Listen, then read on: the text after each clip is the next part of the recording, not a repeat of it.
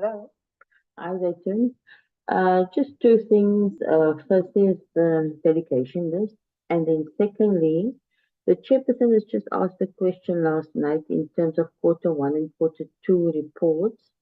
She wants to know are we not in the third quarter and how far are they with the third quarter reports?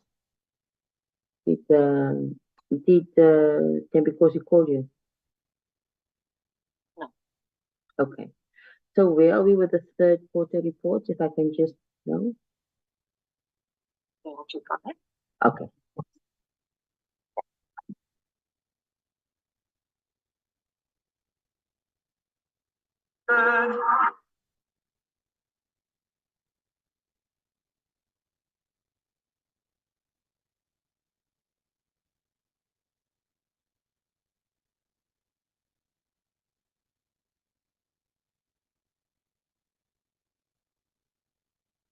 Always be ready to survive alone.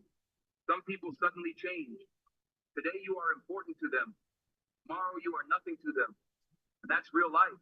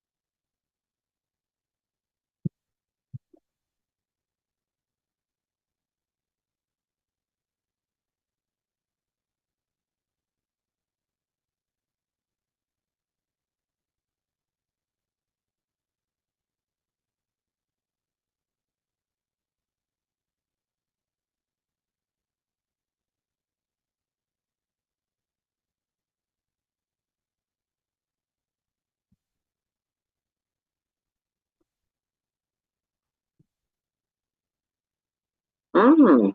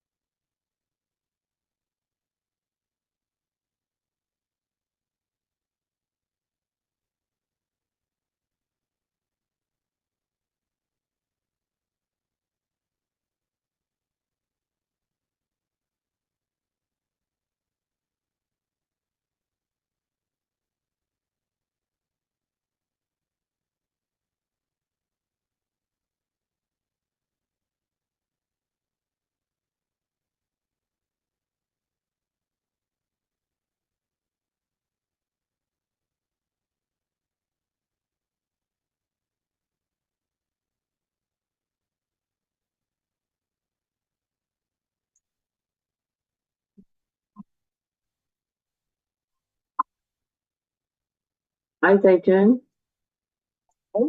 I was told by strategic plan officer will be ready, but in terms of presentation, we won't be able to be presenting today, but we will be ready for presentation. So it's ready and it's signed off already? Oh, that I have that. Sorry, I didn't ask that question, and I didn't respond. I will ask that question as soon as the administration didn't respond to my call yet, but someone in strategic plan responded to me. As soon as I get that information, I will just say will send it to you. Okay, the chairperson wanted before the meeting starts. Don't mind. But does she want us to report on it today? No. Okay. And what, where we are. Okay. Uh-huh.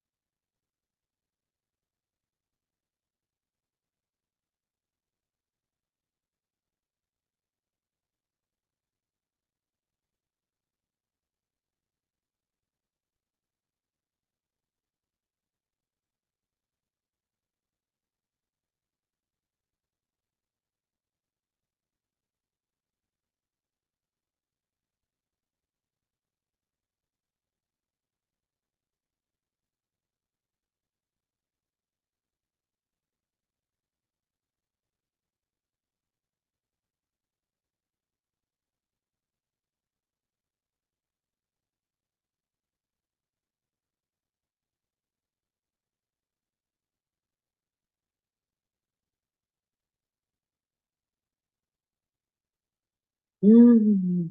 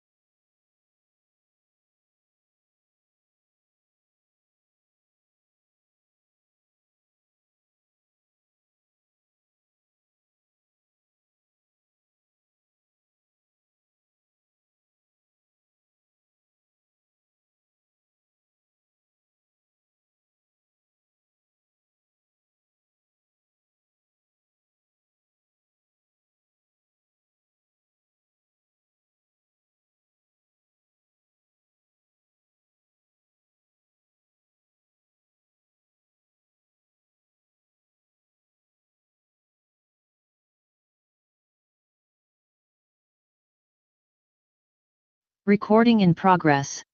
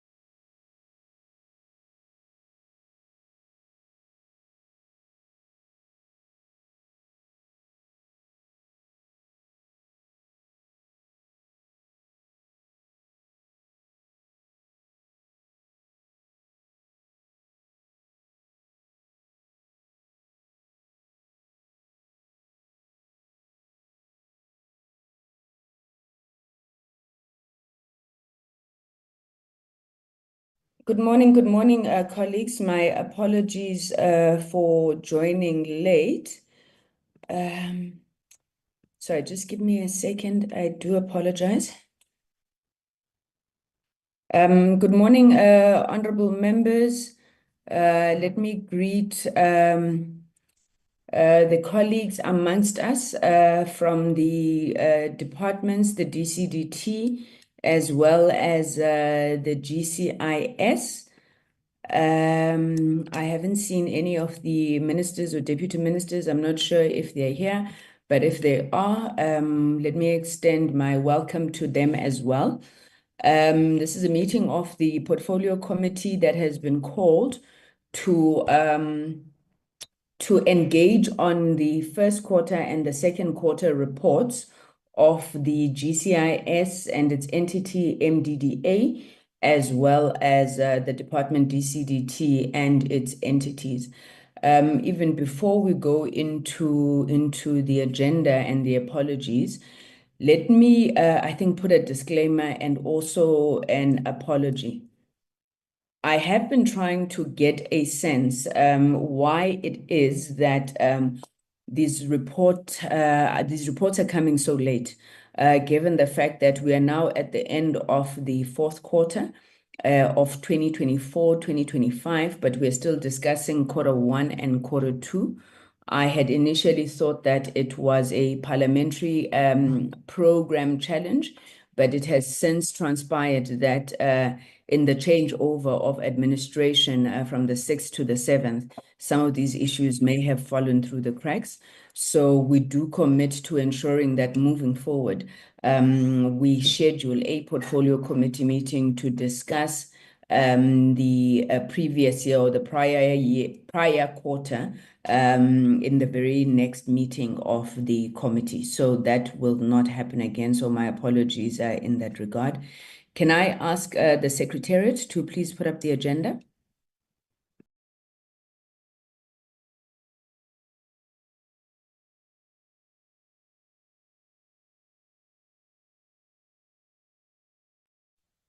Thank you very much. So that is the agenda for today's meeting. Is the adoption of the minutes of the 18th of March 2025, the briefing by GCIS and MDDA, and thereafter DCDT and its entities on the audit action plans on the recommendations of the AGSA, as well as the first and second quarter expenditure and financial reports. Honorable members, I do want to say, and you'll remember that we had taken a decision quite early in the term to bring the issue of the audit action plans into the portfolio committee instead of picking those up when we are looking at annual reports. So that is an attempt to ensure that we have ongoing oversight on the implementation of the recommendations of the Auditor General. Please, may I get somebody to move for the adoption of the agenda?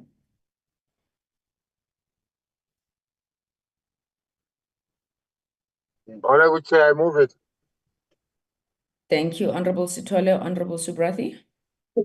Honorable Chair, I second the adoption of the agenda. Thank you very much.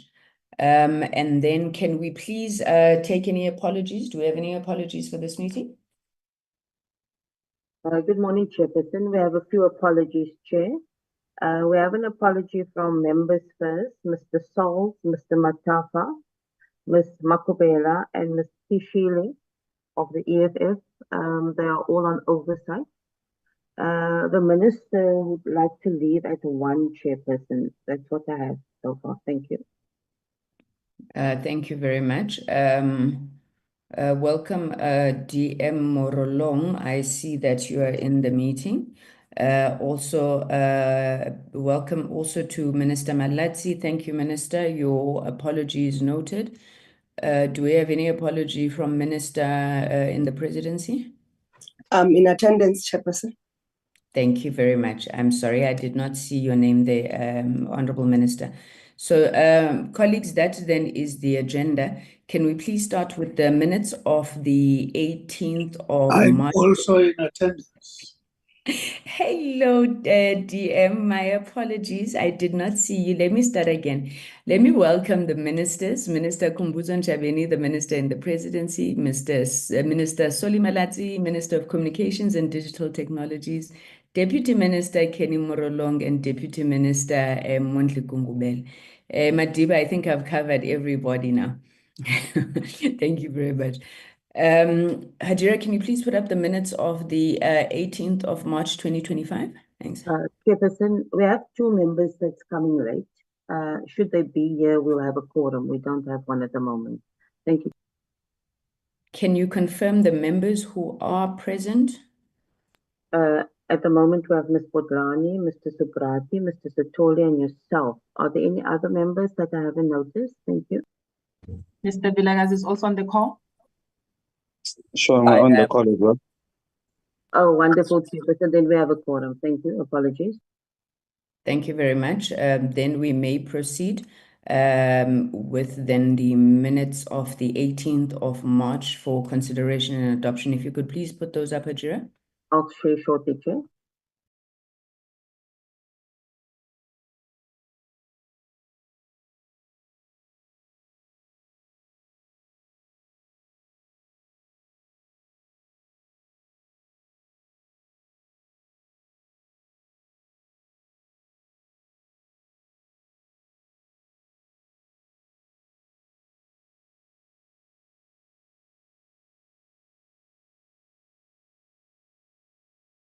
Apologies, Chairperson. I'll be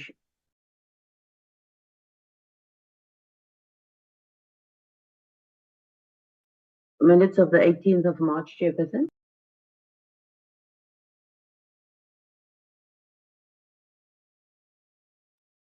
Thank you very much. So these are the minutes of the meeting that was held last week, Tuesday. It was a physical meeting held in the NCOP wing, and it was to consider firstly the appointment of candidates to serve on the ICASA Council, the adoptions of minutes of the 11th of March, and then briefing by ICASA on critical steps to address a number of issues. Members, if we could go through the minutes, are there any comments, changes, edits on page 1? Nothing. Can we move to page 2? On page 2, Hajira, I believe that the Director General of the DCDT was present in the meeting. Could we make that addition, please? Will do, Chair. Any other issues, members, on page 2? Page 3.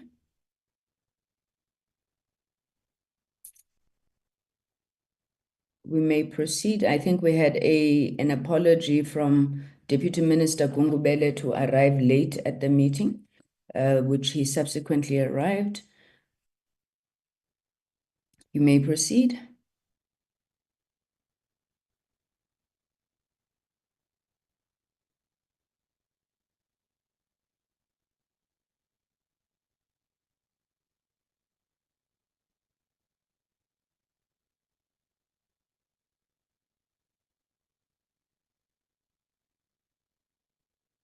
You're going too fast, Hajira. Can you go back to page 4?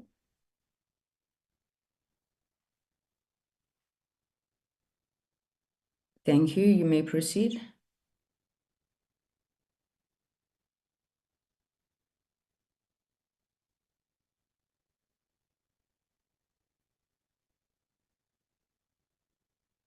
Thank you. Just on the issues on page 4, going into page 5, I believe that there was a discussion in the meeting as it relates to the signal distribution market inquiry, where members would have noted with concern what seems to be ICASA's approach to understanding competition in the signal distribution markets that it identified. I think that there is an addition that needs to be made there with relation to issues of signal distribution. You may proceed. If there's no other hands, members.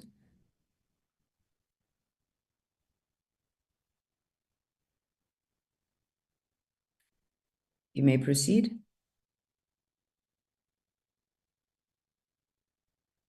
Bullet point number 3, Hajira, I'm not sure what we mean there. What do we mean by ensure better compliance with foreign-owned satellite operators?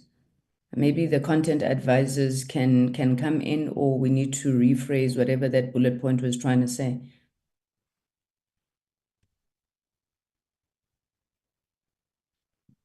Dr. Medupi, Mr. Malega?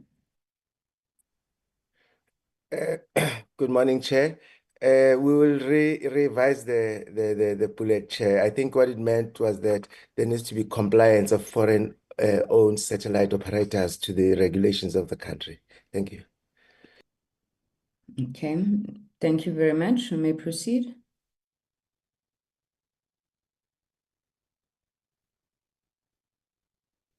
Thank you. I think there was a very firm recommendation from the committee on recommendations on the role of ICASA to be defined as it relates to the registration of SIM cards, and further that the licensing regime around the mobile operators should also speak to the issue of registration of SIM cards. May I please request that an amendment to that effect is made? You may proceed.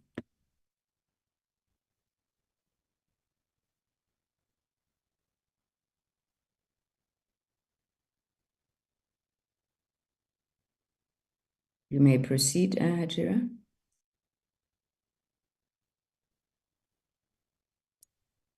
Thank you. Thank you very much. Honorable members, those are the minutes of the 18th of March, 2025 for your consideration. Could I have a mover for the adoption of the minutes?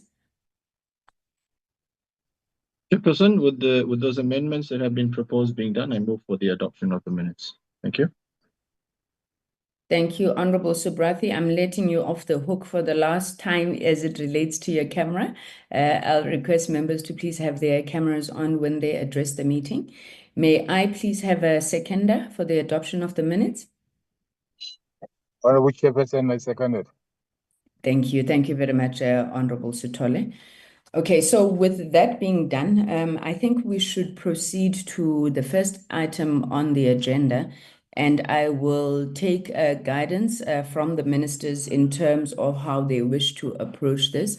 We have separated the 2 items, firstly being the audit action plans, and then the quarter 1 and quarter 2 performance report.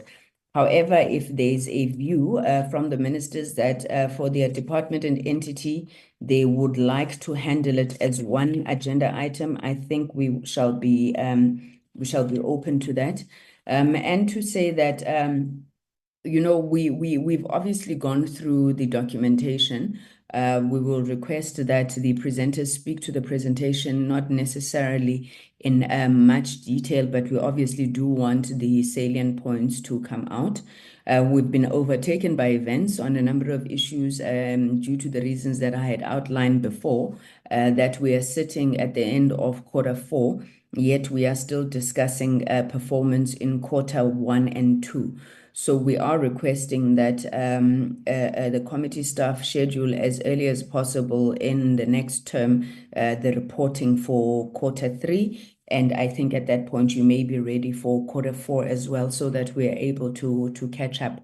I do also want to make a request, I think, to the committee staff working together with the departments to also speedily schedule the presentations for consideration by the portfolio committee on the 5-year strategic plan of the department and the entities, as well as the annual performance plan for 2025-2026. So without further ado, let me hand over to you, Minister. We have scheduled this meeting for the day. However, we're going to try and manage time as tightly as possible, given the volume of work that we still need to undergo. So for the GCIS and the MDDA, we're going to give an hour for presentation of both the department and the entity. Then we will take deliberations on that report. Thereafter, we will move to the DCDT. Honorable Minister Nchaveni, you are on the floor. Thank you so much. Thank you, Chairperson, and greeting to yourself, to Minister Honorable Malatsi. Chairperson, Sorry, Honorable Sithole? I'm sorry to interrupt the minister. I met at oversight in Free State, so now we are moving. I'm going to be cut out, Honorable Chair. No problem. Thank you, Honorable Sithole. We shall add your apologies to the ones that we have received. Thank you, Ndate, for gracing us, even if it was for a short time. Thank you so much. Honorable Minister, please may we see your gorgeous face. Thank you. Thank you, Chairperson, and greetings to yourself, to the ministers, deputy ministers, and the members of the committee, and the leadership of both the GCIS and MDDA and the entities of the DCDT. I'd like, with your indulgence, Chair, to allow Deputy Minister Mrolong, who has been designated to oversight the two entities, the department and the MDDA, to then lead the presentation. And I'm going to plead with him that he ensures that the team does not take the hour you've provided in terms of presenting. If, with your indulgence, Chair, and your permission, may I hand over to Deputy Minister Mrolong. Thank you, Minister. Before you get off the platform, sorry. I'm not leaving. I'm not leaving. I'll remain. Okay. No. I just wanted to come in before the DM comes in. Minister, there's an issue that has been plaguing the portfolio committee around reporting. I think you and I had a conversation offline before it, but I do want to put it to the portfolio committee as well. Around the reporting of Brand South Africa. Yet again, we're being asked in this portfolio committee to note and approve the reporting of performance, non-financial performance of the GCIS, which includes transfers to Brand South Africa. Now, we cannot take it beyond there because we have no line of sight of what is happening with Brand South Africa. We have written as a portfolio committee to the leader of government business as well as the House Chair, seeking clarity on this matter. And our view was Brand South Africa should be with its parent department, or alternatively, vote for itself. Either needs to move then to the committee where it resides, or the vote is changed. May I just request the Minister for any reflections you have on that matter even before we proceed? Thank you, ma'am. Thank you, Chairperson. We indeed have been saddled with the same issue during the 6th administration. But we have now resorted that we'll await the guidance of those who make the decision in terms of Parliament on the location. But what we can do from my side, but it would be very unfair on Brand SA, we can, even if we just give you the reports of Brand SA, submit the reports of Brand SA, and not even if just for sight and not discuss them, because it would be unfair for them to report into two committees, because that's what we were settled with in the last term, Chairperson. But I'll continue to nudge the leader of government business to engage with the necessary authorities in Parliament so that there can be a resolution. It's also very frustrating for us to be reporting under one department in two portfolio committees. But it is what it is. We have accepted as it is, but we support your initiative. Thank you. Thank you very much, Minister. Deputy Minister, thank you.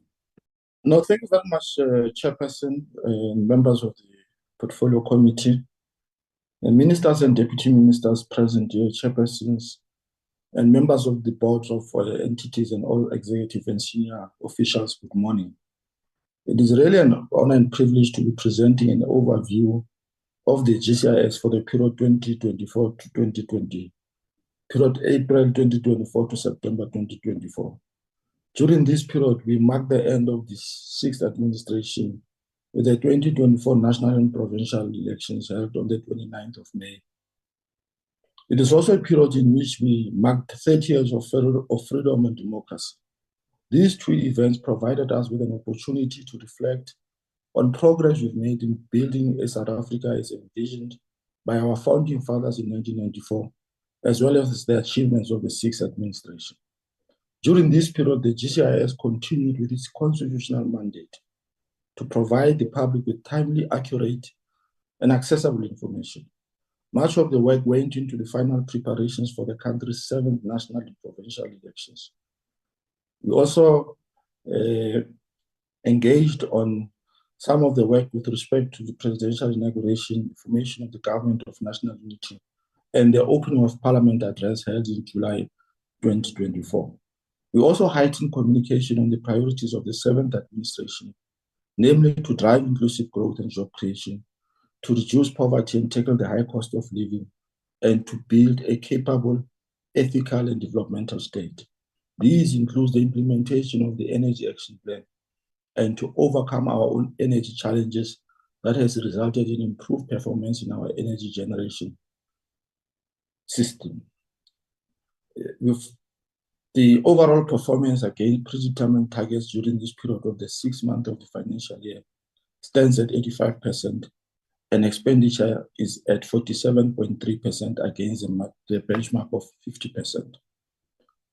On non-financial performance, this is the last year of the implementation of the GCIS 2020-2025 strategic plan, and served to solidify the department's increased usage of digital platforms for communication and information dissemination.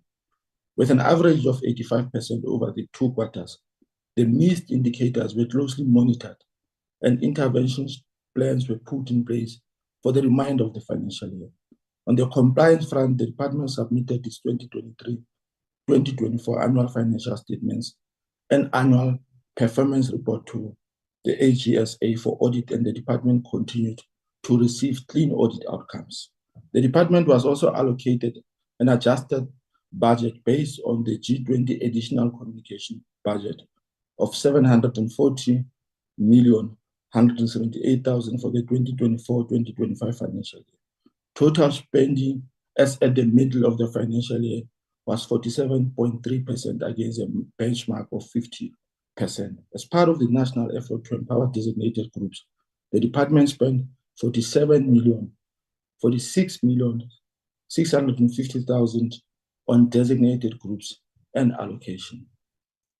The process to fill the vacant post took longer than planned due to dependencies of funding confirmations and the need for concurrence from GPSA.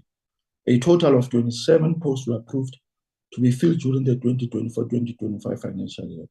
An analysis of the department's employment equity statistics shows that 59% of the staff complement was female by 30 September 2024. This is against the benchmark of 50%. The department also exceeded the benchmark of 2% with regard to the employment of persons with disability, sitting at 3.08% as at the middle of the financial year. Details of both finance and performance information will be provided by the Acting Director General in presenting the quarterly information. I wish to assure the committee of the continued oversight by myself and the Minister to maintain the clean audit outcome and strengthen those areas identified by AGSA as a risk for the department. Let me, Chair, with your permission, hand over to the Acting Director General of GCIS.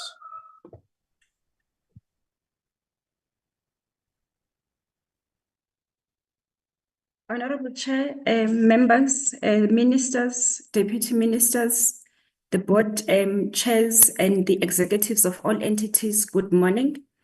I'm going to be presenting the GCIS Q1 and Q2 performance reports, including the HR information, the governance, and the audit action plan. Satya, are you winning? Okay, thank you so much. Honorable Chair, just to save time as directed by the Minister, I won't go through the presentation outline and the purpose. I'll just go straight to the executive summary slide. Move, Satya, to the third slide. Yes. The departmental non-financial performance for the first quarter was 86%, and for the second quarter was 84%. I will allude to a number of interventions that we put in place to make sure that we monitor closely, but we catch up with the planned objectives when I get into the full presentation. And the financial performance at the end of Q2 stood at 47% against the benchmark of 50%, which is sort of aligned to the non-financial performance of the department under the period under review. And we submitted our annual report and our annual financial statements to the Auditor General for auditing, whereby the opinion was a clean audit outcome with no matters of emphasis. However, I will talk to the issues that the AG advised us to look at so that we don't regress, coupled with the issues that the management themselves, they also felt they needed to be strengthened in the department. And during the period under review, we implemented a number of campaigns, and those campaigns, they range from the 30 years of freedom and democracy, the 2024 general elections, and as part of the 2024 general elections, we also ran a sub-campaign of misinformation and disinformation, a worldwide threat in terms of communication that we felt needed to be mitigated. We also ran a campaign on the inauguration of an opening of Parliament, the district development plan, which we felt it is key to ensure that there's integration within government, integrated planning and implementation, the economic reconstruction and recovery plan, the gender-based violence and femicide, the anti-corruption campaign, and as part of ensuring that the government ensures a safe and habitable communities and a safer South Africa, we also focused on the fighting for crime, the Youth Month and the food security campaign. And the food security campaign was more focusing on ensuring that we tackle the high cost of living, but also we empower the communities to be able to grow their own food and they are able to survive, but also as a nation, we eat healthy and avoid some comorbidities. And in terms of the Q1 performance program, and overall, we have achieved 86% of the planned targets. And program 1, we achieved 86% with 1 target that was missed. Program 2, we achieved 84% of the planned targets with 4 targets that were missed. And in program 3, we achieved 91% of the planned targets with just 1 target that was missed. And getting into the details of the targets that were missed, whereupon we also developed a stringent catch-up plan just to make sure that we continue ensuring that we improve our performance. For program 1, we missed a target that ensures that we review the compliance and ensure that we monitor the reports that are compiled by the entities as part of entity oversight. And the work was done. However, due to the a transition between the 6th and 7th administration, the reports were not submitted to the executive authority. And in program 2, we missed the number of page views on GCIS managed websites. And that was based on the fact that we had internet downtime sometime in June. We also missed the number of posts per day on GCIS managed social media platforms. Whilst the performance was there, the changes in ownership between the Twitter and X, whereby we were able to draw free monitoring reports, affected us as Twitter closed off the free access to monitoring reports. The same applies to the number of screens reached on GCIS managed social media platforms, whereby on the Twitter account, we couldn't draw the reports for the month of June and going forward. And as such, we had to procure a system from a service provider that will be able to assist us to monitor and ensure that there's evidence of performance going forward. The number of hours on content broadcast per week on the government service delivery OTT program, as well, we had a challenge, some teething problems because at the time we were launching the platform. And on program 3, the number of reports on the implementation of the cluster communication program was not achieved due to the changes in administration, whereupon some DG cluster meetings were postponed because there were no approvals in terms of the cluster participants. We can move to the second one, Satya. In quarter 2, we achieved 84% of performance. And for program 1, we achieved all the targets that were planned. For program 2, we didn't achieve 6 of the planned targets and thereby achieving 77%. For program 3, we achieved 91%, missing just one target. And the reasons of non-achievement in the targets that have been mentioned is the number of page views on GCIS managed websites. In quarter 1, we had really increased, even though we didn't meet the set target. However, we then felt later on that we didn't optimize our search engine so that when people go onto Google, our websites, they are easily accessible and therefore can provide increased access to our websites. And the percentage growth in followers on GCIS managed social media platforms, whereby in social media platform algorithm, we might have resulted in lower organic followers. And as a result, at the time, we had higher followers in a WhatsApp channel, but we were unable to increase in the months going forward.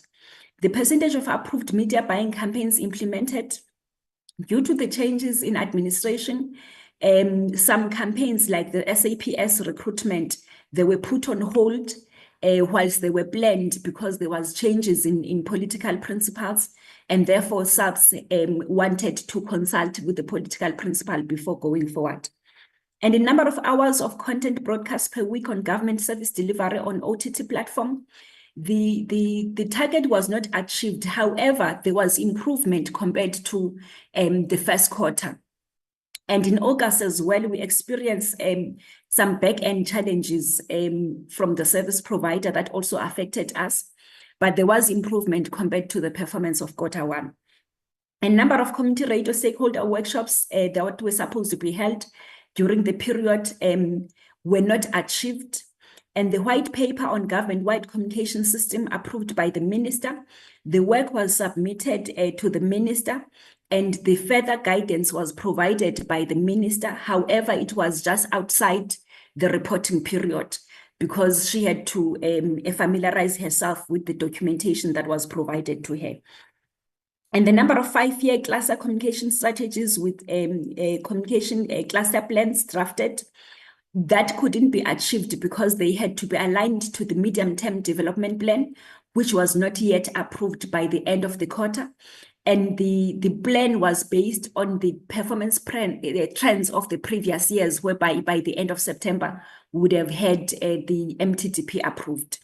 And in terms of the comparison of the Q1 and Q2 performance, I will just touch base a little bit in passing on the ones that from the catch-up plans, we managed to ensure that the performance was improved or achievement was reached. So on the 60 posts per day on GCIS managed social media platforms, based on the catch-up plans that were put in place, we managed to achieve that in Q2.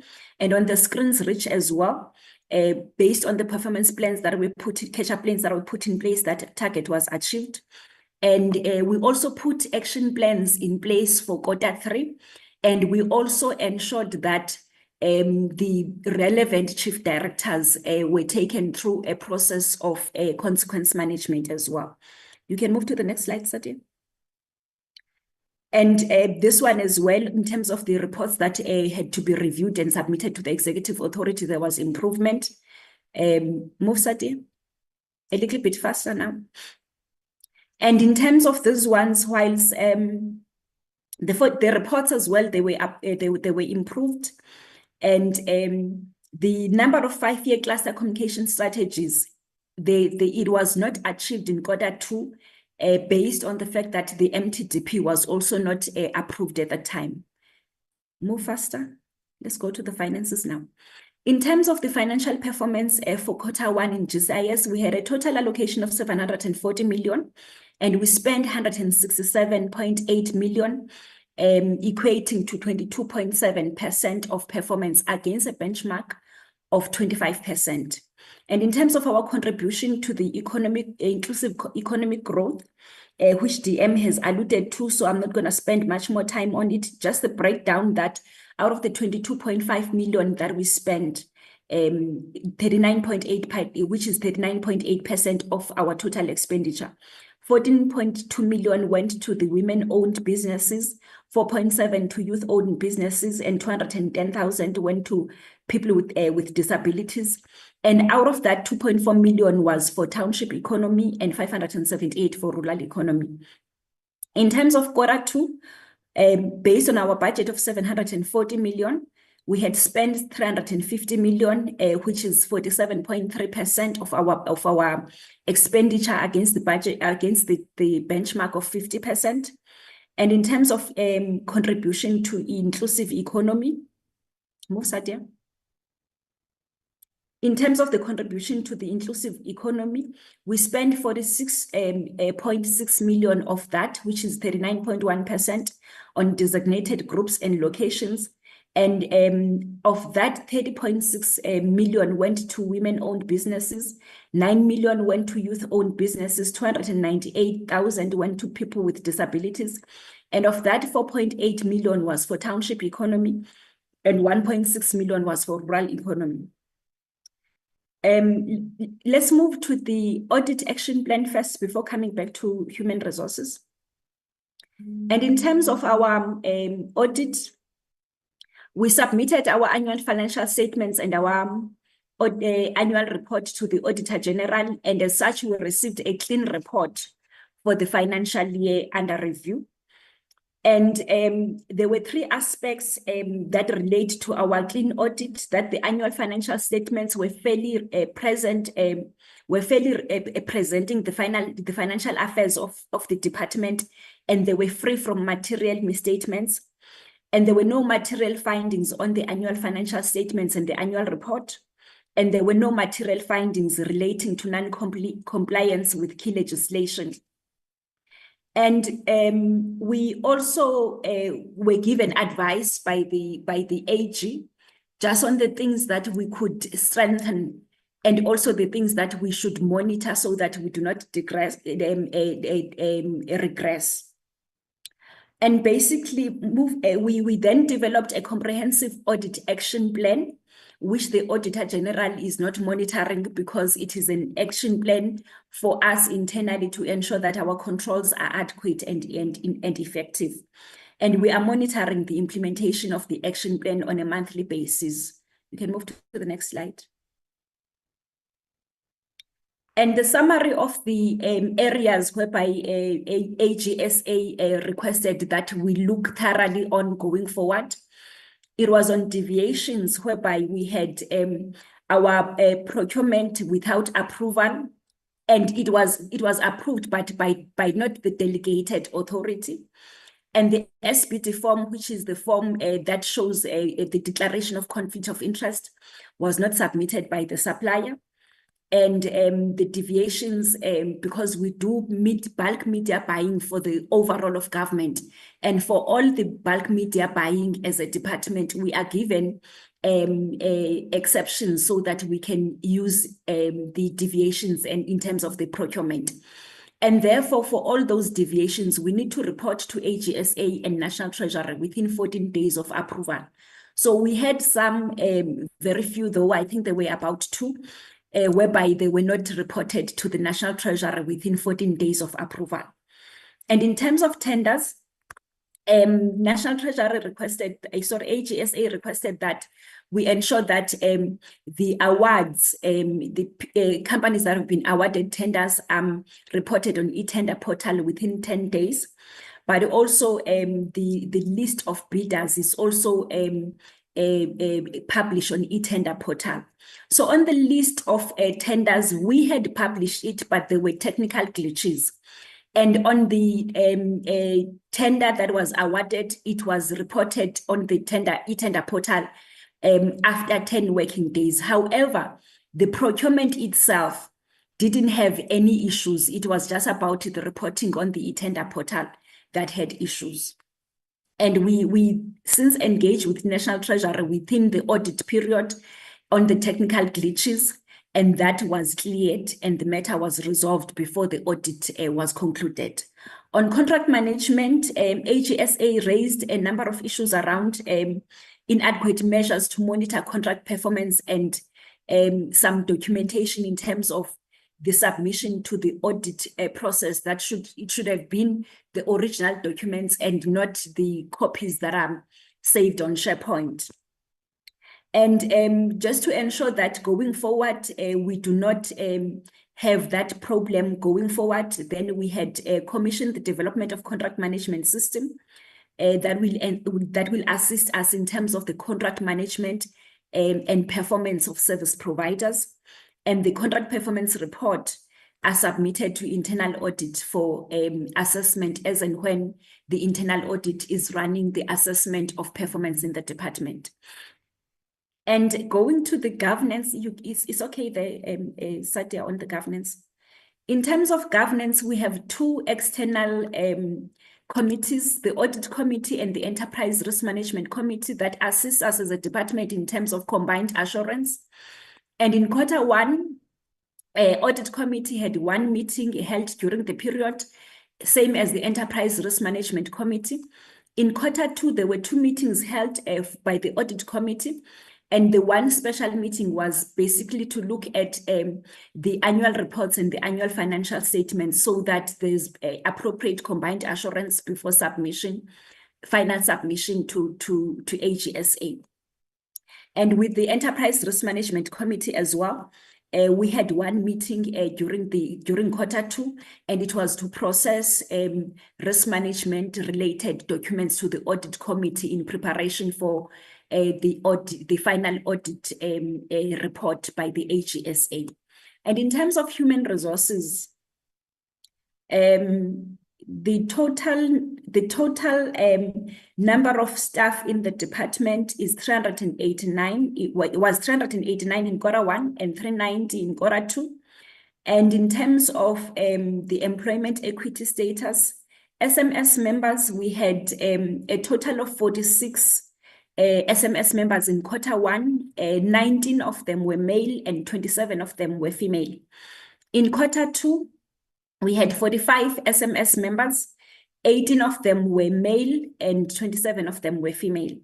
MMS members, in Q1, we had a total of 72 employees, of which 31 of them were male and 41 of them were female. In Q2, we had 74, of which 32 of them were male and 42 were female.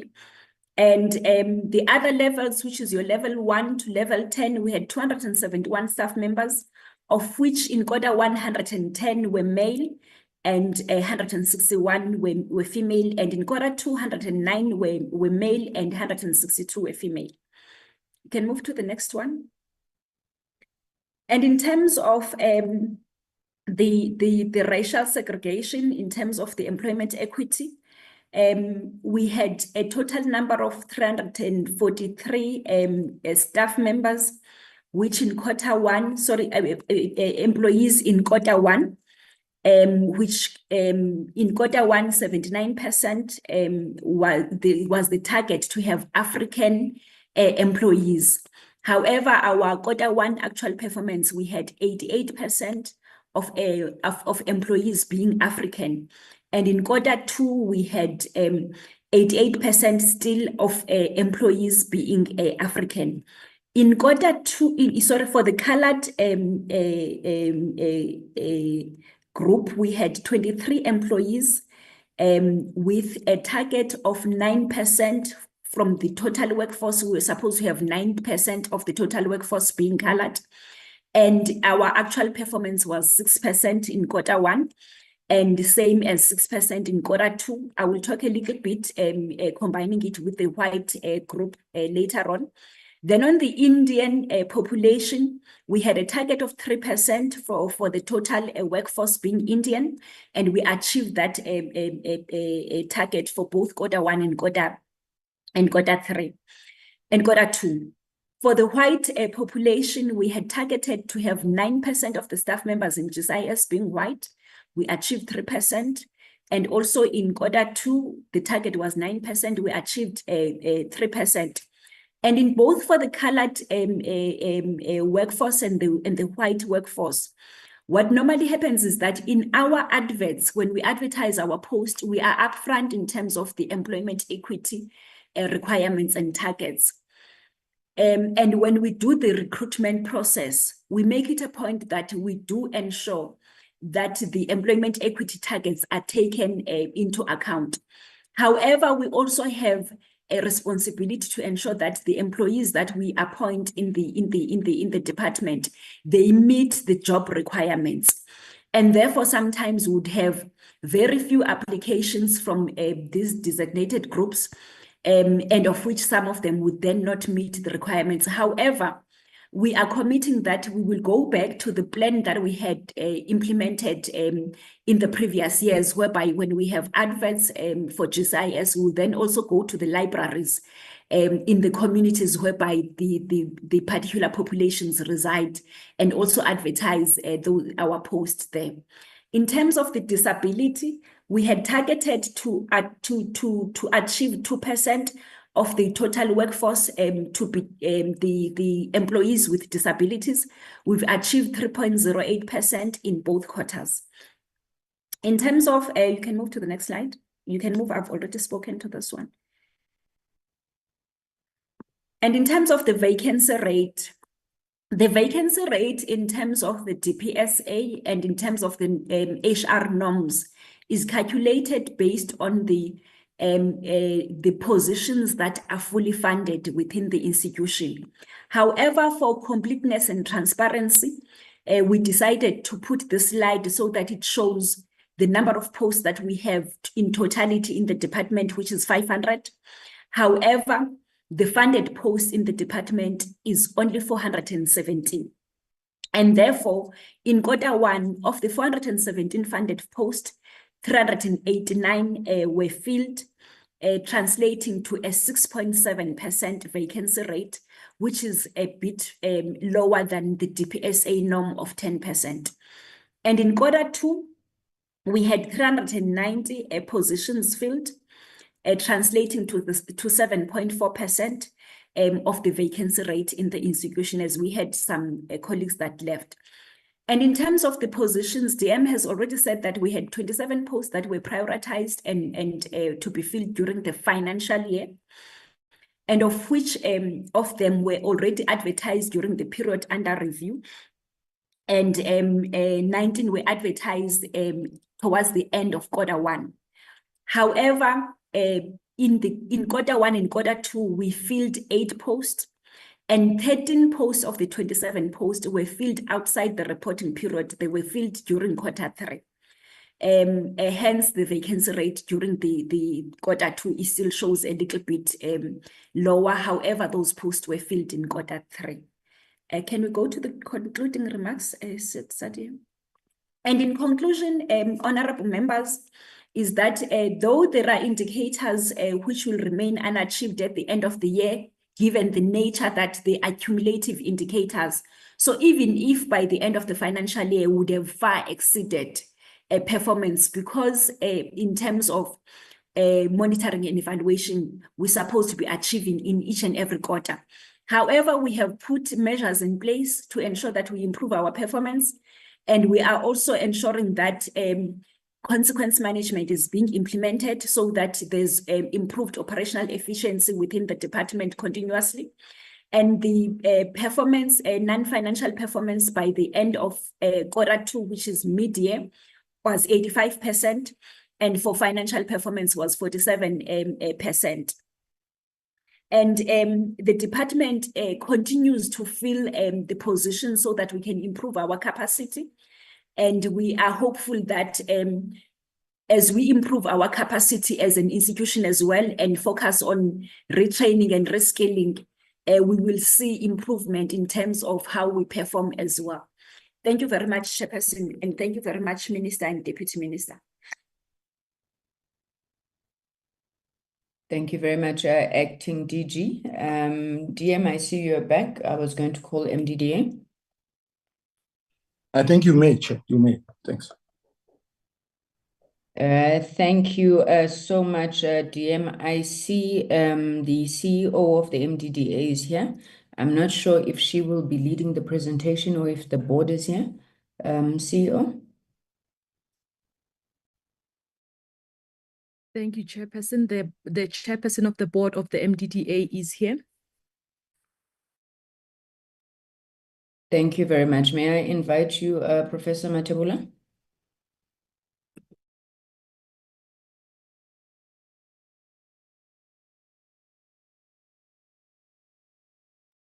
Chairperson MDDA, are you on the platform? CEO, I think we can proceed. Thank you very much, Chairperson. I would like to request permission to be able to share my screen.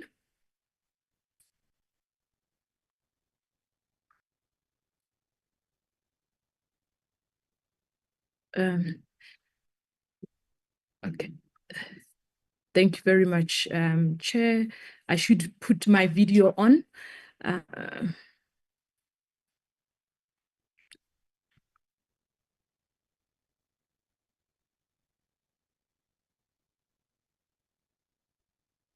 Thank you very much, Chair. And Honorable Chairperson of the Portfolio Committee, as well as honorable members, Minister in the Presidency, Deputy Minister, and the Chairperson of the Board of the MDDA and other board members who might be on the platform, the Minister at DCDT with the Deputy Minister, as well as colleagues on the platform.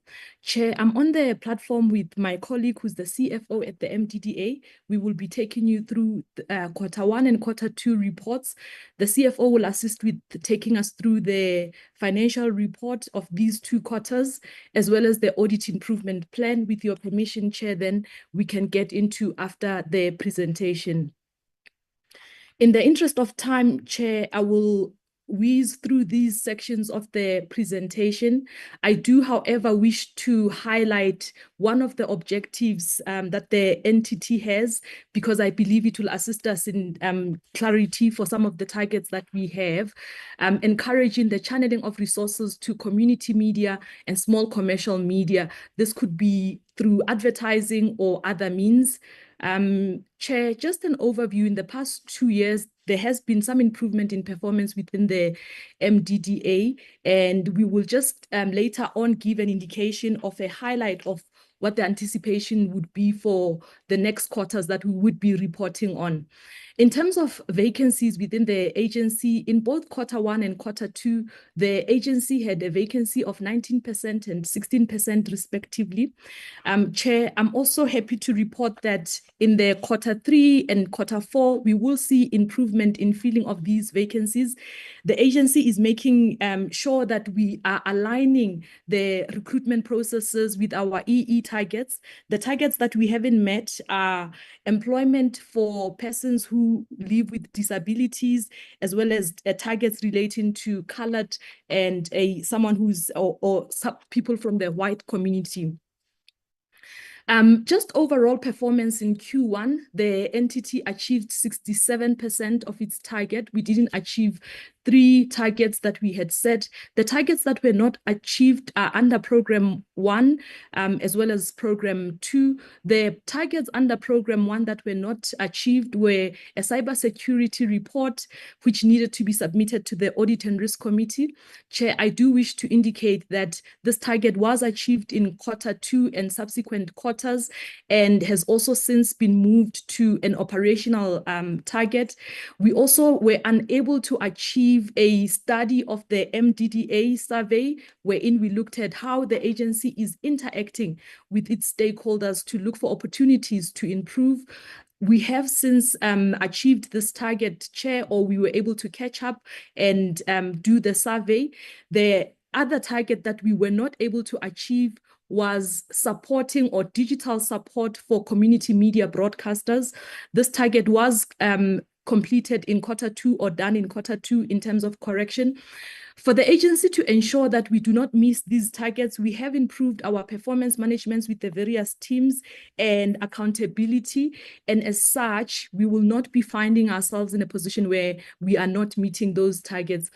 Just as a highlight in Q1, Chair, we had a number of engagements and media coverage as the agency. Part of our mandate includes advocacy or the promotion of media development and diversity. We had an opportunity where the Minister in the Presidency, Honorable Khumbudzo Ntshavheni, spoke about the role of community media and its ability to deepen democracy in communities. On Newsroom Africa, we were also covered by a number of other broadcasters, as well as community publications and broadcasters. We had a number of engagements with partners and sector bodies that we are working on. I think most notably was a partnership with the IEC, which we will reflect later on when we discuss the capacity building initiatives that the agency ran. In preparing community media journalists to cover the elections effectively and be able to share information, the MDDA partnered with the IEC, wherein we hosted a workshop looking at the role that community media journalists have, as well as what they needed to be aware of. We had 133 people who attended this workshop. It was hosted virtually. Chair, again, still under capacity building, we have recognized capacity building and skills development as an area of importance in ensuring that the sustainability within the sector, and training that we are carrying out would have some focus in accredited training that's available. And this is one of the trainings that we did for technical training, wherein we brought community media practitioners. We had 40 broadcast technicians who participated in this program. Some were those who had received studio equipment that the MDDA had funded, others not yet. The course was accredited, allowing for the participant to move further with a qualification should they want to. Just overall performance in Q2, we achieved 85% of our targets, Honorable Chairperson. The targets that were not achieved were 2, and the target that was not achieved under Program 1 was an unqualified opinion. The entity received a qualified opinion. We have developed an audit action plan, and later on, the CFO will take us through some of the actions that we have done and the work that we have carried out with our internal audit team to ensure that we improve the control environment within the agency and address the issues that the AGSA had raised.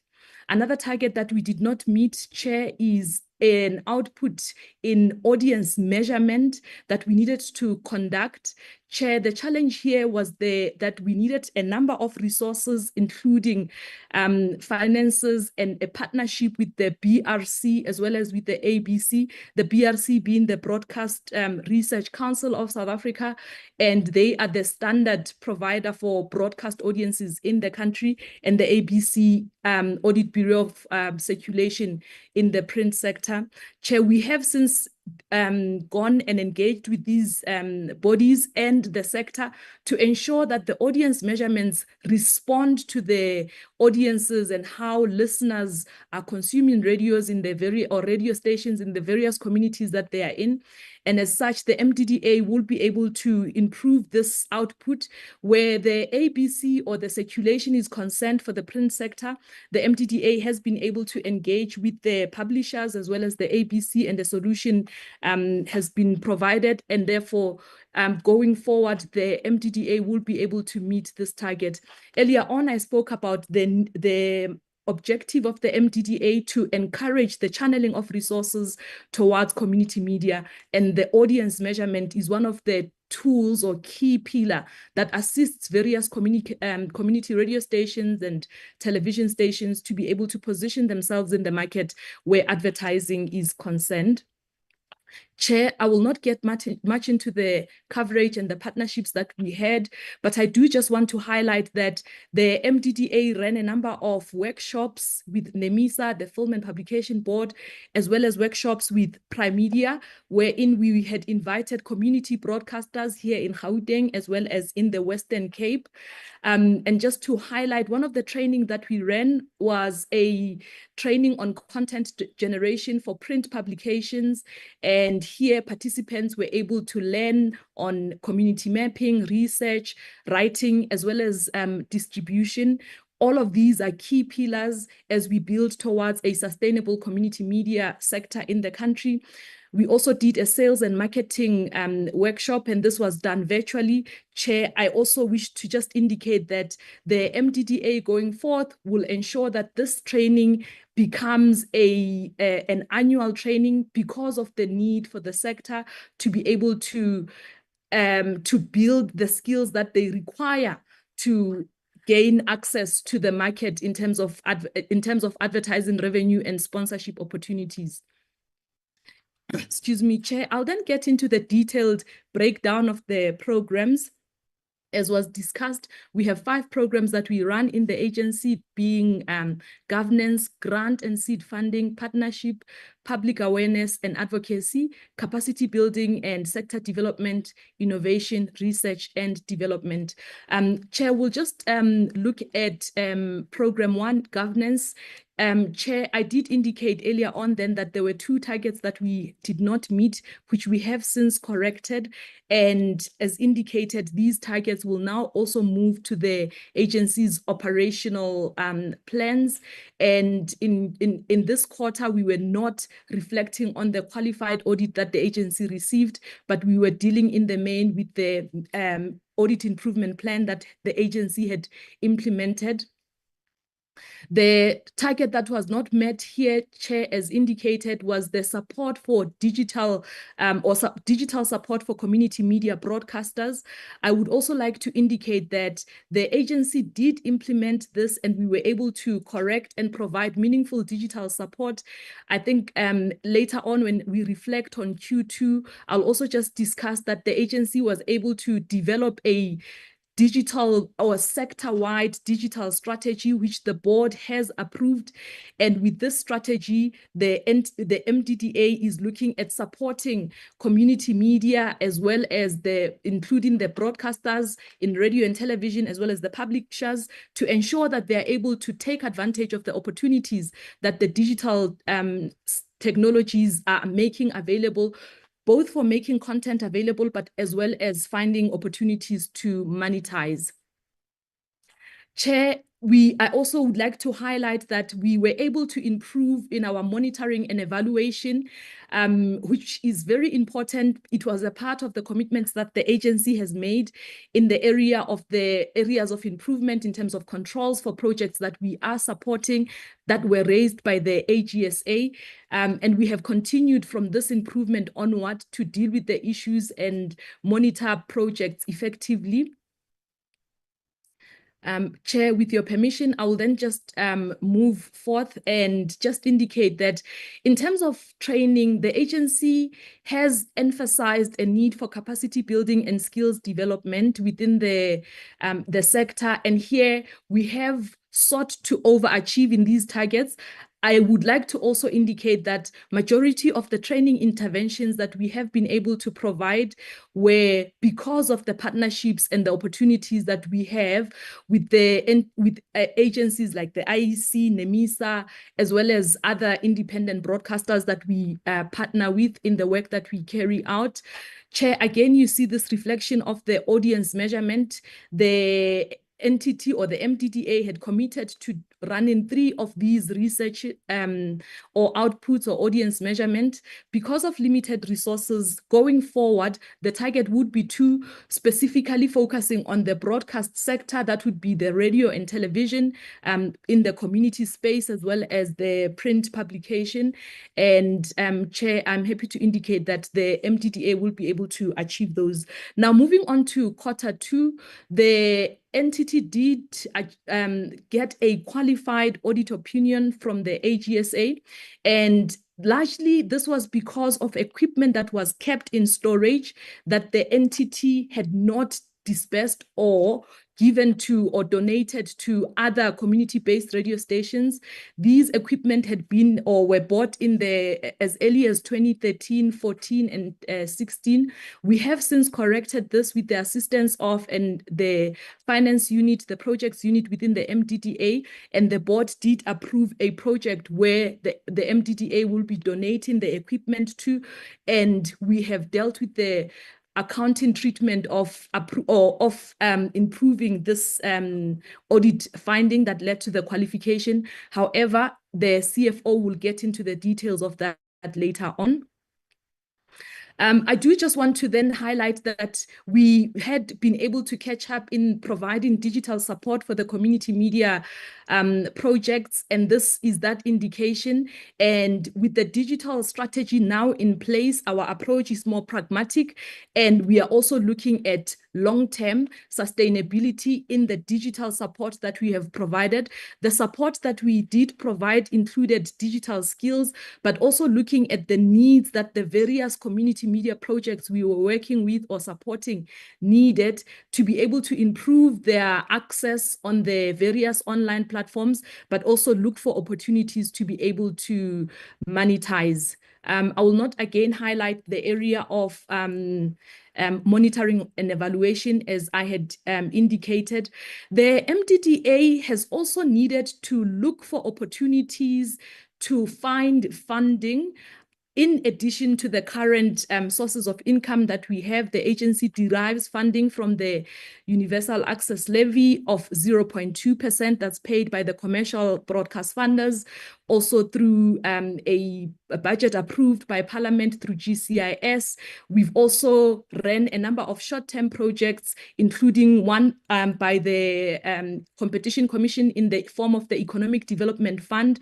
But understanding the challenges within the space and the need for us to amplify support to community media, the MDDA is working on initiatives that will assist us in getting funding to support community media in the areas of training, but as well as supporting thematic areas for various community radio stations. And Chair, I think that was something that was important for us to highlight, and the agency continues to work hard in ensuring that we are able to increase our sources of income.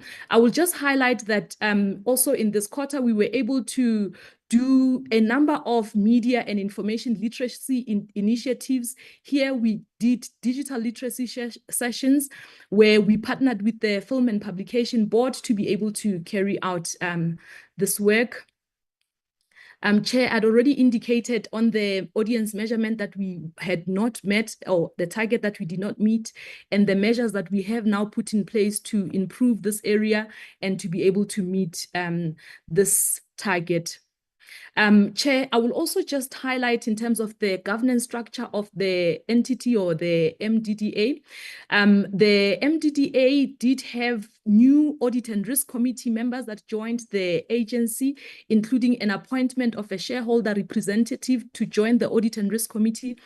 And with this audit and risk committee that joined, there's been sufficient support for the entity to be able to improve our audit outcomes and also improve controls within the agency. And the results, I think, we would be able to see as we close the financial year. I do want to just also indicate, Chair, that there were a number of programs that the entity ran with the support of the Minister and the Deputy Minister, including handing over 2 studios, one at Westside Community Radio Station in Gauteng and Motse Community Radio Station. And these were meaningful because they provided an opportunity for the communities where these radio stations are based to participate in the work that the stations are doing, but also for the executive authority to have an opportunity to encourage businesses within the area to support the community radio stations through advertising. I'm also happy to then say that Motse had indicated that from that handover, there was increased support from the businesses within the area, and had sent a thank you message. Just in terms of the composition of the board, the board is still chaired by Professor Hlengani Mathebula. We do have Nadia Bulbalia or in Q1 and member Hussein Kajiga. Their terms did come to an end in Q2.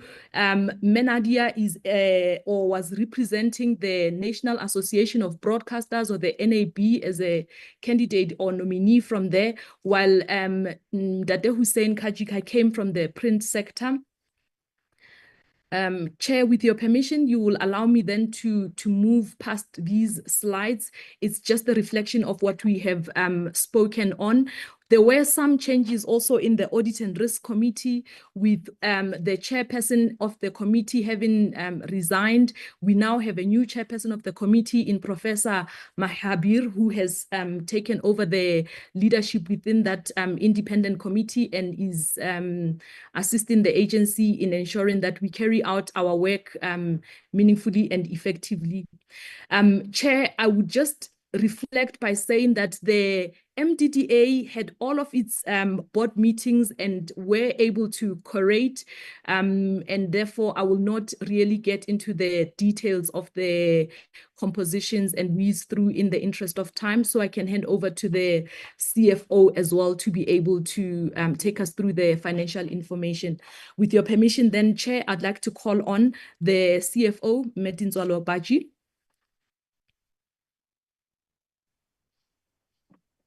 Thank you, and good morning, Chairperson of the committee, and honorable members and everyone in the platform. In quarter one, the entity was able to collect 11 million of its revenue. This 11 million amounts to 10% of the annual revenue. And the reason for the 10% is because the revenue that we receive from broadcast funders is received mainly in quarter two. So we had no collections that we did from broadcast funders. And then in terms of interest income, our interest income is mainly generated from the cash reserves that we have with the Reserve Bank. And due to the broadcast funders revenue being received in quarter two, then we have lower interest income than anticipated. In terms of other revenue, we have revenue that we receive from MIC CETA for interns that we host, and there was a slight delay in the collection of the revenue from, or rather in the appointment of interns in the current financial year.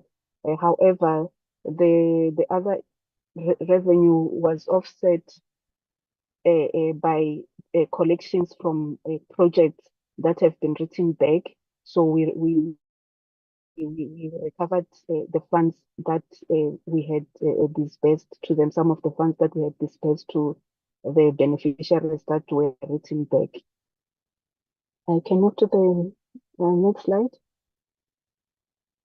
In quarter two, as I've indicated, majority of broadcast funders had now transferred the revenue due.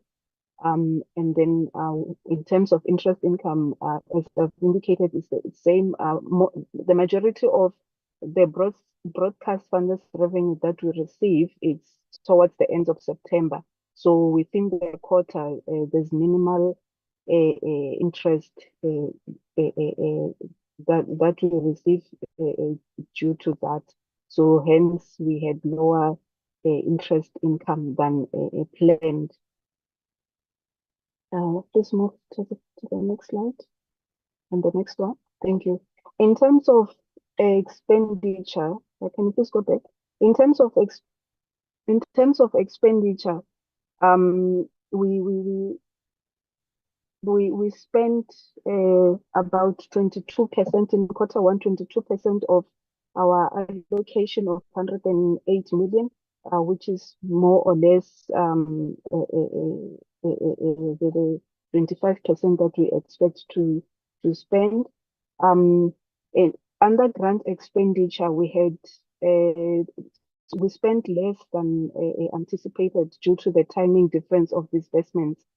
So we disburse funds to beneficiaries as and when they finish a certain phase. So the grant expenditure underspent due to that. And then the board costs lower was due to fewer meetings that were held in the quarter. But the board costs were corrected going forward. Administrative costs had overspending due to larger than expected legal fees, which are not easy to predict. So we had higher legal fees in the quarter, as well as audit fees that we pay to AGSA and internal auditors. So with regards to the audit fees for internal auditors, there was a chief audit executive. So the budget was budgeted under salaries. However, a decision was made to outsource the internal audit. So during the budget adjusted period, we then adjusted the budget from salaries to internal audit. And then with regards to employee costs, the variance was mainly due to vacant positions. As the CEO has presented, we have high vacancies in the entity. Thank you. Please move forward. Next slide. And then in terms of quarter two, the variances are mainly the same. In quarter one and quarter two, the variance explanations thereof. But we also here had to the prior year commitments were realized in quarter two. Some of them in quarter two. But the budget was corrected during the budget adjusted period, not rather corrected, but adjusted during the budget adjusted period to cover for those prior period commitments. Can I then go to the audit, or will I come back with your Joshua? Through the chairperson of the portfolio committee, Mayor Baji, and the direction of the minister, I would like for us to go to the audit improvement plan, which I am just about to share on the screen. Thank you very much. Okay, thank you.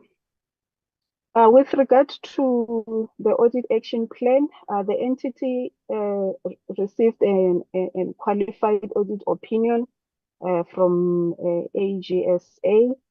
The auditors raised about 37 findings, and of these 37, 19 were resolved during audit. So it was either we provide further evidence so that they can be resolved, or disagreed with AG or made corrections. And then one matter relates to a board issue that was raised directly with the board. And then another, and then two related to the 2022-2023 financial year, the comparatives. And then all these required no further action in the current financial year. Of the remaining 15 findings that required further action, we developed an audit action plan so that we can improve our control environment due to the control deficiencies that we raised. And then subsequently, 12 of these findings were resolved through implementation of control improvements. And then 3 remained in progress. However, I would like to report that as of last week, only 1 remained. The other 2 were also completed. The issue that resulted in us getting an audit, a qualified audit opinion related to studio equipment that were uplifted from beneficiaries that were facing closure. So around 2014 rather, 2015 thereabout, there were about 3 studios that were facing closure. So the entity then uplifted the equipment that were procured by the agency on behalf of the beneficiaries and stored them in storage. So this, the MDDA does not take ownership of the assets that are procured by the asset. However, due to the upliftment, then the AG argued that there's service potential because the plan was then to donate those assets to another beneficiary. So AG argued that we should have then capitalized those assets, because since we took ownership and we plan to donate them, there is service potential, which means they qualify as MDDA assets. So we have since done the work due to the equipment having been bought a few years back, and the information that we had on hand was one invoice that was not broken down. So we were unable to have a breakdown of each individual asset value. So what we did now is to work with the service provider to get the value of those individual assets, so that we can be able to capitalize the assets. So that process has been done. The accounting entries that we're going to perform have been sent through to internal audit together with all the other findings that have been resolved. They have been reviewed by internal audit, and they have all been cleared by internal audit that the controls that we have put in place, they can give reasonable assurance that they should deal with the control deficiencies that resulted in the findings. So the finding that resulted in the entity getting a qualified audit opinion has been cleared by internal audit as well. The one issue that is remaining now, it's the issue of performance contracts of employees. So there are employees who submitted their performance contracts after the due date of the contract.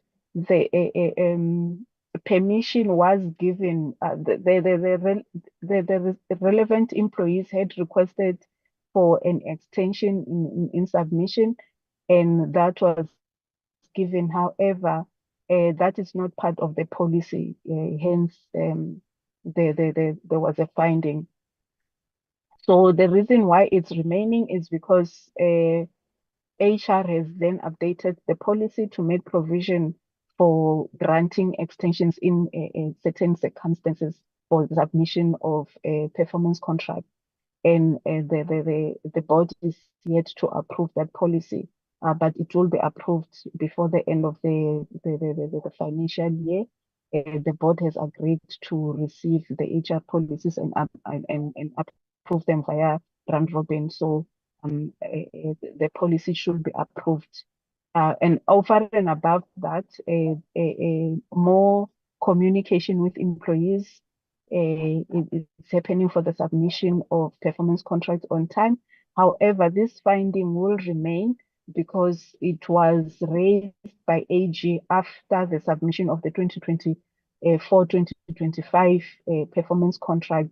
So there are employees who submitted late. So it will be a repeat finding, but hopefully by the 2025-2026 financial year, that finding should not arise. Thank you. Thank you very much, Dinswalo, the CFO, Chairperson of the Portfolio Committee, and DM. I do hand over back to you. I would also just to indicate that the Chairperson of the Board of the MDDA had indicated that he had some technical challenges. I'm not certain if he is now able to perhaps share any comments, Chair, while the entity is on the platform. Thank you. Thank you very much, CEO. Professor Matabula, may I invite you once again? If there's any comments? Thank you, sir. Thanks so much, Chairperson. I don't have further comments. I think what I will do is we'll take the questions when the committee is ready to engage with the presentation. I hand it back to you, Chairperson. Thank you. Thank you. Thank you very much, Chair. Much appreciated.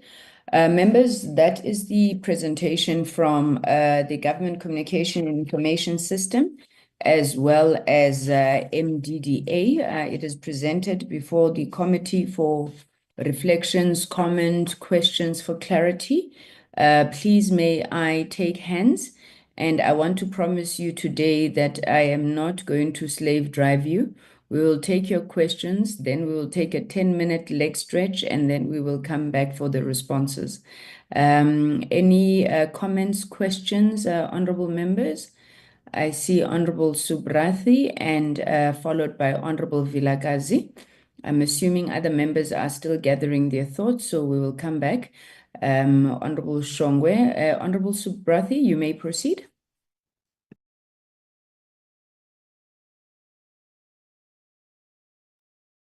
Thank you. Thank you, Honorable Chair.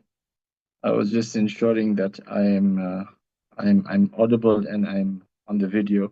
You can see me. Thank you, Chairperson, and greetings to the ministers that are on the call, the deputy ministers, all the CEOs and leadership, and fellow South Africans. Thank you for this opportunity to engage with GCIS and MDDA. Chairperson, I had an opportunity to look at the progress report on audit action. That was a document that has been developed by GCIS to track the recommendations and areas highlighted by AG, and maybe that's where I want to start. And the reason I want to start there is because I've just seen on the WhatsApp channel that GCIS has put out several tenders, such as agents for travel agents, creation of digital content, newspaper distribution, etc. And they all have dates between, well, currently 24th, 25th of March going into April. So my question is at a high level, is that have we given effect to the audit action plan recommendations that GCIS has put into place? Particularly, for example, as I said, I highlighted these several tenders that are out there. We don't want to have a scenario where these particular tenders are not done in accordance with the amended recommendations. So the question is, have we put into effect these recommendations to address the concerns that the AG has raised? Chairperson, the GCIS, I would also like to get feedback with regards to the white paper that has not yet been approved. And this was as at Q2. What is the current status of the white paper? I want to appreciate the above 2% achievement in terms of the persons with disabilities statistics. And I also want to appreciate the statistics that we've seen on inclusive economic growth for Q1 and Q2. However, they don't have the benefit of comparisons to last year. So it's always useful for us, Chairperson, to understand what is the comparison of our performance. I haven't seen that statistics in other departments, so I really welcome that. It's very sharpened and very focused, and it talks the issue of building an inclusive economy. So I really appreciate that. But I'm just saying, can we enhance that maybe with the benefit of comparisons if we are doing quarters and the same quarter last year? Chairperson, into a bit more detail of the GCIS presentation. Now, we noticed that the GCIS achieved 86% of its non-financial targets in Q1 and 84% in Q2, reflecting a slight decline. Now, key indicators such as website page views, social media engagement, and cluster communication reports were not met due to factors like internet downtime, due to factors such as social media algorithm changes, and administrative transitions during the shift to the 7th administration, as stated by GCIS during their presentation. Now, in light of this, Chairperson, the key questions that arise are to address what specific measures are being implemented to address these challenges. That will be the first question. Particularly the significant drop of 469,967 page views in Q2. How does the department plan to improve performance in digital engagement and ensure the reliability of platforms like OTT service, which face recurring technical issues? And taking the fact that this presentation is done from a historical perspective, what measures have been taken to curb this loss? Has there been any interventions to diversify key drivers of website pages? Chairperson, a reflection on the presentation by MDDA that considering the pressing issues at hand, it is vital to inquire about the specific and the immediate steps being implemented to address and fill critical vacancies within the organization. And this is essential not just for maintaining operations, Chairperson, but also for ensuring that spending accelerates in a manner that does not infringe the existing policies of MDDA. Now, it is important to understand how the MDDA plans to prevent delayed expenditures from adversely affecting essential components of its initiatives, whilst working towards building a sustainable media presence in our country. Now, these initiatives are vital, Chairperson, particularly those focused on tackling significant social issues like promoting economic recovery. So how can MDDA reassure the Portfolio Committee that its operational challenges will not hinder the success of its essential campaigns? And how does MDDA, has MDDA devised a framework mechanism to support community media? Now, since this report again is historic, Chairperson, have any of those initiatives yielded value?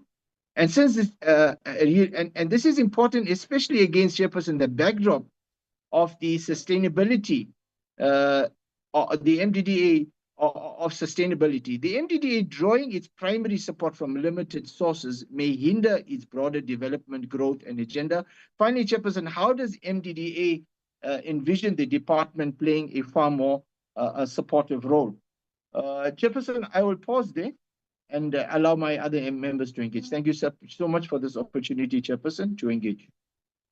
Thank you, Honorable Subrathi. Honorable Vilakazi. Thank you. Thank you, Chair. Good morning to yourself, to the ministers on the call, deputy ministers, and fellow colleagues. Firstly, just to upload the GCIS on the clean audit, although of course noting the limitations that even that itself brings. Nevertheless, it's still a good achievement. I have only a few questions this morning, Honorable Chair, you'll be happy to know. But I thought just something that is topical for me in this conversation with GCIS doesn't necessarily relate to the topic, the subject at hand, but is what is the GIS doing regarding the mask Trump onslaught, and what plan do we have to address this? And the reason I'm raising it now, Chair, we could leave it until a year down the line or 6 months down the line when we address current issues with GCIS, and I'm not sure when we'll be seeing them again, but I think it's important to note what it is that we are doing in regard to the whole fiasco, also seeing the efforts of the likes of AfriForum and the destabilization that seems to be happening. What's the approach of the GCIS, and what has it been doing to counter this? In that regard, I also thought that just the other day, I was hearing about another woman who's been shot and killed. I think it was a woman with a child. And the presentation mentions work that is happening around GBV or GBVF by GCIS. And I wondered to myself, and I'd like to know the view of the GCIS, how effective is their work on GBVF? And do they feel that does GCIS feel that it is having an impact at all on the incidence of GIS in society in general within South Africa? The next question has to do with the indicators. It's a perennial question that we ask all the time, the numbers of this and the numbers of that, that these are of limited usefulness. And so I wonder what measures, I should be interested to know, having then hit the numbers, how do you know whether you are effective actually in terms of what you intended to do? This could actually also be the case with the GBVF question, for example. Having distributed pamphlets or put out communication about GBVF, how do you know, how do you measure the effectiveness of that? And it also occurs to me, I was just thinking back to the fact that in municipalities, take eThekwini, what they do is they measure the number of plans, building plans that are submitted.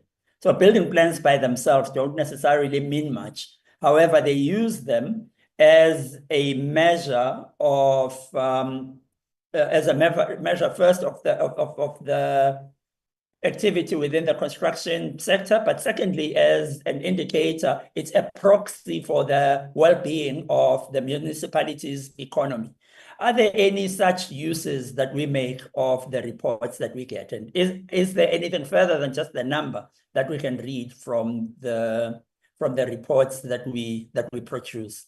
And then I noted that the Honorable Suprathi thought that the entity has done well in terms of the number of disabled people that are involved in procurement.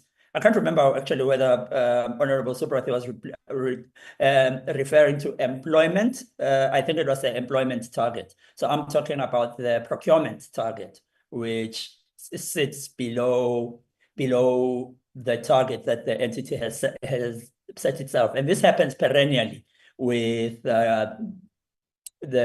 disabled people. What are we doing to increase the share in this regard?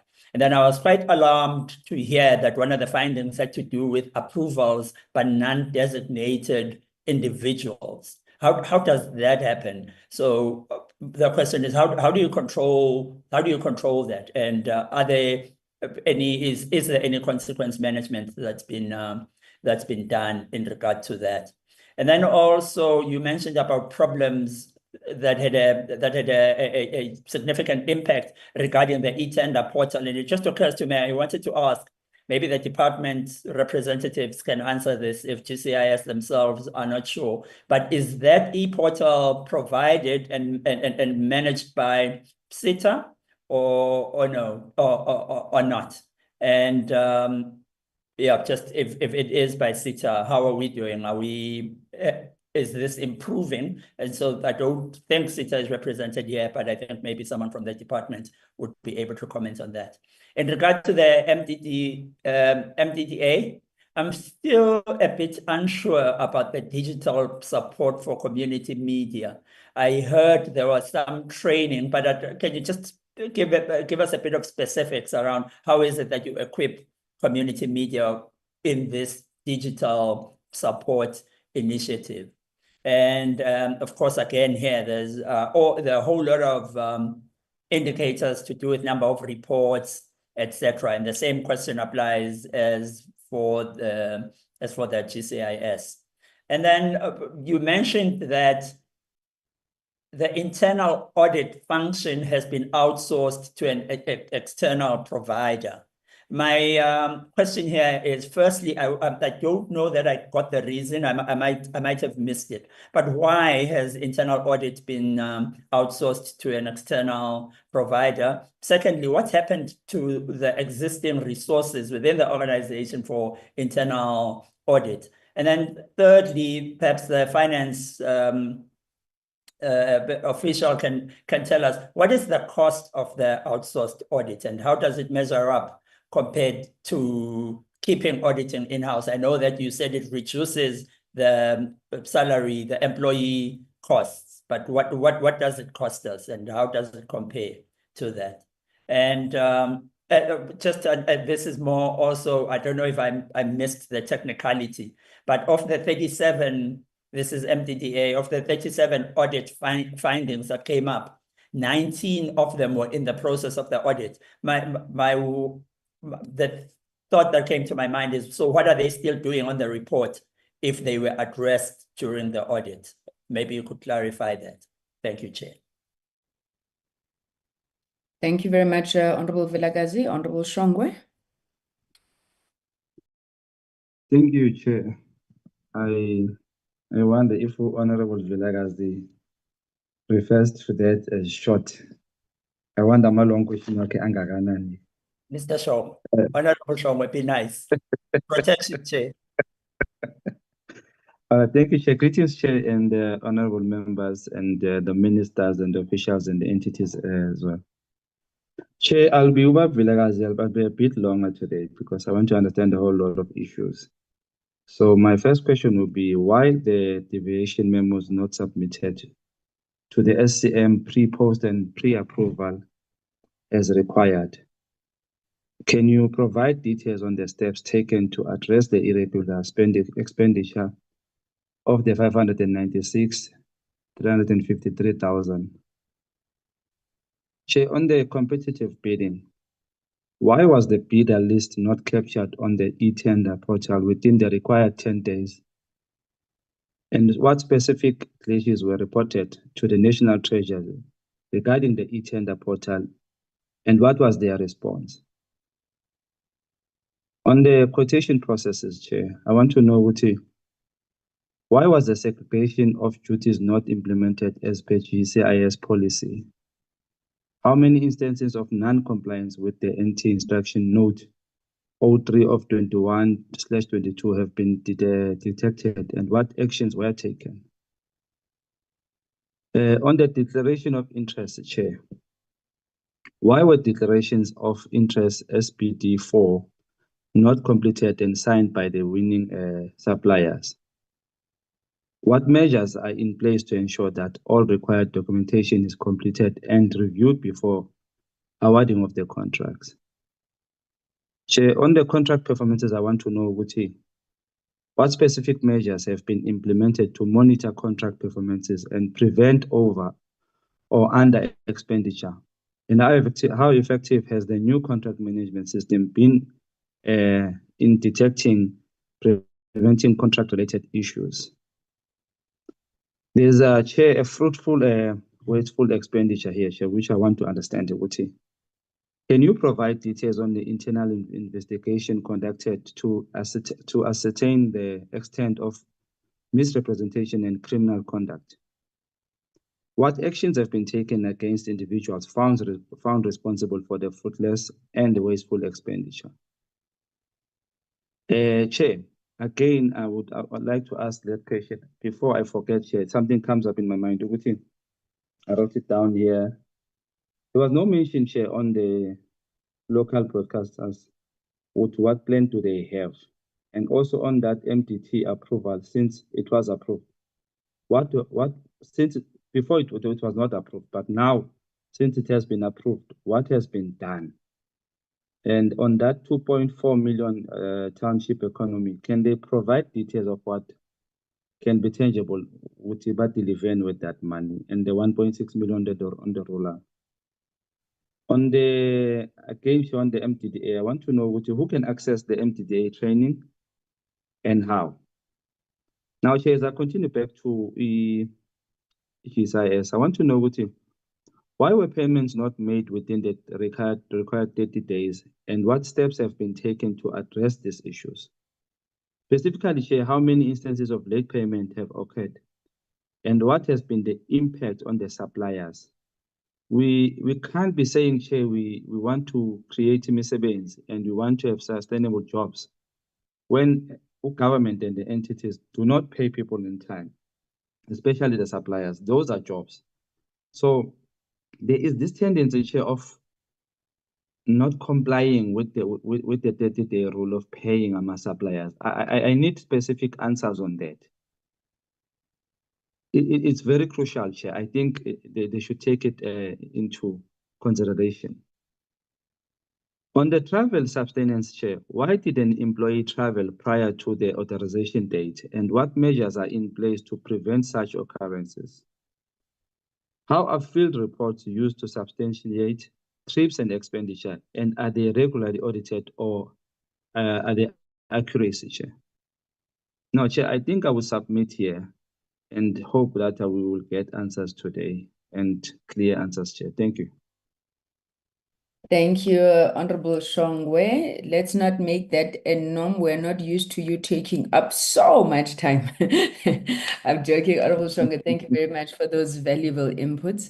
Welcome back, Honorable Botlani. The Portfolio Committee had extended our condolences to you during your absence. We're so happy to have you back. Thank you. Thank you, Chair. Hence, I could not find the raise hand function because I've been out for so long. But I do appreciate your love and support, Chair. Chair, my questions just perhaps start off by reiterating your concerns about how we delay in dealing with the reports, and the interventions that you have spoken to would be really welcomed, so that at least we can make timely interventions in terms of what is happening within the entities. Let me perhaps start with the GCIS. The GCIS has done well to position itself as a government mouthpiece, for lack of a better word. But the question I have as they were presenting is that, is there any mechanism that they employ to measure the trust of the citizens, so that the citizens know that if it is not on GCIS, then it is not credible news? Is there anything that they use to measure that? And Chair, we have almost 400 public representatives in the National Assembly, councillors in the local government, and members of the provincial legislatures that could be used to amplify the message of government. Is the GCIS in any way planning to help validate, for example, Twitter accounts of public representatives, members of parliament, to ensure that we are able to amplify the message of government from credible accounts?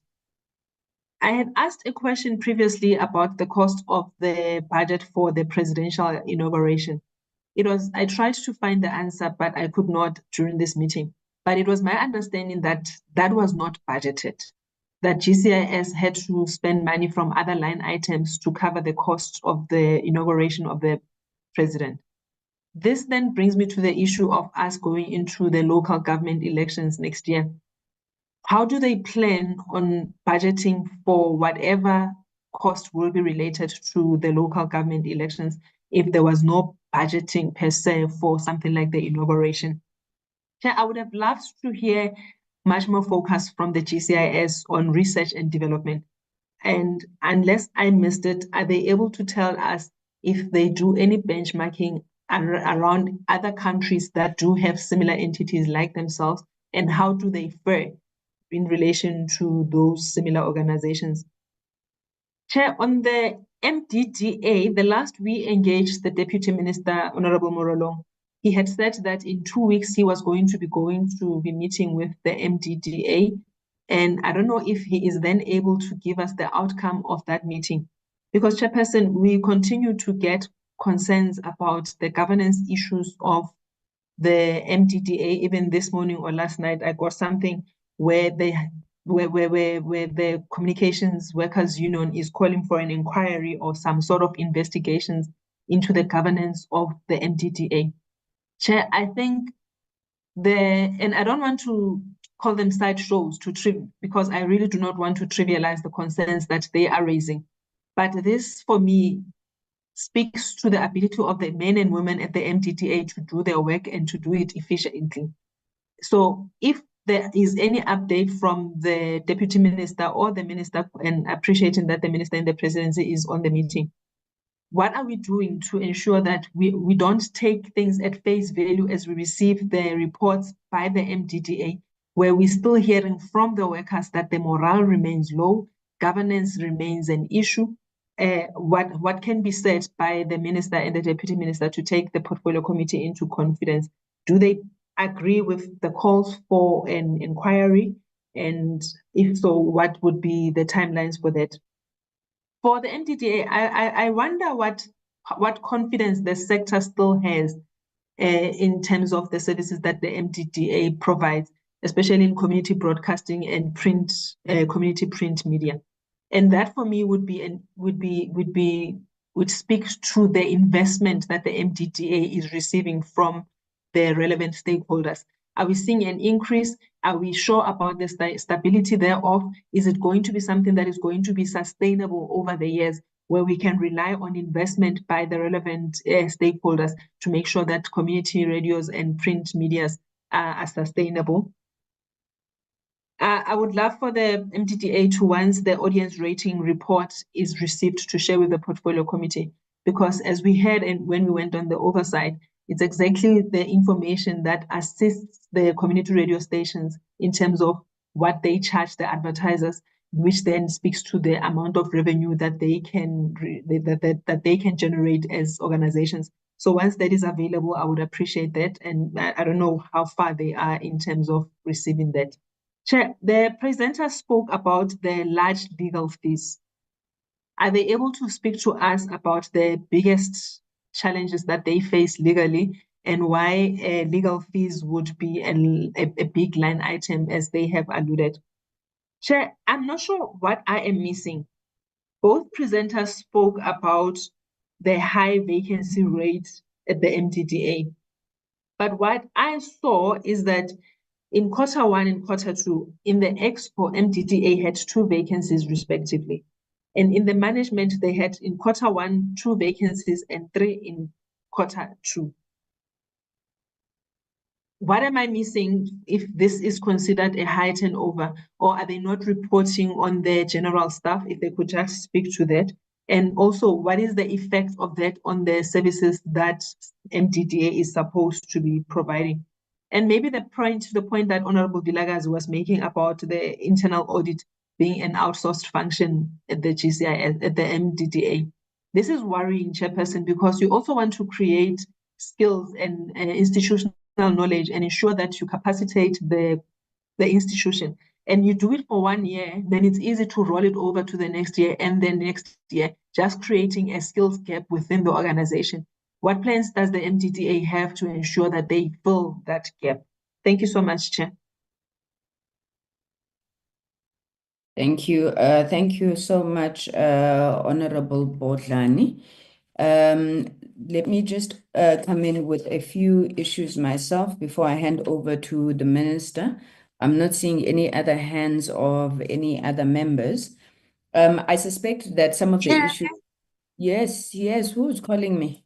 It's your favorite EFF MP. Hey, you're And back. I can't find this thing of raising hands for some reason. I'm so sorry. Thank you, Honorable Mateus. You may proceed. Thank you. Let me get this video.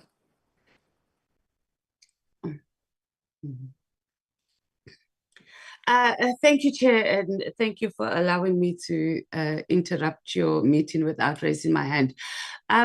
Just quickly, I do apologize that I entered the meeting a bit late, but what I have just found is that even though I missed some of the presentations, Chair, it's like there's nothing that has changed. It's the same thing. I mean, the fact that we are still dealing with issues of invoices being paid late, which is something that was even reported, and it was a legacy issue that was passed over to us. It's the same things that we are doing over and over. It's actually quite exhausting that we are going through the same thing. So that was just my observation mainly on that one. I wanted to add, Chair, I'm just not sure, and I was just trying to go through my notes. Was it the MDDA, and maybe our researchers and staff can assist us? There was also an issue that they moved buildings, and the landlord, why we renting millions of rands when we have public works, I don't know, but they hadn't recovered the deposit. So if we can just get guidance on that, on whether whether it was the MDDA, for example, and if it was, has that money been recovered? And I think that's all for me for now. I will wait until I have listened carefully to the rest of the submissions. But primarily, just politically and as a committee, I think we just go through the same things over and over when we are getting the reports. It's like we don't even have to listen. If we have to go back, Chair, to our previous portfolio committees, it's the same thing. We can even just press record or play rather, and we're going to go through the same thing, and it's very disappointing. Thank you, Chair. Thank you. Thank you very much, Honorable Mateus. Maybe let me then start exactly where you ended off, about repetitions and the same problems not being resolved. My first question is really to understand from the Minister. We explained that obviously this is historical information, but given the fact that in a week or so we're going into a new financial year, 2025-2026, what are some of the lessons and improvements is the GCIS taking on board as we proceed? We are aware that we have not yet been afforded an opportunity to see your strategic plan, your 5-year strategic plan, or the APP for 2025-2026, as I indicated. But can you just take us through some of the highlights of things that we can expect to be done differently? Linked to that, I want to get on the bandwagon that I think Honorable Vilakazi had raised in terms of the quantitative nature of reporting. Now, I do understand, and I think it may have been a debate in government on whether you report on impact or you report on things that you can prove to the Auditor General. And I'm getting the sense that the GCIS would have put together its targets based on things that they can demonstrate to the Auditor General and not necessarily the impact that is being made on the ground. If I'm incorrect, please do correct me, because I would wish to understand what are the indicators of success. So yes, 1 million people have seen a screen, but ultimately is communication not about either ensuring behavioral change, creating a level of awareness? How do you measure that? Because that is ultimately where the rubber meets the tar. And again, with this year having been the last year, if I'm not mistaken, of the MTSF, is the GCIA confident that it has fulfilled what it would have set out for itself in the MTSF? And if not, where are the opportunities for improvement? I also have an understanding that the GCIS is a system which is meant to coordinate all of government. And nowhere in the reporting is there a reflection on the performance of government communications as a system. I'm saying this because you indicate somewhere in the presentation that a number of political principals, and I'm assuming senior officials such as DGs, have been trained. How is the GCIS utilizing, especially the directors general? Because our understanding, I think it may have come from the ComTask report as well, that the preserve of communications is not just of the political principles. So how are those officials being utilized in communicating the messages of government? On the vacancies, the progress being made around the appointment of the Director General. I know that this is also a legacy issue that has been sitting in this committee for a while. I've spoken to the issues on the lessons learned, so let me not repeat that, or the issue of the downtime, which may or may not have been CETA, if we could just get clarity. I mean, for a website to be down for almost half a month, that is a cause for concern. So what has been done on that? I do want to belabor the issue of the white paper on government communications. When this portfolio committee came in, we were told that there was a white paper that was in the process of being developed, that significant time had already been spent on the development of the white paper. And this white paper was meant to solve some of the consistent and pressing challenges in the GCIS, including, if I remember, what was called a dependence on collegial relationships between the officials and the minister of the GCIS with the rest of government. Now, our understanding was that white paper was supposed to compel the rest of the system to fall in line. Now, when it is still not achieved, after the second quarter, I'm not sure if there's been progress since the second quarter that you're referring to, but in the presentations that we've consistently received in this committee, there is no progress on that white paper. And that links to the issue of bulk media buying. At the formation of the GCIS, it might have been 1998, I'm not sure, bulk media buying was central to the success of the GCIS, where all media buying would be centralized. Why is this a problem? And we were also told that the white paper would move towards resolving those challenges. So can we get just a very clear update on that white paper and the reasons for delay? The presentation also speaks to the government OTT platform, which had been presented to us at the beginning of our term. If I'm not mistaken, it's called GOZA. And it says that in the first quarter, only 1.5 hours of content per week were created against a target of, was a target of 6 hours. So 1.5 hours of content per week created. Then in the second quarter, 4.8 hours per week of content created. And now this delivery OTT platform, I think it's called. I'm very keen to know how much the platform has cost, because that speaks to our return on investment. If we're preparing or producing only an hour and a half of content per week, how does it align with the amount of money that has been spent there? But members will remember that we were told that the OTT platform was meant to be a replacement for Vuk'uzenzele, and that funds from Vuk'uzenzele would be transferred to the OTT platform. So how is that proceeding, and what is happening there? My last issue on the GCIS, and it's both to the GCIS, MDDA, and luckily Minister Malati is also on the platform, is a very clear strategy on the collaboration between the two departments which are responsible for content and form on issues of misinformation and disinformation. Now, we had once asked for a presentation around this, and we were shown fake news labeling and whatnot. But my understanding is that organizations such as the OECD, even the United Nations, have pronounced on countering misinformation and disinformation, both from a content point of view, but from a platform point of view.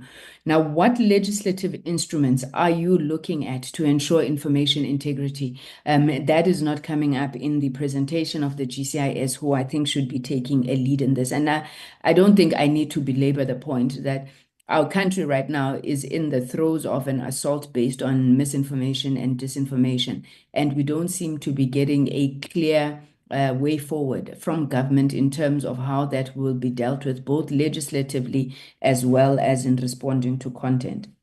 On the MDDA, just very quickly, Meko, I'm very particular about this. People with disabilities don't live with disabilities, they live with their families. So please let's refer to them as people with disabilities instead of people with disabilities. In the report, you obviously spoke about some initiatives around the sector, but one question we've never gotten answered is on the MDDA, when will you know when you have achieved your target of media development and diversity? I understand that in June, you are going to be issuing out calls for people to be licensed again for community media. When do you decide that either there's saturation in the industry, especially given the fact that these community radio stations are struggling? Also, on the issue of compensation of employees, I looked at the budget for compensation of employees, and if I'm not mistaken, it's sitting in the region of about 40 odd million. I just want to get the number. The budget for compensation of employees is 41,583,000.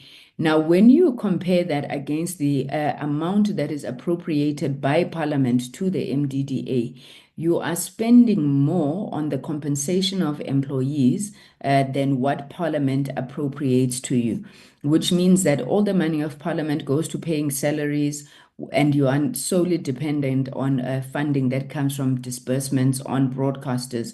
I'd like your view on that and whether you don't think that it's an untenable situation.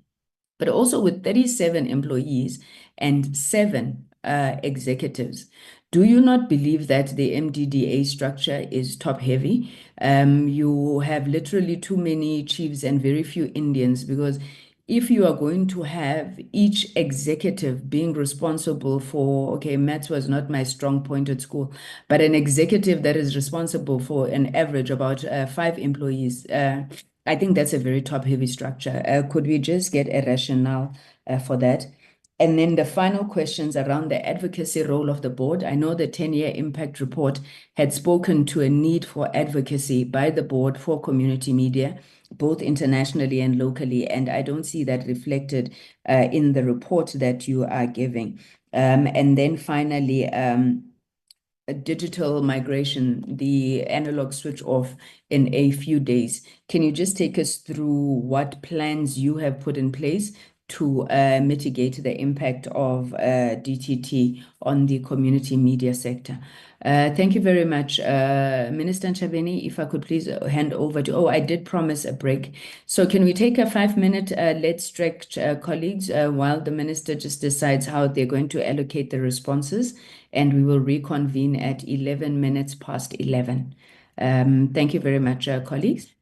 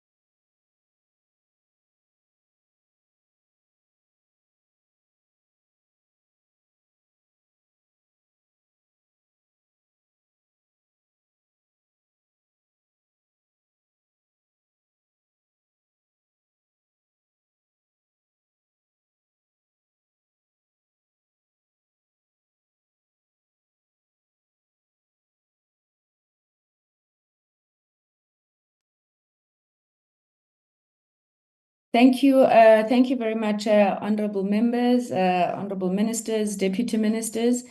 We're getting soft in our old age, needing comfort breaks, but we are back, and thank you for your patience. Minister Ntshavheni, you were on the platform. You may proceed, ma'am. Thank you, Chairperson, and thank you for the questions. It's interesting that you talk about our old age, and that countdown is very bad, I must say. So let me deal with the policy issues and strategic issues. The DM will deal with the remainder part of the policy and strategic issues that I will not have dealt with.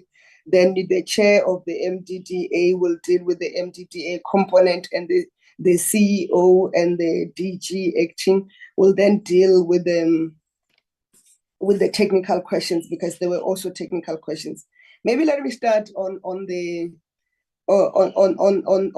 qualitative issues. And one, we are reporting specific to the targets of the APP, which APP was approved by the Portfolio Committee and Parliament, and that's what is specific. But however, as we report, given developments and that we are in a changing and vibrant environment, and dynamic environment, when we submit the quarter reports, like the quarter 3 reports should be with yourselves, advising that you may consider and say, can you then do supplementary and cover these other issues that are important? But as we speak now, the targets are in that nature because they are the APP targets. Remember, our government is dogmatic, we dealt it. And it doesn't mean we've not dealt with the other issues raised. And second to that is the issue of the quantitative nature of the report. You would recall, members, that we need to start somewhere. And starting somewhere, it will mean, and I want to use not the website, but the social media platforms, number of views or number of followers. Does it change their perception? Does it change their attitude?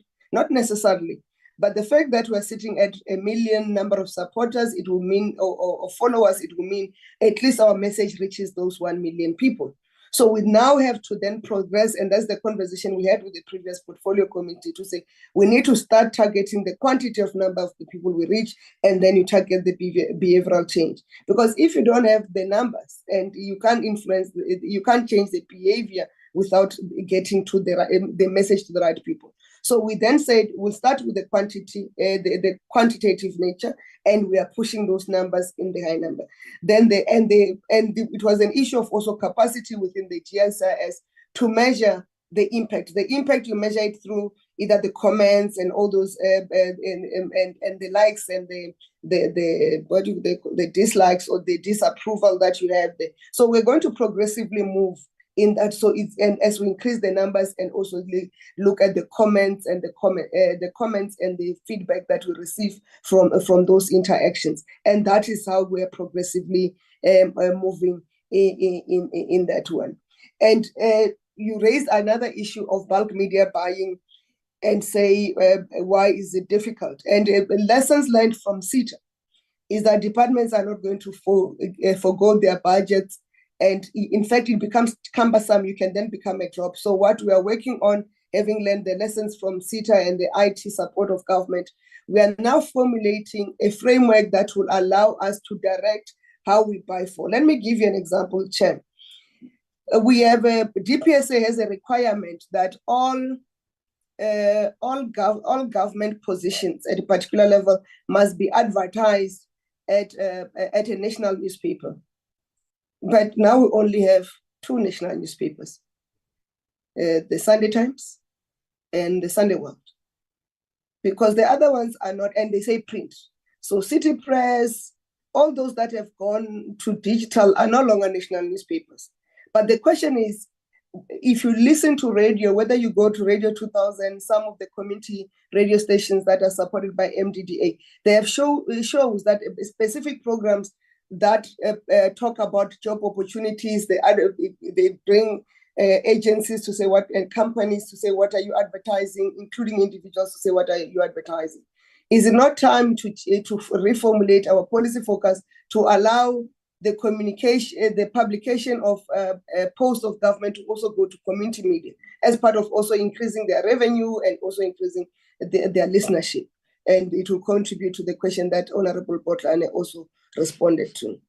And then there was a question that was raised on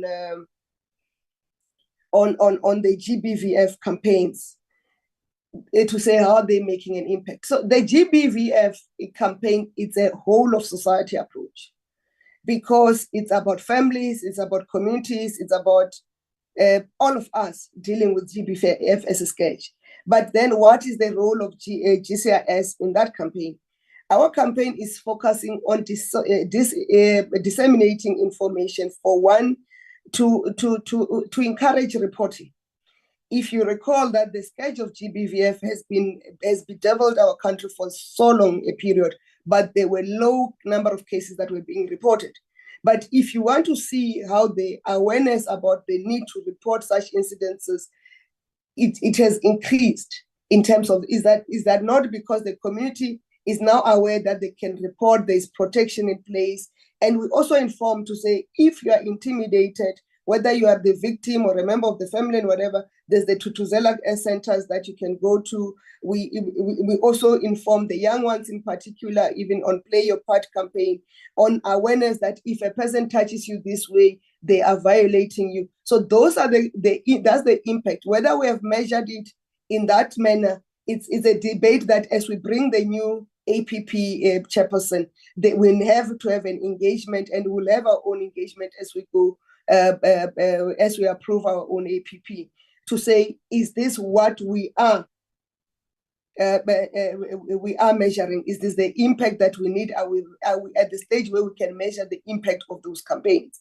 And then if that's the impact, actually the MTDP is very clear on a requirement to measure the impact of the work that is being done. And that's what is that. You also raise an issue around how do we know that we are impacting on diversification, diversification of media. I've always argued with the MDDA that is about diversification or media diversity, not media proliferation. I've argued that 585 community radio stations are the ideal for our country. Will they be sustainable, or they'll have to be dependent on grants?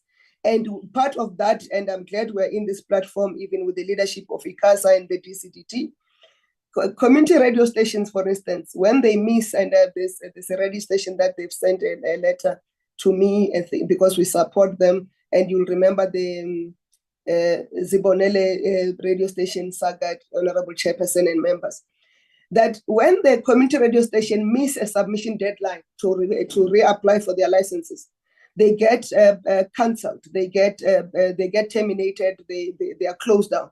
But commercial radio, commercial private radio, when they miss those deadlines, they get extended.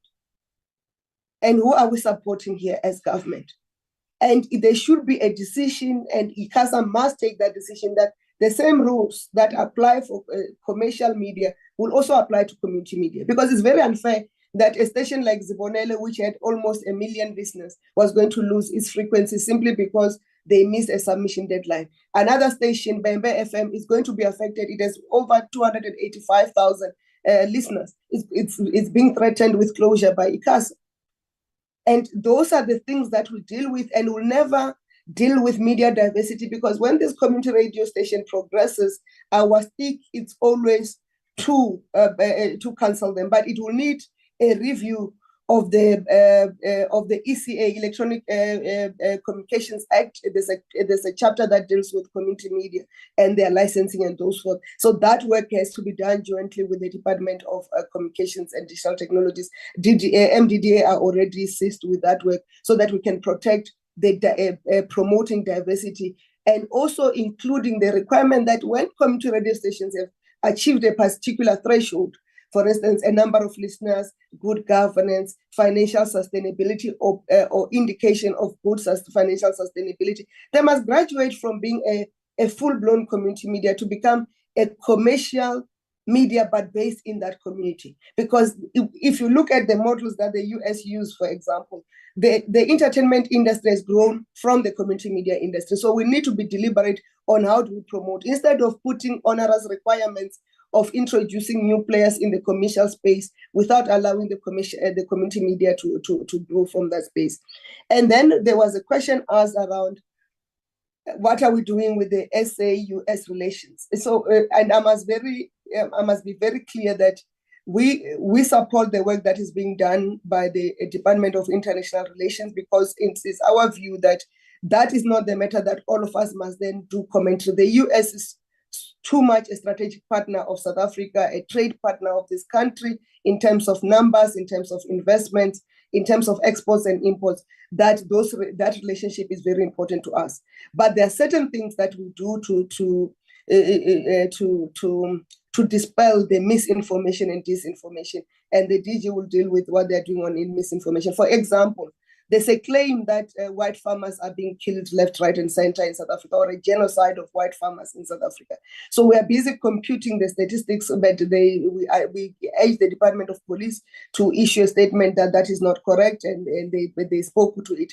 But we are computing the statistics with the JCPS cluster in terms of the cases of murders of white farmers, for example, vis-a-vis the reported, vis-a-vis the arrested, and who are the culprits. Because in most instances, if the people who are involved in farm matters are their employees of farmers themselves, because they've not paid them, and then they have a fallout, they then attack them. But also farmers themselves have been high in the number of people killing people in their own farms. There are a number of incidences we can state that. So that's part of the work that we do, is that as a particular comes through, we then put it on, use the factual basis to say this is not correct, not just to stamp it fake or misinformation, as you were saying, Chair, but to also just say this is incorrect because these are the facts as recorded by the relevant authorities. And that's what we're doing. And in terms of the position of DG, we are finalizing the process of filling up that position, Chairperson.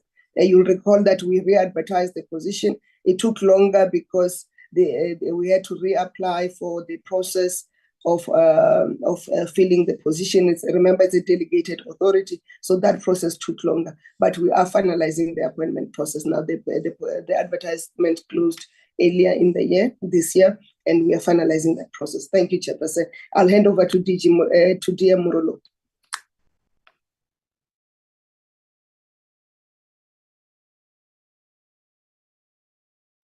Thank you very much, Chairperson, and thank you very much to the Minister. Well, I think I must start by indicating that the Chairperson, as promised in the last Portfolio Committee meeting, we did have a meeting with the MDDA board to really reflect on the challenges that are confronting MDDA, but also to look at the advocacy role that should be played by the board on the support for community media and small commercial media. And I must indicate that the meeting with the board was a resounding success. I must also indicate that we've been able to deduce from our interaction with the board that the MDDA board is quite a very robust board in its discussions.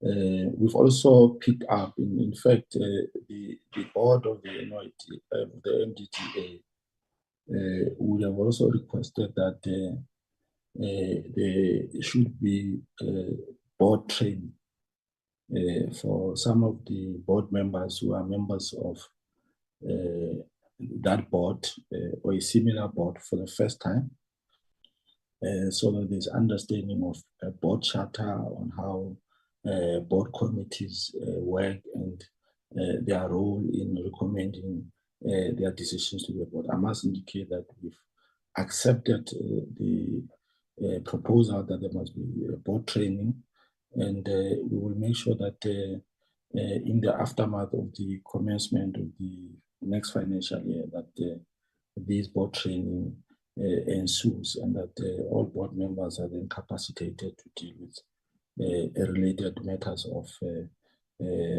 running the affairs of the institution. The second thing is that we also had an interaction with the staff complement of MDDA. I must indicate that when we met the staff complement of the MDDA, we deliberately requested that the senior managers should not participate in that meeting, to allow members of the staff to freely opine on issues that affect them. And we have since directed that GCIS, through its oversight mechanism, should look into the issues that have been raised by staff as concerned. There are obviously concerns about the low staff morale, and that is why we have directed that GCIS should immediately delve into the issues that have been raised as concerns by staff, investigate them, and bring them to finality. Chairperson, we have had a discussion, and maybe the minister is here today. We've had the discussion about this white paper for some time now in this portfolio committee. And just to provide an abridged background to this matter, owing to the challenges by GCIS over the past of non-compliance by all spheres of government, when GCIS issues advisories such as the 30% adverse spend on community media, issues around norms and standard.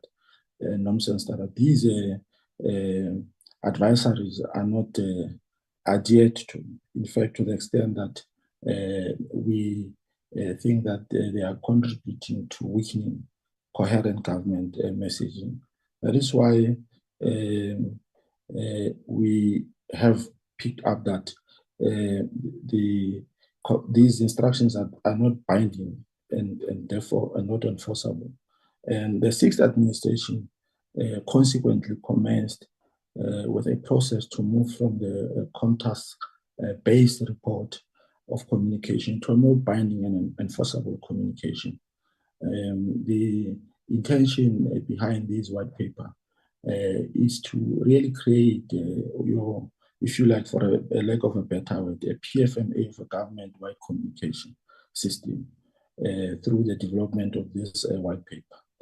And since the decision was taken in 2022, there has been a development of 2 stages of the white paper in the form of a framing paper and in a form of a draft, a green paper. The hope is that at an appropriate time, the draft green paper would be socialized with the government clusters for recommendation, so that it will have to at some point serve in cabinet. However, the minister has also enjoined GCIS to look at other policy options that would make the role of GCIS much more viable, including issues such as media buying. I must also indicate that GCIS is in the process of drafting a memo to obviously cabinet committees and later to cabinet on ensuring that there's some adherence to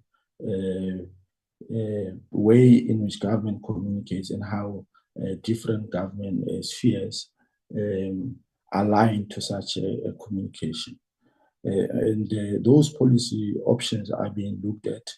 And that is why, including benchmarking with other countries that have agencies that are legislated in terms of the law. You remember, Chair, that the GCIS exists on the basis of a COMTAS report and on the basis of what the Constitution of the Republic of South Africa enjoins us to do with respect to informing the citizenry about government programs and product offerings. As I said, those policy options are being looked at. At an appropriate time, we will have to come back to the portfolio committee to familiarize the portfolio committee on the progress made in that regard. The reason why there are alternative policy options being looked at is that the legislative process can be quite protracted. It may take forever. And you then have a government communication that is not coherent, and that does not speak to the agility of government to be able to communicate. And it also provides impediments to the coordination of government communication across all government departments. So that is the origin of the white paper, and that is the progress that has been registered thus far. And as I said, there are also other policy options that have been looked at. I think we can then allow, Chair, with your permission, that the acting Director General can then take questions or response to questions that have been answered. Thanks.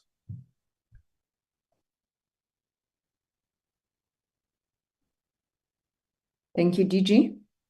Thank you very much, Chairperson, Minister DM.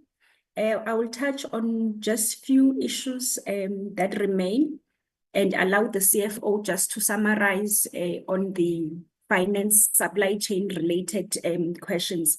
Let me start with the issue of misinformation, disinformation, and particularly on the recent activities that within our available resources as GCIS, we ran a campaign on misinformation and disinformation, which was twofold. The first part was focusing on the international community, debating the incorrect narrative, providing the facts, and that was done mainly in international newspapers.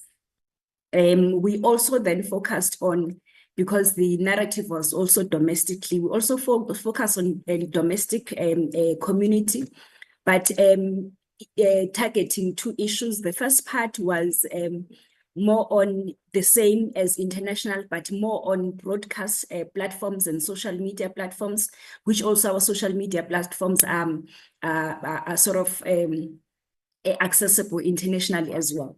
But we also then focused another part on public awareness, particularly on the Cyber Crimes Act, and zooming in on the areas that deal with misinformation and disinformation.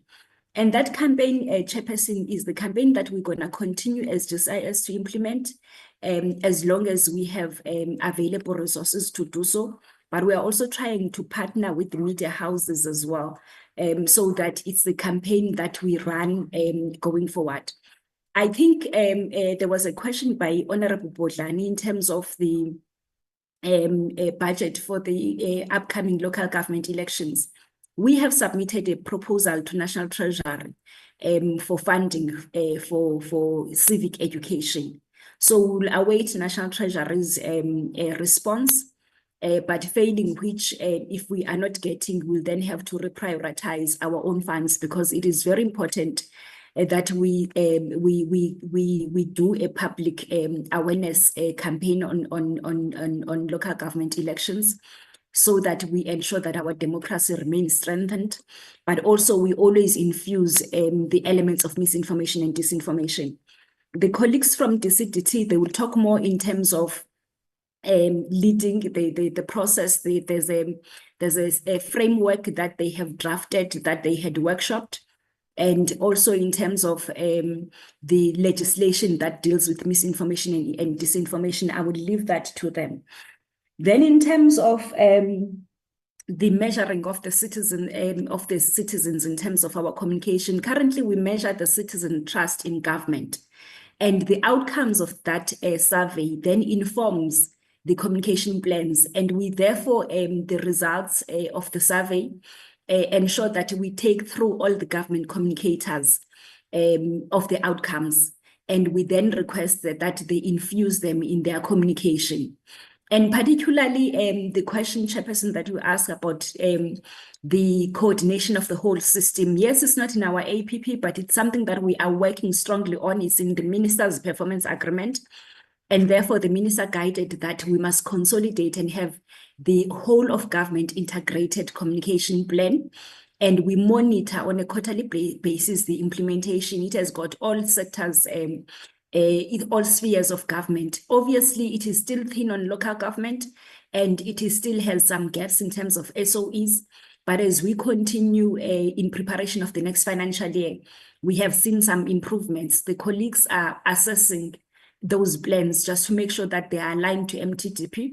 And even though the local government financial year is not aligned to ours, we have already presented to the national local government communicators in early February, and the provincial government communicators of Mpumalanga and KZN, just to make sure that we bring in the local government sphere strongly, because it was the missing link in the previous integrated government-wide integrated communication plan.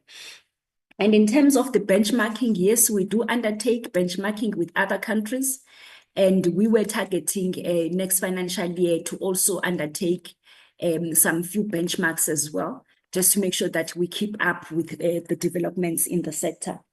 And in terms of the improvements in the digital communication, we are looking at it, whilst the minister has said in the APP, we're looking more on obviously from quantitative to a level whereby we'll be able to make an impact. We are also building capacity within GCIS. We have appointed director as social media who's very good and experienced and qualified in this field. And we are starting to see even the results in terms of him having to lead the workforce in what needs to be done. We're also continuously training the employees of GCIS on digital literacy as well. I do believe that, Chairperson, I will allow the CFO just to summarize on the issues of finance supply chain. But as I move off the platform, is also to take note of the request to do some trends comparison in terms of the inclusive, in terms of our contribution to inclusive economic growth. Just as a disclaimer to say it won't go back beyond like the other comparison whereby you had 4 years, because we started measuring it in our APP in the last financial year. Thank you very much, Chairperson, Minister, Deputy Minister. Gobisa Eugene, can you quickly come in?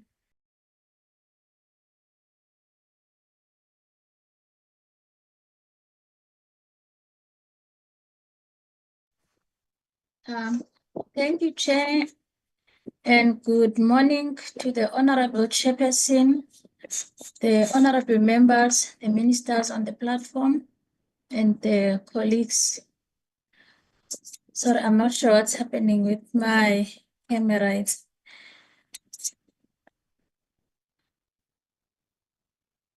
Okay, thank you.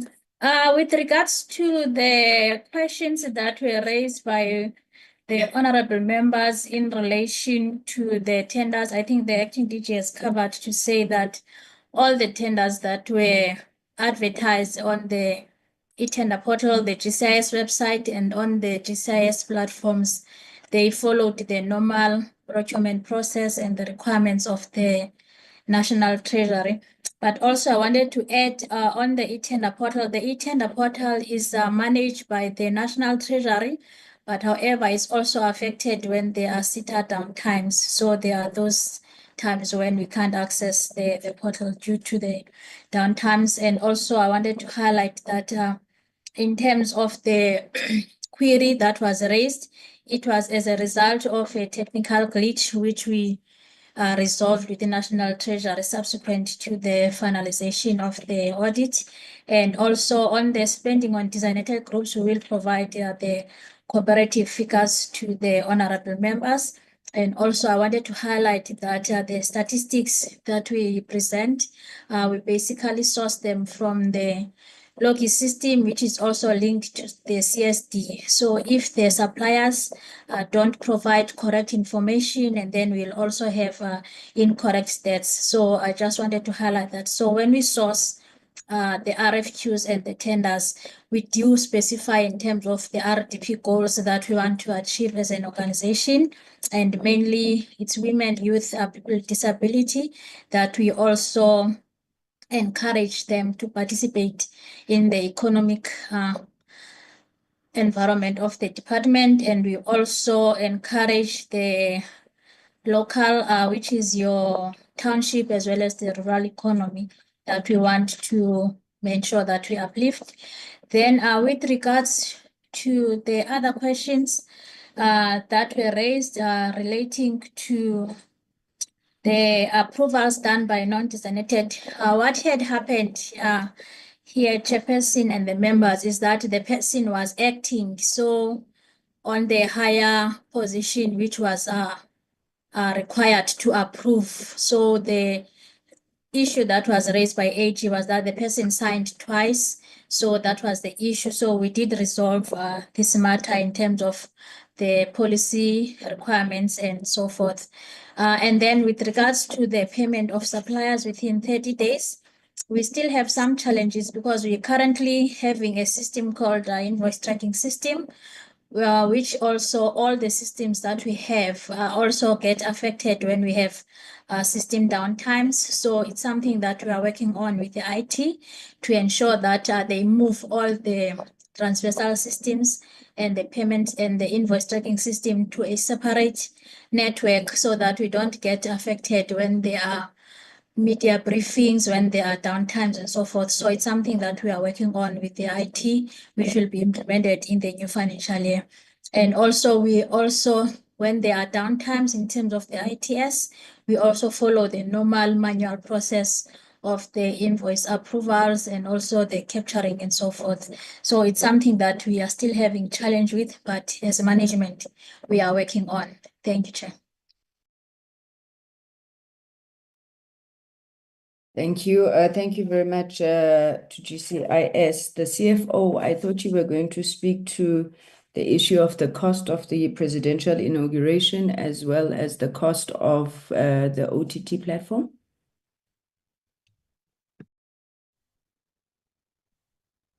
Apologies, Chair.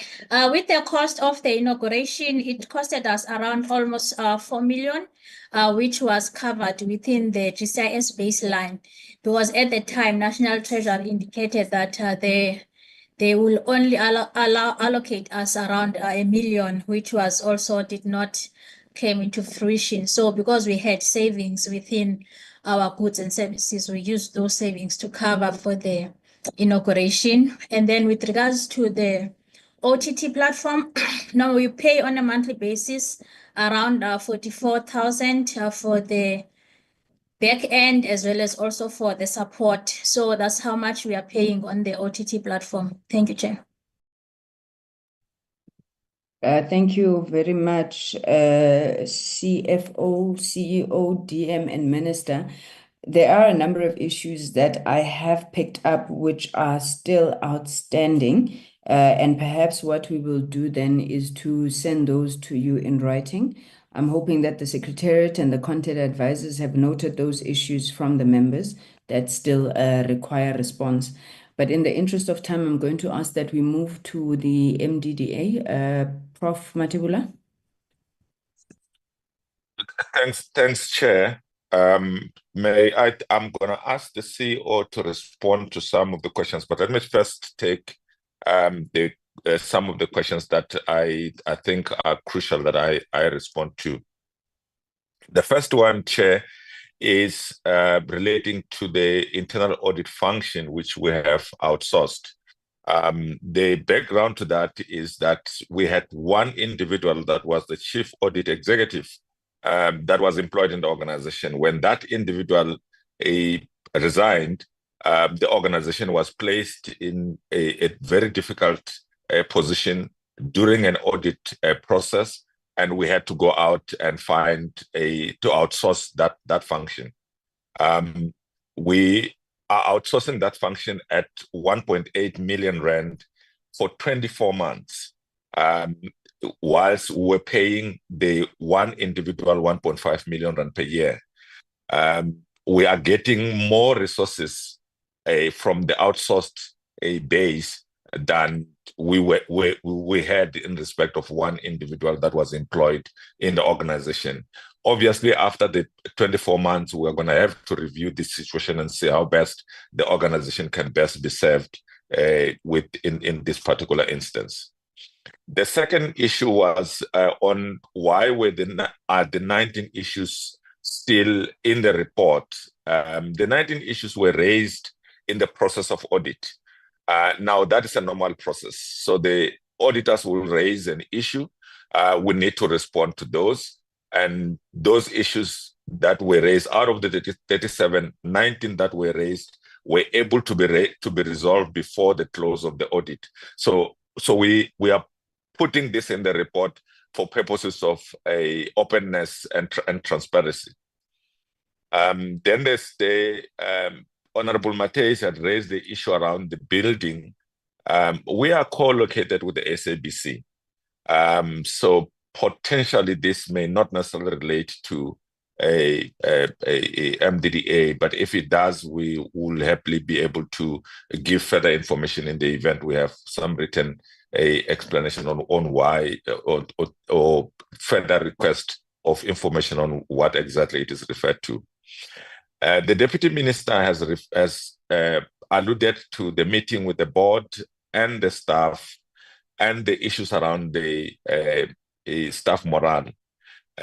Chair, I think I concur completely with what the Deputy Minister has raised and the steps that the Deputy Minister and the GCIS have agreed, together with the board, has agreed that we should be able to do. But I want to flag one issue, Chair and committee members, that one of the difficulty that MDDA face is that we tend to find ourselves in the newspapers, in the media platforms, and in committees of parliament with unfavorable reporting. And this noise tend to project the MDDA in a bad light. And we spend a huge amount of time that divert the attention of MDDA into dealing with these issues, which later, when they are found not to have been true, these issues don't get to be entertained at any forum. A good example, and Honorable Botani will know this as one that had come from the previous administration and committee, is that in 2021, we had huge issues where a parliament, the minister, the Public Service Commission, the Public Protector were written into, and we came too many times to account. When a Public Protector then pronounced last year, and we have copied the committee via the Office of the Minister on this issue, to say that they couldn't find anything of the things that were raised against the board of the MDDA and the institution itself. The matter had gone completely quiet, and unfortunately, the stink around the organization continue when those allegations have now been disproved. Even when the people that make these accusations withdraw them, they unfortunately don't go to the newspapers to withdraw the statements that they make.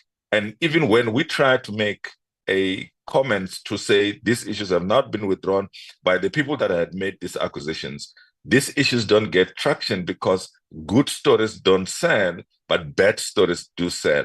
Unfortunately, for the work that MDDA is doing, honorable members, it is very unfortunate that we tend to run and distract the organization, in turn have members of our funders very concerned about what is going on, when in reality, these are really stories that have no facts or basis. There was a question on the issues of legal fees. We have responded to this question via a parliamentary question, so I'm sure the minister will be able to respond to that question. But in the main, Chairperson, around the legal issues, we have instructed the management to improve the controls, and we are seeing improvement around issues of legal fees.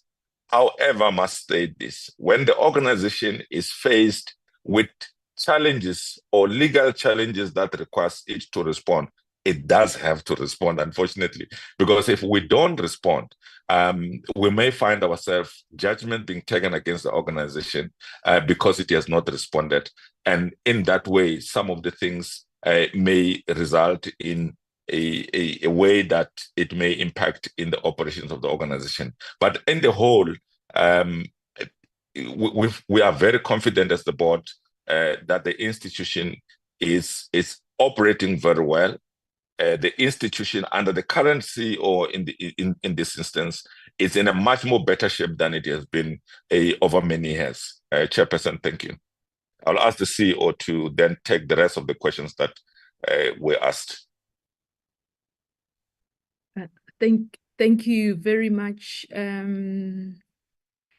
will just ensure that my camera is on, and thank you very much, Honorable Chairperson and members, and thank you to the Chair and the Deputy Minister and the Minister for the responses already provided. I will then just cover some of the remaining questions. There is a decline in our vacancy rate within the agency, and I'm happy to say that when we do report for Q3 and Q4, the indication will be that we are within the norm of between 9% and 8% as the MDDA. As was indicated, we will make those improvements in ensuring that we are recruiting in the EE target areas that we still lack in. Just in terms of the support that's envisioned between the MDDA and GCIS, I would like to also take this opportunity to say that the collaboration between the MDDA and GCIS has improved. We have continuous engagements in how we deal and address issues. Another way that we can progress forward through the leadership and guidance of the Deputy Minister, Honorable Kenny Morolong, we have sessions wherein we are looking at putting together a round table where the next one we are looking at would specifically be on community TV. And here, this is to also answer some of the questions that the community televisions have raised in how they will be affected by the analog switch off and the expected support from the MDDA as well as GCIS and government as a whole. And as such, I do want to indicate then that we have had and continue to have engagements with community television stations. We will be meeting with them on Monday as well, wherein we will be discussing further support. And we are also additionally engaging with other entities like Centec, as the impact would really be on the cost of transmission that we need to consider in the funding and support that we are providing for community stations that the agency is able to support. Just to answer the question more specifically on what digital support or what is meant by digital support, as indicated, the MDDA has a digitalization of the sector strategy, which the board approved. And this strategy is anchored on a number of pillars. What I would like to highlight for the benefit of this committee and also in the interest of time is the digital skills support, which include training on the development of a digital strategy by the various community broadcasters, digital marketing, content creation, social media management, as well as looking at search engine optimization, opportunities to also generate revenue. We are also looking at the development of a platform, or what the board of the MDDA has termed a hub, which will enable the MDDA to have a one-source place where we are able to provide this support. We have engaged largely with the projects that we are funding in the 2025-26 financial year, approved by the board last year, in how this hub will work. And we will start with its development from the start of the financial year, that being 1 April. We are looking to partner here with Centec. They already have a platform called Free Vision, wherein you already have community radio stations and TV stations that are already on the platform. So they are one of our implementing partner in this digital hub that we are looking at. I will then just move to the other questions that I think would be important, but also, Chair, we are happy to submit written or formal responses. Is why the engagements and stakeholder relations that the MDDA has, and whether there's still value in the work the MDDA does and the partnerships we have. I will not dwell much onto this. I do believe that the chairperson of the board has indicated the concerns within the agency, what we are doing to address those. But additionally, Chair, I do want to say that we have benefited from the support by Deputy Minister Kenny Morolong in the engagements with the various sector bodies, including the NCRF, where the work of the MDDA and its role in supporting community media was engaged thoroughly on. The entity now has structured and regular engagements with the sector to ensure that we are present and are able to provide the support that's required. Just additionally, as well as looking at the long-term sustainability, both of the MDDA and the sector. Chair, I think I will leave it there for now, just in the interest of time. As indicated, we are happy to submit the written responses also via email. Thank you. Thank you, CEO. Is your CFO coming in on the questions around finances? There were issues also around the compensation of employees.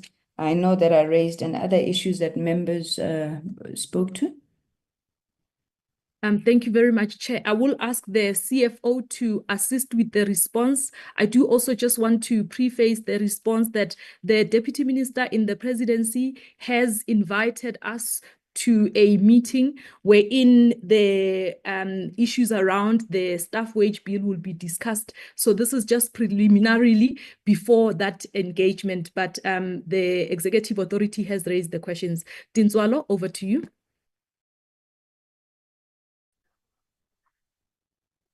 Thank you. With regard to the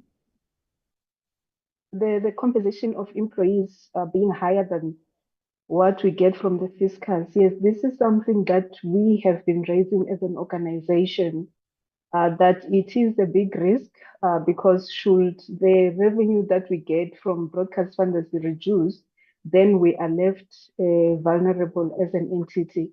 So it's something that we are aware of because the salary bill is higher than what we get from the fiscals. And with regard to whether the structure is top heavy or not, there are only 3 funded executives: the CEO, the executive for projects, and the CFO. The others, it's managers, it's not executive. And then there's a vacancy for an executive for RTME, and the other executive position for corporate services is not funded. So only where we have funds to fund that position will it be filled. At the moment, it's not being filled because it's not funded. With regard to the issue of the audit, we had 2 resources in internal audit. One was the CAE, Chief Audit Executive, and Audit Officer. So we are currently left with the Audit Officer because we have outsourced the function. The benefits of outsourcing is the variety of skills and knowledge that becomes available, because auditing is a specialized skill. So only having 1 or 2 people limits the organization on what it's able to do. So we found ourselves outsourcing certain components. For example, we had to outsource IT, and the 2 officials that were there were not able to cover the whole internal audit plan for the year. So most of the time, issues like the review of annual financial statements will be outsourced. As I've indicated, IT will be outsourced as well. So not even looking at those costs, just looking at the salary of the CAE who resigned, because we were asked what happened to the resource. The CAE resigned, and that gave us an opportunity to explore the issue of outsourcing. So the current contract, it's 1.8 million over a period of 24 months, and the salary of the CAE was 1.5 per annum. So we realized huge cost savings there, over and above the benefit of having a variety of skills and being able to complete all the audit assignments that will be planned for the year. Thank you. Thank you. Thank you very much for those inputs. Maybe just to reiterate what I said, that with these issues, we will follow up. Honorable Mates, there's a matter. Yes, thank you, Chair. I know we need to wrap up because we've got quite a lot on the agenda, but I'm feeling traumatized right now by the Minister, particularly on her response to the disinformation which you raised.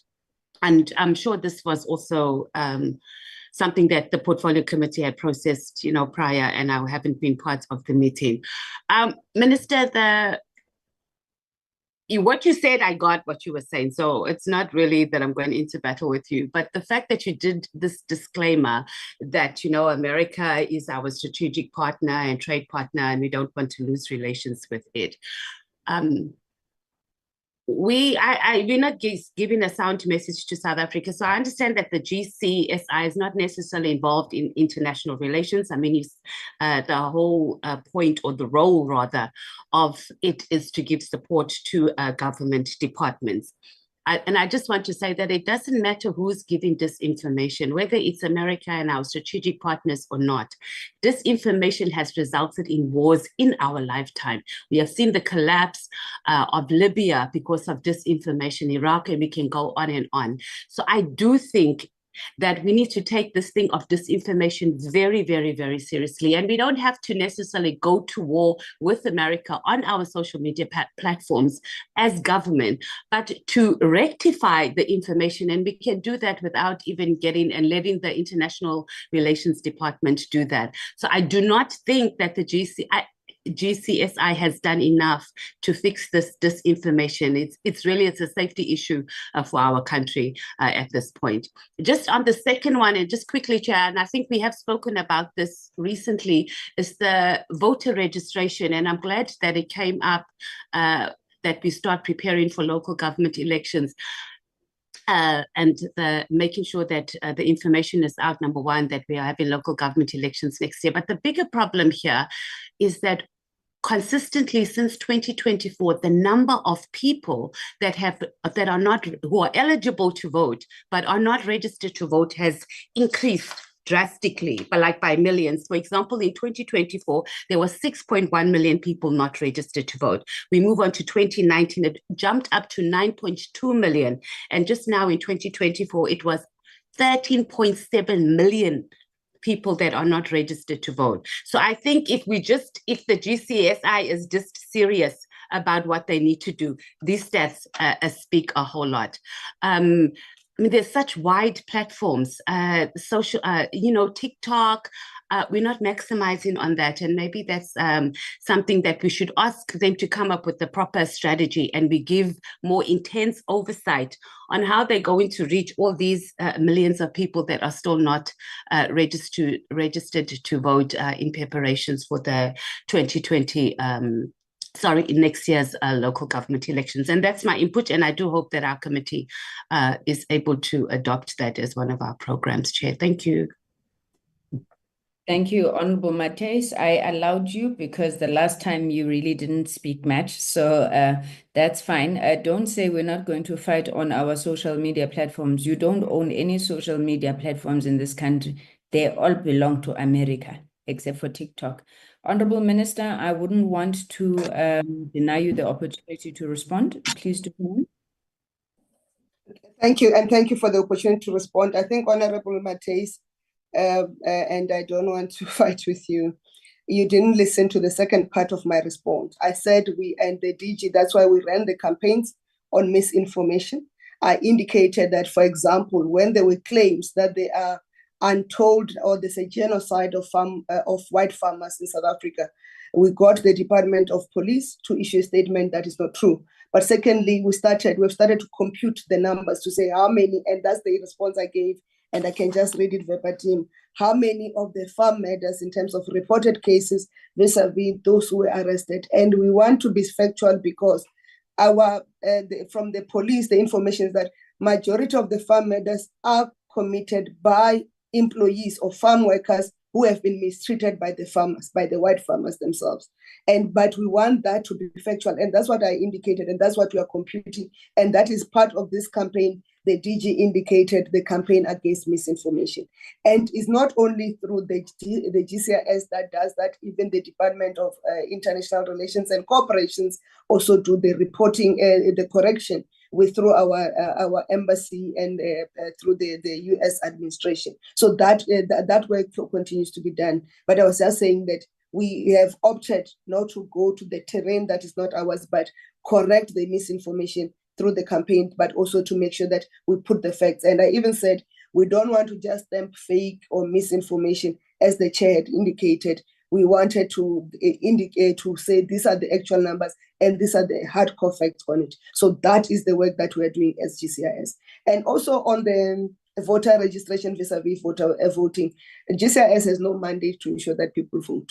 GCIS has a responsibility to inform people of voting days, registration days, to support the IEC, including a full blown-out voter education program must be run by the IEC. GCIS can complement. So it would be unfair for the committee to then say GCIS must have a full-blown strategy. Our strategy is to complement the work of the IEC. I think as this committee is responsible for communication, rightly so, you will need to invite the IEC and engage on them, and GCIS would be willing to come with the IEC to support, to say, where do we amplify their messaging? Thank you, Chairperson. Chair, just a quick response, please, if I may. No, but Chair, it's also just misinformation too. And the issue of, I know that it's not, and I didn't say that it's the GCSI's responsibility to register people to vote. It is their responsibility for people to know how they can go around voting. And it's a very, very important mandate that they have. Go on the streets now and ask 10 people if they know where they must go and register to vote, and they won't know. And this is because of government communication. And I also just don't want the information to be like incorrect on what I was saying. But thank you, Chair, and thank you, Minister. Thank you very much. Let's leave it there, Honorable Minister, Honorable Mates. Honorable Deputy Minister, the DG, the CEO, CFO, and all officials of the GCIS, Chair and Board of the MDDA, and the executive led by the CEO. We thank you very much for your engagement with us. I think it does not happen often enough.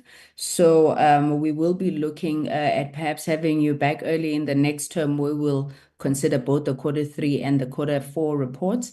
And if I could please just reiterate our request that the Secretariat coordinates with the department on the date that the department will be ready to present the strat plan and the APP. All other matters that require follow-up, we will be sending written questions to the ministry. Minister, thank you. If you and your team would like to exit the platform, you are welcomed. Otherwise, you may depart at your leisure. So thank you very much. I'm trying to push time because I do know that Minister Malatsi has submitted an apology to leave at 1 o'clock. So we would like to offer him an opportunity to be able to make his remarks. I trust DM Gungubele will remain though once the minister is departed, make his remarks and hand over to the department. We have seen that there is a consolidated report on the entities. And I would just like to remind the minister and the department that we had indicated as a portfolio committee that we want the entities to report individually. We will time them so that their presentations are no more than 15 minutes, but our preference is that it is the entities that report on their issues so that they're able to highlight anything that they want the committee to be appraised of. After the minister and the department presentation, I will request that we get the SAPO presentation because I understand there's time pressures with SAPO as well, but I trust that they will bear with us given the circumstances. Honorable members, it had been my intention that we would break at 1 o'clock for a short lunch break, but I will beg your indulgence that only once the SAPO presentation and engagements have ensued, then we will take our lunch break. This meeting is scheduled until 5 o'clock. Honorable Minister Solimalati, Honorable Deputy Minister Mondli Gungubele, you are once welcomed and you are now on the floor. Over to you, Minister. Thanks very much, Chair, and greetings to the Portfolio Committee members, to my colleague, Minister Nchabeni, Deputy Minister Mrolong, and Deputy Minister Ngungubele. In the interest of time, Chair, I just want to underscore the fact that in terms of the layout of the presentations, we would start with that consolidated brief of the audit performance of the departments and the entities. It will be led by the Chief Executive for Internal Audit, being James Hadebe. And we've briefed him that to follow your lead, because we're not sure in terms of the approach that the committee wanted to take, but given that you've given us guidance in terms of the process that each entity then present, I think we'll follow that lead. But from our side, I think the key thing is that in terms of an assessment across the department and the entities, is there is an uneven balance. That uneven balance of performance in terms of entities that are making really solid progress in making sure that they uphold good governance, in terms of making sure that their audit outcomes are definitely on track. And then, there are those that are still very clear deficiencies that are emerging, and those that have then stagnated.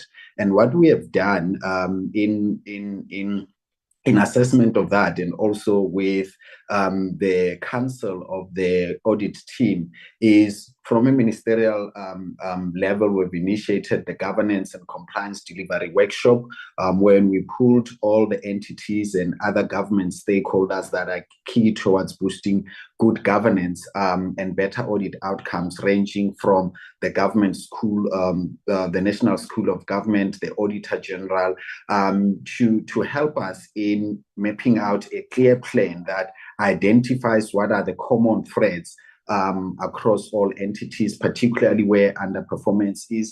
And some of those common threads speak to weak internal controls, just the lack of consistent and robust consequence management. And that was really helpful in then mapping out a way that we can elevate the entities where there's been stagnancy back into a much more acceptable performance with audit outcomes in mind, and to also ensure that where there's been progress, we don't lose the momentum that we have. But in addition to that, is that the integrated audit team has also just developed an integrated action plan that seeks to deal with the prominent issues in each and every entity. And I will leave it to them to then get into the exact details for those interventions. But just to underscore, Chair, the focus from the ministry side and department side, that we do want to see better audit outcomes that are consistent across all our entities and also the department. We do want to address the regression that has occurred in some of the entities, and we're committed to making sure that the interventions that we put in place, one, ensures that from the department's perspective, we fulfill our oversight role across the entities, and that is why we've also initiated that governance workshop, because it was a good and solid springboard in making sure that all of us are aligned in terms of the priorities of making sure that there's compliance, that we enhance good governance, and most importantly, that all the entities are equipped to execute their mandate. So in terms of the process, with your permission, Chair, we'll then want to let the DG and the Chief Audit for the Chief Executive for Audit to do the highlight on the consolidated presentation you were referring to. That should be a snapshot that would then provide the solid ground to then get into the respective entities' presentations. And I think once that is done, we'll then get into the quarterly performances. And I'll endeavor to stay for as long as possible, Chair, so that we can have that engagement.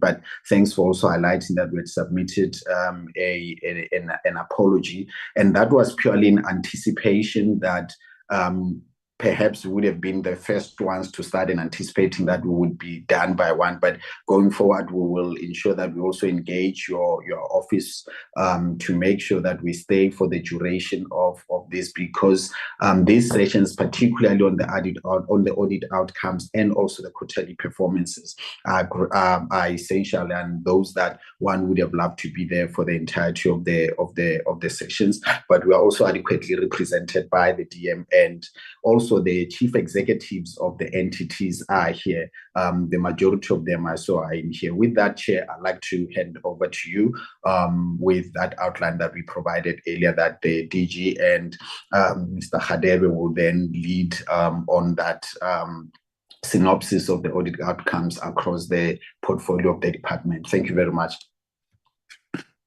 Thank you very much, Minister. We will take that, but I do want to say, just in case we lose you, that my understanding, I may be wrong, is that we're supposed to have a joint portfolio committee tomorrow. There's 2 joint portfolio committees. I don't know if we've got apologies for you. I'm not sure whether tomorrow is science and technology and thereafter basic education. You'll remember that the portfolio committee had committed to ensure quarterly oversight over the National Space Program as well as the school connectivity program. On the school connectivity program in particular, because I think you didn't attend that joint meeting, I just want to remind the Minister and the department that there's an expectation of a consolidated presentation which speaks to what the vision of the school connectivity program is going to be, and then the progress that we are making moving forward. I raise that, Minister, because I know that we would not have circulated minutes and you may have missed it. So I'm hoping you'll have an opportunity to ensure that that is prepared accordingly before that joint portfolio committee meeting. But thank you very much for your remarks. DG, may I call you onto the platform?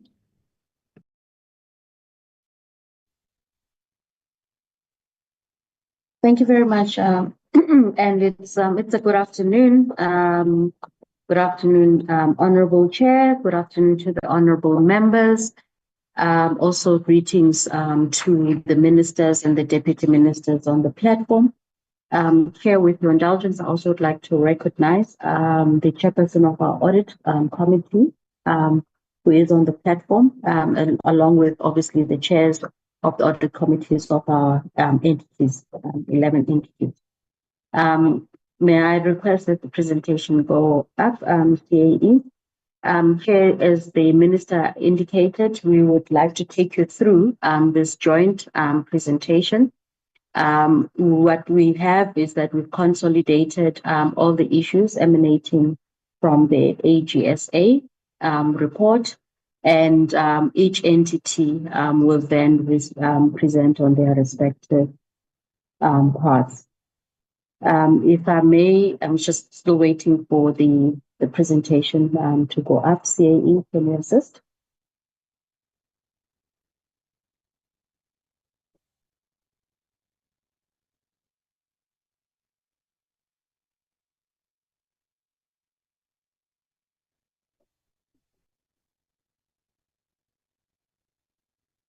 Maybe in the meantime, while we're putting up the presentation, Chair, with your permission, perhaps I'd like to invite the chairperson of our audit committee just to quickly give a brief overview with regards to the integrated audit action plan that the minister has alluded to. I would like to invite Advocate Colin Webber.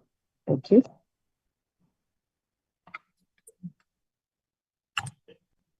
Perhaps DG just indicate Advocate Wepun's role. Thank you. Thank you very much, Minister.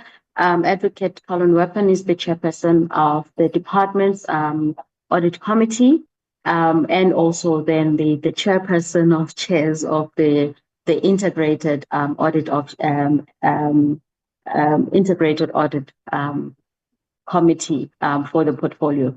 This gave rise on the need for us to basically ensure that we address the issues collectively. We're also learning in terms of best practice from each other. The intent, honorable members, is for us then to move to a clean audit as a portfolio within this administration. So I'd invite Advocate Weapon just to share a few words, Chair. And thereafter, just maybe moving on to slide 3. Slide 3 briefly highlights.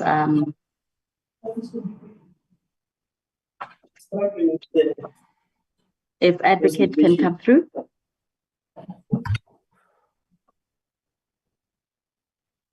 And CAE, if you could kindly mute. Thank you.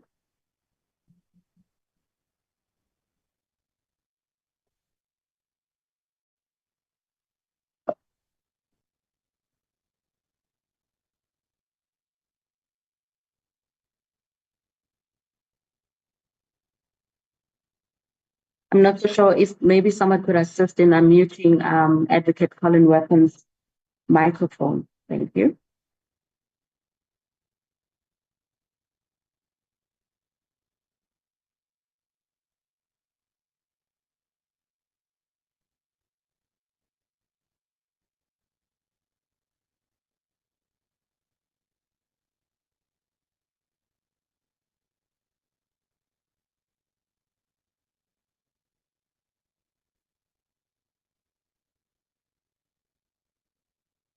Whilst I think we are struggling. May I then ask CAE, can you move to the next slide, please, which basically gives the overview.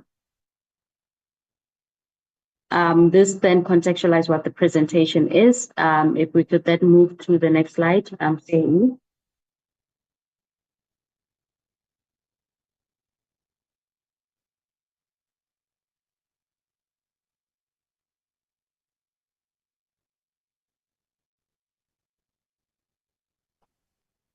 We're having a problem with the slide. You can speak to the meantime. Justice, rights to control to justice. You need the right, yeah.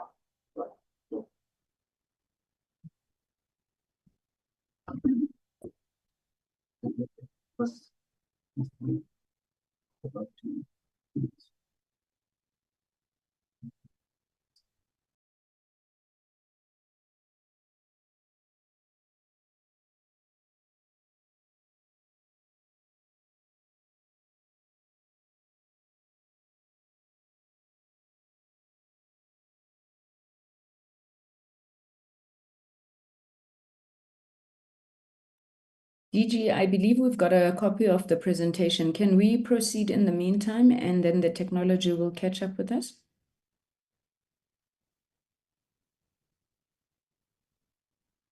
Thank you, Chair. Okay, Zayton has started with the presentation. Thank you very much. If we could then move to slide 3, Zayton, please. Thank you. So the purpose is for us then to present the audit outcomes along with obviously the AG recommendations, and also illustrate the progress that we've made in as far as then addressing the issues in the AG letters, and also looking at the implementation of our integrated audit action plan. Next slide, please. Just to give then the picture, Chair, and I think this obviously augurs well in as far as both the MTSF as well as the MTDP strategic direction with regards to a capable as well as a professional public service. And from our side is then our intent is to improve governance and performance of the portfolio, as indicated that we are moving towards a clean audit collectively. And then obviously this then ensures that we have a well-governed entities as well as the department. I'm happy to indicate that the department has obtained a clean audit for the previous financial year. And now we're also instilling the same practice across the portfolio. And this also then gives rise to effective management with regards to the audit process under the leadership of the various audit committees, and ensuring then for the effective integrated audit action plans, as we have now established the integrated audit committee. If we then move to the next, I'm going to now invite the CAE to then take us through. The CAE is also going to be joined also by the heads of audits, internal audit from our respective portfolio. As indicated, Chair, what we have done is that we have basically split the presentation in as far as then the entities, and I don't think we need to spend much time, the entities without much in terms of the findings, and we would want to rather focus on the entities with then the the material findings or as findings as highlighted by the audit by the AG, and therefore give confidence to the portfolio committee in as far as the work that we are doing there. CAE, I hand over to you. Thank you. Thank you, DG. Good morning, portfolio committee members, chairperson, ministers, deputy minister, board chairpersons, and the DG and the executive officers on the platform. If we can move to the next slide. It gives me honor to present the integrated audit action plan for the portfolio, and apologies really for the glitches that happened earlier on. Sorry, sir. I'm observing chairperson, there's my Sorry. chairperson of the audit committee. Yes, I've got a hand which I must respond to. Colin Repond. You have your hand up, sir. Do you want to come in? You are muted. Good afternoon, Chair, and good afternoon to the committee.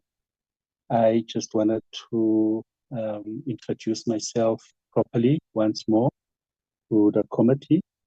And I also just wanted to ensure that the committee knows that I'm actually chairing the audit committee of the department. And I'm also pleased to announce to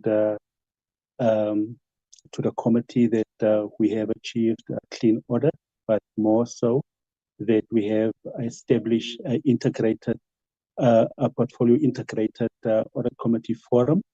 And this forum will then largely be responsible for ensuring that the whole portfolio moves to an improved status based on the issues and the challenges that they are currently facing. And I would also be happy to engage with the committee on a regular basis, if and when required. But thank you so much for the opportunity, and my sincere apologies for interrupting the presentation that the CAE will be doing. Thank you so much. Thank you. Thank you very much, Chairperson. Congratulations on the clean audit. We look forward to hearing that for all of the entities at the end of the current financial year. Can I hand over back to you, CAE? Thank you, Chairperson. Move to the next slide. This is a slide that is pointing out the categorization of our status of the resolution of the audit findings, resolved, in progress, not resolved. We can move to the next slide. Next one. It is important, honorable members, to emphasize the point that as DCDT and the entire portfolio, we are really echoing the accountability ecosystem as outlined by the Auditor General, and we are embracing and driving the process of ensuring that each stakeholder in the ecosystem play their role, the officials, the senior management, accounting authority, internal audit, the executive authority. They are quite significantly involved in the process of ensuring that the department, the portfolio is well governed and getting to a clean audit. Move to the next slide. Next, please. In doing so, what we've done in the department, I think the minister and the DG, they have already highlighted with the chairperson of the audit committee. What we've done, we've ensured that within the portfolio across, the governance structures are established, are in place. And in some areas where the structures are not in place, the minister is working hard with the department in driving to ensure that boards for all entities are in place, and also to augment the governance structure that is normally regulated. The department, working with the minister, we've established what we call the forums where we are driving integration so that we learn from each other across the portfolio and in addressing the governance matters and the portfolio matters. We can move to the next slides. Next. It is important, while we were just highlighting the abbreviations here, but I think it's important to give context that what we've done in this presentation, since we're working within the integrated process, we've just elevated the entities within this presentation that have got the matters that are affecting the audit report. Hence, then, when it comes to DCDT, Centec, NEMISA, FPB, ZNAT, they were categorized to be under the important matters within the categorization of AG. We have not necessarily incorporated them in the what's called in the presentation, but I think they can appraise the committee at high level in terms of the matters, because the focus is the prioritization of the matters that are affecting the audit report. Next slide. Next. Thank you. And then when it comes to the overall outcome of the portfolio, it's a comparative of over the past 4 financial years, but focusing on the 23-24, you are sitting with the MISA and DCDT having achieved clean audit outcome. SAPC, FPB, AGSA, USASA, Centec, they have achieved unqualified with findings. And then USAF, BBI, Postbank, they have achieved unqualified with findings. And CETA and SAPO, they have a disclaimed opinion. And also it suffices to note from the overall picture to say NEMISA has sustained the clean audit, and with the DCDT showing an improvement from the previous results. And then with SAPC also showing an improvement, as much is not the clean audit, but there's an improvement from previous. And also Postbank, as much as it has moved from a disclaimed opinion to an improved qualified with findings. AGSA and USASA, they retain their audit outcomes as previous. USAF, there's no change, and SAPO, again, there's no change. However, CETA has regressed from where it was in the previous year. And then also FPB and Centec regressed, and BBI regressed. Thank you. Next to the slide. Next. These are the high-level recommendations that AG has highlighted across the portfolio. It's about strengthening the record keeping. It's about developing an audit action plan. And the audit action plan, the emphasis is on the root cause analysis, not just developing an audit action plan. And then also it's about finalizing investigation and to enable consequence management and improve the monitoring controls when it comes to procurement and contract management processes. The filling of vacant posts is one of the key recommendations, and then also the inventory register in terms of its management. Next.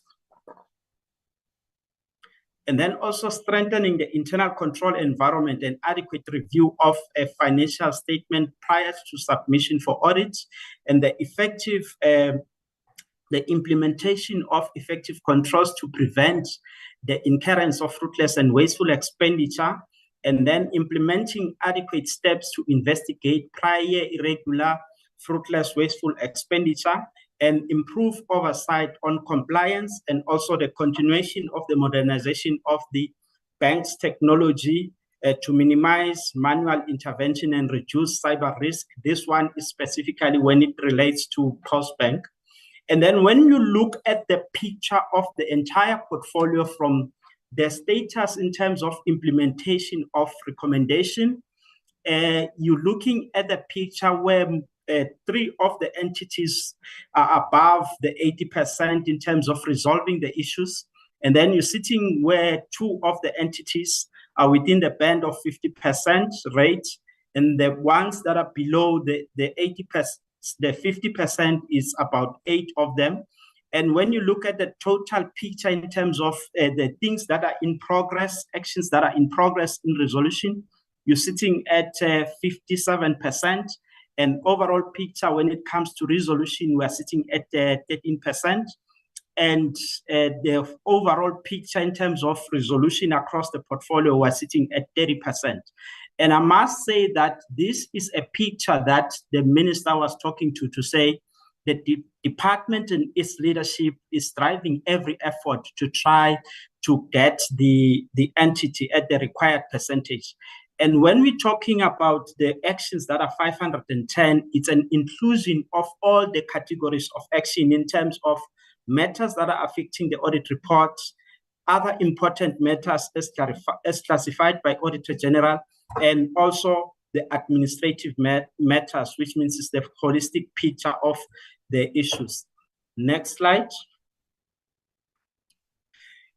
And then now I'll get to the point where I will then request the leadership from the entities just to appraise the committee about the matters that are affecting report in detail. And then later on at the end, I will highlight the key interventions that have been institutionalized by the leadership across the portfolio. The first one to come in, I'll request Mr. Tendai to take the committee through the SAPC one. Through you, Chairperson.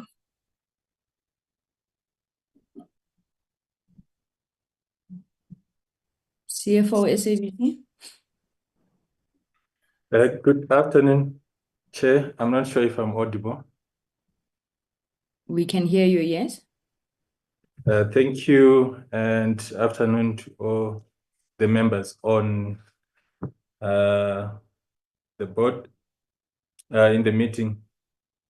We primarily have 3 areas of concern that we're still dealing with.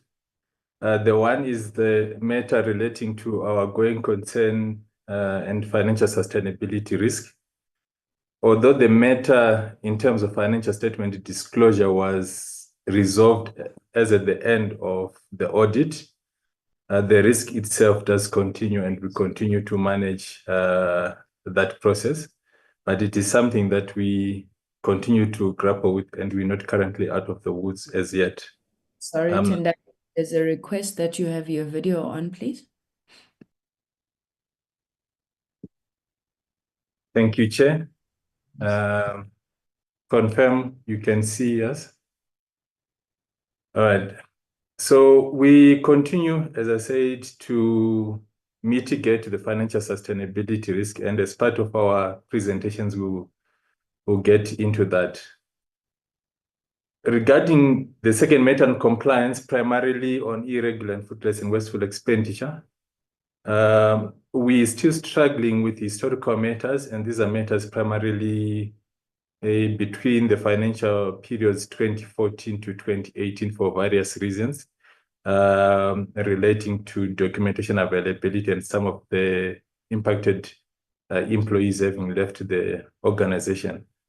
There are processes that we are undertaking to resolve that era in consultation with National Treasury, and out of those consultations, we'll be able to then take the matters to our board for condonation as the process may require.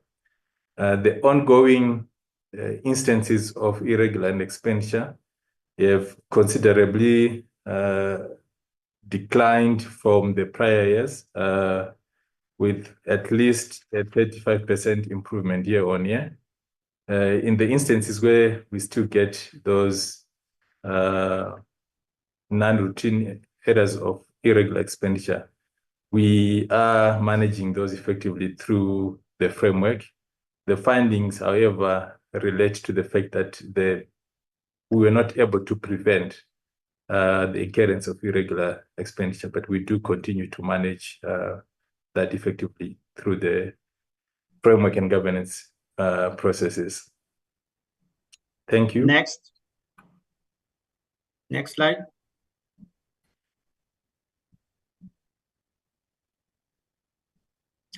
I'll request the post office CAE to lead us through the items of the post office.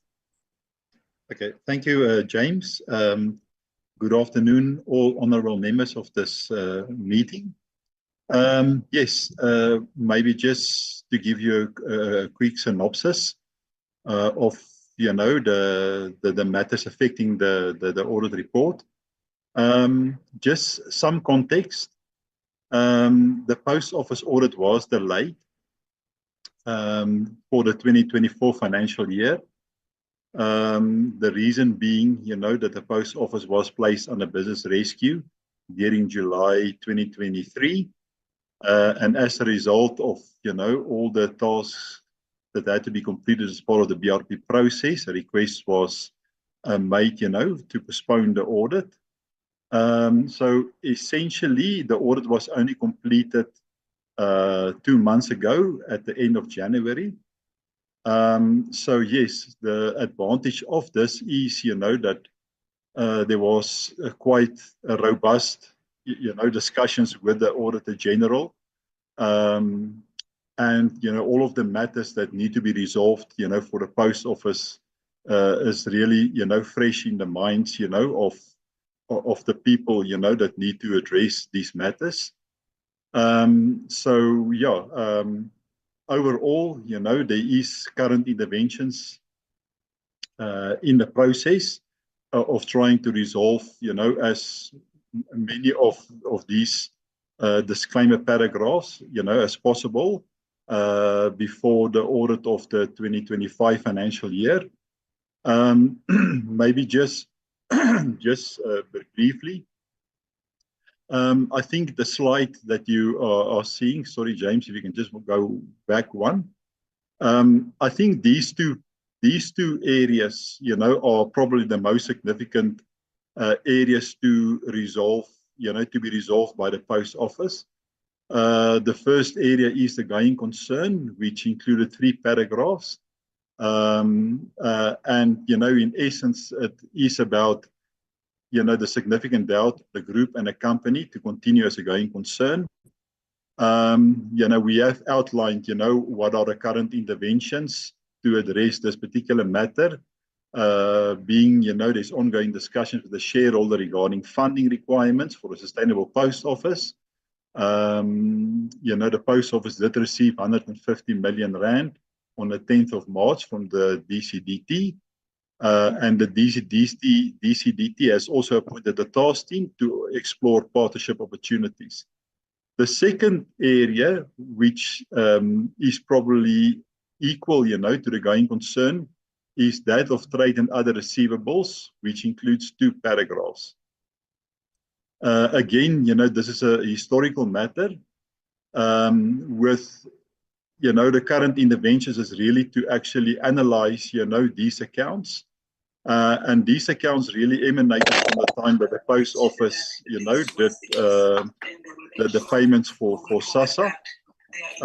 So again, there is current interventions. And hopefully, the post office will be able to improve. Pangalani, can you please mute? Weekly program signed. Pangalani, can you mute? Thank you. Sorry about that, Mr. Benedel. You may continue. No, not a problem. Thank you very much. Yeah, so hopefully, the position will be improved from the 24 financial year to the 25 financial year with the current interventions. Okay, James, next slide. Thank you. The next areas is all relating to accounting matters. And again, I think there is an appreciation of, what the concerns are that was raised by the AG. I can confirm, that there's already interventions underway to address these and to ensure, that these accounting matters are then resolved for the 2025 financial year. Without going into, the details of these, the information, is available. James, maybe just the next slide as well. Again, some of these things also relate to prior years. And because, of the issues in prior years that could not be resolved at that time, it does have an impact then, on the following years. And these 3 paragraphs, which you actually then see in this slide, really is those matters that could not be resolved at that time, which had then an impact, on the opening balances of the following years. However, interventions and action has already been taken, to address these. And then hopefully, in the 2025 financial year, these will then, be able to be resolved. Next slide, James. Again, these 2 paragraphs also deal with, accounting matters. And some, is really also an accumulation, of all other aspects that, were not accounted for, in a proper manner. And again, by addressing all the other issues, it should also eventually be able to address these. And then I think there's one more slide, James. Oh, no, sorry. Yeah, maybe just to conclude in terms of this, although the overall audit opinion is unchanged from the prior year, I think, during the 24 financial year and also the 25 financial year, significant effort has been inserted, by the organization in order to try and address these holistically. From the 23 to the 24 financial year, the number of disclaimer paragraphs, have improved, as well as the number of total findings for the post office. So, I can actually confirm, that, I think that the post office is currently in the ongoing improvement cycle. And hopefully, all the work that has been put in by the post office over the last 2 financial periods, will actually soon then, bear the fruits. And hopefully, that going forward, it should actually then also have an impact then on the overall audit opinion. Thank you, honorable members. Thanks for the opportunity. Thank you. Thank you. Right now, we'll request upon Postbank with Sani CAE to take us through. Next slide. Thank you, Chair. I will start with the background on the outcome of the 2023-2024 financial year audit outcome. For the past 3 years, Postbank has been stagnant on the disclaimer opinion. In the 2024 financial year, Postbank has achieved an unqualified audit opinion. There were 3 major findings in the past that we needed to resolve to improve our audit opinion to qualified audit opinion. One of the major findings was in relation to the reconciliation between BankServe and our core banking system, which span over 5 years. This is the audit finding that resulted in us not being able to submit our financial statements on time. We were only able to submit our financial statements on the 30th of September 2024, with the finalization of the audit in February 2025.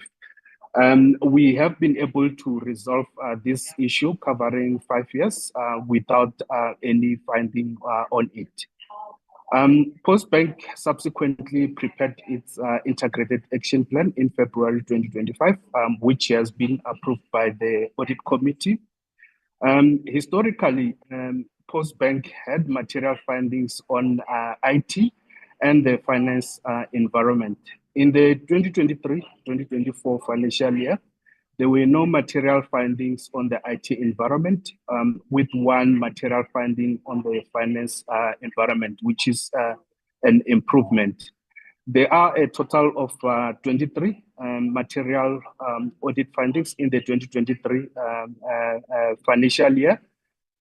Supply chain is currently a setback within Postbank, which makes up 65% of the material audit findings, which are 15 findings out of the 23 findings. Mr. James, if you can go to the previous slide. Thank you. The first 2 findings, this is the finding that had an impact on the annual financial statements. Basically, if we were able to resolve this finding, we would have obtained an unqualified audit opinion. This finding relates to separation of transaction, which are BioPay transactions, into over-the-counter and cash pay point. Postbank was not able to provide AGSA with a split of these transactions. As such, AGSA has given us a material finding, which has an impact on prior period error, impairment charge on receivables, and also the cash flow from operating activities. To resolve this issue, we basically needed to obtain transactions from SAPO which relate to OTC. We already have transactions relating to cash pay point. We have contacted SAPO already to obtain the transactions that are going to assist us in splitting the transactions. And we are currently in progress of working on splitting the transactions. And we are on track in resolving this issue before the submission of the 2025 financial year. Finding number 2 relates to compliance. Compliance, I've already indicated that we have submitted our financial statements late. And again, there were material adjustments that we have done on the financial statements for us to get to a qualified audit opinion. To address this late submission and the correction of financial statements, we have prepared an annual financial statements preparation plan, which addresses all critical steps that will ensure that we submit complete and accurate set of financial statements as at 31st May 2025. This includes sufficient time to conduct the reconciliation process and the review of the financial statements to ensure that material issue adjustments don't recur anymore. Next slide.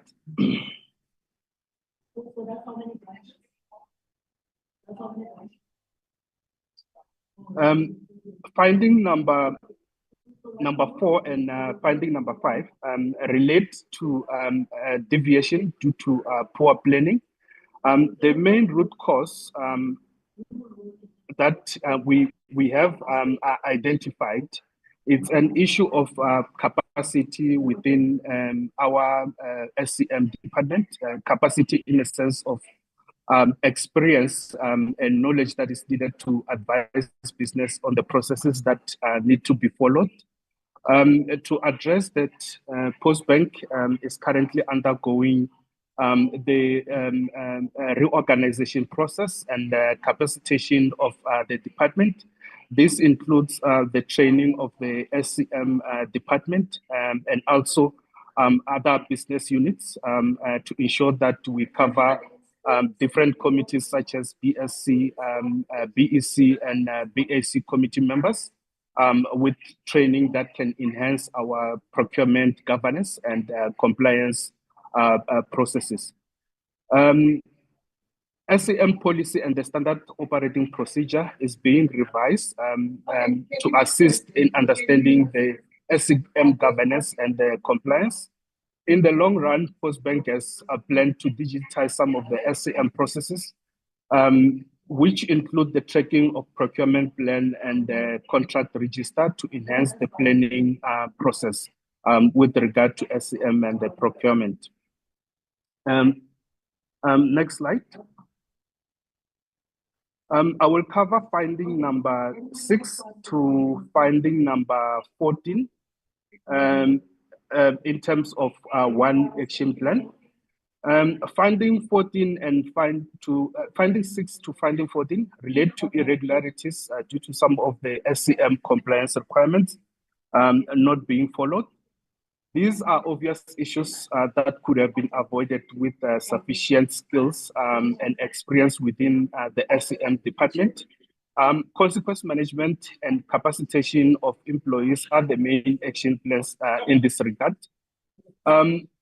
Finding number 5 to finding number 12, as per the AGSA report, have already been referred for investigations, and this investigation is expected to lead to disciplinary action and consequence management action, including the condonation where applicable. Consequence management relating to these new findings is expected to be concluded by July 2025. Capacitation training and revision of the SCM policy and the standard operating procedures are the same actions that are already covered above. Finding number 16 to finding number 18 relates to fruitless and wasteful expenditure. This has been incurred as part of the backlog that have not yet been addressed by Postbank. We have already identified high-value transactions coming from the backlog transactions, which we expect to close between September 2025 and September 2026 as part of the implementation of the consequence management. Next slide, which is finding number 19. Next slide.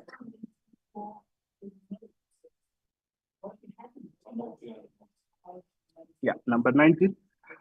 Finding number 19 relates to documents not submitted to AGSA for audit. These are procurement documents. This was as a result of reliance on SAPO for record keeping. Postbank, as an interim measure, has implemented a SharePoint repository to ensure the storage of the SCM records. In the long run, a comprehensive document and contract management system will be implemented. Next slide.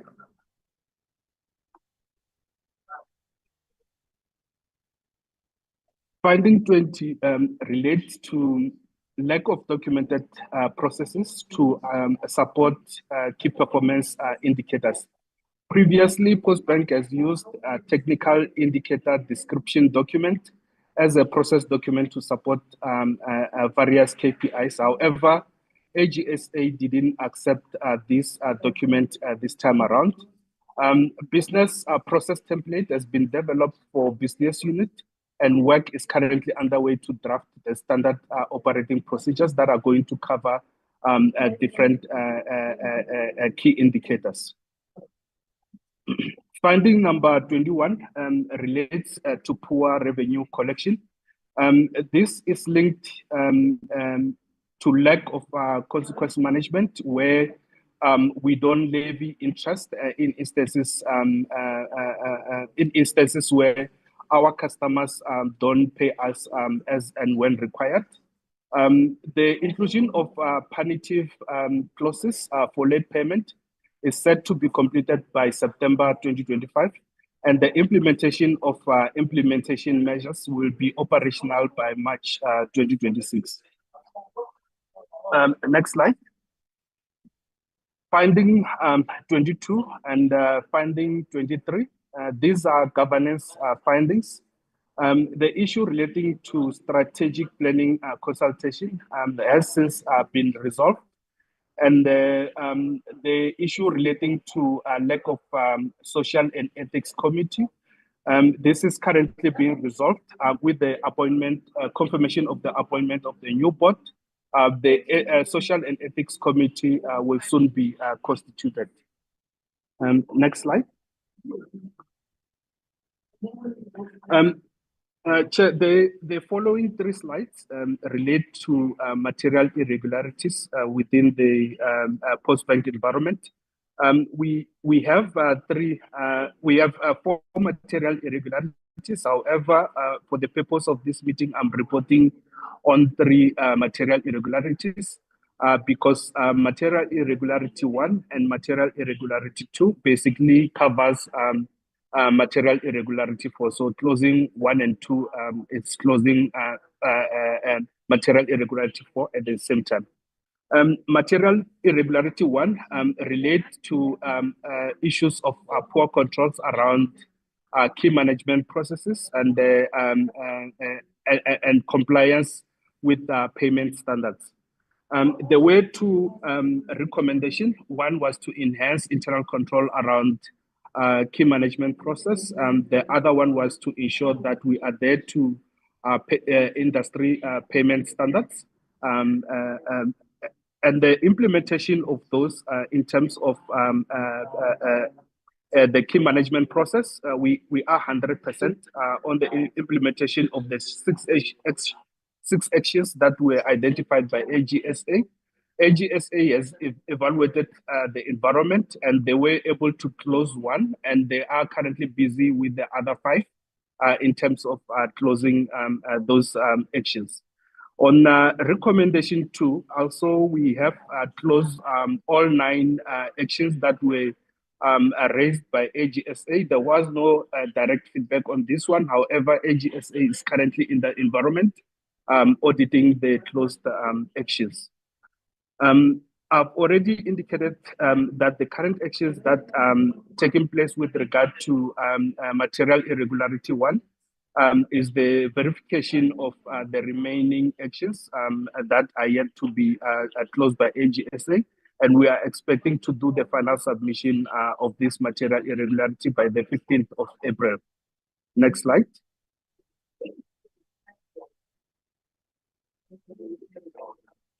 The next slide relates to cut management processes. On this one, we have implemented 3 out of the 4 actions. The reason why we have 1 action remaining is because we are currently issuing cuts and also taking the gold cards out of the system, which is part of the action plan that is remaining.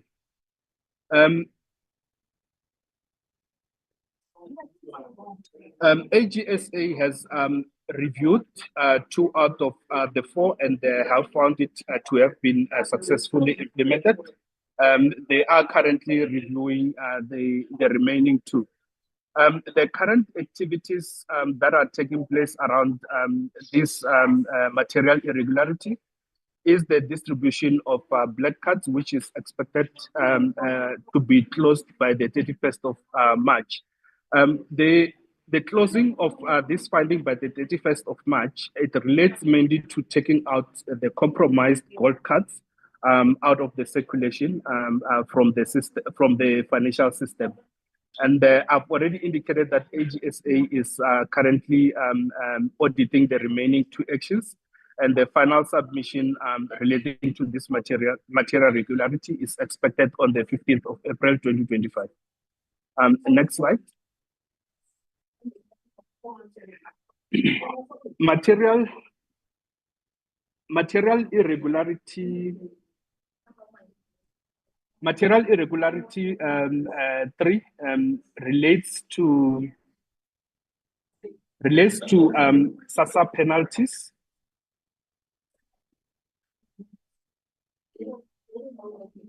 Material irregularity 3 relates to SASSA penalties. While Postbank was still part of SAPO, there were delays in payments or non-payments to customers that resulted in SASSA levying penalties against SAPO. These penalties were then pushed on to Postbank and are currently reflected on the Postbank financial statement, and AGSA has raised this material irregularity against Postbank as a result. This material irregularity was meant to have been implemented already, and we are behind on the implementation of the recommendation by AGSA. As a result, AGSA has already returned back to Postbank, indicating that they are currently taking appropriate actions on the non-implementation, and they will get back to us to inform us as to what are those actions. However, in the meantime, Postbank has been trying to find a way to close this issue. And we have gone through different documentation relating to the communication on the penalties. What we have noted is that these penalties were letters coming from SASSA, going to SAPO. Again, the invoices that have been issued by SASSA were against SAPO. And again, looking at the timelines as to when the contract relating to SASSA was ceded to Postbank, these penalties were levied at the time when the contract was still sitting with SAPO. as such, we have sought a legal opinion to try and see if indeed these penalties should have been penalties that should have been pushed back pushed down to Postbank. And the current opinion is that these penalties are not Postbank penalties. And the way forward on this, we are going to be engaging SAPO around these penalties. And then we are also going to conduct further investigation to see if there are employees who are Postbank employees who are involved in these penalties. And based on that, we will be responding to AGSA around this material irregularity. That's it, Chair. Thank you. I would like Sita to come through and be precise to the point. Thank you. Thank you, James. Good afternoon, Chair, members, ministers, and deputy ministers, and colleagues, and I guess board members. Chair, post the conclusion of the CETA audit, CETA, AGSA, and the board had a 2-day work session, and the purpose of the session was really to understand where things might have obviously gone wrong, or have gone wrong, not even might have gone wrong, and also to address some of the disagreements that arose during the course of the audit. And I can report, Chair, that it was quite a successful 2-day workshop. We managed to find one another with the AGSA, including agreeing on what will be considered as adequate audit evidence. And the whole process culminated into this audit action plan that I'll be presenting, and I will be brief as advised by the CAE of the department. We have grouped the items, Chair, based on mainline items, so it's not the full list of the 100-odd findings that are there. As the main categories, how we've categorized it there.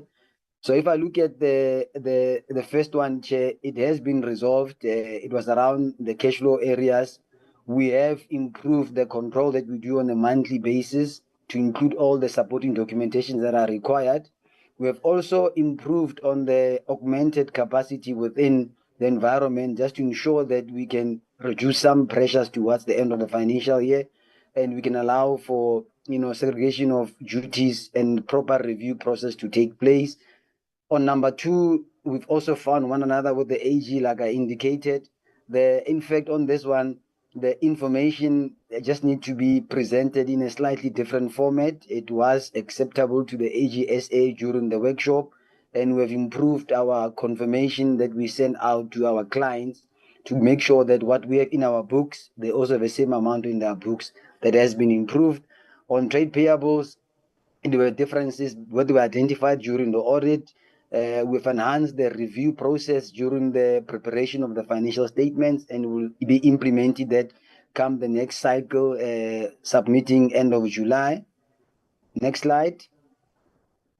Sorry, CFO, I'm told here that you want to throw things into the clouds, into space with satellites, and you are starting to practice with your own face that's in the cloud. We can't see it properly here. Oh, let me feedback. Apologies. Can you see me now, Chair? Much better, thank you. Apologies for that, Chair. So if I move on to number 4, Chair, that has been resolved. It was just an issue of not having enough capacity to provide the AGSA with the supporting documentation timelessly. So we are reviewing all the transactions and making sure that we store all the information on a central folder to make it easier to provide to the AGSA. On number 5, equally, we are reviewing all those transactions to make it easier to access. We have also reconfigured our system, Chair, to make sure that we are able to print all the supporting documentation. We don't have to print them one by one, which wasted a lot of time and resulted in us not meeting the 3 days turnaround time of the AGSA. Number 6 is resolved. There were mapping challenges on the system we're using to prepare financial statements. That has been resolved. We've also developed a template that will be applied in this round of financial statements. And the last one, equally, Chair, there's a template to ensure that we can pick up differences on the annual report and the figures that are included on the body of the annual report and the financial statements. So those have been addressed and we have corrected them accordingly. Next slide. The number 8, Chair, the system we're using for the financial statements, the errors and the misalignment has been resolved. I think maybe the one point that I would like to raise, which I think it's a generic issue, the minister has appointed an interim board, and that will definitely enhance the audit process, and more specifically the oversight during the course of the audit. On the PPE, property, plant and equipment, which also it covers the intangibles, it was a matter of capacity which was really limiting us there, Chair. We can report that we have brought in more capacity, so that should take care of the delays experienced in that environment. We are also have been training our resources within what is expected of the relevant accounting standards. We have improved our system. We've got a system that we utilize for asset verification. It's live. We are currently verifying all our assets. We should be finalizing that process by the end of this month. Next slide. We've grouped also the operating expenses. There were a couple of items on this line item, Chair. We are currently reviewing all the expenses also. When I say review, Chair, I'm not saying that expenses are valid. What we are doing is to make sure that we have all the required supporting documentation in one central place, so that when the AGSA requests for information, we don't have to go to a couple of areas or a couple of officials to get all the supporting documentation. We are now having at one place to make it easier for us to provide those documents to the AGSA, and that process should be concluded by the end of April.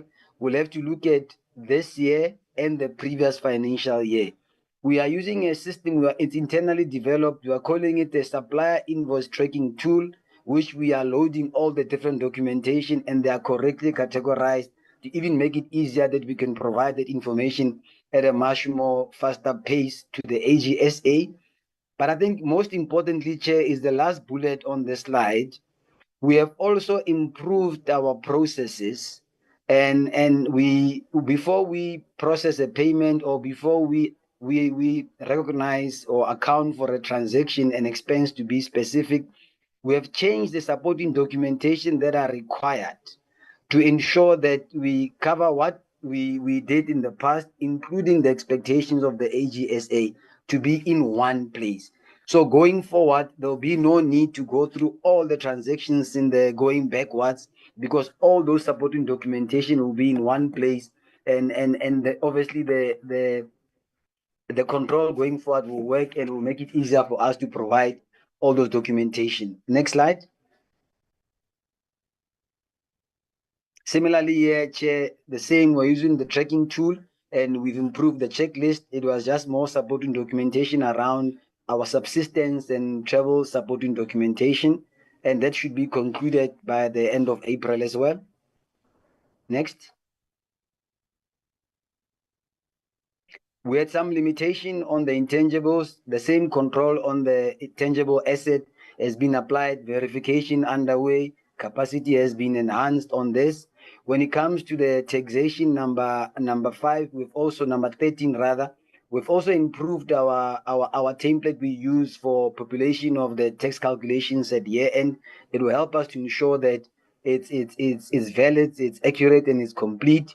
We're also going to be using tax experts just to help us with the review of the final calculation. It will be done internally, but the review thereof, they will come in and ensure that they can identify matters before we even submit to the AGSA. Next slide.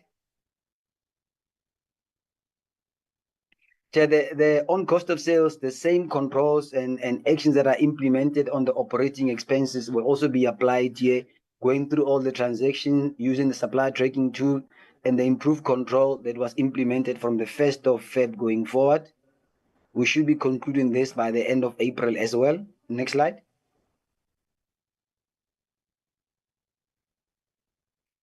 Number 15, we've got templates implemented now, so we shouldn't really have a challenge going forward on this one. It's in fact is resolved. Similarly to the next one, we had challenges when it came to records for minutes, mainly it was the board minutes and the subcommittees. It was caused by just the changes of the company secretaries, which then had an impact on the documentation. So that has been improved. We have developed a system which lists all the meetings, all the records are submitted to finance for purposes of payments, but we also have a register of minutes at every quarterly meeting. The minutes of the previous meeting are prioritized and they are approved and filed accordingly to obviously address what happened in the past. So I can safely say that has been addressed going forward. Those registers are in place. When it came to consequence management, it was taking too long to process matters that were within the consequence management process. We will be using, as a temporary measure, getting capacity from our legal panel to help with that. But going forward, we're also training our own staff, Chair, just to make sure that we can have that expanded capacity internally to handle these disciplinary matters. Next slide. One of the findings was also on supply chain. I think the next three are on supply chain, Chair, 18, 19, and 20.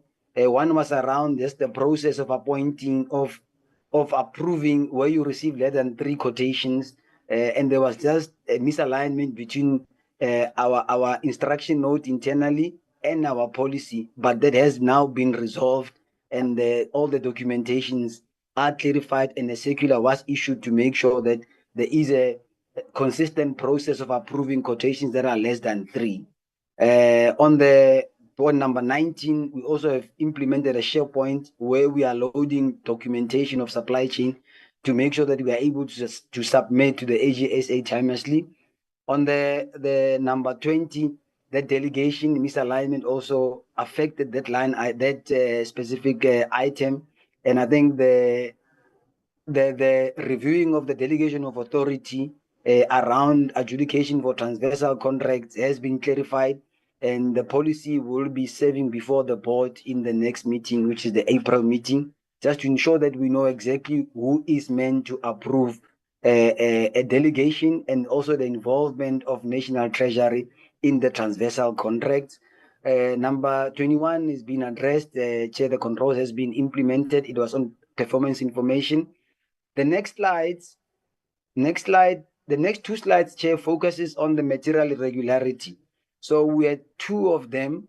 One was on payment for licenses that were not utilized, amounting to 23 million rand. The process went through from the beginning to the end, where there was an investigation, it was concluded, and the communication thereof was provided to the AGSA. And what came out of that process, Chair, is really the controls that needed to be implemented to avoid a recurrence of this matter. And the controls are on the maybe on the left-hand side, Chair. This matter has been referred to the SIU by the AGSA. The board did consider this matter. The board then definitely was not questioning AGSA powers to refer matter to the SIU. They just needed a bit of clarity so that we know what to do should such instance recur, which we hope it doesn't recur. But more back on the controls, Chair, on the controls implemented, we have then improved how we contract with our suppliers, just to make sure that before you contract with our suppliers, we should have a formal commitment from our clients to make sure that once you've committed, there's no turning back, and there is a back-to-back agreement with our customers. So that control has been implemented. And for transaction, where possible, where you're utilizing a license, we are making sure that we use a pay-as-you-use model. which means if you don't utilize the licenses, you don't have to pay for them, which was the case on this one. It was not pay as you use. We were getting the bulk licenses, they were all activated, and if you don't use them, you still pay for them anyway. And we also are keeping records of all the negotiations during a procurement process. When we went back to this matter through the investigation, some of the records of the negotiations to identify where there might have been a change in the negotiations were not kept formally. That has been improved. All of them are kept to make sure that if we need to refer back, we've got a formal records to go back to. The disciplinary processes and the recovery where applicable, that process is currently underway, and we're hoping it's going to be concluded as soon as possible, so that by the time we get to the audit for the 24-25, that process we can then report on conclusion or on its conclusion. On the next one, it was for next slide. So we paid about 1.5 Sorry, to Mr. a. Tawa, you need to move a bit faster. Hey, we're ready and This is the last slide. This is the last Thank- slide, Chair. So it was amount that was paid that was, we didn't really get value then. Subsequently, value was received, and there's still AGSA is still concluding on this matter. In the meantime, we have developed a policy that looks at sponsorship on donations with clarified roles and responsibilities, and the related disciplinary processes were concluded then. This is the end of the presentation. Thank you, Chair. May I ask you, Yusuf, CFO, to come on board, and may I also ask that you get to the point?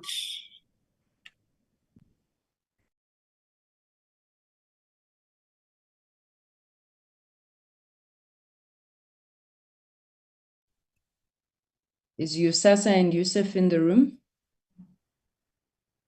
Yes, I am. Apologies, Chair. I didn't notice that I was muted. So I'd like to greet you all, Chairperson, and all protocol observed. I will follow the instruction that you from the previous presentation. I will try to be precise. I'll present two entities, which is USAF and USASA. So I'll try to beat the time, maybe 10 to 15 minutes. I hope I'll be on time. Chair, my CFO will take the questions and give us further information. But what I will do is that I'm going to make the presentation quicker. So basically, Chair, in terms of this integrated audit action plan, we had audit findings under USAF, and the main part of these audit findings under USAF was more on the inventory control. So from number 1 to number 6, they are talking about the inventory and stock management. So if the committee agrees and the chair agrees, I'd like to just go through the audit findings themselves up until number 6, and then I'm going to respond in terms of what has USASA done to resolve all those findings, other than going from one finding and try to provide a response individually. However, our response will be comprehensive to cover that. So, Chair, in terms of the findings we had findings on inventory qualification matter from the previous year, which was not corrected in the current year of audit. So there was an issue of opening and closing balance not aligning from the previous financial year, which was found not to be still addressed in the new financial year. And with the inventory register that did not agree with the annual financial statement, and also with the challenge around the non-compliance, which resulted in possible financial losses to stock unaccounted for. We had inventory that could not be found on the floor. We had inventory that could not be traced to inventory register. We had a finding also on inventory redemption, where there were differences between the verified installation as per the redemption schedule and the auditor's recommended recalculation. So as management, we look at these findings, Chair and the committee, and we've put the following measures in place and what we've done to address that. Number 1, USASA started doing its own inventory count other than relying on the service providers. We did our own, so we had 2 inventory counts. We have a half-yearly inventory count and we have an annual stock count. And both, one has happened in April, the previous financial year, and the previous last year, let me say, and also another one happened now in December. And out of those committee, what we have done is that we collected a report which was then going to respond to have an accurate number of the opening and closing balance on both of doing the stock count by providing a digitalized way of doing the stock count itself. And then what we have also did over and above that, that inventories that were damaged, obsolete or untraceable were going to be written off in our report. We're proposing that those ones be written off. We have submitted the report to the board, which has been approved. And also USASA, in terms of those stock that could not be found, what it has done, we have issued a letter of demand to Centec pertaining to the stock that could not be found or accounted for that was with installers. So what happened was some of the stock, the installers, they keep them with themselves and they don't install. So when we do inventory, we cannot be able to count that. So we instituted consequence management and invoke our SLA recovery processes. So we have sent formal letters to Centec. We also have engaged SAPO around those issues to ensure that there is consequence management for the stock loss and theft and all that type of stuff. Next slide, please. On this one, Chair, there was a finding on USAF on limitation of scope of inventory, which was held by Centec installers, and that we can say is ongoing. The previous response applies in this regard, in terms of the letters we are sending to Centec. And also, there was also a finding on non-compliance, which resulted in possible financial losses for the stock unaccounted for. So what we have done, Chair and the committee, is that we have instituted a digitized process, which is a USAF tool that we have procured that will track all the devices, the deliveries, and the installation that have been made. And this will create and provide visibility and ease of accounting from USASA point of view to say stock is at what time, when, and who's using it. So USASA has a stock depletion plan, which commenced from November 2024 and is to be finalized to deplete the stock being kept at SAPO, as this will eliminate most of the audit findings. And what we have done, as I said before, Chair, is that we've instituted legal action in terms of the installers who also have the stock through Centec. Next, please. And on this one, Chair, on USAF, there was also an accounting error where there was a difference between the creditor's confirmation and the annual financial statement. That one, Chair, is in progress because we've met with Centec and we agreed that the difference in terms of the differences which were caused by the unverified POE for invoices need to be submitted to USASA. So the POEs and the invoice which were provided, they were not aligned, and the USASA implementing prudent and diligent financial accounting, we cannot pay for any invoice that does not have a verified POE. So that was the current challenge that we have.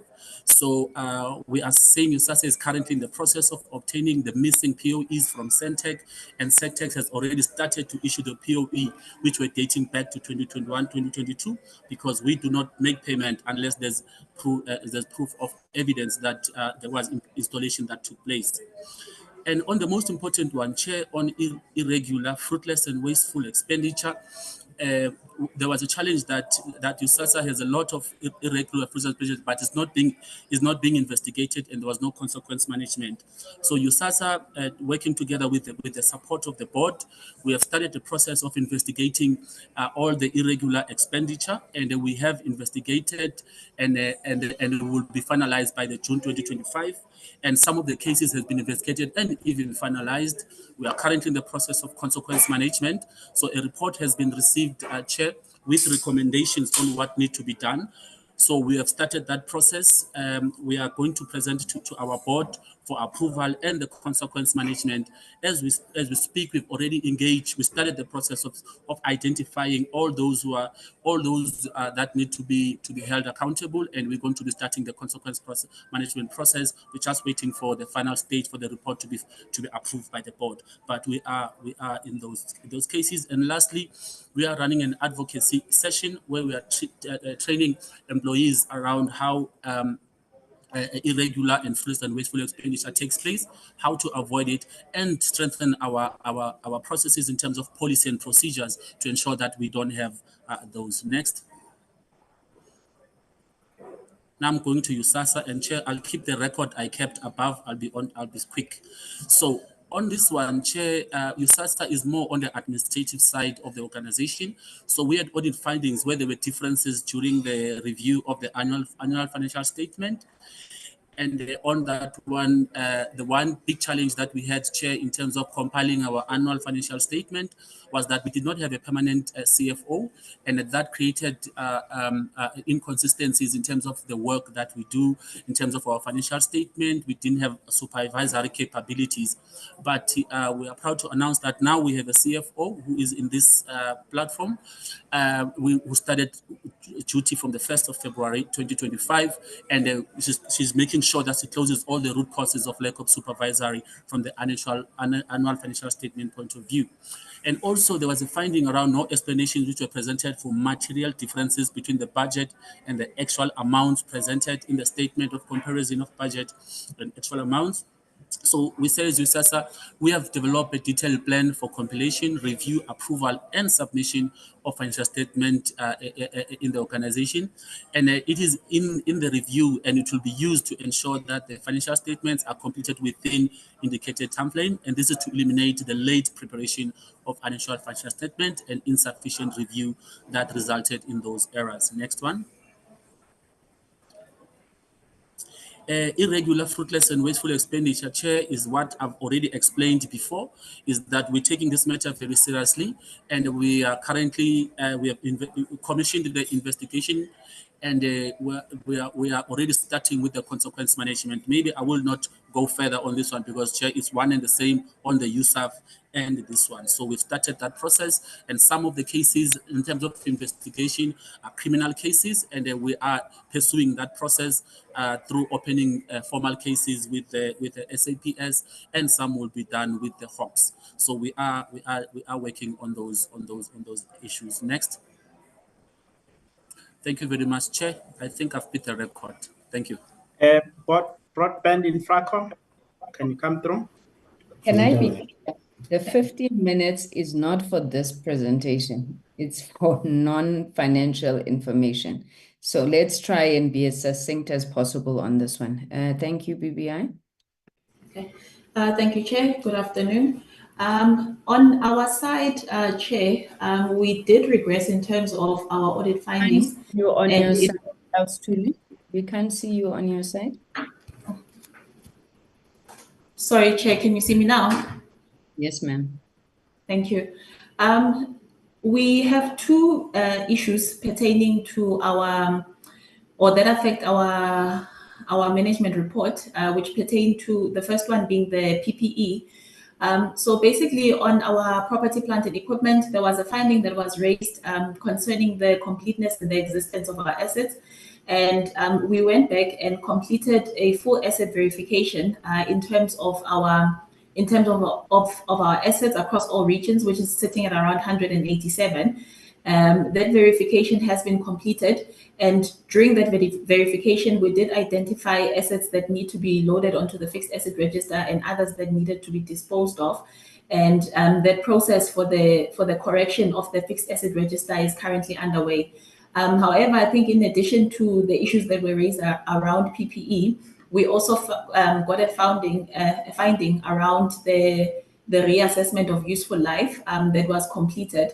And as such, for us to be able to close the chair, we have gone out to appoint a service provider that will be able to assist us with the reassessment of useful life, so that we are able to close this finding.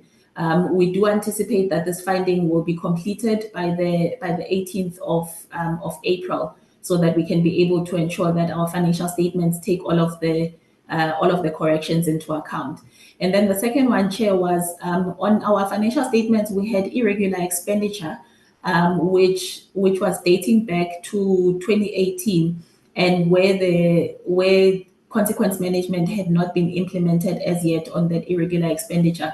So from the irregular expenditure, we have set internally in terms of the loss control committee, and investigations have been conducted pertaining to this irregular expenditure. Consequence management is currently underway on some of those, and others have been completed. And the condonation of all of these old irregular expenditure will be tabled to the board so that it can be condoned. And in addition to that, we have also appointed a contract specialist that will be focusing and managing our contracts, because most of our irregular expenditure pertains to contracts that were not extended on time. Chair, those are the only two on my side. Thank you. May we move to the next slide, please? Next. Chairperson, in conclusion from the side of all the other entities, and I think then we will also allow AGSA probably to give the overview. The Minister and the Director General, as indicated earlier on, we have established the Integrated Audit Committee Forum with a clear mandate to provide oversight on this process, and also ensuring that the focus of resolution of the issues is on the root causes and driving the permanent resolution of the issues, embedding controls in the environment. I'm not going to talk to point 3 because the Minister has addressed it extensively in terms of the governance and compliance workshop. Next slide. Yeah, also the other process, we are working closely with the CFOs in terms of, they are working closely with management in terms of the technical advice and driving the prioritization of the development of the Integrated Audit Action Plan. The Chief Audit Executives also are working closely with management, providing the independent assurance, ensuring credibility of the implementation rate. And also internal audit is not just doing it from the side of assurance, but also providing advisory services. And also from the side of DCDT, we have also established a process whereby we review the submissions of the integrated audit action plans, and we engage in the forums in terms of the areas for improvement, and that forums also facilitates the process of learning from each other to better the environment. And also other things that were evident in the process is the submission of financials late. Entities were required by the department to submit. Entities were required by the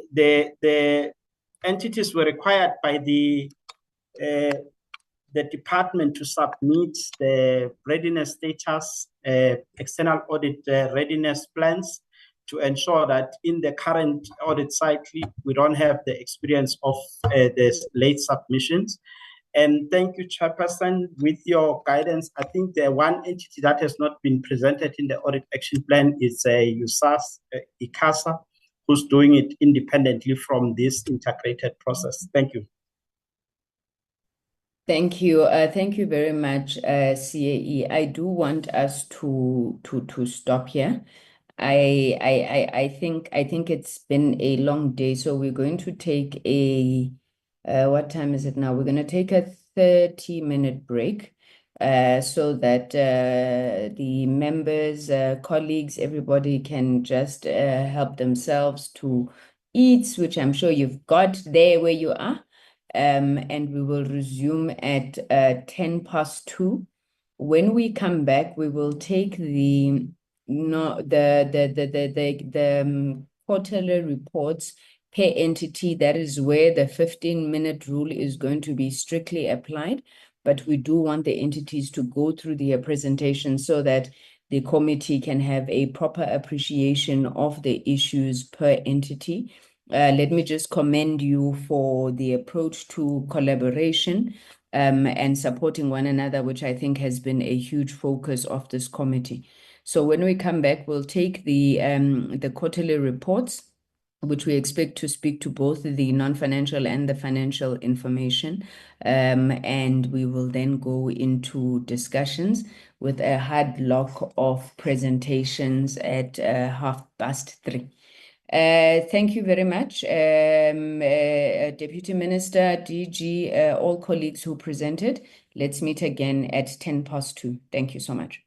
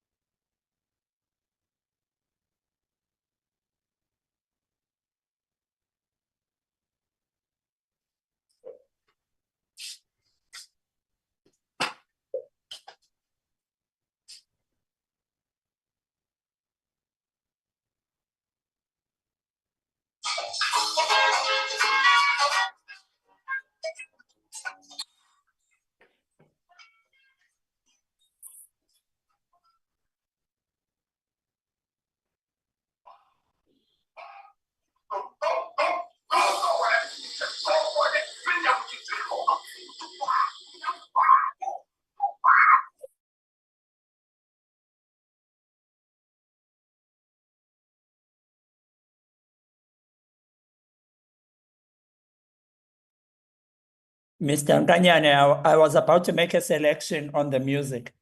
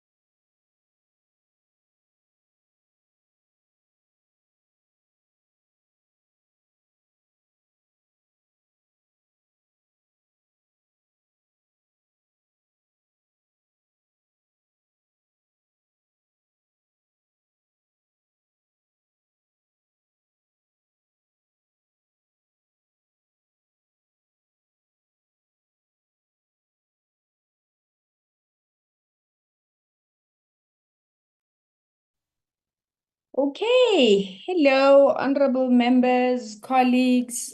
I see we have dropped in number. Some people didn't come back from the lunch break. But yeah, I hope you're feeling a little bit more refreshed. We're about to enter the graveyard shift. I hope you stood up, walked around, took a couple of slow mags, anything you need to do to stay awake. But thank you so much for your patience and your participation thus far.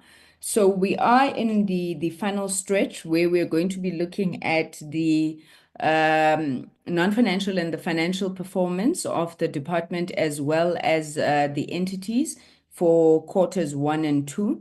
I did have a suggestion from one of the members that perhaps in the next term we should look at breaking this over 2 days so that we're able to allow for sufficient deliberation on the issues. I think that's something we'll take up when we're looking at the committee program to see whether it can be accommodated.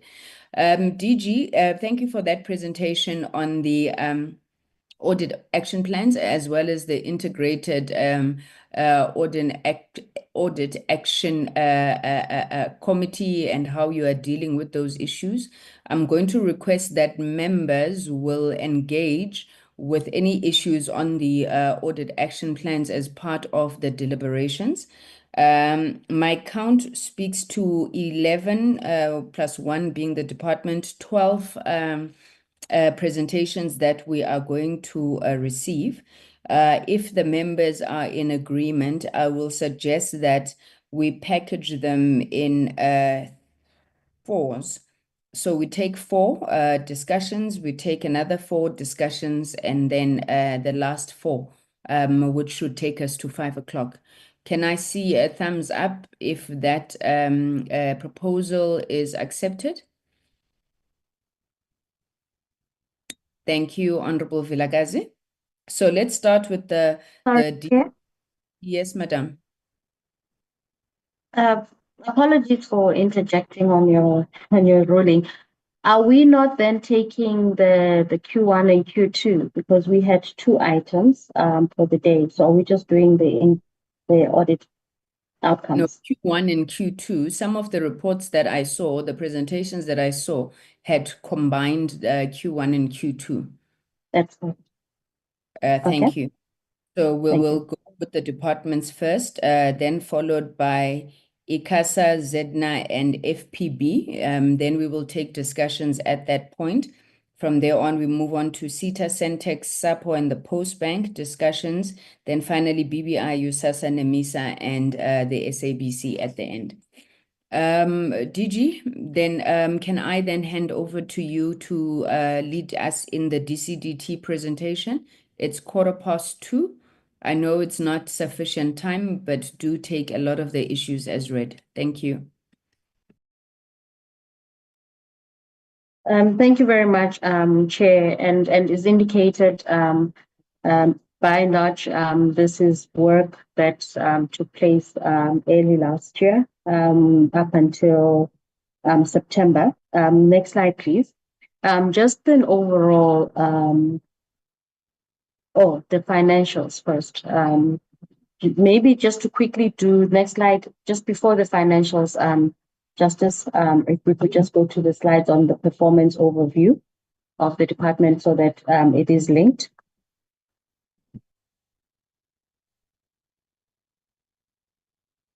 And maybe to indicate then this is not that's the budget, the financial performance of the department. I mean the performance of the department. Thank you. We had 92 targets in terms of Q1, and then also under Q2, 69 targets.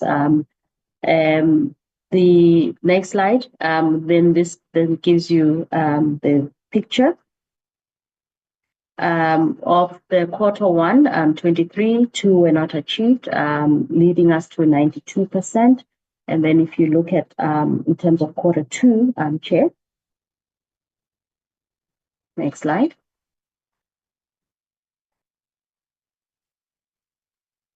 The next slide, please.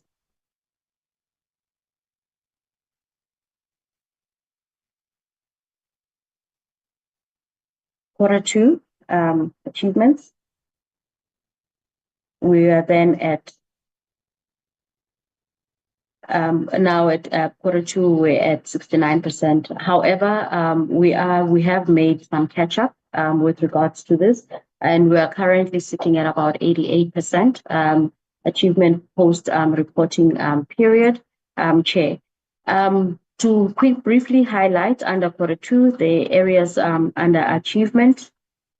Under achievement, I will not talk to the ones in terms of us achieving those.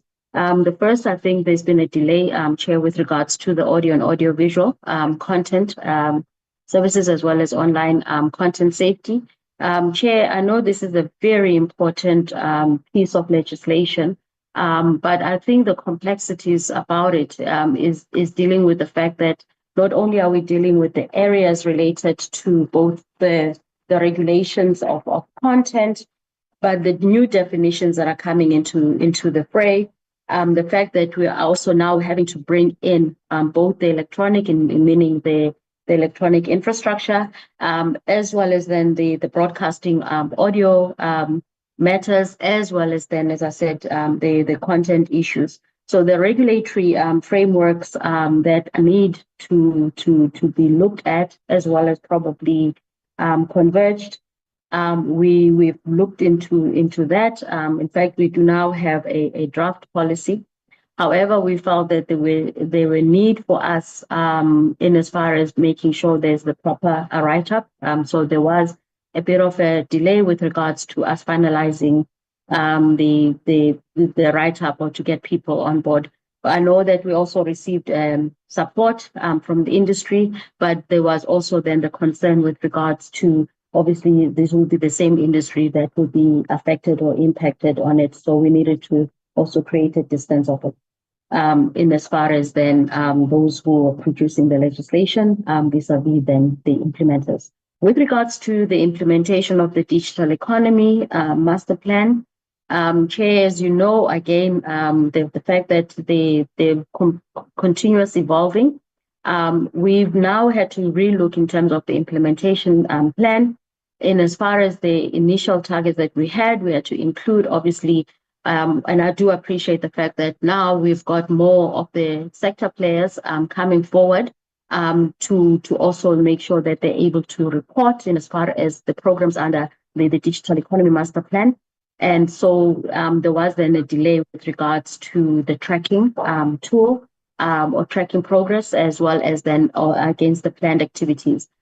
Safe to say, Chair, that we are now on par. We did a catch up in Q3, and now in Q4 we're just ramping up within the last of the tracking and awareness programs that are going out, and we will be consolidating and to give an assurance that we will meet the end of the year target.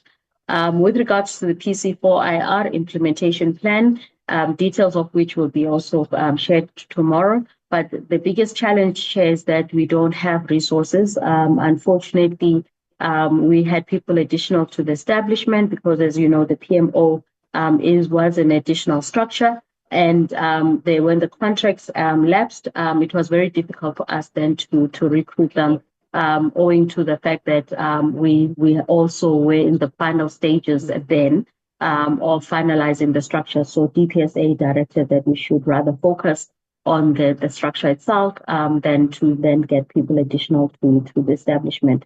Nonetheless, what we've then decided to do is to basically split the work within the PC4IR along with the respective programs in the department, and then we have the DGO consolidating the work.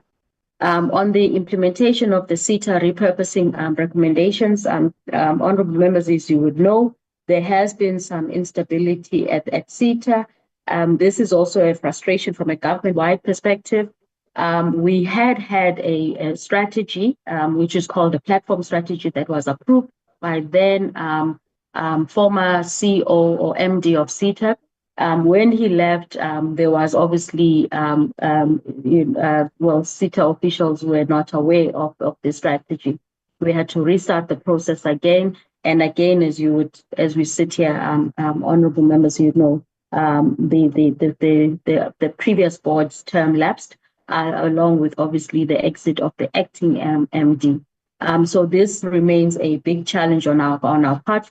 In terms of the mitigations or interventions, what we are then looking at is then looking at the issues of how do we improve SETA's performance. We're currently busy right now looking at that particular review. I think what we've then opted to do also is to source the services of external parties. In this regard, it's the DBSA to assist us with this work. And then on the 80% increase in terms of the integrated action plan against the NSP and the gender-based violence, just to indicate that the work was done. What was then the delays here was consolidating the inputs in terms of both the industry and looking at obviously the data that is being collected from our ICT BBB Council, but also looking at the work that is being done by our entities. And we are also then effecting a catch-up plan. Next slide, please. Chair, then if you look at just quickly ramping up the issues under achievement, on the implementation of the digital and future skills strategy, the coordination of this, I think the delay was on the fact that we needed to put the digital skills forum in place. We've subsequently done that in the outer years. We've had a number of workshops and engagements, and I think also consolidating and finalizing with regards to two MOUs. The traction on terms of the actual programs itself, looking at critical areas in the digital skills. Our focus remains in terms of the high-end skills as part of then making South Africa competitive and focusing in terms of your AI as well as your machine learning programs, coding as well as the IoT programs. On the national AI policy framework, what we then did here is that there were stakeholders post the closure of the public comment, who then requested additional inputs to have on this. And we've then subsequently had to then engage with relevant stakeholders. And then the issue now was also then getting then the sign off within the relevant structures. We are also, I think, we are on par in terms of meeting the annual target. And then lastly, on the two monitoring reports on the participation of women, youth, and people with disability, Chair. Here, whilst our focus was then measuring in terms of the procurement and getting the necessary information, again, this meant that we needed to get the information as far as then both procurement and SMME participation, and looking also the issues of employment and equity. And this was delayed, and we are making efforts to do the catch-up. I would like to now hand over to the CFO, honorable members, to then just quickly give you the preview with regards to the financial performance of the department. Thank you.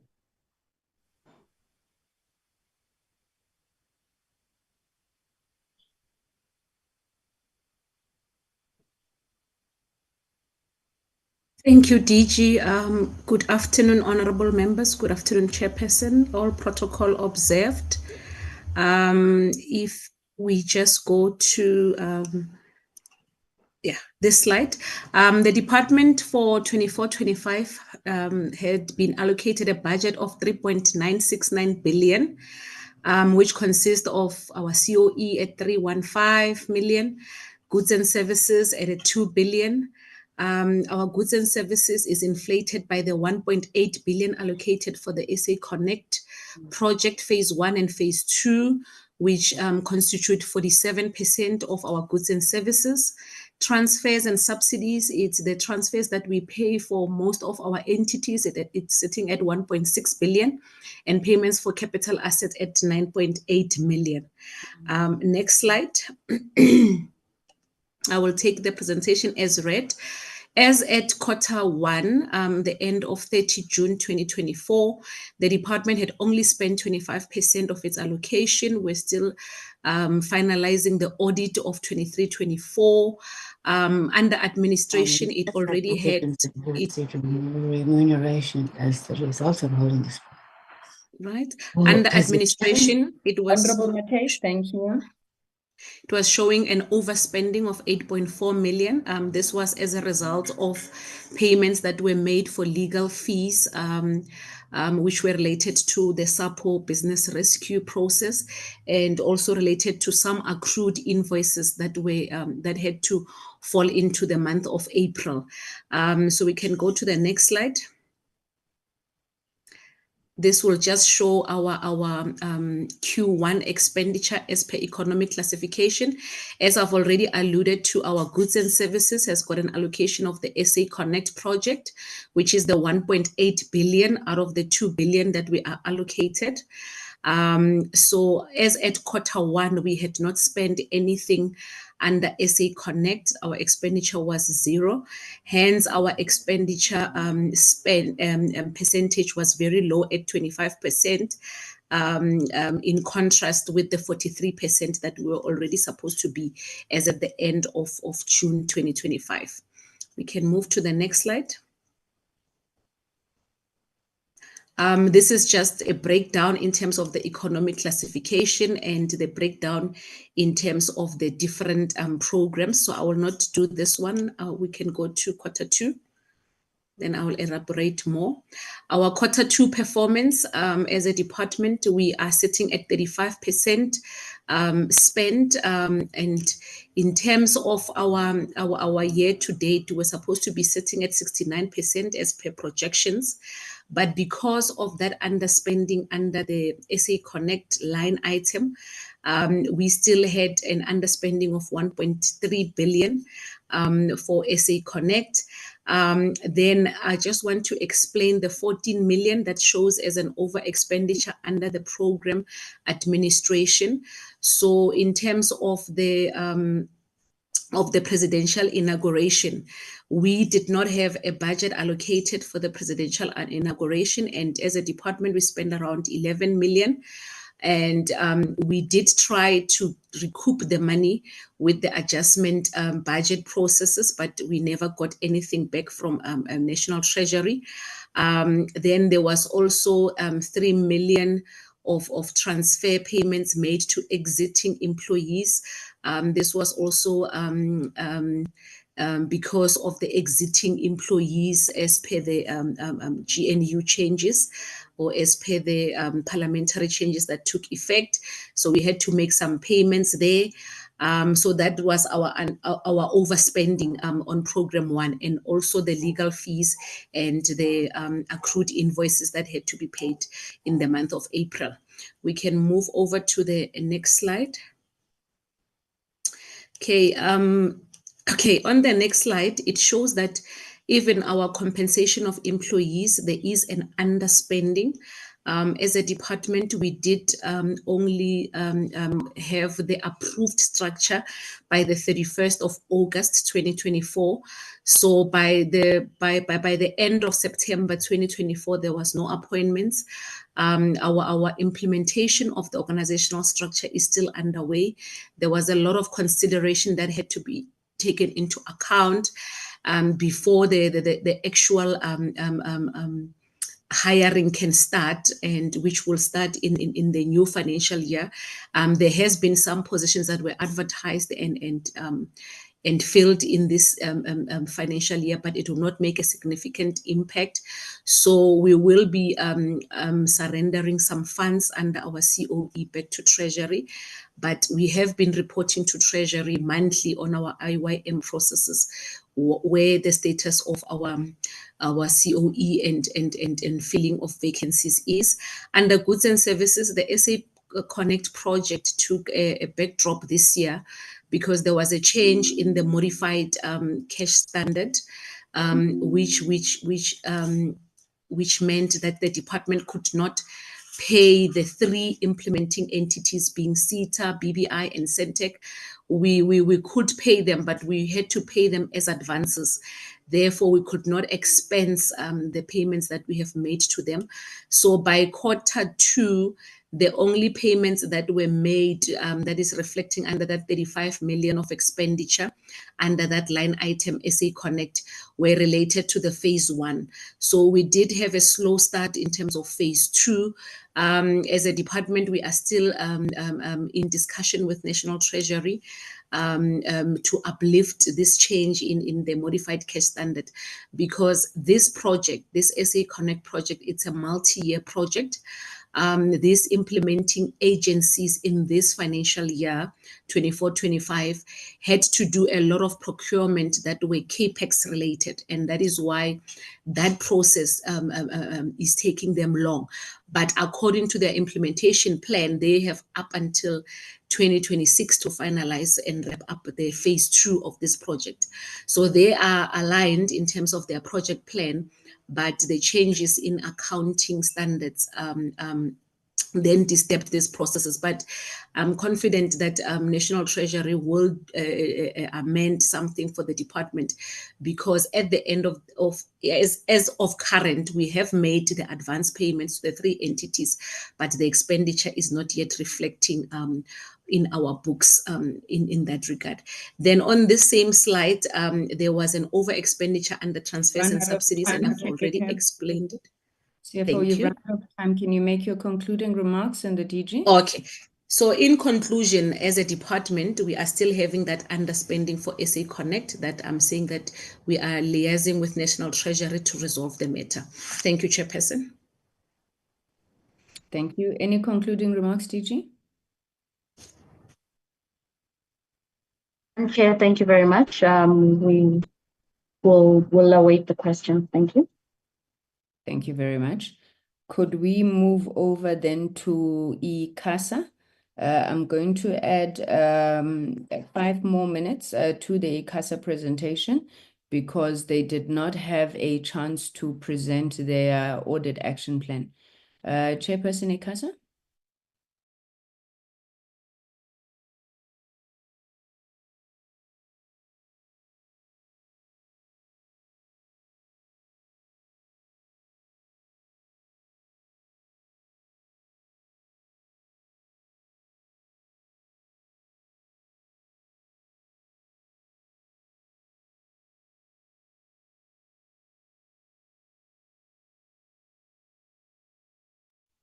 Can we have assistance with the chairperson's microphone? He says it's been disabled.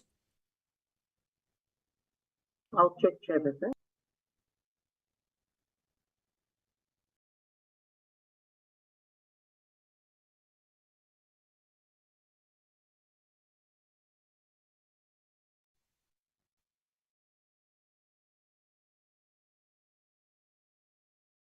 Can you try again, Chair? Because I see that you have a microphone here.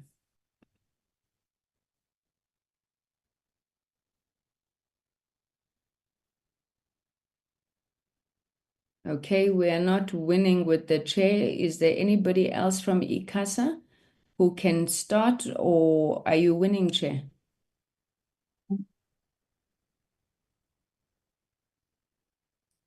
Chairperson?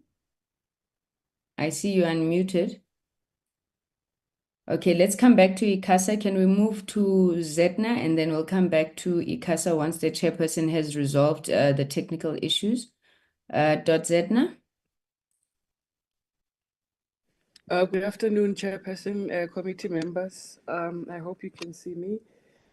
All protocol observed. My name is Palesa Legoza, the Chairperson of Zetna. We are here to present the first and second quarter performance report for Zetna. CEO, if you can perhaps flight the presentation for Zetna. I'm joined by the CEO, the AG Chairperson, Mr.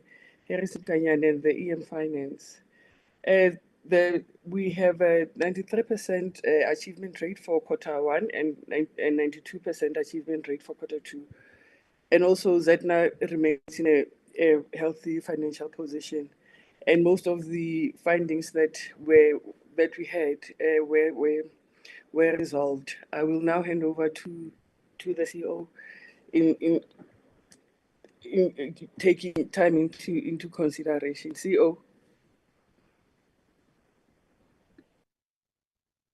Thank you, Chair. Good afternoon, Chairperson of the Portfolio Committee, members, Minister in absentia, and the DM, the DG and colleagues from the department and other executives and board members. I will be sharing my screen. I just got rights to do so.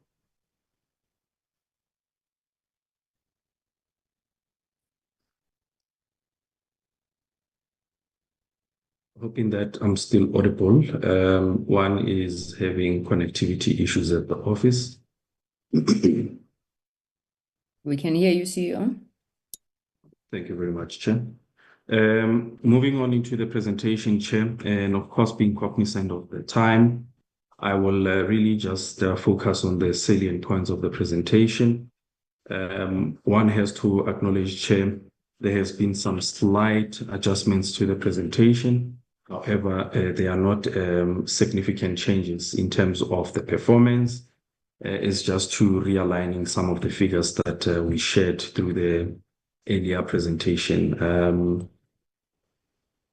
As indicated, the EM Finance will be assisting myself. She will be engaging on the financials. Starting off with the summary of the performance for Q1 and Q2 for the year under review.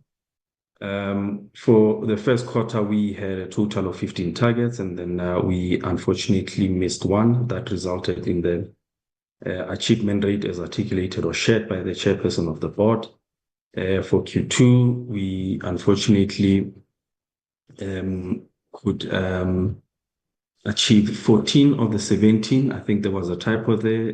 It ought to be to reflect 82%, but on the narrative, it indicates 92.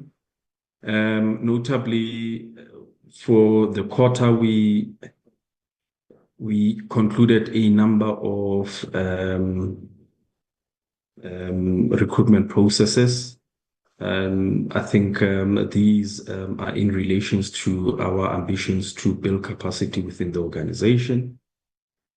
Also, unfortunately, we had two ER matters. One is a long outstanding matter pertaining the former CEO, where he elected to take the matter forth and for appeal with the Labour Court. This is, of course, post ZNA being awarded a judgment, of course, through the CCMA, or rather winning the case through the CCMA. Also, there was a CCMA referral by the then executive manager, namespace and ICT. During the year, there was a satisfactory, during the 2 quarters, my apologies, there was satisfactory performance by the oversight body. Of course, notably, there were vacancies. However, the governing body still corrected in line with the prescripts of the board charter and also the Enabling Act. I think one has, in essence, touched on some of the issues flagged by Chair and members. I would like to indicate that under finance, for the 2 quarters under review, we were in a positive financial state where we continued to recover our revenue through the sale of domain names at a wholesale fee, whereby we get a portion thereof of 15 rands per domain name.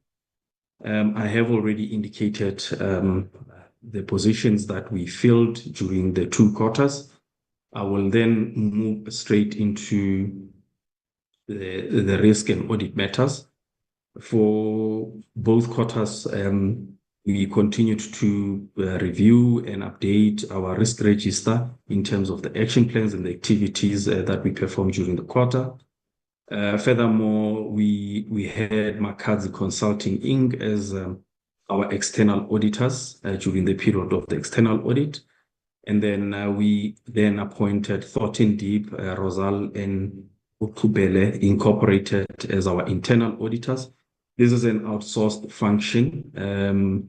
Simply because of capacity constraints, we opted to outsource the function.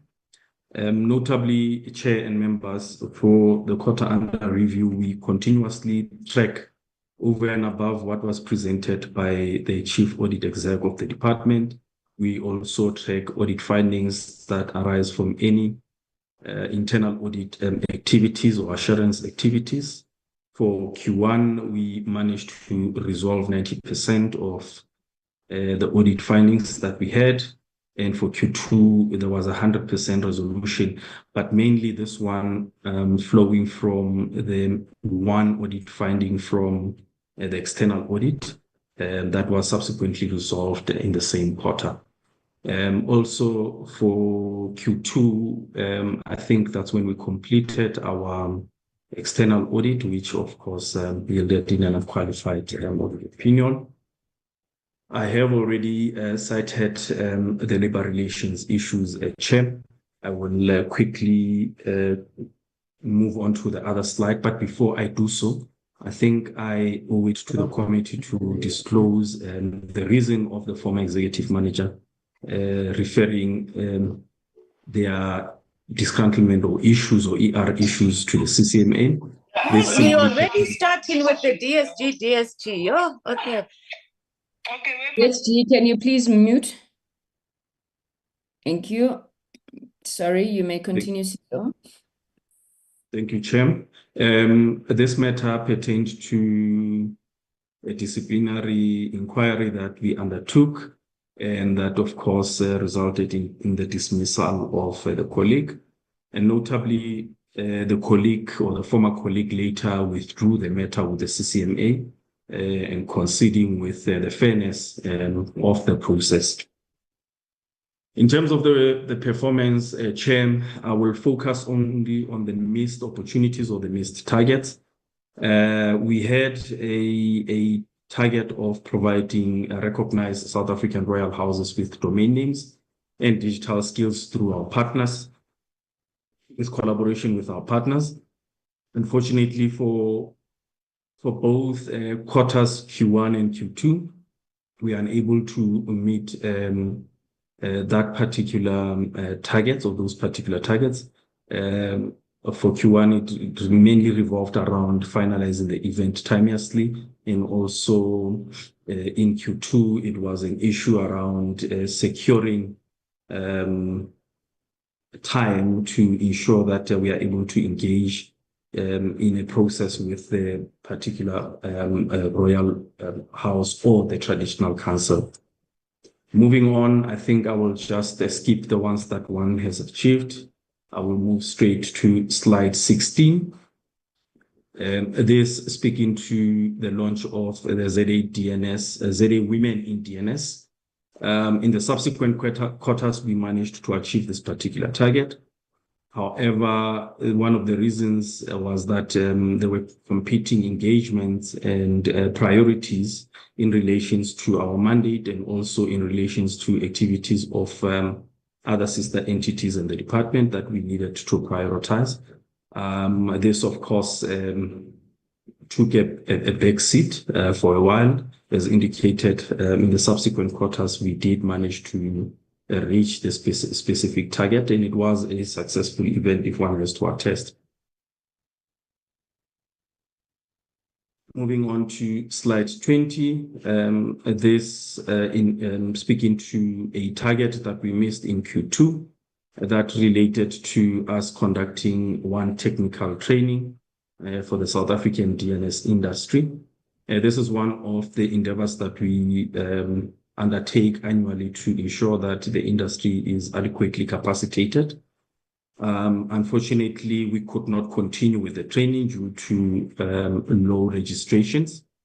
However, we have completed this particular training in this current quarter, and we are positive that all other subsequent trainings that we have to conduct in relation to this, they will be concluded before the financial year end. And it's with that, Chair, I will then hand over to the EM Finance to take us through at very high level, noting that we only have, I would say, 3 minutes to just go through the financials, and then we'll hand over back to you. Member Collins. Thank you, CEO. Thank you, honorable members. All protocols observed. I'll just be taking us high level on the Q1 and Q2 financials. For Q1, ZEDNA realized revenue of 5,458,000. This is slightly higher than what we had budgeted for 5,420,000. This, as alluded earlier by the CEO, comes from our domain name registrations. Our other income, we only made 329 in comparison to the budget of 537,000. This is purely because of us having to disinvest some of our investment that are giving us higher earning on interest, just to accommodate some of our operational requirements. On our expenditure, our expenses for the Q1, was slightly less than what was budgeted at 374,000. And because of this, we found ourselves in a position of a net profit after tax of 258 as compared to the budget of 462. I'll then move to the next slide, CEO. For Q2, our revenue was sitting at 5,527,000, which compared to the budget of 5,420,000 was higher than what we had anticipated. Our other income remained lower than budgeted because of the same reason as explained in the previous slide, and our expenditure was lower than what we had budgeted with 391. As a result, we ended up with a net deficit of 665 compared to a net deficit of 937. For most of our expenditures where we had a saving, or it was mostly on the line items relating to salaries and wages, awareness campaigns that we did not spend as much as we had anticipated, savings on legal fees. This was as a result of, in some quarters, we did not spend any on the legal fees when we had anticipated that we could spend some money as a result of the input that we were expecting from the public participation for the regulation. That will be it from me. Thank you, CEO. Thank you, Chair.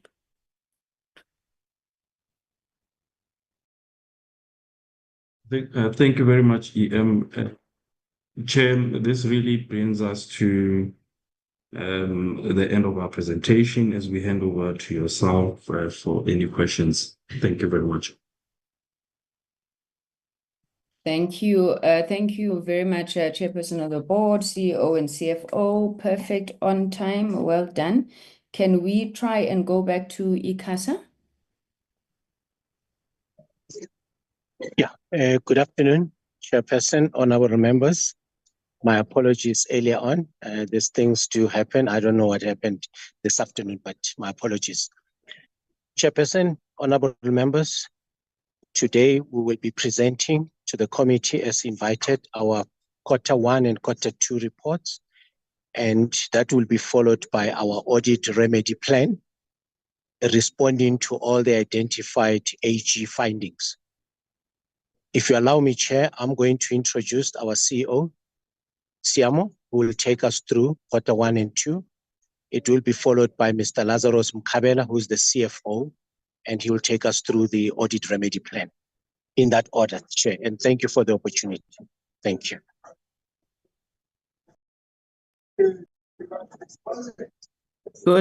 Good afternoon, Chairperson. Good afternoon, members of the Portfolio Committee, DM, and respective leadership from the entities, the DG. I want to acknowledge you. I want to also thank Ndate Ramusi. Thank you for the opportunity. Chair, can you see me? I'm not sure if you can see me, but if you can just I can confirm. hear you. I actually can't see. Oh, okay. All right. Let me fix my camera just a second. Thank you. Thank you so much. I appreciate it. Thank you. All right. Thank you, Chair. I'm going to be brief because I know that you've got time constraints. Chair, if you allow me, I'm going to skip a few slides because nothing really has changed. On these slides and our impact statements, we are reiterating on the mandate or the legislation where we draw a mandate. And we also are saying what is our impact statement.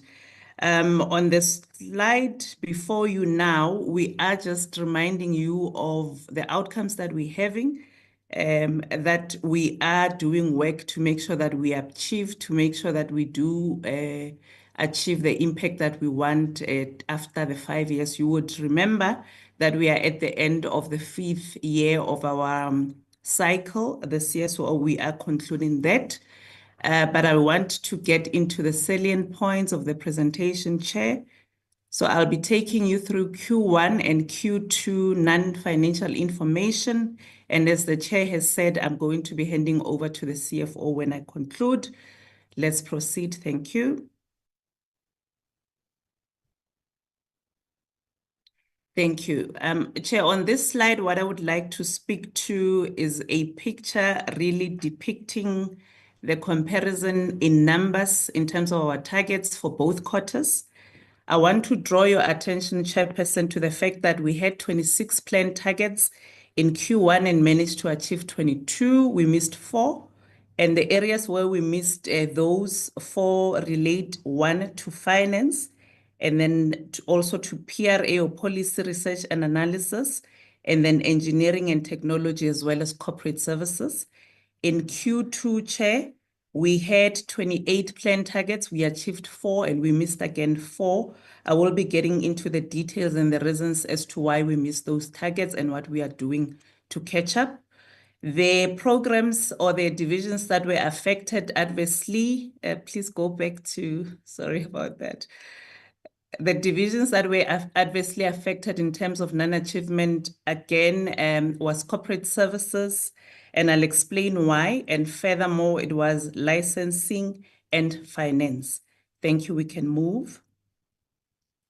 In terms of the achievement level, Chair, if you allow me, we were sitting at 85% in Q1. We had a slight increase in Q2, and we were sitting at 86%.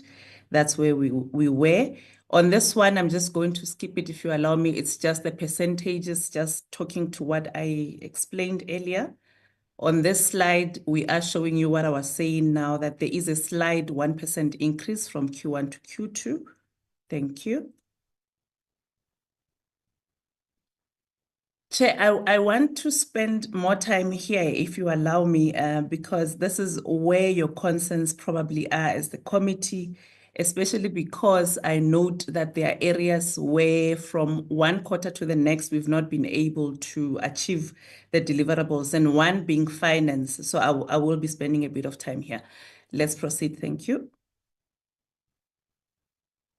Thank you. I'll start with corporate services, Chairperson, and I did indicate that they missed the targets in 2 quarters, and the contributing factors really were around the dependency that they had on appointment of a service provider.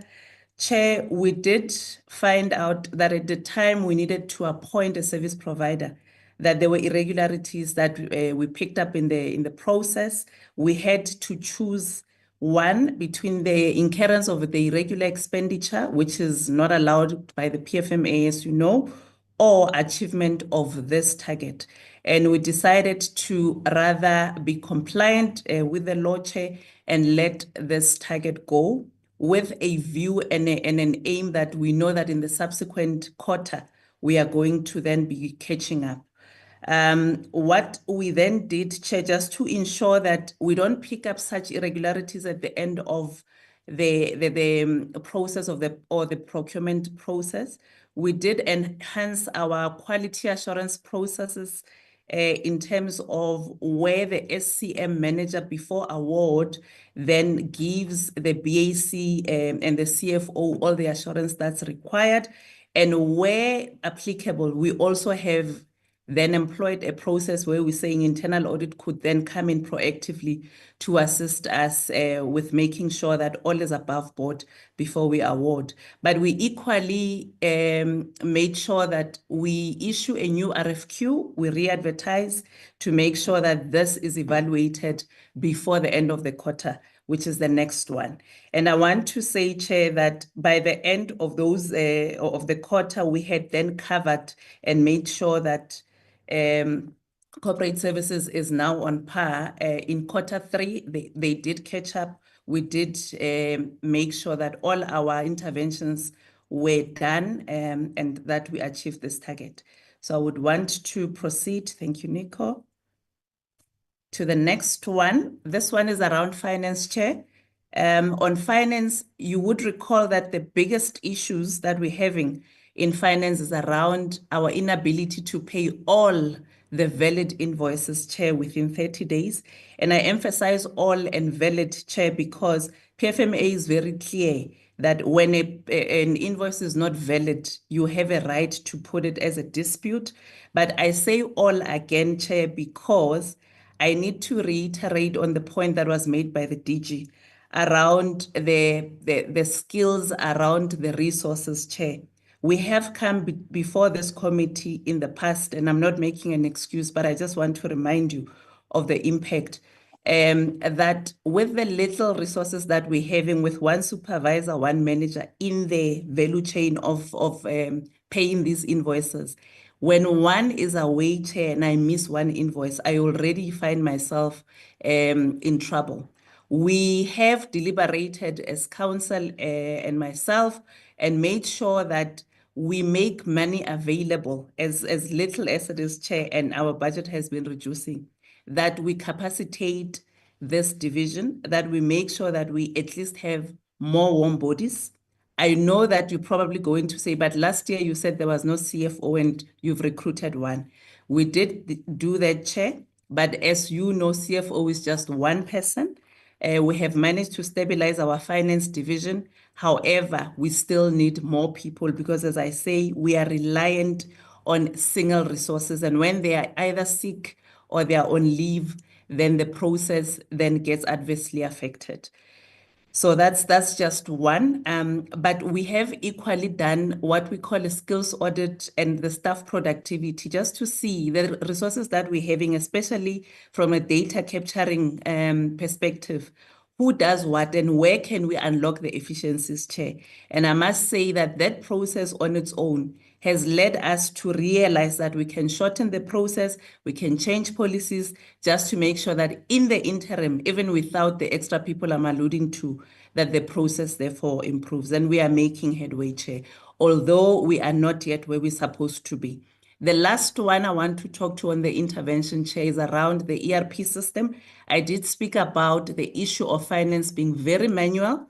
As a regulator, very, very manual, archaic systems that we are using. I did speak about this in my last presentation. We are still talking to that, but we are saying we've managed to unlock some money and we will be in the new financial year looking at getting an ERP system or an enterprise resource planning system, Chair. The other issue that contributed, Chair, to not achieving the target was around the incurrence of fruitless and wasteful expenditure. And this is a consequence of us not paying all the invoices on time because some would attract interest. Where we are sitting, we have about 37,000 or so that we've recorded as a result of penalties. It's not a lot, but it's not what we want because ordinarily it has to be zero because as we know, this is a compliance issue. The last issue I want to talk to is around the quality of financial statements. Last year, AG did raise issues with our financial statements. The CFO will be taking you through the implementation steps that we took just to make sure we turn around the situation. We've improved from 25 errors to 5, Chair. I must applaud the team. I know it's not where we want to go, but there has been good progress.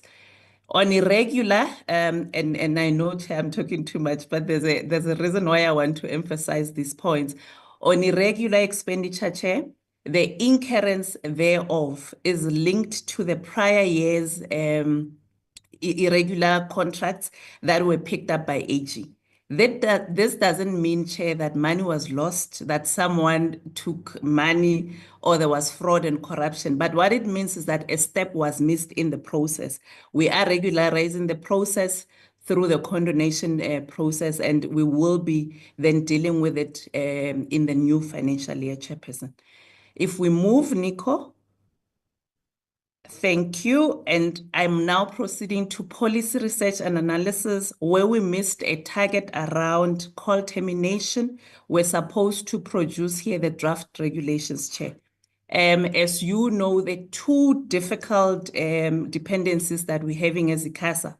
One is litigation, but two is the reliance on the stakeholders in terms of availability and their participation, because we've got to conduct the public hearings in some instances. In this instance, because we had instances where stakeholders did say to us, we need to be afforded more time in terms of extension to submit information. We then did not achieve this at a time when we're supposed to achieve it. But because we're preempting that in the next quarter, which is quarter 1. In fact, this was a quarter 4. Let me be slow, Chair, here. I know I confuse people when I normally talk about this target. Apologies. So this is a quarter 4 originally target from last financial year. We had instances where we're inundated with many requests from stakeholders saying that we need extensions. We've granted them those extensions. And because we wanted to make sure that nothing falls through the cracks and then that the process is fair and all of that, we therefore preempted that we may not be able to achieve this target in quarter 4. We therefore took it over to quarter 1 of the subsequent financial year. However, the team did work very hard. They analyzed the submission and did produce the draft regulations by the 21st of March, which still fell within the 23-24 financial year. What am I saying? This target was therefore achieved in the prior year, Chairperson, which is quarter 4, but because it was already in the subsequent quarter, it needed to be marked as red because it was already achieved in quarter 4. So this is a template issue. It's how we ought to report it as per DPME. And I apologize if I confused the meeting, but I can come back to clarify. Nico, let's go. So there is no need for us to therefore have a corrective action, Chair, because as I said, it was achieved. But we did not think that we would be able to achieve it on time. Then if I were to move to ENT or engineering and technology, on this one, Chairperson, we missed this target because of multiple non-responsive bids from our procurement side. And as I said, our systems are very archaic and the equipment that we're using. What have we then done as a remedial measure? We made sure that we loan a system, Chair, that we can at least enable us to deliver on the quality of service work that we were supposed to do. We also started a procurement service that made sure that in the subsequent quarter we catch up. I'm very pleased to also tell you that we did catch up in Q2, and this target was therefore green from what we see on the screen now. Next one, Nico. Thank you. So if I were to fly through now, Chair, I know I took time. On the part of the non-achieved, I did speak about corporate comms that was adversely affected, but we have since caught up because they are now green. And as at quarter 3, we are sitting at 93% overall achievement rate. Chair, I shan't repeat what I said earlier. Next one. And then the finance I've elaborated because I knew that this was a problem also in the second quarter. The next one, Nico. Thank you. Then I'm going to licensing and compliance, Chair. On this one, we missed a target. We were supposed to develop a findings document that related to the satellite regulatory framework. We needed to do the public hearings, Chair. And what I want to explain here is that the delay in us not delivering the findings document on time as planned was really around us relying on a single resource, Chair. And I did speak about resources earlier in my presentation, where we find ourselves as ICASA. We're supporting the department's agenda at the ITU. We're supporting the work that the country is doing in the IT space, in the comm space. And we had at that time had to juggle between retaining the resource that was required at the ITU and by the department, or therefore saying that we are going to lose this. We had deliberations, Chair, and we thought that at a time it was opportune that we let the resource go and do the important work of the ITU, with the view that we knew in the next month or so that we are going to hold the public hearings. I also must tell you that you would recall in Feb, we successfully held the public hearings, and to date, the findings document has been delivered, Chair. So we have caught up accordingly around this area. We are also looking at effective and efficient ways of sharing the resources that we're having, Chair, as lean as they are, just to make sure that we limit the conflicts that we are having. But the medium to long term is to review the structure of ICASA, because as it is not fit for purpose. But then again, it's a discussion for another day, Chair. Next one. Thank you, Nico. So, Chair, I'm about to conclude, and on this one, the slide, I just want to remind you that, again, we are, presiding in a very litigious environment. You can proceed, Nico.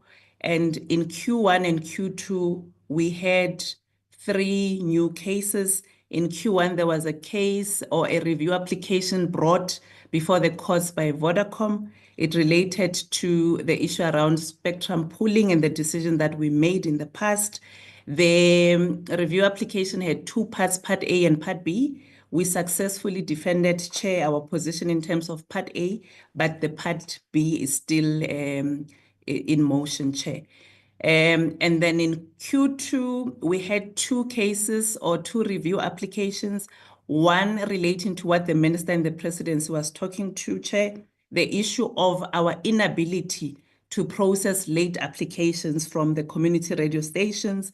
As I said in my other presentation, that, Chair, we are not enabled and empowered by the law. ECA needs to be amended so that as ICASA, we are empowered to therefore give them the leeway to at least submit a week later, a month later, or even look at the merits of each case as we're supposed to. But unfortunately, where we are, Chair, ECA does not give us that power. And that's the reason why we are having this review application. The second one was around a tender that we cancelled, where a potential service provider brought this issue before the courts. The issue is still in motion again, but we are informed and advised, Chair, that the prospects of success are very, very good for both cases.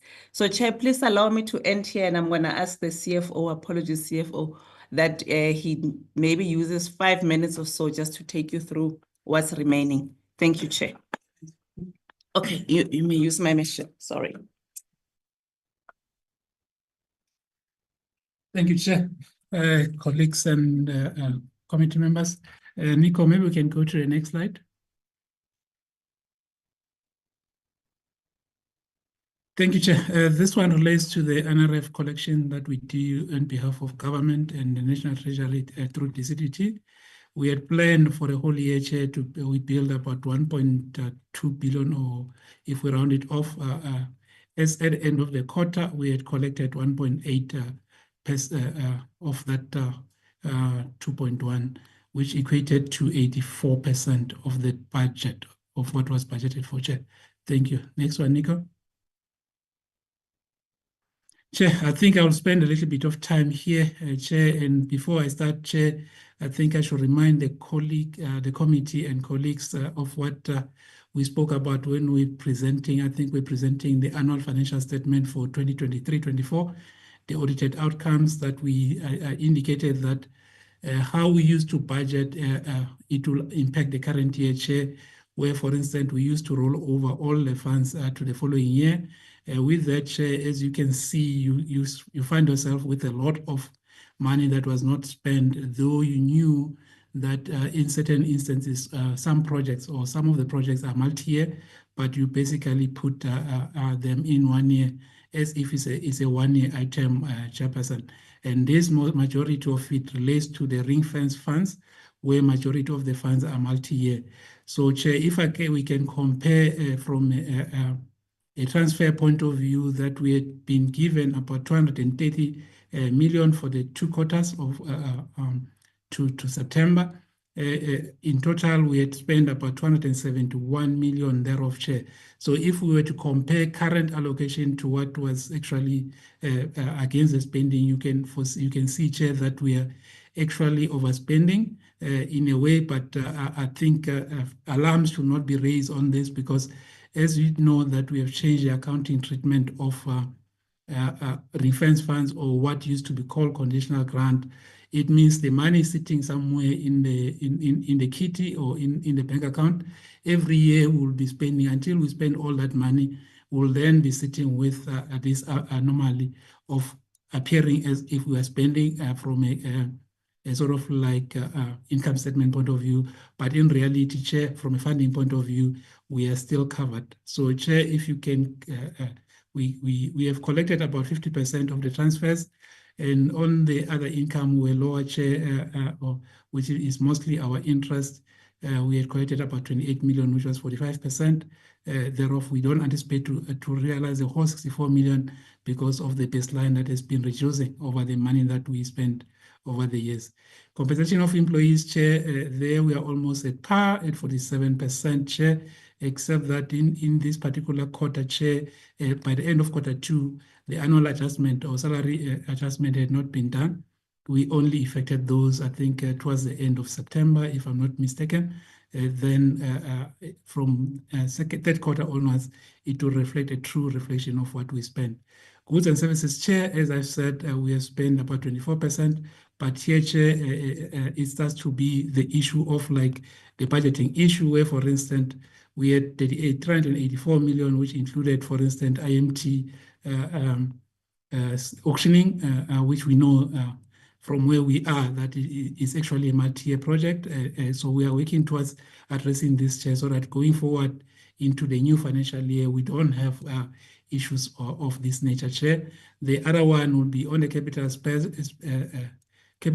Chair, and there I can just say included in there is the item that the CEO just touched on now, the issue that we've been taken to court on item, it was said item 2 in that presentation, Chair.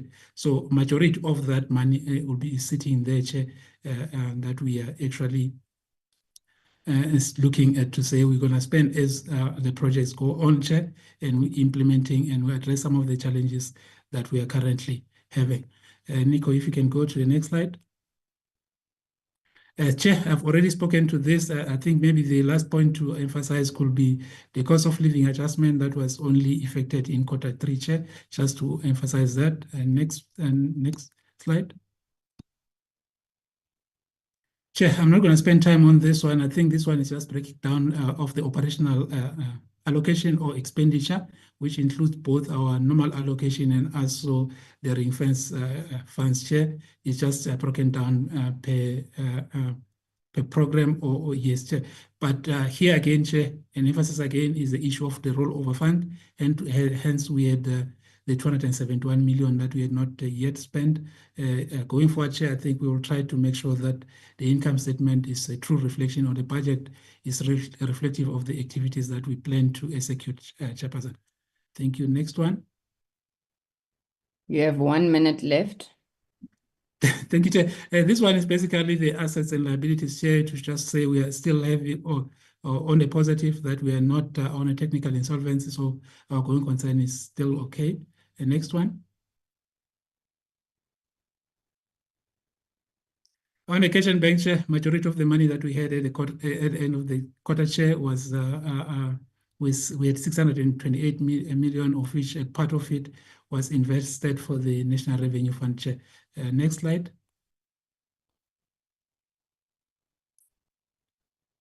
Thank you, Chair. I'm not sure if I can go through the audit findings. You've already taken up your time for the audit findings, Meneer. You've taken Thank up your you. time. I gave you an extra 10 minutes and you didn't finish. So can I ask that you share with us those audit findings? I did look at the presentation that I've got. They are not part of that presentation. Can I request that you share that with the Secretariat? Obviously, I think a comment that we will make to all entities that we're making to you is our interest in the audit action plan as it relates to where we are now, because if we are a few days before the end of the financial year and there's still things that are in progress, then we have a problem. But let's leave it there. Please share that document with the Secretariat, and I'll ask that it is circulated to the Portfolio Committee. I'm sorry to be rushing you, colleagues. Unfortunately, time is what it is. The last presentation we'll take before discussions will be the Film and Publication Board, FPB. Good afternoon, Chairperson. It is Amam Kosi, the Chairperson of the Film and Publication Board. Without wasting any time, I will hand you over to our acting CEO, Mr. Tlago, followed by Ms. Ramugade, the CFO, and then I will be here to take with them any questions that arise. Thank you. Over to you, acting CEO. Thank you, Chair. And good afternoon, Honorable Chair and Honorable Members, Minister and DMs, DG and colleagues. Chair, I'm just having issues loading my presentation. Okay, I have the rights now. Thank you. I will share. I hope it is visible now.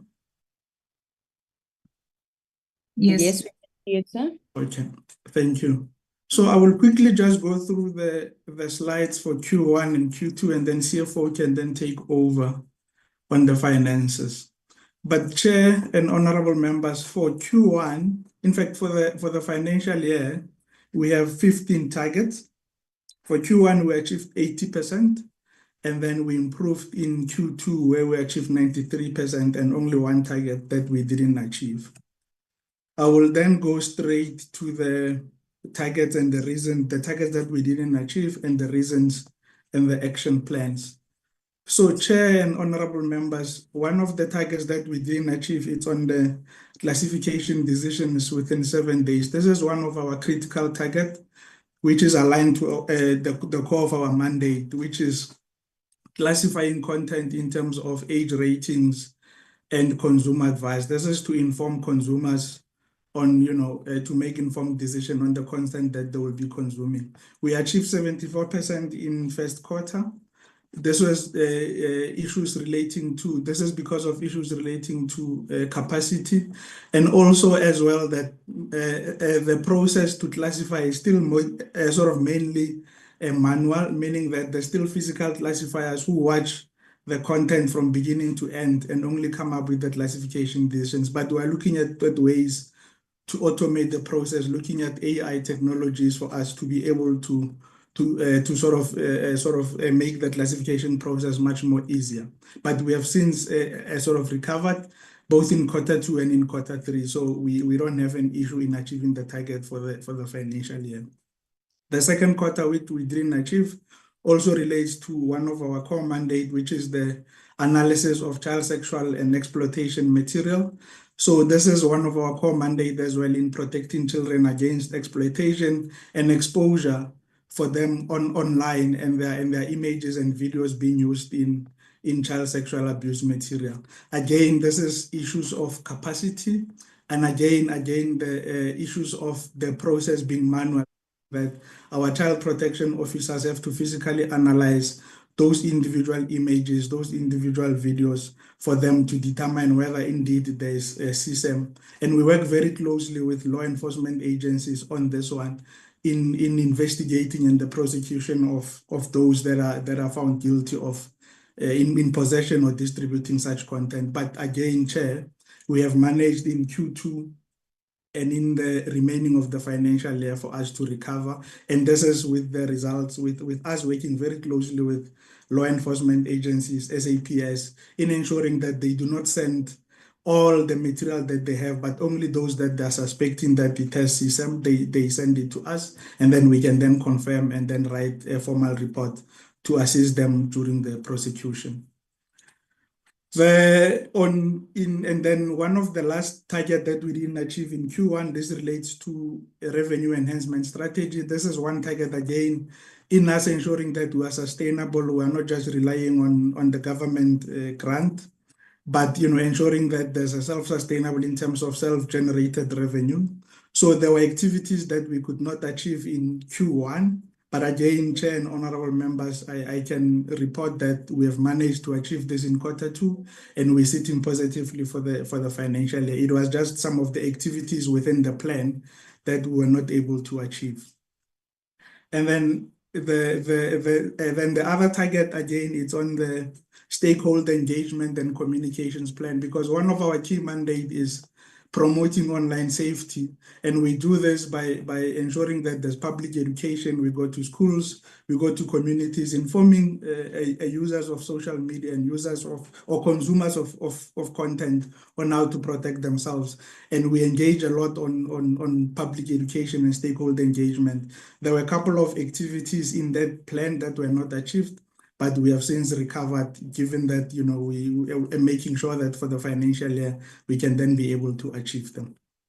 So those were the targets that were not achieved. I'm not going to spend time on the achieved one given time. I will then hand over to CFO on the finances, and then we can then take the questions, Chair. Given the time, I think we can then move to the financial performance, if that's okay, CFO.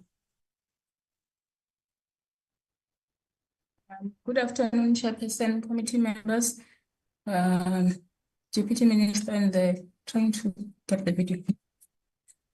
Chairpersons of committee. I am also not going to go through all the slides with your permission.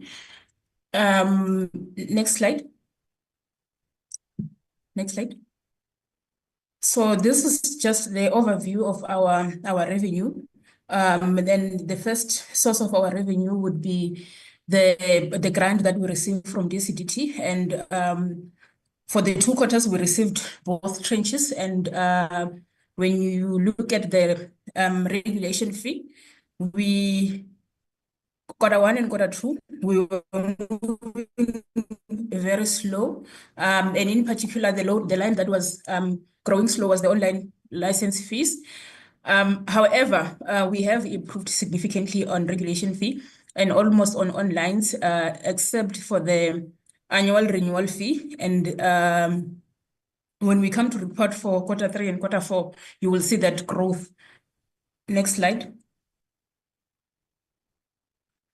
So the reasons for the slow growth in regulation fee basically are the non-compliance distributors that we have in the market.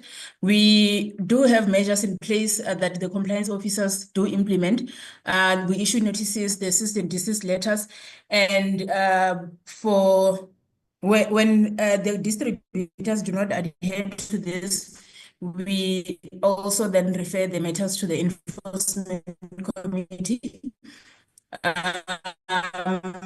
But we also have an increasing number of distributors who citing the financial challenges, and some of these distributors we would have used them in forecasting our revenue generation. We at the beginning of the year we were still addressing the issue of onboarding new distributors. This is the registration process, and also finalizing the agreement with the online licenses. We have seen a huge improvement in that space. We developed a procedure manual to assist us in that process. But with the online distributors, we still find ourselves engaging in more than one meetings. It's a process that has improved when you compare to the beginning of the year or the previous financial year. Then the last reason would be that when we receive bulk renewals, they are not completed on time because certain information is not submitted. The non-compliances with SARS also delays the renewals, and as a result, they end up becoming registration because they miss the 30-day timeline allowed for them to renew on time. Next slide. Next slide. Next slide. Next. So the next two slides just it's a breakdown of our expenditure, but I will focus on those that are over spending and those that are under spending on the next slide. Acting CEO. Yeah. So at the end of Q2, our personnel cost was underspending, but not with a significant amount. And the reason for this is that because of the human capital processes that are underway on the structure, we have put a hold on filling positions, and most of critical positions are filled on acting basis, resulting in underspending on personnel cost. We do, however, I have an overspend on classifier salaries. There are two contributors on this overspending. Is that at the beginning of the financial year, we did a forecast based on the fact that the OCR, which is a system that is used for classification, will be fully functional and assist the classifiers to complete classification quicker than we are currently doing. However, in commissioning the system, we then experienced some of the challenges and the system requires some further enhancement. And as a result, we fell back to the manual classification, which takes more time and money than we had forecasted. We are seeing a slight improvement. The second element of this is that whenever we receive more material than we had forecasted, we then see the increase in cost, but it's supported by the increase in revenue. There was an underspend on relocation costs. We began the year with the plan to move the Cape Town and the head, actually all the offices, one in Durban, one in Cape Town, and head office. Based on the supply chain processes not providing us the desired outcome, the relocation cost could not be spent, and we ended up reprioritizing that to other competing priorities. The same applies to enforcement committee fees. At the end of the second quarter, we still had underspent on this line items. Officers were preparing and sending to the enforcement. Before the case could sit, the distributors will then respond, resulting in the enforcement committees not spending what was budgeted. Telephone and data, this was overspending. It is still overspending until even at the end of the third quarter, mainly because of the invoices that comes from this, which was not included on invoices we receive on monthly basis, and several engagement with the service provider resulted in us discovering that there's a line we're not paying, and we had to pay that, and it was not budgeted for. Next slide.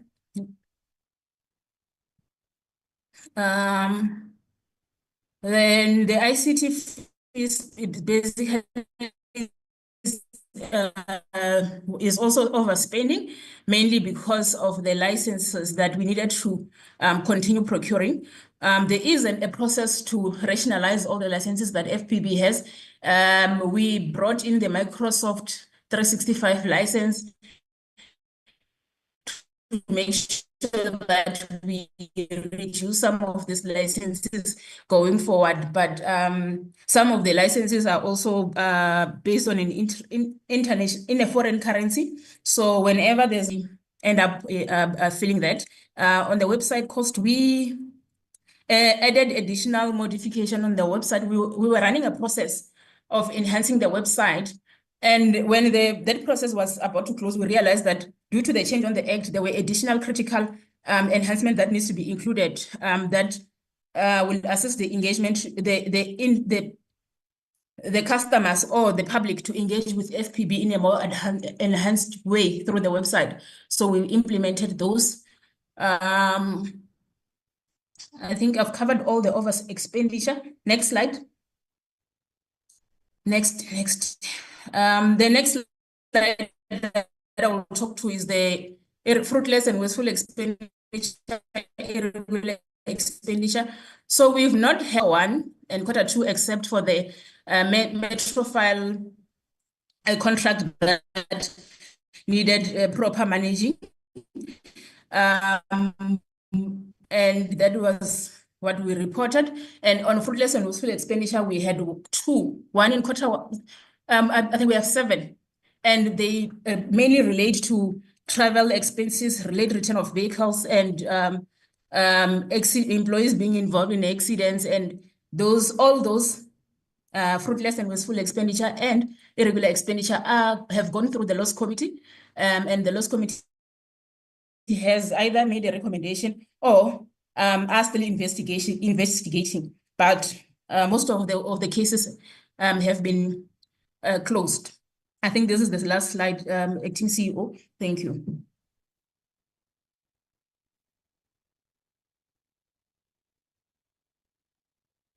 Thank you very much, CEO. Can I take it, Dan? Yes, Yes, Chair. we are done. Yes, Chair, we are. Thank you very much.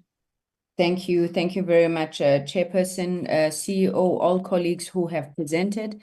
Okay, that's been a marathon. I'm going to give an opportunity now to the members to engage with the presentations that we've received. If there's any reflections on the audit action plans that were presented before lunch, as well as the inputs by the DCDT, AGSA, .ZNA, and the FPB. Members, it's 15:32. For questions, I'm going to allocate, hopefully, please don't go over half an hour so we can get responses before we move to the next batch. Can I see any hands? Chairperson? Yes, Mr. Lionel. Nemisa is also here. I do not want to create an impression that we are not ready to present, but and I know you're crunched for time, but yes, we're more than likely to, or we're more than okay presenting any other time if time is the issue, Chair. No, we'll get to you, Mr. Adendorf. We've got the whole afternoon, don't worry. So after this round, we're taking CETA, Centex, SAPO, and the Post Bank, and then we'll take BBI, USASA, NEMISA, and SABC. So you are on the list. Thank you. Honorable Subrathi, followed by Honorable Vilakazi.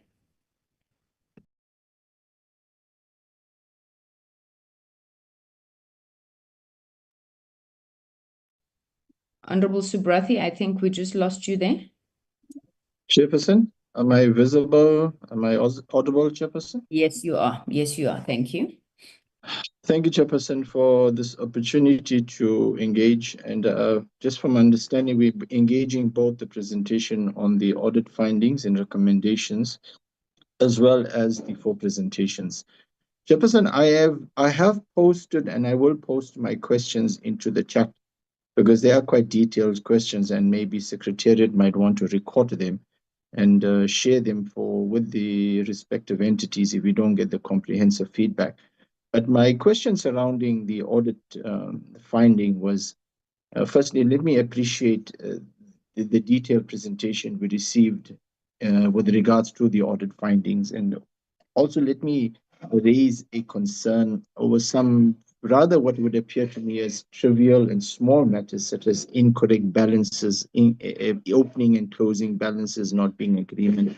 These are very fundamental processes in accounting, and I note with concern that those were some of the material findings that the AG had raised. Chairperson, whilst we welcome the clean audit, we note also that there are several entities such as SABC, SAPO, Postbank, and CETA that are still grappling with matters affecting the audit report. Now, these challenges, Chairperson, frequently stem from procurement deviations as well as issues related to financial management. Now, given that the MAR findings are a recurring issue across multiple entities, I would like to inquire that what are the specific root cause analysis? What specific root cause analysis have been conducted to address these persistent challenges? And how does the department plan to address the systemic weaknesses effectively? In particular, Postbank Chairperson has been confronting significant issues while SAPO continues to struggle with dire financial position that seems to be unyielding, and emphasizing, Chairperson, the need for effective business rescue model that will seek to preserve SAPO as a national asset. And in that regard, what immediate interventions are being considered to prioritize or to stabilize these entities, or rather, what interventions have been put in place since the audit findings? Interventions such as recapitalization or restructuring could be essential to take a step forward. Chairperson, the presentation also speaks about governance workshops that involve the AGSA, TSA, and other oversight bodies. Regarding the recommendations received in these workshops, how will they be integrated to achieve operationalization, particularly for entities such as USASA and Broadband Infoco? Chairperson, those are with regards to the audit. For DCDT, I have 2 comments or 2 queries. Chairperson, the Digital Economy Master Plan tracking tool is intended to oversee progress on planned actions and targets that were not achieved. Now, what were the primary causes of these delays? And how does the updated model integrate safeguards model? Sorry, how does the updated model integrate safeguards to avoid future setbacks and maintain accountability? So I think the Digital Economy Master Plan is crucially important. And the second question for the department would have been, the department is indicating that there was underspending on SA Connect project relative to its budget. Now, what are the main reasons for this underspending? And what steps are being implemented to tackle these issues? It's crucial, Chairperson, to recognize the vital transformative potential of SA Connect holds for fostering the growth of the digital economy. And this type of underspending represents a setback in delivering a change for our people. For ICASA, Chairperson, ICASA has raised some concerns regarding non-payment of invoices in 30 days. And during our oversight last year to the Eastern Cape, there was a plea from small businesses with regards to this. Now, could ICASA disclose to us the total percentage of overdue invoices that specifically impact us SMMEs? As non-payment to SMMEs, Chairperson, can be detrimental, and what immediate corrective measures are being implemented to settle these outstanding payments? And what systemic reforms and framework mechanisms will be introduced to prevent future delays and protect vulnerable small businesses in the ICT sector? And as we embark, Chairperson, on growing an inclusive economy, and that includes rural, small businesses, it's crucially important that we arrest this challenge of non-settlement of invoices within 30 days, particularly when they relate to SMMEs. And finally, Chairperson, a question for the Films and Publication Board. It's a rather long question, but let me have a go at it. Chairperson, I'm firmly against the stance of the FBB to request only certain content from the law enforcement agency. The FBB expects law enforcement agencies to be content moderators, which they are not. Why does the FBB, through the department, not invest in its capacity to filter out harmful content and explore more innovative ways to collaborate with various agencies for integrating technology, especially use of AI into content moderation? And expecting law enforcement agencies, Chairperson, to act as content moderators does not address the pertinent issue at hand. What steps have been taken to resolve this issue? And Chairperson, I'll pause here. Thank you so much, Chairperson, and I will post my questions on the chat. Thank you, Honorable Subrathi. Honorable Vilakazi.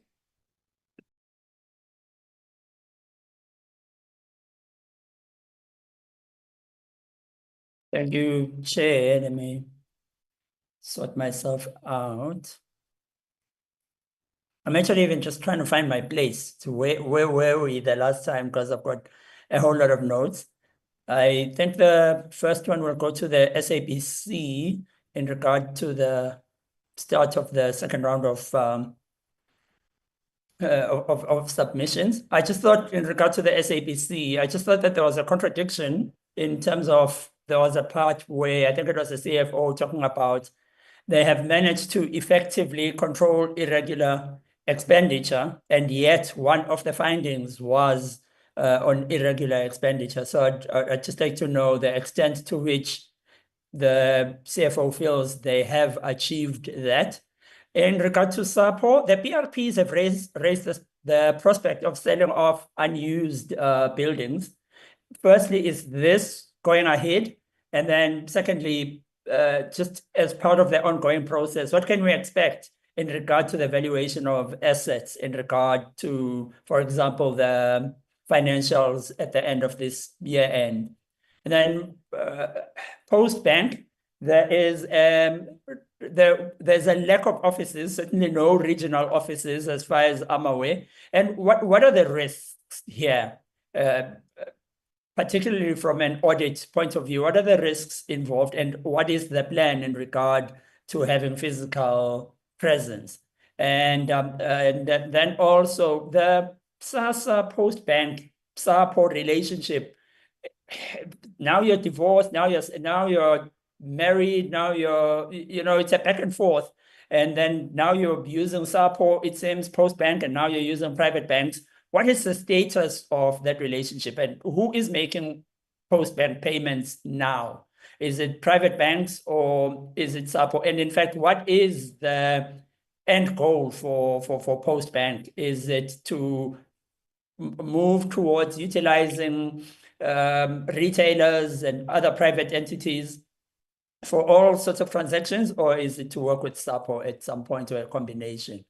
SITA, thank you for the welcome to your offices in Durban when I visited. And one of the things that that came up there in regard to finances was there was a mention of port fees that are charged to entities by SITA and that are enforced by the National Treasury, which tend to make SITA expensive and are prohibitive to SITA business. Is this the case, and how is this being handled in regard to National Treasury? I also thought that, during the oversight in Pretoria, we were informed of a process underway to differentiate between procurement of different sizes in order to not have to follow the same onerous procedures for maybe lower amounts. How is that process going?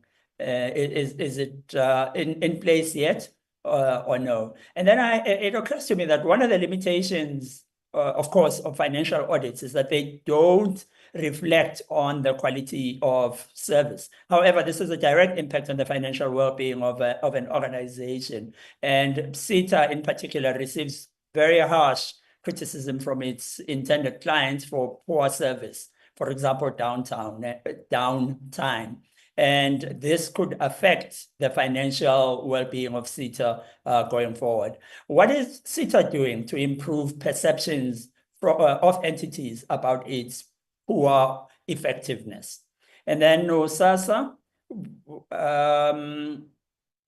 you mentioned that there were irregular, fruitless, and wasteful expenditure, that the finding was that it had not been investigated. Can you tell us why it had not been investigated before it even got to the level of the audit? And this is a question for both SASSA and yourself. Is there an internal audit function within SASSA? And then for the DCDT, I wondered whether, besides the Auditor General, to what extent is the department able to hold entities to account for operational aspects, including budget management and monitoring? And then also,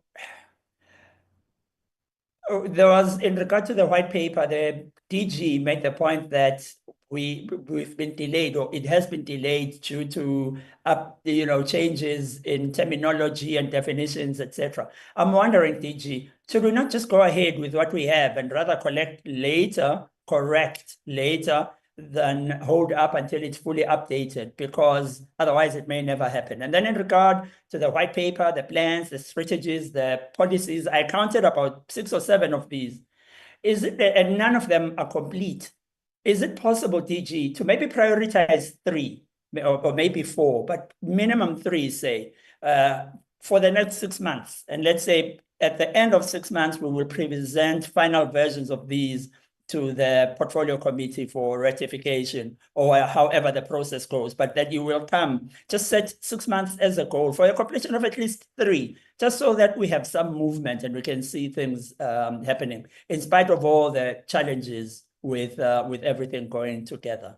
And then Zedna, I just wondered, you referred to a court case where there's been an appeal to the Labour Court, and then you refer to another one that's been withdrawn from the CCMA. Is that the same case, or is it 2 different cases?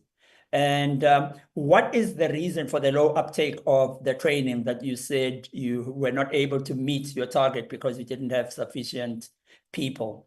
And then in terms of ICASA, I thought it was commendable that you were able to stop a procurement process before it became irregular expenditure. But I also thought maybe it shouldn't even have got there in the first place. Has the loophole been identified, and what mitigations have been put in place? I also note for ICASA that there's the bulk of the work to be done and lengthy processes involved. They're all also quite technical, and ICASA serves a number of mandates. What are your staff capacity needs, Sita? Do you, ICASA, is the number of staff or capacity of available, what do you need? Do you need more staff, or is it just a matter of building capacity within existing staff, or possibly both? It would be interesting to know that, because that will contribute towards helping you meet your targets quicker. And then you also mentioned that you operate in a highly litigious environment. How much do you pay in legal fees and costs awarded per year? And FPP, again, I remember my meeting at your offices in Durban. Thank you so much for being there and for the welcome. And also just the hard work in spite of your very real constraints. I was pleased to hear that you are using AI for classification. Now, in addition to speed, which you referred to, I can imagine that this will also help with the overexposure of staff to unsavory content, which you have raised on a number of occasions as one of the risks that you bear as an organization that affects your resources, your staffing resources. And how far are you with the implementation of that AI tool for automated classification? I also am aware, and you referred to it, of the fact that FPP, SAPS, the police services, use FPP staff as expert witnesses in court cases. I just want to know, does SAPS pay for this? And if not, why not? And what is being done in regard to this? And you have said that you don't have the capacity yet, or the law doesn't empower you to regulate OTTs in its current form. What do you estimate to be the lost revenue to this inability to do this? And then also there is a court case between yourselves in regard to regulation, and I can't remember whether it's the MNOs, but can you update us on what on the status of that court case? And then just as I end, you mentioned that you have a long onboarding process. Are there moves to use technology, for example, AI, to also speed up this process, particularly bearing in mind your limited personnel and other resources? Thank you, Chair. Thank you, Honorable Vilakazi. I let you ask all your questions, so we don't have to come back. But when we respond, I'm going to request just the entities that have finished both their presentations to be the one that respond, and then the others will come back in later. Honorable Potlani, then followed by Honorable Mates. Chair. Chair, I think it's been quite a lot of presentations that we've had to deal with. So maybe just to summarize in the interest of time. I think with SETA, I really welcome the reports by SETA that they have set up what they call the SITT in terms of how they deal with the payment systems and that. So my question would be, would that be something that we can replicate across the other entities? Because we are big on having entities and the department collaborating so that you do not reinvent the wheel. Is that something that they think that it could be replicated elsewhere? And on USASA, the acting MD spoke about fruitless and wasteful expenditure.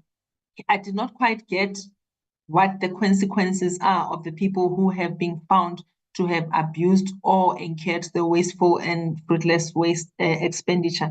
Are there any criminal cases? Are those people still within the system? Is he at liberty to tell us that? I think we cannot overemphasize the need for us to fast track the policy reforms. This then talks to the issue of the capacity within the department. Is the DG confident that the department does have capacity to start working on policy reforms? Honorable Vilakazi makes a point to say, you eat an elephant small pieces. So as opposed to us burdening the department with wanting an overhaul of all the policies, it would be encouraging as South Africans to hear some sort of policy coming through to say, this is what we have been working on, and this is what we are bringing to South Africa, to Parliament, as it were, just so that there is some movement. Because at this point, there's just a sense of stagnation. How is it a capacity issue? If she could just speak to that. I know she spoke to that at length, but with the comments that we are making, if she could just address us on that. I'm really worried about the departure of the acting MD of SETA, meaning that there has to be a restart of the process of the restructuring of SETA. This is a person that was paid from the public purse to do work on behalf of SETA. When they leave, whatever work that they would have done in that position must be owned by SETA. This then for me speaks about the lack of oversight in terms of the work that the MD was doing. So I'm really, really worried about that. Chair, I know the issue of the analog switch off remains in the courts, and it is not something that we can really do. I'm sorry about the chair. The issue of the analog switch off is before the court, but I don't know if the department is able to speak to us about the cost of keeping the dual illumination so far. And should Recording stopped. Should the court find that there is I'm sorry, Chair, there's so many things happening on my screen. Now there's confirmation that I'm speaking English. I don't know what's happening. Yeah, what would be the cost? And is the department prepared should the court find that the switch off cannot happen? Because that's something also that needs to be communicated to South Africans. On the issue of ICASA, Chair, it's really worrying that our regulator has stressed how archaic the systems that they use are. And I don't know if they would also confirm that while we know that there's budget cuts, that there's any way that they can then put money aside to make sure that, for example, their payment systems are more digitalized, to cut out more manual payments. Because it is my understanding that the more you have manual payments, that leaves room for corruption. On Dodzena, Chair, is there anything that Dodzena can do to improve its market share? Dodzena, I think, is one of those entities that does not really present much of a problem to the portfolio committee, but it would be great for as many organizations, as many government departments to be on .co.za as they have already spoken to in previous presentations to the portfolio committee. Is there anything more that they can do to ensure that .co.za is a recognizable brand? And again, the issue of the failed training. What was the involvement of NEMISA? What was the cost thereof? And how do they intend to recoup whatever cost would have been set aside for that failed training? And they also spoke to the issue of capacity and payments. What interventions, the interventions that they have proposed, is it something that's going to be immediate so that they at least give some comfort that the systems will then be in place? Manual payments, okay, I phrased the issue of security, and it's both for AGSA and .Z now with making manual payments. With the Film and Publication Board, Chair, I think I asked that question the last time we met. Who is in charge? Who is the CEO of the organization?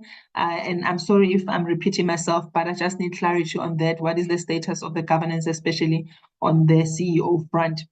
I think for me, I am really comforted by the use of language of child sexual abuse material. It has bothered me, the issue of using the words child pornography. So I don't know, it's something I would really love to take up, to say we cannot talk about children and pornography in the same sentence. So I think FPB is really well placed to start changing the terminology and the lexicon in terms of how we describe this. I know it's also an issue of legislation and how we address the issue. So just to welcome the work that FPB does. They also spoke about victim support not achieved. What does that mean for the victims? And what was the reasons for the victim support goals not being achieved? If they could just come back and speak to us about that. Also, they also spoke about incidents of fruitless and wasteful expenditure. What has been the consequences? Because it is from the presentations, the entity seems to understand and know where that money went. Have they followed the money? Have they followed the people? Are those people still in the system? Let me stop there, Chair. Thank you. Thank you. Thank you very much, Honorable Bojani. Honorable Mates, you'll be the last. Thank you, Chairperson. Okay, I have a few notes, but as I raised earlier, Chair, it's like we are like dripping taps, and it's like we're caught in a time capsule, rehashing the same things, especially when we are dealing with audited financial statements and performance reviews and stuff. I just wanted to understand something on the post office, Chair. The post office is still under business rescue, right? And we are paying ridiculous amounts of money to these business rescue practitioners for us not to be able to meet the targets. And the whole point of the post office going under this business rescue was for us to put in professionals, so to speak, so we don't, or they are able to meet their targets and implement decisions that were taken for the post office to be able to function optimally. So yeah, if the department can just talk to us about why are we still struggling with the post office when we are paying business rescuers to do better. Okay, on CETA, the irony, Chair, can't be lost that CETA is here reporting that they struggle to maintain documentation that assists or that is required rather for the audited financial statements. If CETA, that stands for, what is it, State Information Technology Agency, is struggling with documentation for audited financial statements, I don't know what hope we have. It's like we are receiving a report, and I'm sorry, CETA, but the report was given with so much confidence, but I feel that we are dealing with a startup company that literally is coming to report, and it's sort of over all the entities that we've received, but it's a startup company, not an institution that has been in existence for such a long period. And I think it probably speaks to the same issue of the changeover of staff, and there's no been stability, especially in upper management, and there's no way of retaining information. It's like the CETA is just continuously starting from scratch all the time. And I think the department needs to take more concrete steps in stabilizing CETA, because it cannot be that we are receiving such reports both on their performance and their audited financial statements. I mean, having a 2-day workshop, imagine just to be told by the Auditor General's office about documentation. That's really, really kindergarten. Then I just want to move to AGSA. AGSA, this is the second term now, and we are still dealing with this issue of not being able to pay invoices within 30 days. Chair, I don't know, because we have gone through this 3 times before about ICASA and not been able to do that. And I guess it's also common amongst other entities that we have. But ICASA, an agency that's supposed to be leading this country into the 4th industrial revolution, just invoices, and we are failing to do that. I also just, the GCSI chair reported, if I'm correct, that ICASA was not renewing or granting rather extensions to community radio stations for their licenses, but they've been doing it mainly to commercial radio stations. So I would just like ICASA to respond to that, because they indicated in their report that they didn't meet some of the targets because they had granted extensions. But GCSI is saying that community radio stations are being targeted, or maybe targeted is the wrong word, but are not receiving the same treatment in terms of extensions as other broadcasters. And then you also mentioned, ICASA, that you have loaned a system. So this loaned system, does it come with financial implications? I want to move on, and I'm just going to comment just quickly on the Film and Publication Board. I remember, I think it was in December when they reported to the committee and we discussed Apple. And I just wanted, if you could just give us an update whether you did issue the letter, because I think in the meeting we discussed that you were going to issue a compliance letter, and whether Apple has now complied, both in, what was it, that they were not registered, if I'm correct, as a content distributor, and they also failed to pay fees. So if we can have an update on that. We can't be having these multinational companies not compliant with our laws here in the country. And also just, I know we're talking a lot, Chair, about us moving with AI and monitoring, but AI is also very tricky. So I think there also needs to be background research. So if we don't even have capacity now, and then we start implementing more of AI in terms of our monitoring, and specifically for the Film and Publication Board, and then you don't have, it might end up being more of a disaster than what we are in now. So I think there needs to be some serious research done on how to monitor, because AI can be disastrous if there's no capacity to be able to implement it properly and to be able to pick up when it's not working for us. And I totally agree with the issue of the terminology of child pornography. Thank you.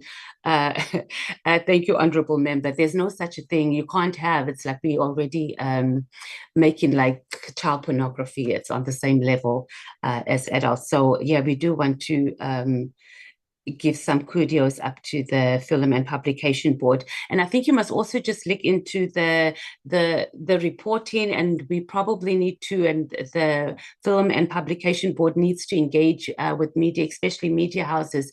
This thing of reporting that adults are having sex with children. There's no such a thing. You can't have sex with a child as an adult. It's called rape, because we are desensitizing the vulgarness and the violence of this act. And I will close with that, Chair. Thank you. Thank you. Thank you very much, Honorable Mates. I think Honorable Vilakazi, that's a legacy hand. Let me hand over immediately to you, DG. To lead ICASA, ZEDNA, and FPB in responses. I'm sure CETA, Sentexa, Postbank, BBI, USASA, NEMISA, and SABC have noted the questions that the members have directed them to, but so that we don't elongate this time that we've got for responses, let's take the responses just from those entities that have finished their reporting and the department. DM, sorry, is the DM still with us here? I'm sure the DM has got some views on some of the issues that have been raised. Honorable Deputy Minister Gungubele. Thanks, Honorable Chair. I would prefer that DG responds. I would make 1 or 2 points at the end.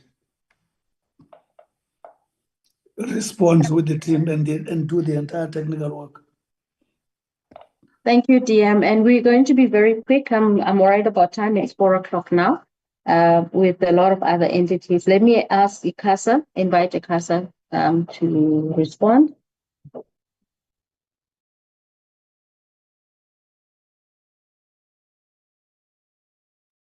Good afternoon, Chairperson. Good afternoon, honorable members. Chair, I won't be long, just to take you through the questions from the honorable members. And once more, thank you very much. Chair, the first question in terms of delayed payments, just for committee to note, the majority of our SMMEs currently, they are not providing what I would define as professional services. It's mostly cleaning, audit, and when we do our outreach catering. But if Chairperson can allow me, I will go back and provide the exact statistics in terms of how many SMMEs do we have, and to publicly to you to talk about the challenges that we have, if any.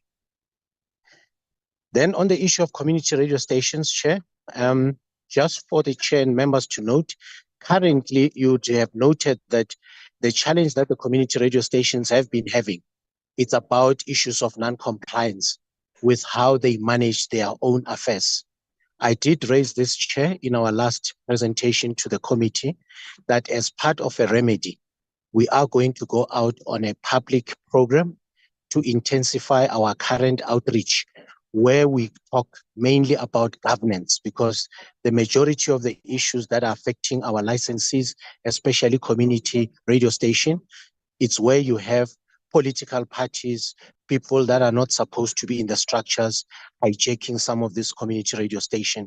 It's an ongoing issue in terms of our Electronic Communication Act and regulations associated. When it comes to commercial and community, there's still a need for us, obviously, in terms of bringing parity on how the two sectors should be treated. So this is one area as part of the amendment that will still be looked into, just to make sure that we have a very fair regime that governs both commercial and community radio. But for community at the moment, it's non-compliance towards what you have been allocated in terms of their license. On the issue of quality of service, yes, we did loan. At the time, we were going through a program with our engineering, having new upgraded technology in terms of doing our drive test.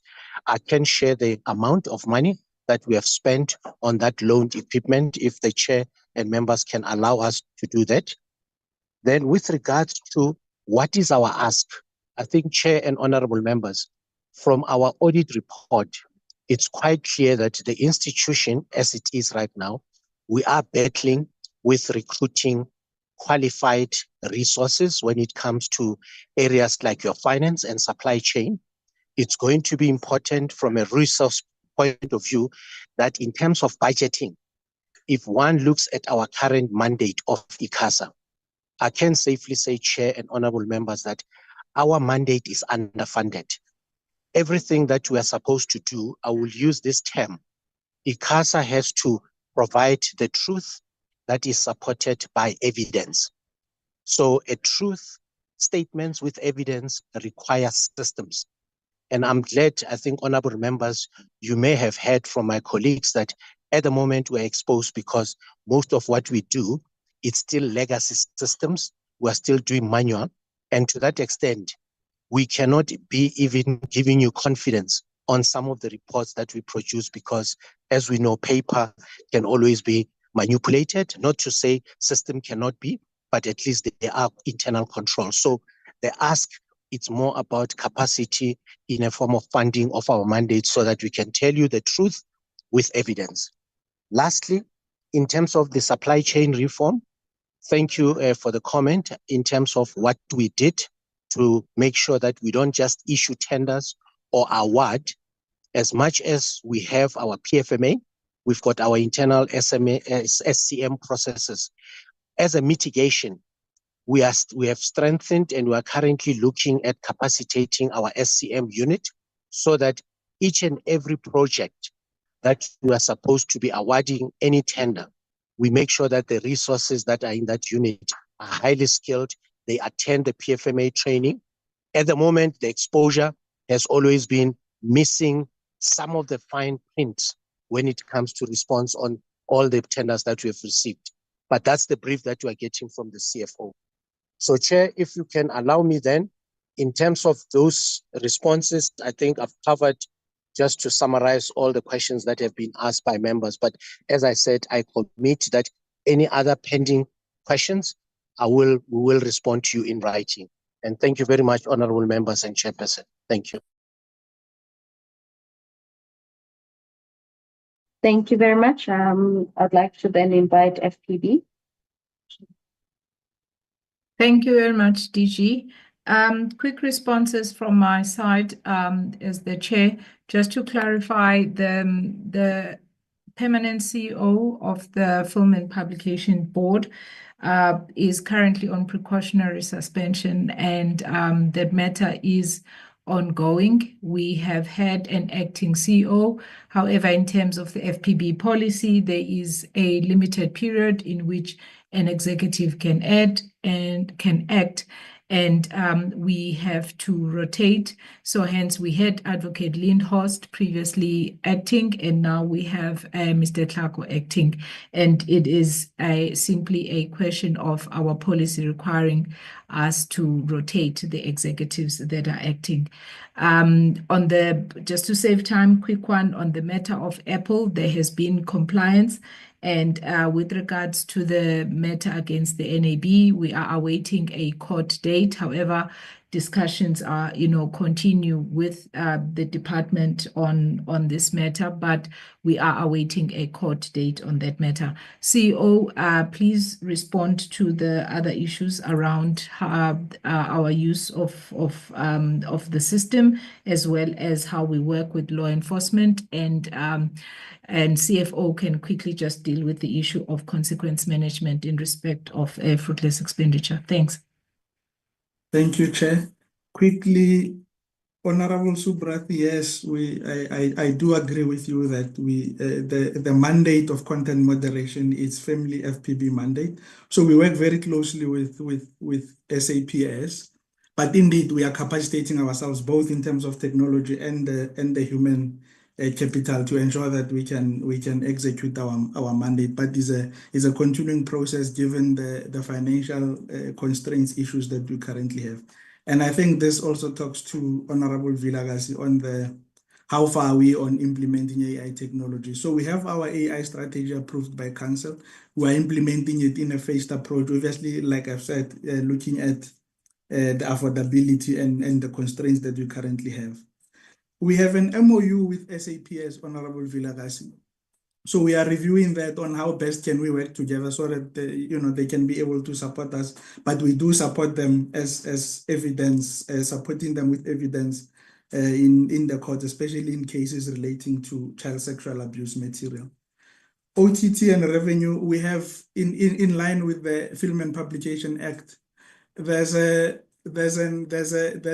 self-classification, especially for online distributors like your Netflix, Apple, where they can classify their content. And then what we do, we verify that they are using the classification guidelines. And then if indeed we realize that they are not sort of complying to that classification guideline, we can sort of revoke that self-classification guideline. But this is what is allowed for by the Film and Publication Act. So indeed, we are working with them, and some of the content or their content, it's actually classified according to FPB's classification guidelines.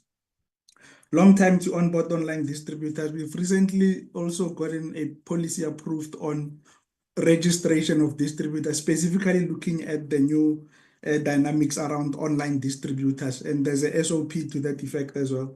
So hopefully then with this, we can improve the turnaround time where we can get them on board and then we can get them complying with us. Honorable Bodlani, on the victim support not concluded, what is the impact?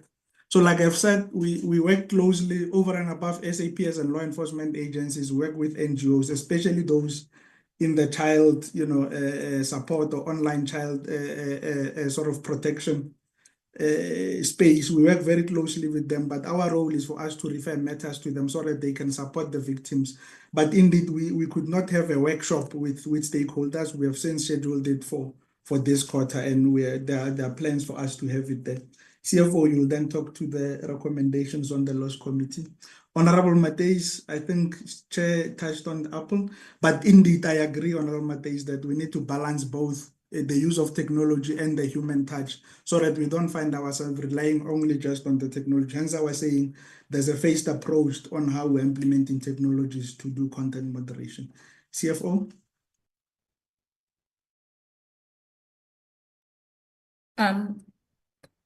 Thanks. So on consequence management, we are guided by the loss management.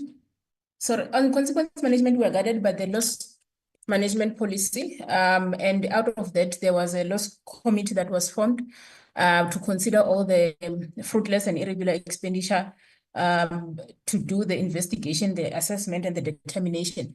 Upon the recommendation by the loss committee, the CEO receives a report with the recommendation of either recovery, disciplinary, or both. We do report this to Council and the Department and National Treasury. We have been making recommendation on recovery, and there are assessment that will indicate that it's not fruitless and wasteful expenditure, but the committee will recommend awareness on the policies that were contravened to raise that possible fruitless and wasteful expenditure. Thank you, Chairperson. Thank you very much. Then I'd like to invite Sapo and then the department will respond. Sapo, the question that was posed with regards to the business rescue, I'm not too sure who's here from, if any of the business rescue practitioners on the platform. We are going to do Sapo after they present. Okay, all right. Thank you, Chair. Then let me come into the department. And I'm going to request DDG Shelembe, dealing with SOC oversight, to just respond on the issues of the stabilizing of the entities, and also what is it, how do we hold the entities accountable?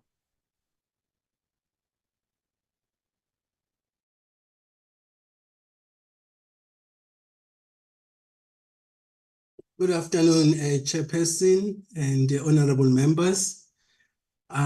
Just with respect to the question of holding public entities accountable and assisting them in terms of performance, we run, Chairperson, an ongoing quarterly process whereby these quarterly reports that are being presented here are reviewed by the department. We invite entities in to come and present. We pose questions. That kind of interaction assists us then as a department to put the minister in a better position to intervene in cases where there's a need for intervention. The minister then communicates with each entity per quarter, sending letters of feedback on quarterly performance, raising all manner of issues identified through the interactions with the entities, as well as the reports that entities would have submitted. The minister has advised now that perhaps quarterly interventions are taking too long, long after damage would have happened in an entity. We are now introducing interventions that would require entities to report monthly to the minister and the department to allow us to have what I may call an early warning system as to what is going on in the entities, making early interventions and hopefully preventing certain areas of lapses that would have taken place had we not had monthly interventions. So that is the kind of support that we are giving to public entities in our portfolio at Chairperson. Thank you very much. Thank you very much to the DDG. Just to ramp up on the other questions, then with regards to the delays on the digital economy master plan, the part of the delays were obviously brought about with regards to as I said, the sign-offs. Honorable members, as you would know, we've had changes in terms of administration. The first and foremost was that because it's a cross-cutting matter between us as well as the Department of Trade and Industry, we needed to make sure that there was then the sign-off, including at the cabinet level. And then with regards to the updated implementation plan, as you would know, we embarked on the process with the Digital Economy Master Plan in 2021. We then had to do the update with regards to the plan itself, the master plan, as well as the implementation plan. Now I'm happy to indicate that we've now commenced with the plans, as I think Honorable Subrati has indicated that, and also Honorable Vilakazi, that we will catch on the other initiatives as we proceed. But I must also indicate that the impact it does have, not only in terms of the creating a smart society, which is where we're looking at. We are very also keen in terms of driving the issues of e-commerce, but also in terms of us being responsive overall in terms of your sustainable development goals. And I think our presentation tomorrow would speak on this. And then lastly, obviously, is driving the digital transformation in the country. We are very much so focused in as far as also addressing the triple challenges that we have, and especially with regards to the unemployment element, especially looking at the youth. But the digital economy master plan has also then looked at the interventions with regards to, and I think the honourable members raised this, with regards to SAPO, the retrenched workers, and how then do we onboard them, and also looking at the upskilling and reskilling. And then, if I may, then also talk about the CFO may come in on the underspending on the SD Connect. Largely, honourable members, this has been brought about mainly with regards to change of their accounting model with National Treasury. A number of government departments are still in discussions with National Treasury on this, because what we used to do before is that we transfer the funds to the entities, and it's obviously the entities who then do the actual procurement working with the SMMEs. In this instance, now we're told that we actually then need to provide the actual expense beforehand, which becomes very difficult, especially because we're working with SMMEs. They may not have the buying power. And that meant we had to then look at the collaboration, looking at CEDA as well as other funding institutions to enable and assist the SMMEs to be able to have that capital to inject in as far as then doing the rollout of the broadband rollout in the country, and then obviously being reimbursed afterwards. It's been a challenge, but I think the CFO may come in just to underscore this, and I think we're still going to have presentations from both BBI and Centec who can then further allude on this. And then on the white paper, Honorable Vilakazi, I do appreciate your comments. In fact, the Minister is currently going to be busy with a policy review colloquium where we are basically going to identify what is key.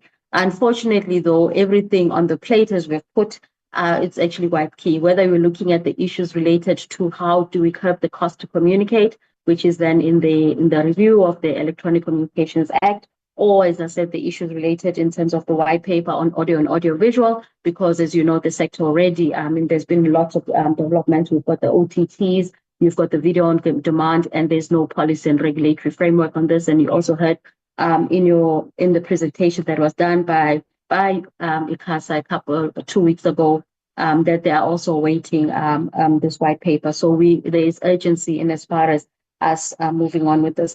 And then obviously there's also the AI policy as well, and we are currently busy. At least we approved the national data and cloud, but now we have to come up with an implementation framework for these. And these are all very key as far as making South Africa competitive, and obviously building on not just in terms of the digital infrastructure, but they are supporting other programs that we currently are running in the country right now in the main, which is then the apex priority for this MTDP, and which is then the digital public infrastructure. And then lastly, but we will try to look at ways in as far as how do we circumvent this. And I must also give credit to say the collaboration that we've had with both the regulator providing input, our state-owned entities, as well as the wider sector and industry providing insight has been very valuable. And then with regards to the cost of the dual illumination, Honorable Bodlani, and welcome back. We've missed you.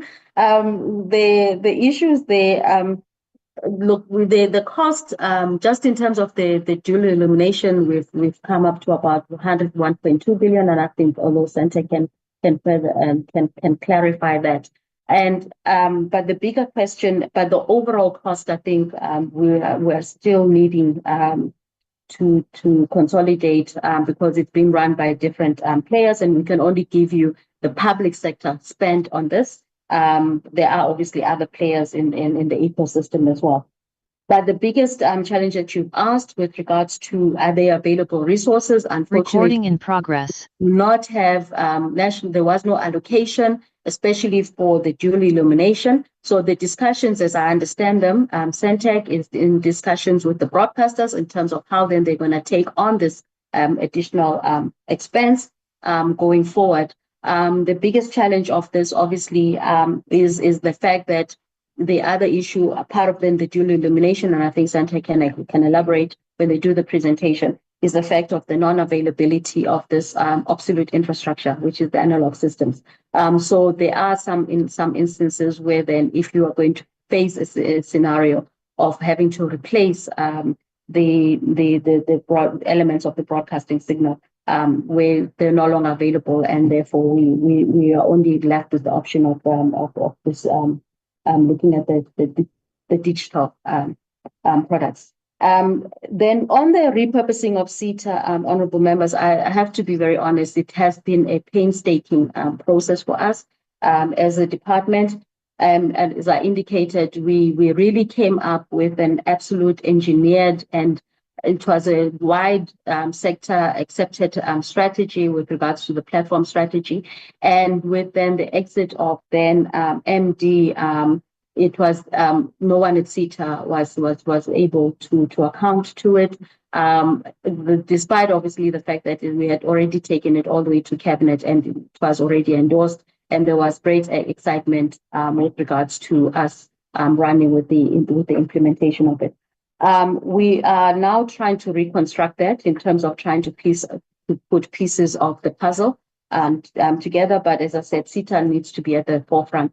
By and large, I mean, part of it then looks at the issues with regards to transparency. And you would think you would also hear this issue continuously being hammered by various government departments. The transparency with regards to the procurement process, where it is within the value chain, and whether or not we're getting value for money. And I mean, we're now trying to build systems for that. SETA has indicated that they do have a dashboard of which clients are able to see. Now what we're trying to do is then to improve with regards to the costing model for the services as well, and ensuring that the efficient turnaround in terms of the delivery of that.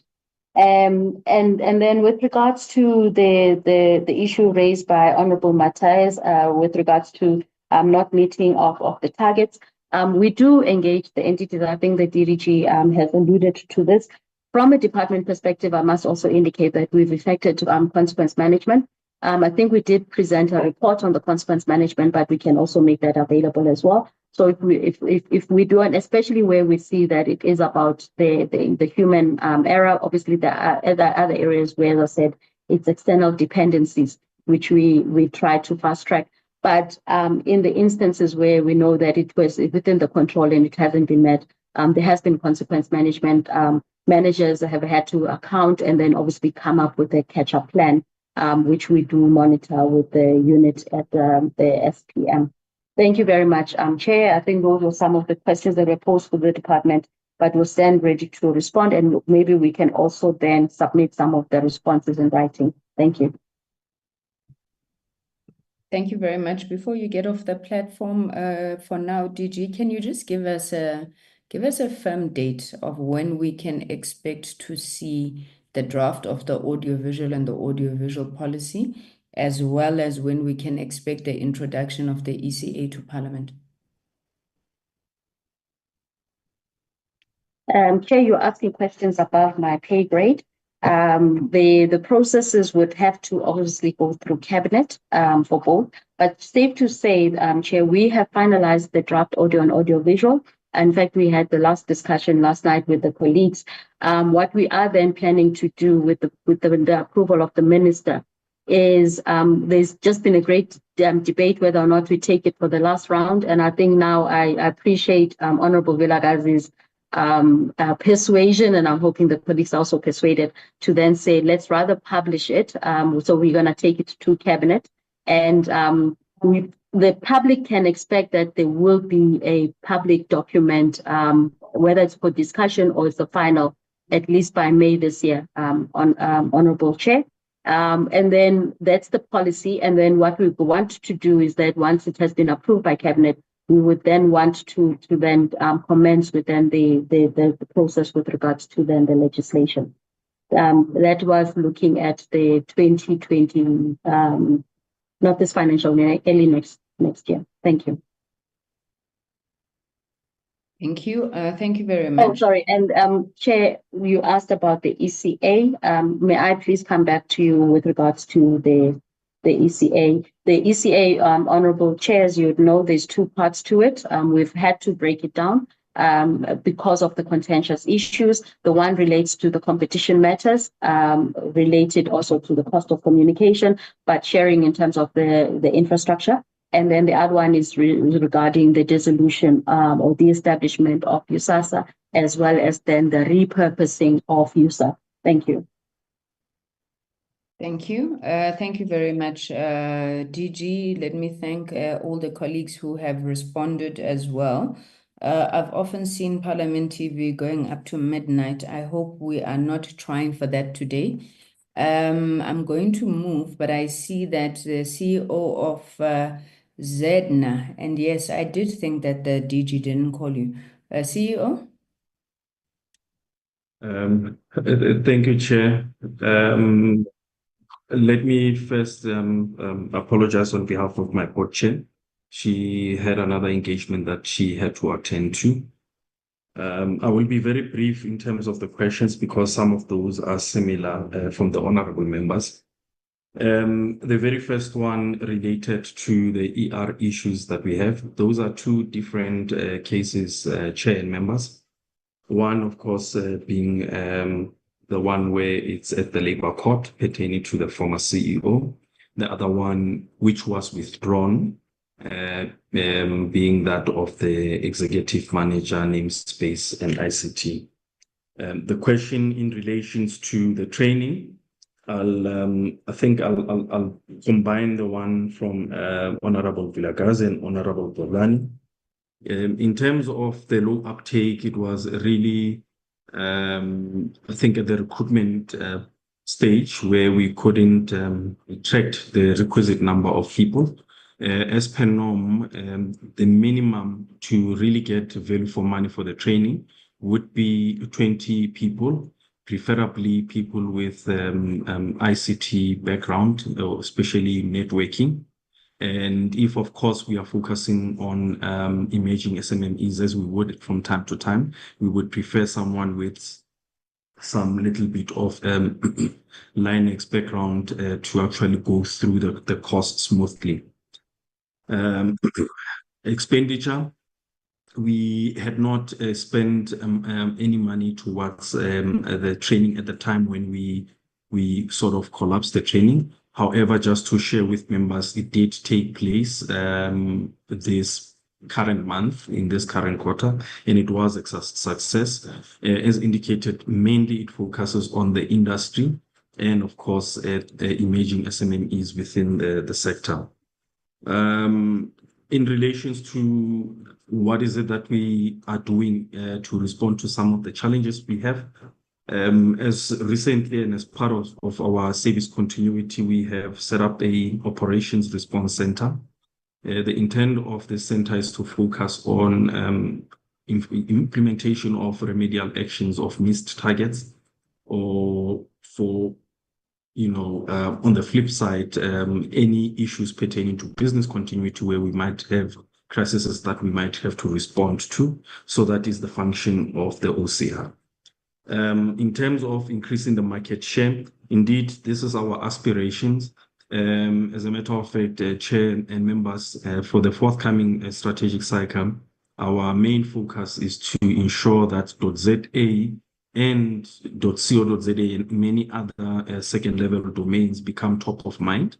And in preparation for this work, we have commissioned a study And the intent of the study is to provide us with the gaps that we currently have to ensure that we fill them so that we attain this goal. Furthermore, it's also in relation to an ask from the portfolio committee to say what is the impact of the domain name space on the economy.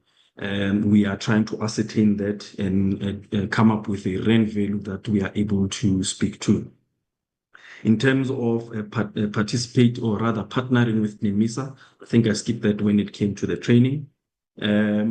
We have to, because of the bespoke nature of the training, we have to get expertise within the industry. Fortunately for the training that we missed, and we have subsequently, we relied on resources that are available nationally. We do have an MOU with NEMISA, and NEMISA does provide other training other than the one that I'm speaking to now. I think that really covers all of the questions, Chair and members, as I step down, and I'll wait for any follow-ups. Thank you. Thank you very much, CEO. Honorable DM, I see you have your hand up. You may proceed, sir. It's because that's the expectation you created, Honorable Chair. And I said I would come at the end. If you don't mind, Honorable Chair. Honorable Chair. Yes, you may proceed, DM. I'm sorry, the expectation is correct, but then I thought maybe you wanted to come at the end of everybody, but you may proceed. No, I can still do that. You can proceed. Thank you very much. Thanks, DM.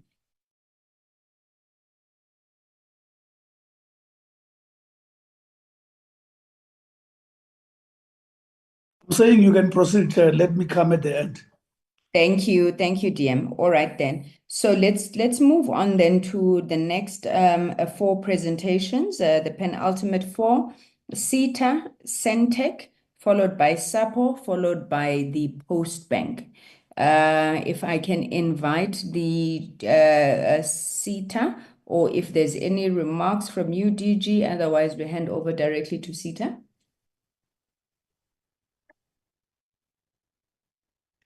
You were being hit here for using paper and all sorts of things. Now technology, Dololo.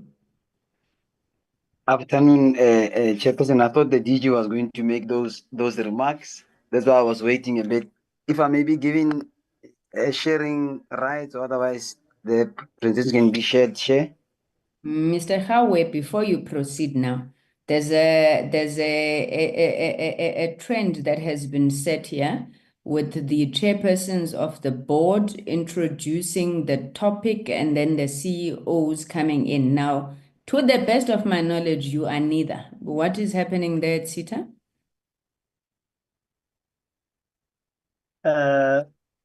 Good day, Chair. I am here, the acting MD. I was just trying to sort out another engagement on the left here. The board chair tenders her apology. She was in the meeting earlier on, but she had to leave due to another engagement. So she asked to extend apology. But we can go, Chair. You can put up the slides. I will hand over to the CFO on the financial part of the presentation. Thank you very much. You have 15 minutes for the whole presentation. Thank you so much.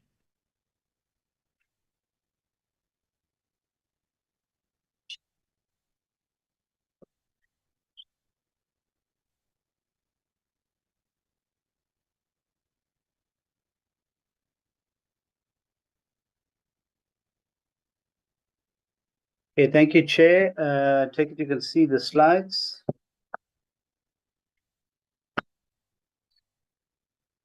Not yet.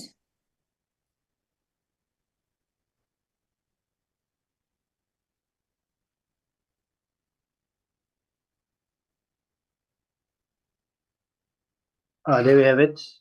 Can you see it now, Chair? Yes, thank you. Okay, Chair. So on a high level, we'll go through the performance highlights, the performance overview, some of the interventions, and then we'll jump over to the financial and strategic risks.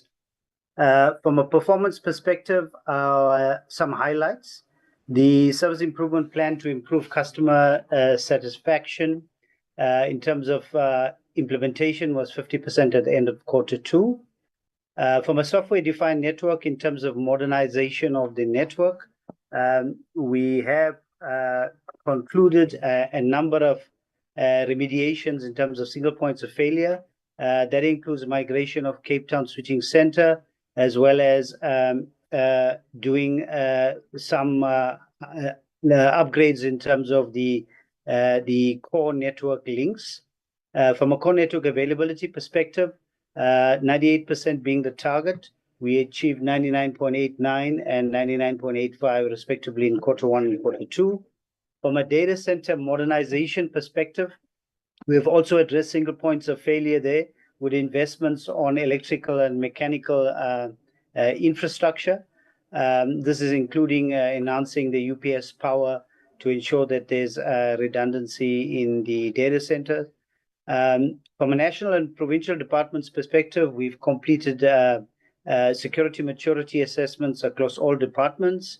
And then we completed 51.9% of security awareness campaigns, which exceeded the target of 50%. From a training perspective, we've done well on the training side, exceeding targets on the training side in terms of Q1 and Q2. Procurement spending, we've also done well there in terms of 54% spend on SMMEs against a target of 43%.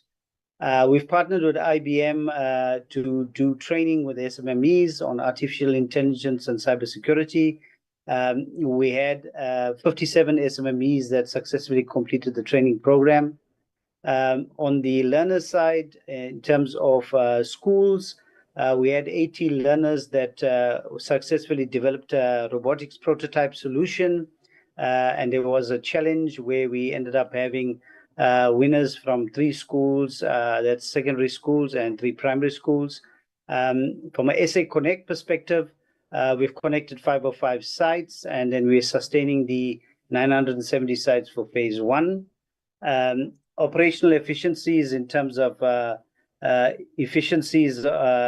processes, we've rolled out a grievance handling and asset management solution. Just on a high level quarter, we have 14 targets in the APP. And 2 of them are financial targets, which are measured at the end of the year. So we achieved 7 out of 12 for Q1, 58.33%. We achieved 8 out of 12 in Q2 with 66.67%. We are on track on our finances. So if we pull that through, we project to be at the minimum 71.4%. That's a projection. The targets that are contributing to the shortfalls is the court online phase 2 rollout, the indigent household application phase 2, the citizen super app. We did trail behind in Q1 in terms of our customer satisfaction improvement initiatives, but we've caught up in Q2. And then cost savings on our OEM frameworks, there are some shortfalls. Just some interventions there quickly on the court online. We're working with the OCJ, and there was a shift in the scope to a stabilization rather than a system enhancement and rollout. So we finalized that scope, so we should be able to pull that on track. The Citizen Super App, here the challenge is the commercial model in terms of revenue sharing model. So we've engaged with National Treasury, who's helping us in looking at how we come up with a revenue sharing model when we go out to partner in terms of e-services and the super app. On the OEMs, we had a number of framework agreements that were in progress. So at the end of Q2, we didn't have no achievement, but we had enough negotiation framework agreements in the pipeline to be able to catch up on that. The indigent household, the challenge here is the sharing of data between government departments, where we are trying to finalize MOUs with the various departments to be able to share information and go live with the indigent household. So there are challenges there with interventions with the various departments. So Chair, with that, we're going to move over then to finances. We're going to run through to finances, and I'll hand over to then the CFO. Thank you, Chair. Thank you, Chair. Chair, on this slide, it just gives a snapshot of the financial performance both for Q2 and year to date. Q2 itself on the far left-hand side, and in the middle column, the year to date, which combines both Q1 and Q2. On the revenue side, we were behind on our revenue against the budget by about 750 million rand. And the main reasons thereof is mainly because of opportunities that were identified that have not yet been realized, and also because of the budget cuts that are being experienced by our customers. The cost of sales was also below budget, about 500 million rand. If I look at our operating expenditure, in the middle of the table there were some savings on what was planned, a budget of 867 million rand and a saving of about 142 million rand on the operating expenses. If I look at the bottom line on the actual, we generated a operating surplus of 29 million rand. It's still below the budget of 158 million rand, mainly because of the profit margins on those lost opportunities or those that have not realized the budget cuts. Obviously, we don't have that surplus coming to the bottom line, and hence the variance between the budget and the actual, which translates into a surplus of 131 million, taking into account the finance income of 101 million rand. But I think, in summary, if we look at the financial performance of SETA, we are doing okay. There's really no major issue. I think the only one which is being attended to is around collection from some of our customers who struggled a lot with the budgets, and they were unable to settle some of their debts before the end, or they will not be able to settle before the end of this financial year. But we are managing it quite close with the affected customers, and we're all committed ensuring that we do settle them, and when they do have funds available, which will probably be early in the new year. I think I'll move straight, Chair, to the risk slide. Taking a cue from you, we'll take it as read. I think the main comment out of all the strategic risks that are identified with obviously we've got the mitigation against the interventions. We were sitting at 64.2% of all the mitigations being implemented on all the 11 strategic risks as at the end of Q2. So it's work in progress, Chair. It's been monitored on a monthly basis through EXCO, and on the quarterly basis, it goes through the audit committee or audit and risk committee, and eventually to the board, who obviously plays oversight on all the strategic risks and the mitigations that are planned. I think I'll stop here, Chair. Thank you.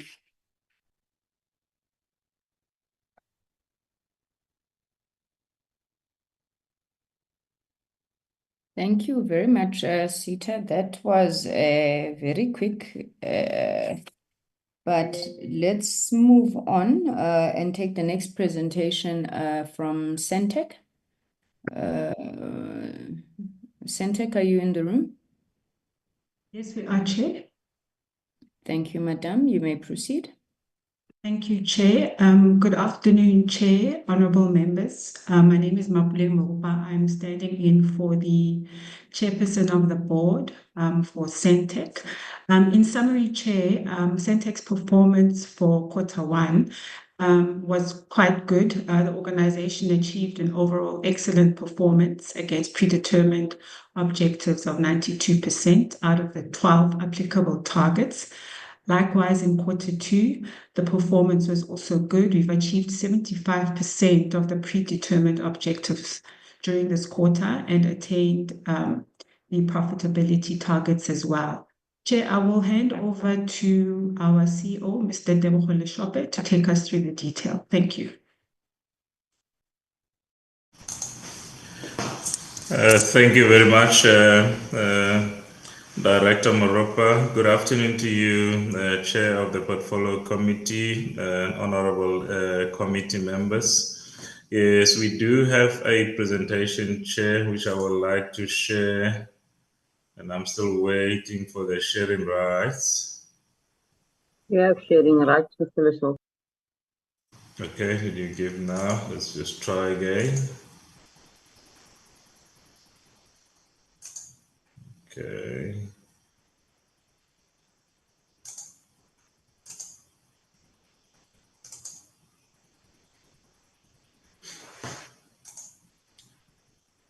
Just a sec, Chair.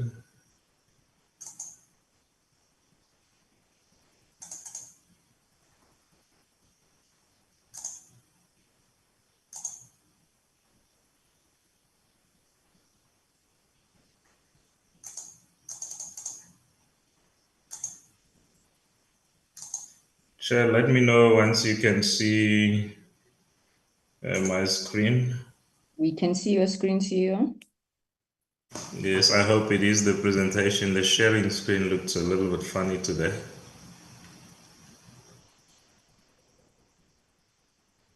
It's not on full screen, but I think we can see it. Okay, I think it will come up. I've just put it on full screen now. Yes, so in the main, Chair, we are sharing with the committee an update for both Q1 and Q2. So in terms of Q1, as reflected, we had achieved a very excellent performance of 92%, and then for Q2, 75%. And we also achieved profitability targets. It does appear to be a decline from Q1 to Q2. However, we want to come for the committee that is at the end of quarter 3, we had stepped up back to above 80%, which is what we are targeting for the end of the financial year as well. As far as the revenue is concerned, Chair, committee members, our revenue was 29% above budget, and we also achieved an excellent performance against the new revenue target, which had surpassed the set target by far, 202%. The company also attained the EBITDA margin of 23%. The revenue trajectory was mainly attributed and contributed to by media business, achieving a positive performance in most of the service portfolio, Chairperson. In terms of the services going out to the customers and the market, we do measure month to month our network availability. So for the Q1, Q2, because our performance is cumulative, we had achieved 99.95 against the 99.75 of the set target there. And then from the performance highlight financials, we are reporting total revenue for both Q1 and Q2.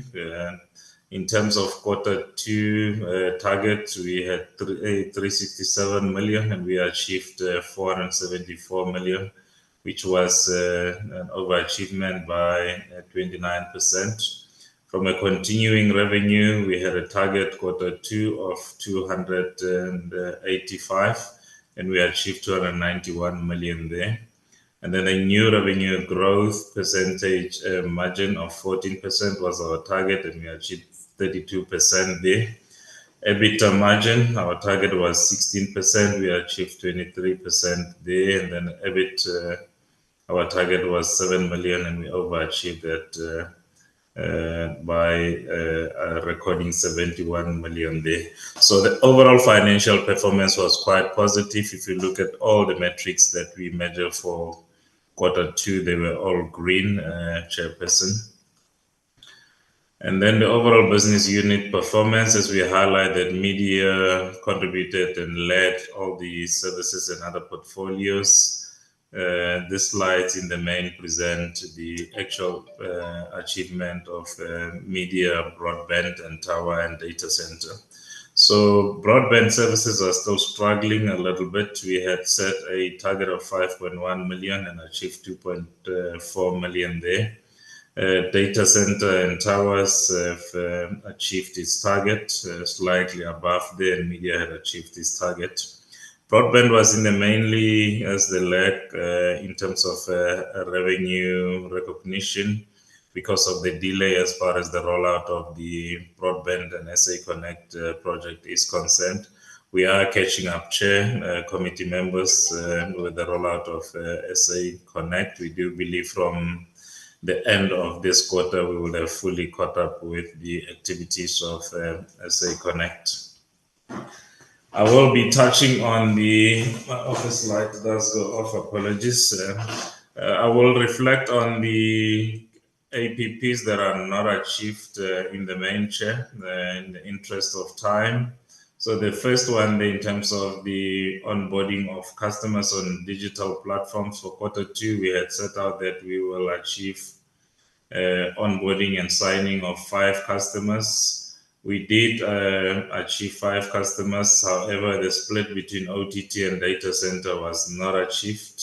So there were some agreements that were still under process there in terms of the data centers, which were pending just sign off.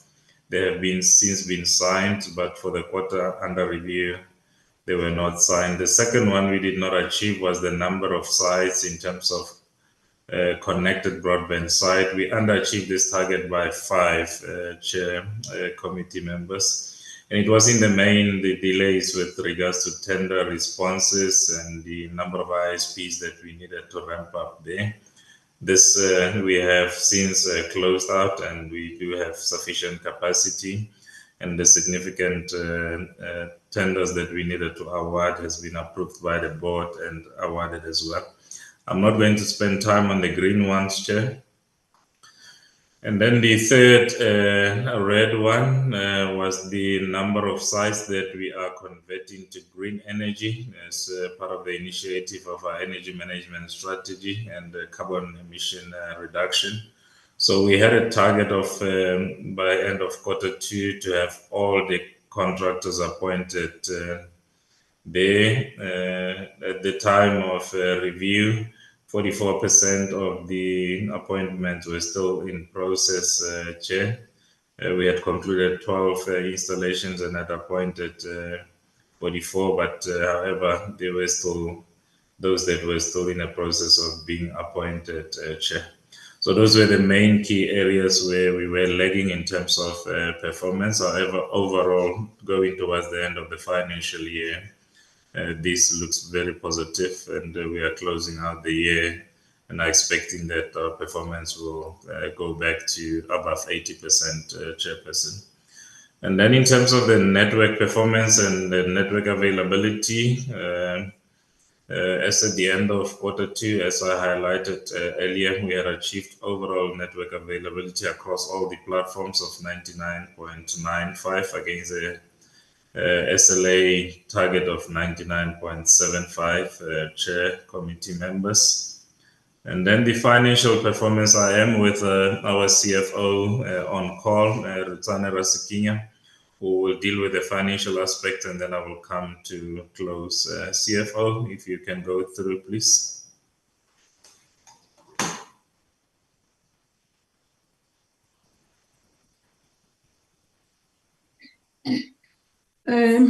Good afternoon, Chairperson and honorable members, Minister and Deputy Minister and the DG and everyone on call.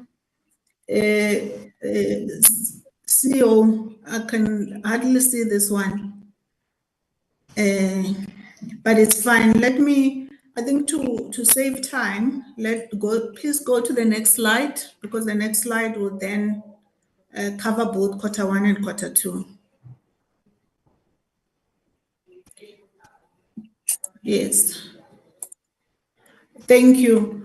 So, honorable members, for year to date up to September 2024, from a revenue point of view, we had a budget of 833 million sorry, we had a budget of 792 million. This budget was divided into continuing revenue, new revenue, and also dual elimination. We managed to achieve overall budget of 833 million. There was for a new revenue, which I think is quite important because with ASO coming, the sales from that will definitely go down, as we have mentioned previously. And I think it's showing good progress on our side that we are having new revenues. The new revenues were mainly coming from the sale of STB boxes to USASA, which came through in the last 2 quarters. From dual elimination in the quarter, we also then there was an approval from USASA where we got funding for dual elimination from USAF. Direct from an expense point of view, majority of the expenses were below budget. If I just concentrate on direct expenses, which includes energy, we have seen the energy bill going down from just fuel, diesel that we use to power the STGs, and also from the fact that there was limited or there was no load shedding in those 2 quarters.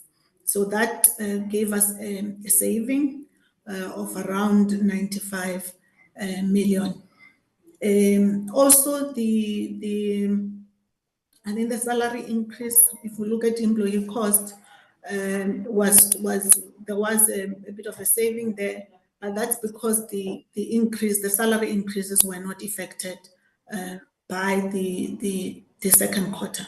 It came in the third quarter. So in terms of EBITDA, we overachieved. We budgeted 10 million, but we managed to get 210 million. And this is a combination of those things that I've mentioned in terms of expenses and some of the achievement of revenue numbers.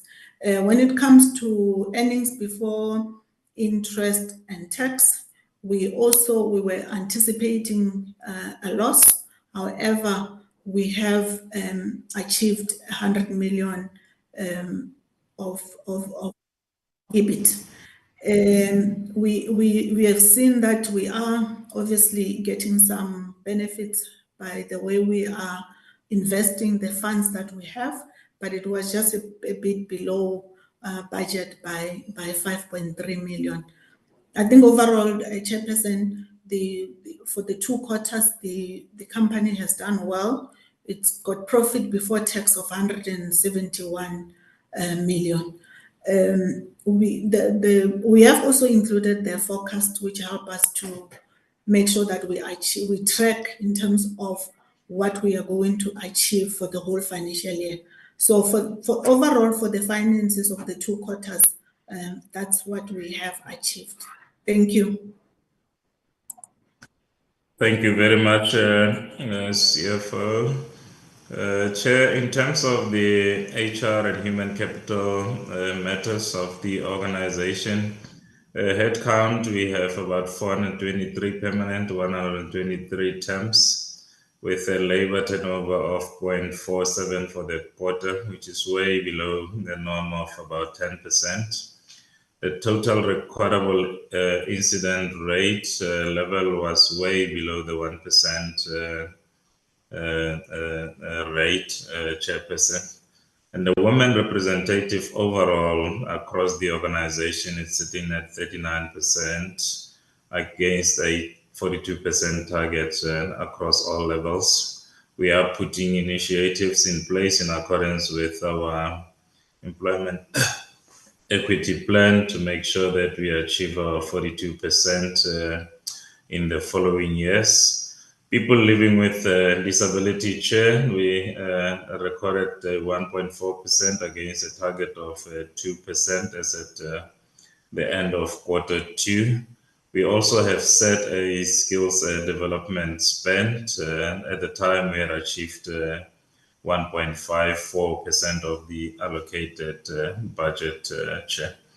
And then in terms of the GBV and femicides, we do support the economic pillar of the National Strategic Plan on the GBV and femicide through preferential procurement, Chair, from designated groups, especially women, Chairperson.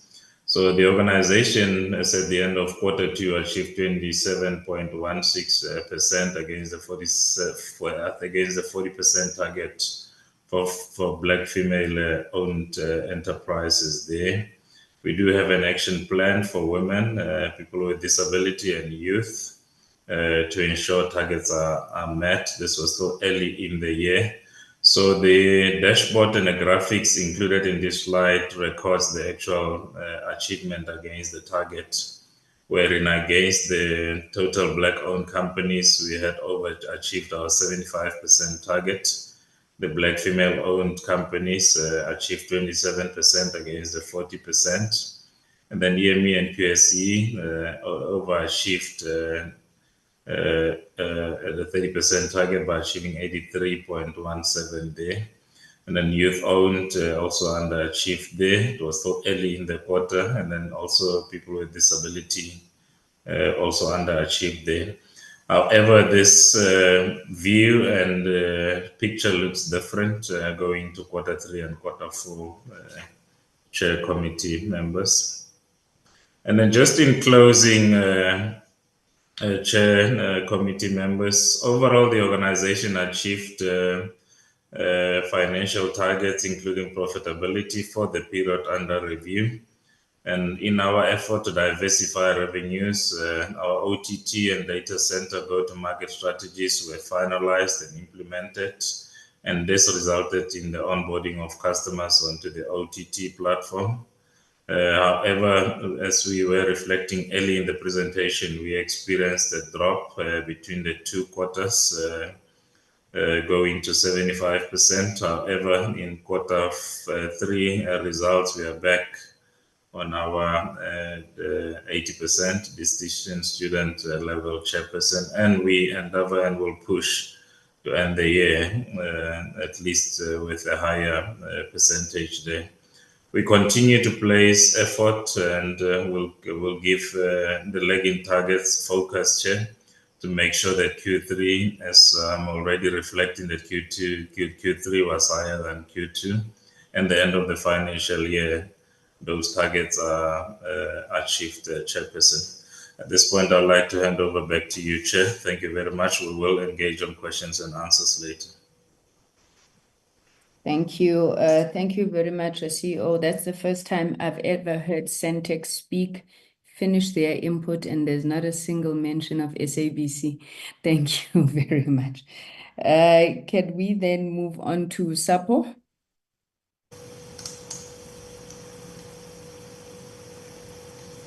Good afternoon, Chair. Good afternoon to honourable members and to the colleagues present. So, Chair, the Portfolio Committee on Planning and Evaluation Monitoring at SAPO doing a site oversight. So we have the acting CEO and SAPO management at the meeting, Chair. Myself and Johan Benton. Sorry, 1 second. CEO Centec, can I request you stop sharing? Thank you very much. Mr. Govender, you may proceed. So thank you, Chair. So the acting CEO and the SAPO management is at that meeting with the Portfolio Committee on Planning, Evaluation and Monitoring. Myself and Johan Bindel at SAPO representing SAPO, Chair. So, Chair, I'm just going to share the presentation.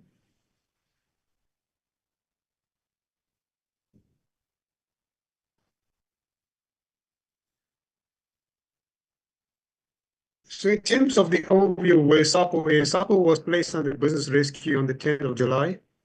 And SAPO still remains under business rescue. When we look at SAPO's KPI performance for the second quarter, we achieved 5 out of the 12 KPIs, which is 42%, compared to the first quarter, which we achieved 56% or 5 out of 9 KPIs. So Chair, I think in terms of the revenue, we got the next slide, which will cover the salient points. When we look at the revenue for the 6 months ending September 2024, we achieved revenue of 682 million rand. The revenue compared to the budget of 1 billion rand was 326 million below budget. And if we compare to the prior year for the same period, the actual for the prior year was 934 million rand. So in terms of the revenue performance, we were 242 million rand below the prior decline. So we had a 27% decline when you compare to the prior year. When we look at our cost for the 6 months ending 30th September, the cost was 1.4 billion rand. In terms of our budget performance, we were below budget by 323 million. The budget was 1.7 billion. And when we compare to the prior year 6 months, the actual expenditure was 1.9 million. So we below the prior year by 500 million or 26%. The 238 million rand there is the USO allocation for the subsidy for the 6 months. What it does is the loss for the period for the 6 months is 471 million rand compared to the budget of 342 million rand. So in comparison to the budget of 342 million, the net loss was worse off by 129 million. So we exceeded the budget by 129 million. However, when we compare to the prior net loss of 729 million rand, our loss position has declined by 258 million. So here the next slide just depicts the breakdown of SAPO's revenue. If you look at the revenue of 682 million rand, the two main revenue drivers is postal services of 416 million rand and the financial services of 157 million. These two revenue streams contribute 84% of SAPO's revenue. In terms of our expenditure was 1.4 billion for the 6 months. The main contributors to the top 5 cost drivers for SAPO is the staff expenses of 865 million rand. Staff expenses contribute 62% of SAPO's expenditure. In terms of public expenses, we get 135 million rand, transport 64 million rand, IT 129 million rand, and security 44 million.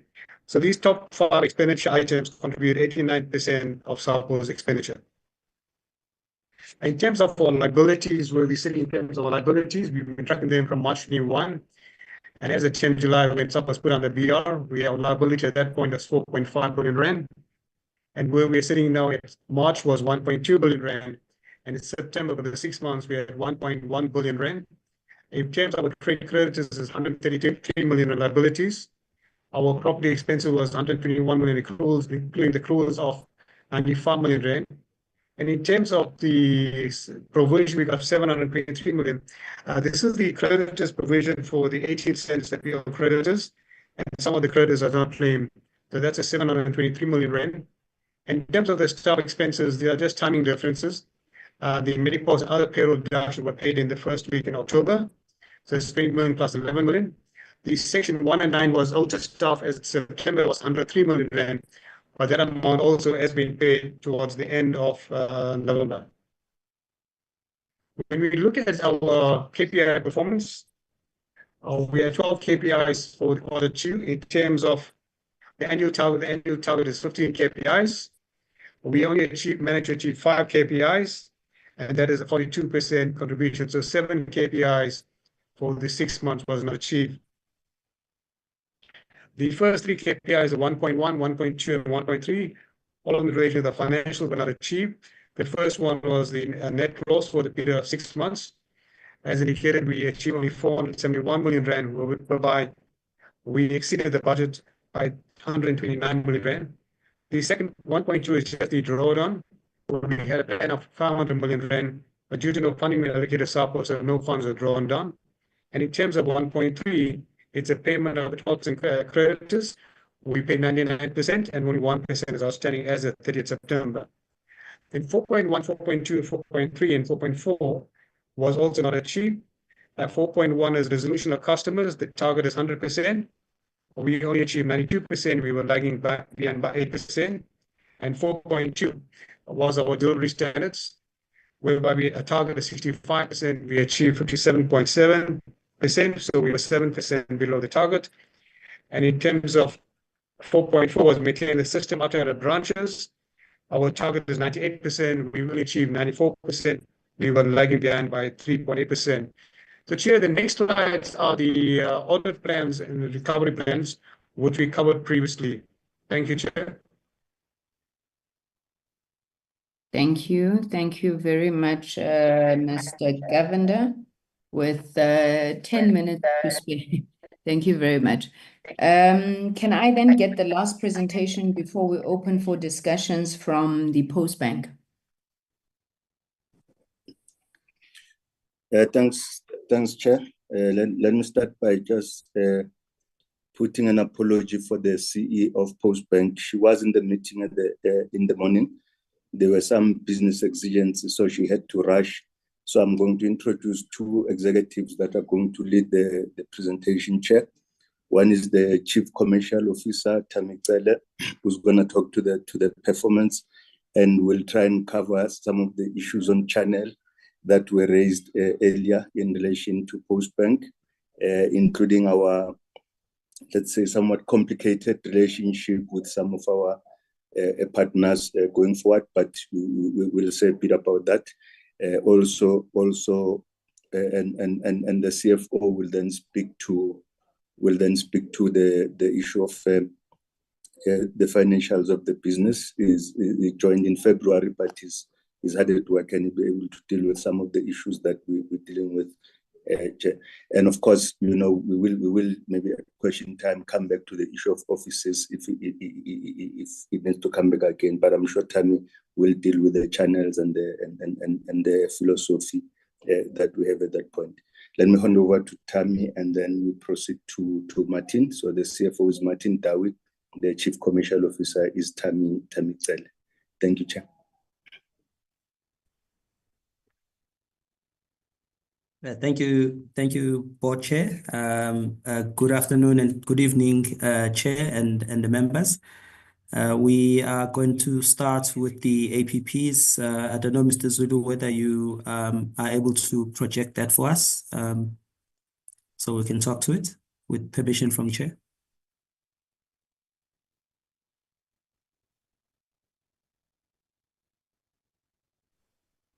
If I can have the sharing rights, Chairperson, and that, thank you. So whilst we are waiting, Chair and members, I am going to just give a bit of an environmental context for our business. That's going to be the key slides, because I think it does speak to our context as Post Bank, as soon as it does get fleshed out. Are we winning, Mr. Zulu?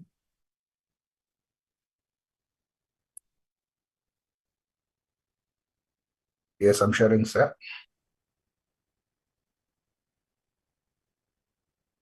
There, I think it's coming up. There we go.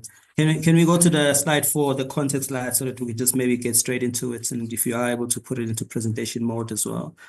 I think the environment, we're going to share that, so if you could just move to the next slide for us, to the one that talks to the environment. So Chair and members, there's 3 anchoring operational environment that we are operating under. The key one, I think, that is chief among all of the others, is the sub-variation notice conditions that we are have been working very hard in the last 18 to 24 months to close. But it remains a significant one, because without its closure, it certainly does continue to limit our ability to grow as a business, to acquire new opportunities, including revenue uplift and objectives that we have. And so until this variation notice is really lifted, we continue to be limited by that. But I think it's important to update, Chair, that of all the 11 conditions, we are only left with just one. And that's the one that's currently on the go, which is the card replacement piece. And we are seeing a significant momentum, and for us, with the confidence to be able to get to the close on this. The second anchor, Chair, is around the SAPO business rescue process. Of course, I think as my colleague Lenny has shared, I think this has actually weighed quite heavily on the Postbank business. And just maybe as context, Postbank has always been a profitable business, and even before the business rescue came through, and with the write-off, it was the first time that Postbank actually got into a financial challenge, of making profitability on a continual basis. But that's, I think, when we look at the momentum as well through cost management and some of our measures, we are starting to see some level of improvement. But I think, it is important, that cost savings can only take you so far. And revenue growth becomes quite critical. Until you've got that, it is going to be quite critical for the recapitalization of the business, to be considered as we've positioned it. The third pillar and anchor, Chair and members, is around the lack of skills and capacity within the business. I think the CE has done exceptionally well together with the board to really fill in the executive level roles, which then creates that particular stability, and all of those roles being permanent, which is something that we certainly are proud to talk about. But I think, level lower, it does become quite challenging as we execute, to get the right skills. I think the board is going to be considering some of our structure reviews, and in order for us to capacitate ourselves. But what that means, though, Chair and members, is that the skill, and capacity that we currently have, having been channeled, quite heavily onto the sub-variation notice conditions, sometimes it does mean that some trade-offs needs to be done on priorities, that needs to be achieved. And I think with that, Mr. Zulu, if you just go to the next slide, where we're now going to talk about our APPs, with that context having been shared.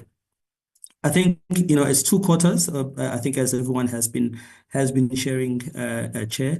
If you look at Q1, we were able to achieve 70% of our APPs, certainly, which was 7 of them that were achieved versus 3 that we did not achieve. I think in the context of what we've just shared now, we consider this as showing resilience, in our ability to multitask and be able to focus on multiple things at the same time, because they all are a priority to us. And I think with Q2, which of course was coming at a point where we were now starting to actually do the replacement of the cards, and it needed a lot more hands on deck in order to achieve these outcomes. So we are sitting at 60%, with some views that we're going to show how we plan to recover in some elements of these targets that have not necessarily fully been achieved. I think with that, similar to the rest of my colleagues, we are going to focus on the ones that we have not been able to achieve, and with some color around it in terms of rationale. The first one is the 1.2, which really talks to the non-interest revenue. So this is driven largely by a couple of elements, and it's not been achieved. That's the outcome. But I think it's driven largely by whether we have transacting customers, we are growing the customer base, and also driven by the resilience of the SASSA base, so which also is a significant source of our income. I think, it makes sense that this number does show a challenged outcome. And naturally, the cost to income ratio piece as well will be equally affected.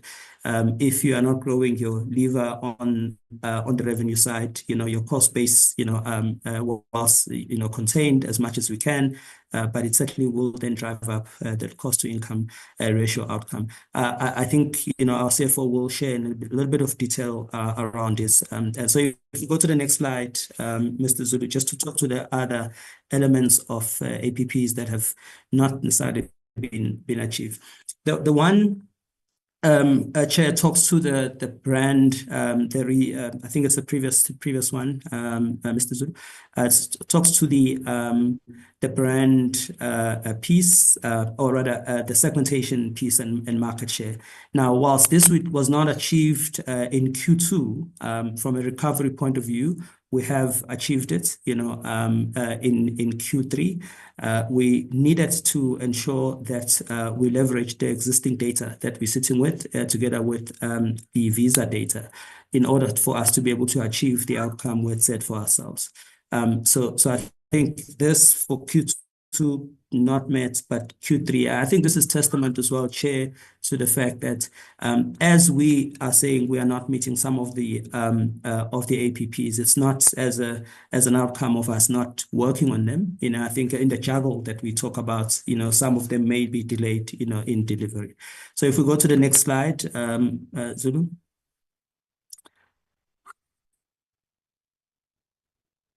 Zulu, next slide. Yes, thank you. So this the second, I guess, one that we have not been able to achieve as a target. I think it speaks exactly to what the board chair was indicating earlier. It relates to our partnership, with retailers to try and unlock more channels available for our business. And this one specifically around the ability to accept deposits as well as to pay out, in bulk. I think when we talk about bulk, is around the ability to pay out for groups and stock files, so that usually come with bulk amount of requests and deposits. So we have been engaging, and the only reason this one has not necessarily been met is driven by two things. Firstly, the retailers that we are working with are the ones that we are talking to. We're working with on the card replacement piece, and they are quite keen to see how the journey of this card replacement works out, and so they are quite keen to test that first before they make some decisions. And secondly, they have indicated, both them and also some of the other banks that we have spoken to, that everybody is trying to move away from handling cash. Everybody's trying to move away from handling, cash both in and out, and so it becomes challenging for them to immediately accept that there will be that particular relationship. But they've not closed the door, Chair. So we continue to engage with them and prove the current working relationship that we have with them. So we do think that this one is a key dependency on the partners agreeing, with that for us. In the meantime, I think the SAPO relationship continues to be maintained. We are certainly going to continue to work with the SAPO, especially around the assets of the branches, that they're sitting with, the network that they sit with. I think a lot of our customers are still benefiting from that particular engagement. And so we think that as an alternative, for us, I think it's important to keep that relationship. It is quite strategic for us. And then the second one that I think we have not achieved in Q2 is around getting ourselves into a fully operational call center partnership for ourselves. But having missed it for Q2, we have now accelerated the process for us to be to achieve it in Q4 as well. Yet again, it's a question of some of the priorities that we've had to trade off on this one, and we needed to really be careful around how do we choose that particular partner as well, and not be hasty in those decisions. So if you go to the next one, Zulu.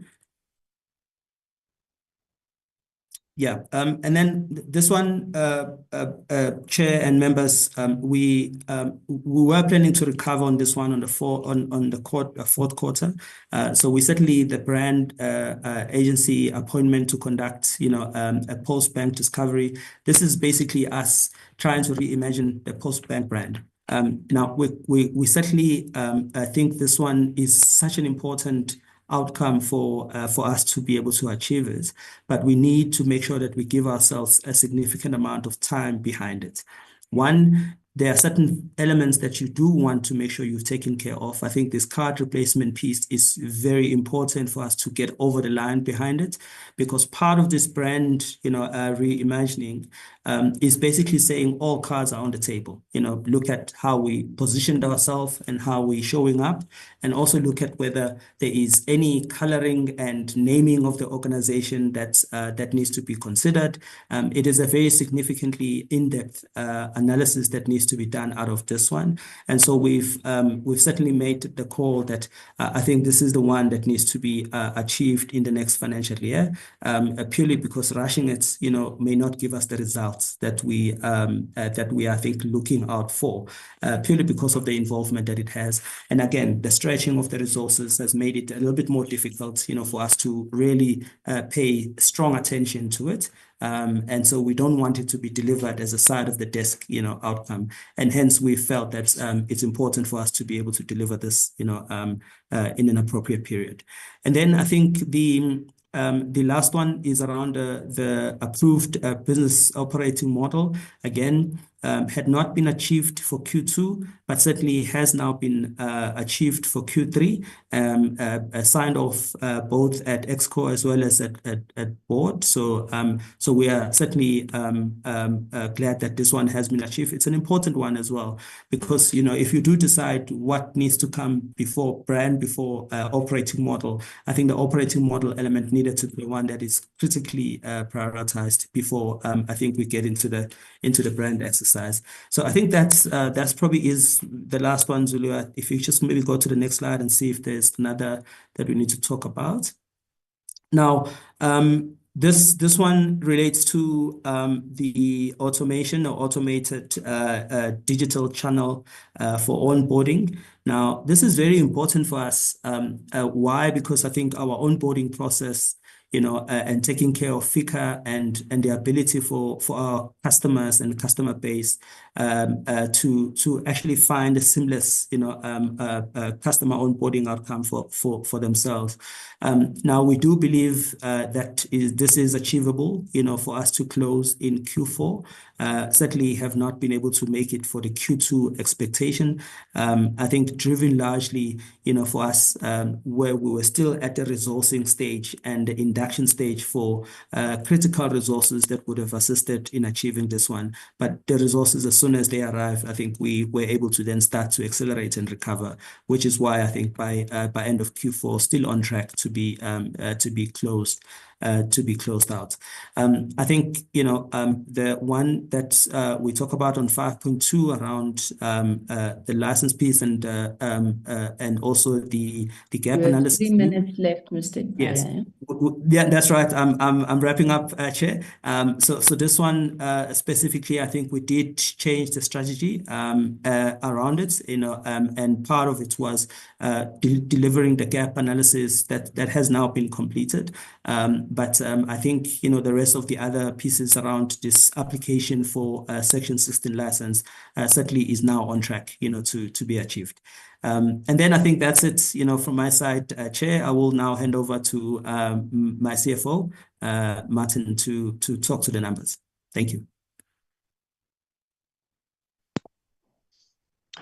Thank you, Tommy. I think like a bit of pressure for one's first meeting, but I extend my welcome to everybody this afternoon. I'll try and be as brief as possible, given we've only got a couple of minutes left. I'm only going to focus on the Q2 numbers. So, Sabelo, if you could, yeah, thank you. I think the primary message behind our Q2 results, and we are talking about results from many months ago, is that we were profitable at the half year point, to the extent of 154 million of profit after tax. Looking at the contributors for that result, net interest income, which is the income we earn from our short to medium term investments, was up on prior year and budget at 348 million. For the half year, and that despite a reducing interest rate environment. So a testament to some good investment decisions from our treasury function. If we look at the next segment of our P&L, we're looking at non-interest revenue. So this is the revenue that we earn from fee and commission income, inter alia, the SASSA fee income that we earned, bank charges, etc. And what I've noted in terms of my early investigations here is that we're not, I would say, presenting the numbers in a fair way. In terms of what I'm saying is that we have some costs that are sitting in our operating costs that I feel belong and are closely related to the earning of this non-interest revenue. So in our next presentations, we will be restating those numbers to, I'd say, more accurately reflect the true nature of the business. But our net fee and commission revenue is down on prior year, down on budget, but there's an associated reduction in transactional based costs sitting in our direct operating costs as well. Hence my earlier comment. I think it's important to unpack those numbers, and happy to do so for anybody afterwards who has a specific query around that. It's really a presentation thing. Conscious of time, yeah. So in terms of the operating costs evolution, we've sitting at, sorry, my eyesight's really getting bad. Sitting at 300 million, some support costs of 57 million. So 359 for the half year, which is well down on the budget, but as mentioned, some of the costs are actually related to a conscious business decision that we took, where we were transacting through what we refer to as expensive channels of service delivery to our clients. So we try to reduce the amount of volume that we push through those expensive channels, and increase the volume that we push through the cheaper channels from a cost efficiency point of view. But you're not seeing that, I'd say, directly presented here in the way that these numbers are put together. I think over the page, please, Sabelo, is just a breakdown of selected cost drivers, where we analyze the actual versus budget versus prior period costs. Some notable items here: IT costs well up on prior year, and that is as we build a bank and invest in systems to modernize our system universe and make our business safer. We're obviously needing to be spending money in that regard. I think that is probably the most significant in terms of the non-transactional cost drivers. What I consider to be transactional costs closely related to our non-interest revenue is the first line item, security cost. So that's the cost involved in transporting cash around to pay out beneficiaries, etc. You can see that's reduced quite a lot from the prior year, 174 million versus 13. So that's testament to that change in business strategy that I alluded to earlier. I think the other item of significance here is the support costs. So this also relates to monies that we pay to SAPU for over-the-counter and cash pay point transaction services costs, where we've also tried to reduce the reliance on that. Then the next item down that I consider to be closely related to our earning of our non-interest revenue is the line item entitled interest and bank charges. That is predominantly what we refer to as bank serve costs, and that's for payments, making payments through the NPS system through that service provider. I think, Chair, I will probably call it at that stage, given I know we're pressed for time, and rather leave some further time for questions afterwards. Thank you. Thank you. Thank you very much, Chairperson, and all the colleagues who presented. We gave you the extra minutes that you got from your dear friend, the post office there. Okay, so let's then take deliberations on these reports, colleagues, honorable members, on CETA, Centec, SAPO, and Postbank. And maybe let me just remind ourselves that we already have questions that we held in abeyance that the members would have asked from the audit action plans that were presented this morning. Maybe let me go first while members are still just trying to gather their thoughts there.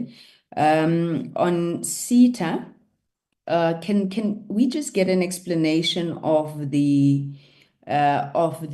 target around core network availability of 99.8% and the fact that this was generally met? Now, in an earlier presentation this morning, we had a GCIS that had reported systems downtime of 2 weeks on end, and we have recurring issues around CETA systems being offline. Maybe I'm speaking to the wrong target. So if we could just get an explanation for that. But also listening to CETA's presentation, it's chalk and cheese, between what we are hearing as reports of unhappiness, because as I went through the presentation, I was looking for the areas where CETA is lagging behind, is not delivering, and there seems to be no reflection of what are the serious challenges that would make your minister, as I move to my next question, that would make your minister want to collapse CETA by stealth, as I've been calling it. Now, we need an update as the portfolio committee. It's not even being taken to confidence. I think we are owed an explanation on why is it that the minister seems to be stripping CETA, to be taking away CETA's mandate from it, to be decentralizing IT services in government, because without a doubt, your presentation does not speak to any challenges. And what exactly does it mean when he says that people must go and find alternative service providers and for the long-term sustainability of CETA? There was an issue around the implementation of the service plan. Now, it's called Service Improvement Plan, and I think it links to the questions that I do have for CETA, that what are you measuring exactly? Because if the service improvements are happening, then why is it that there does not seem to be a direct correlation with the lived experiences of your clients? I was also just quite intrigued, given the fact that you had no targets for EBITDA or any of the other financial indicators there. So can you give us a sense of why those are not being measured? On Centec, I had a question around the source of new revenue, but I think the CEO answered it by saying it was a sale of set-top boxes to USASA. Can I just get an indication that is that the sole source of new revenue? I've noted the diversification into broadband towers and data centers and OTT that the CEO has referred to, and obviously with broadband not performing so well. But then linking that question to sources of revenue, where exactly are we going with CETA? On the issue of OTT support, could we have an elaboration from Centec on what that means to community media? Again, having taken that from an earlier presentation, that there's a hope of Centec coming to the party there. And how is it that you're going to monetize it? Because I do understand that part of the challenges that community radio in particular is facing is around signal distribution costs. Can the Deputy Minister or the Director General just give us an indication? We are now 5 days away from analog switch off. The state of readiness, and whether we need to know as a portfolio committee that we are just allowing the SABC to collapse and we will just see whatever happens there. I have not heard any feedback being the outcome of the court case. So just clarity on what is expected to happen on the 30th of May. On SAPO, very quickly, when can we expect the audited financials of SAPO? Because those still have not been presented before this committee. What is other expenses? When you showed your expenses, you had an amount of 144 million, I think, there. What does that amount speak to? Because we had all the other expenses outlined. And then you have an APP target of resolving customer complaints within 14 days. Why 14 days? Why can this not be done sooner? I mean, I've had an experience on social media where I think the post office was able to respond to a complaint that I happened to be copied on in much less time. So why would you put 14 days there? And then finally, on the post bank, an update on the card swap process. I know that we were sitting at over 1 million cards having swapped last week sometime. And then you spoke on the issue of the impact of the SAPO business rescue process. Did Postbank not receive the 12 cents to the rand that was agreed to by all shareholders, all creditors? And if that is the case, I would think that you would have factored it into your operations. Maybe we can get a comment there. And then lastly, the issue of litigation. I think it was with regards to your payment switch, just to give us a sense what is happening there. And then Centec, sorry, just to go back to say, we note the regression in the audit outcomes, while we also note the positive, I think the positive financial position of Centec. I think for the purposes of my recollection, what exactly was the reason for you regressing from a clean audit to an unqualified audit? I will stop there and then I'll take hands if the members have any questions for clarity, comments that they would like to make on the presentations.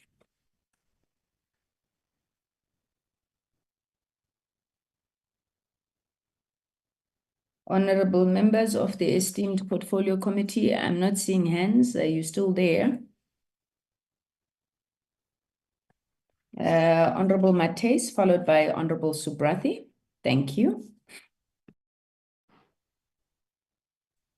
Thank you, Chair, and we appreciate the presentation. Mine is just going to be quick, Chair. On Centec, the failure to meet the procurement target for African women, and this was something that was presented even in the last report, and they also didn't meet the target. So if they could just tell us why wasn't this rectified? I mean, African women are the majority in this country. They also the poorest here in the country. So not being able to meet this target is very troublesome. On the analog switch off, you've covered me on that, Chair. SAPO, just quickly, the 56% achievement on KPIs. I don't even know if we have words for that. What exactly is the business rescue practitioners doing if we are only at 50%? And what hope do we have of SAPO being able to function optimally when it's no longer under business rescue? Chair, I don't know if you remember, and I think this was also part of probably our first portfolio committee meetings, where the business practitioners presented that SAPO is the only company that has a license to deliver parcels that are 1 kilogram or less.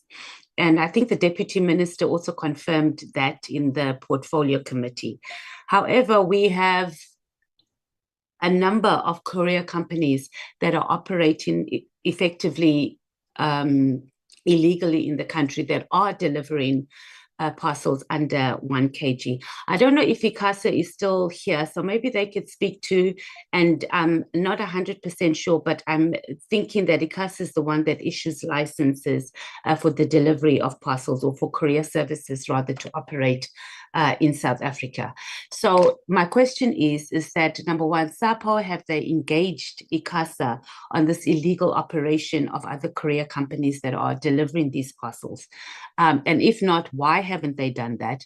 And then ICASA, what is ICASA doing about courier companies that are operating here illegally and delivering parcels that are under 1 kg, because this is a huge amount of revenue that is going to be able to assist the South African Post Office. Thank you, Chair. Thank you very much, Honorable Mates. Honorable Subrathi.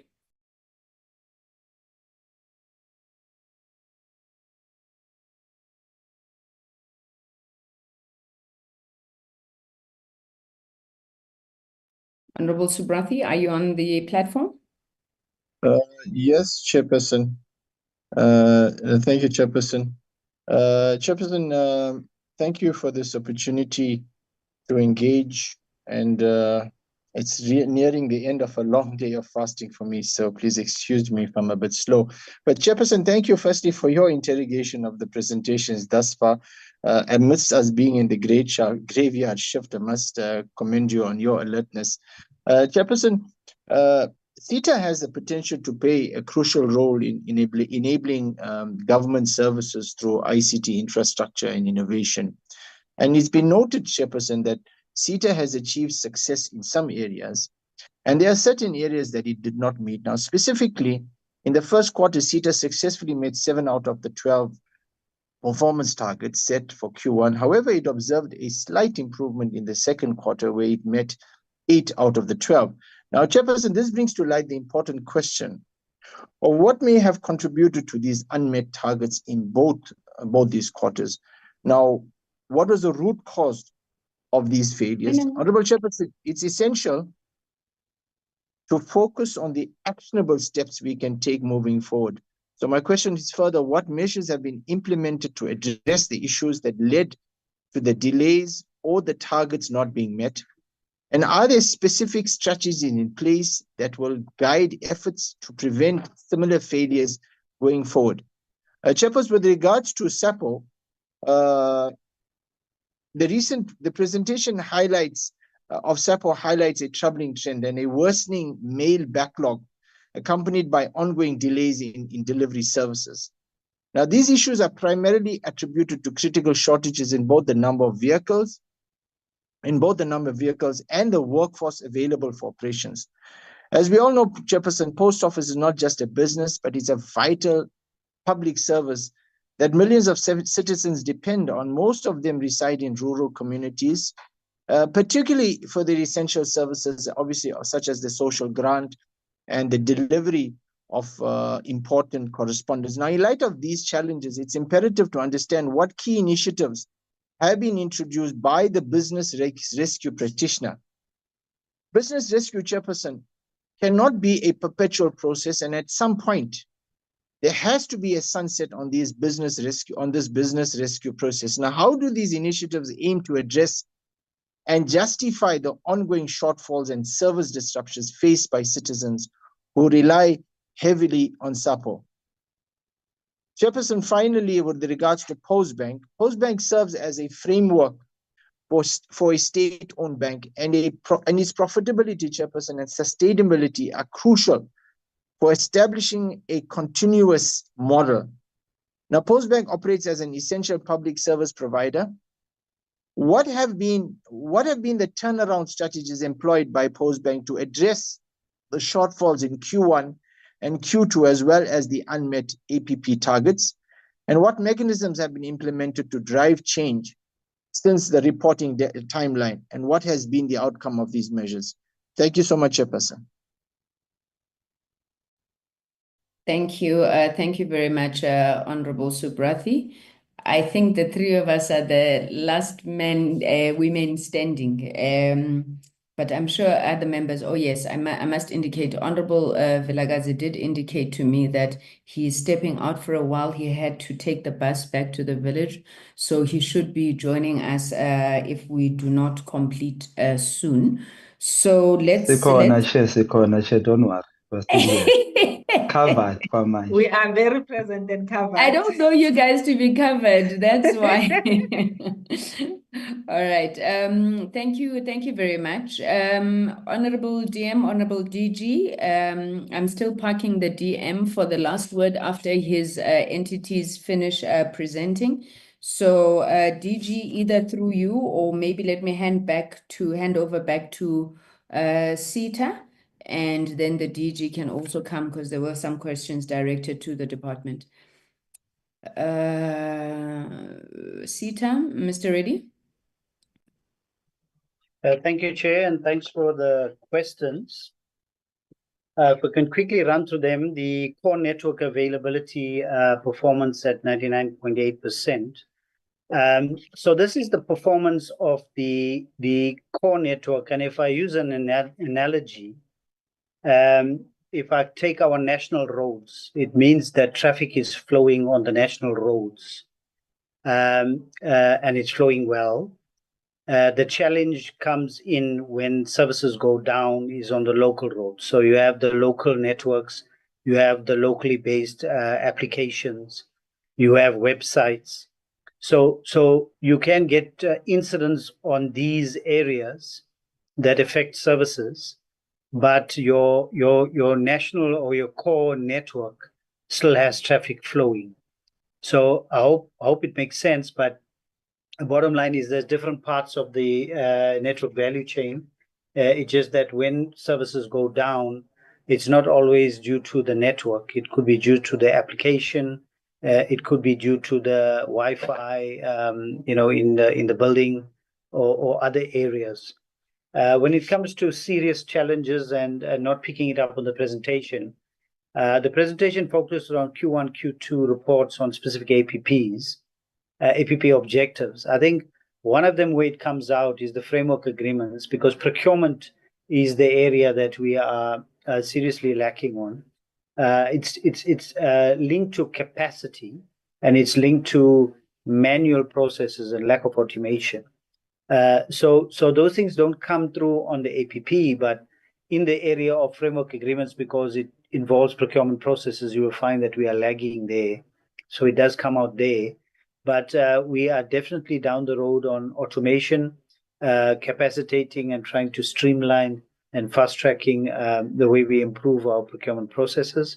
And I think while we do that, there's an acknowledgement from the minister that as we're trying to get our house in order, there needs to be some form of powers given to government departments if CETA is not in a position to be able to then deal with certain procurement transactions. Hence the draft regulation being mentioned. The service improvement plans. So here, Chair, what happens is we do surveys with our clients, customer satisfaction surveys, and out of the surveys, we identify areas of weakness with specific clients, with specific clusters, and we put improvement in interventions to try and solve that. I think the procurement environment has been something that we were not able to show improvements, which we acknowledge. But there are other areas where clients are happy with our services, but there are areas where they are not, and we obviously trying to address the areas of weakness. And then we will have a survey again to be able to see whether we are improving in the way that we addressing the areas of weakness. Financial targets, Chair, we don't have financial targets for Q1, Q2, hence it was not shown. It's an annual target, but we do have 10% revenue growth year-on-year kind of target. Our revenue is around 6.9 billion that we're trying to hit, and then a 10% EBITDA as well. But safe to say, Chair, the financial targets are doing well. So we're very positive that we will be able to then meet those targets. There was a question on port cost and tariff and what that does mean. So it's a tariff from a network perspective that we go through National Treasury to get an approval.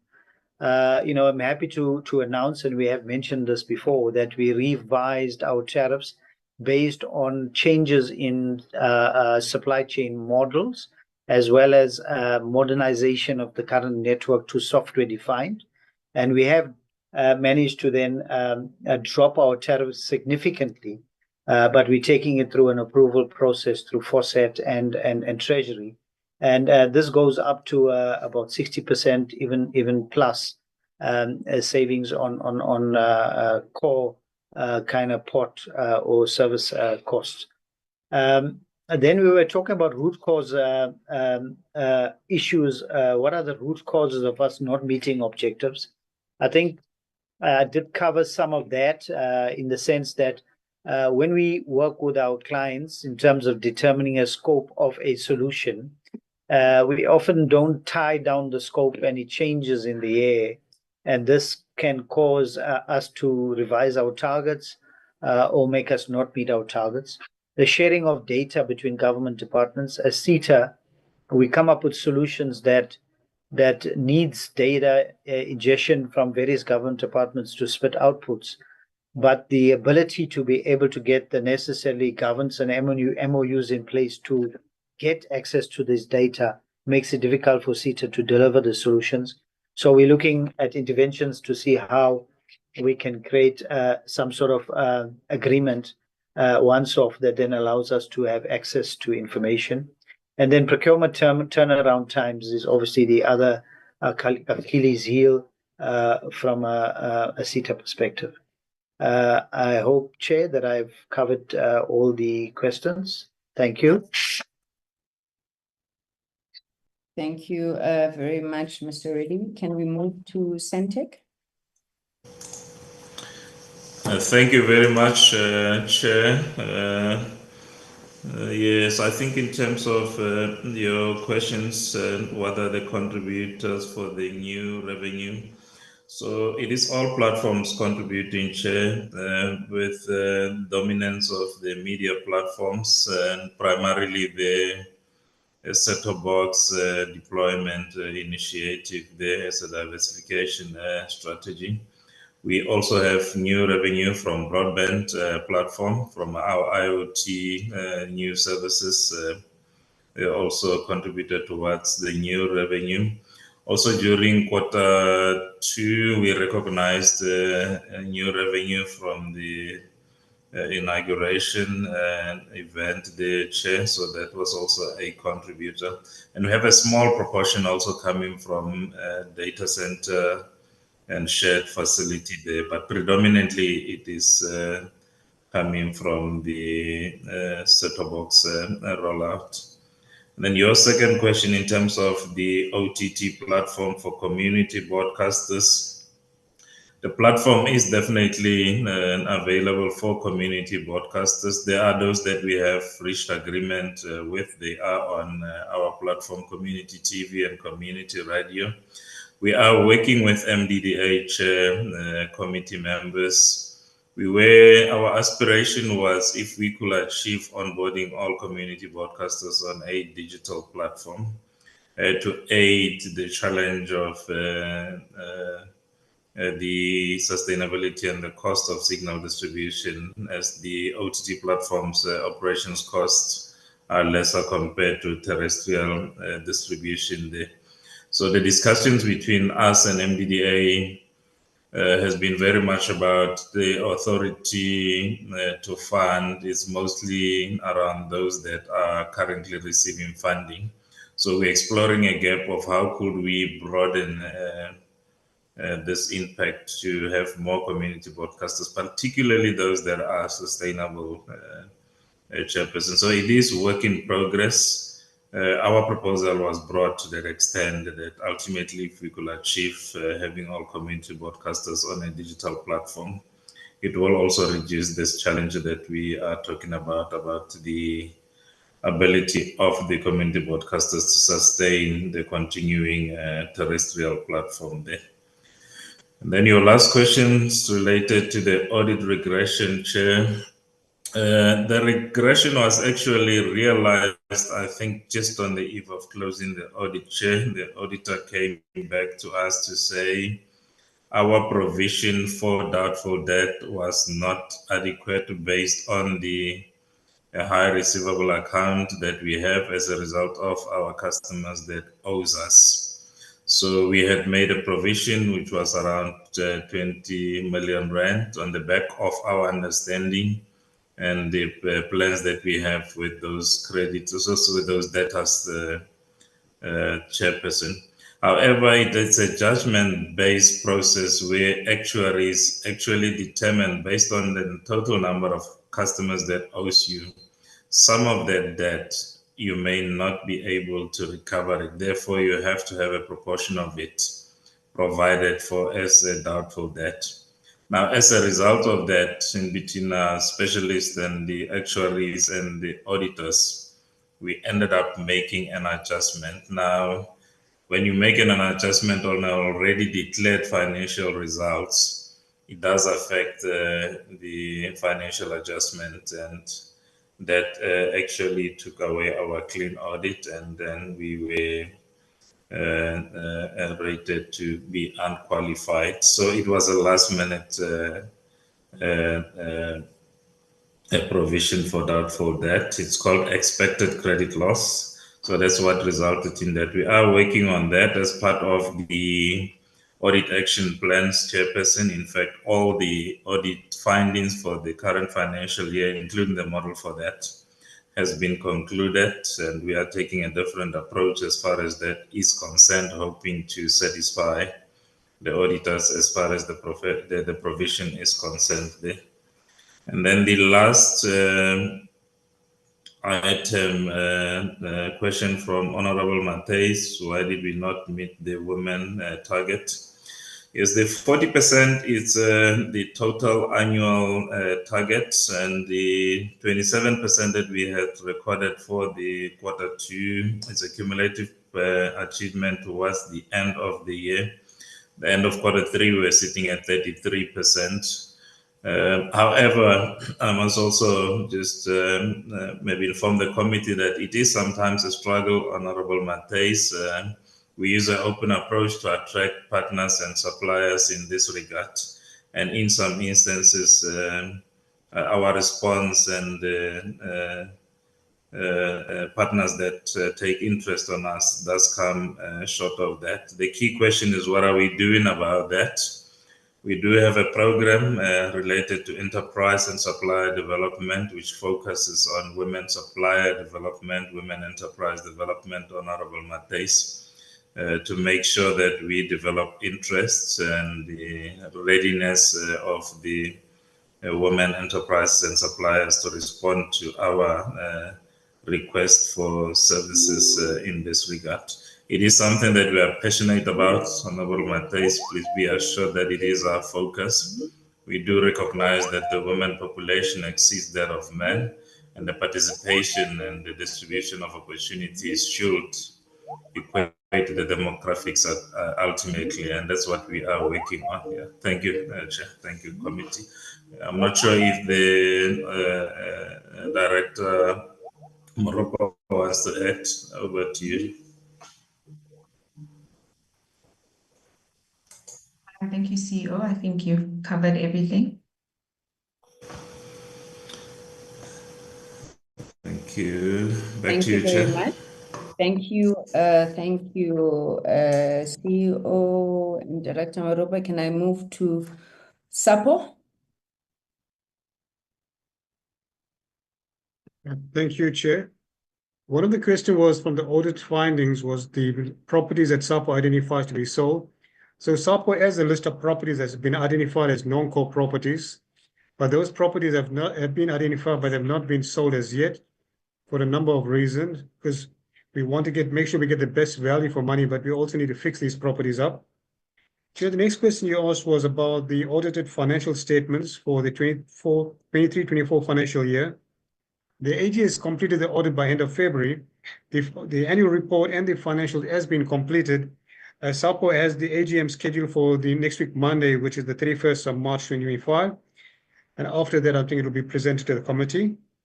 The next question was about KPI 4.1, the resolution of customer complaints while we have 14 days. My understanding, Chair, the 14 days is the standard set by AGSA. Although SAPO tries to see how we can achieve it quicker than the 14 days. Currently, we are standing at 92% trying to conclude on those queries and customer complaints. The other question was about the other expenditures.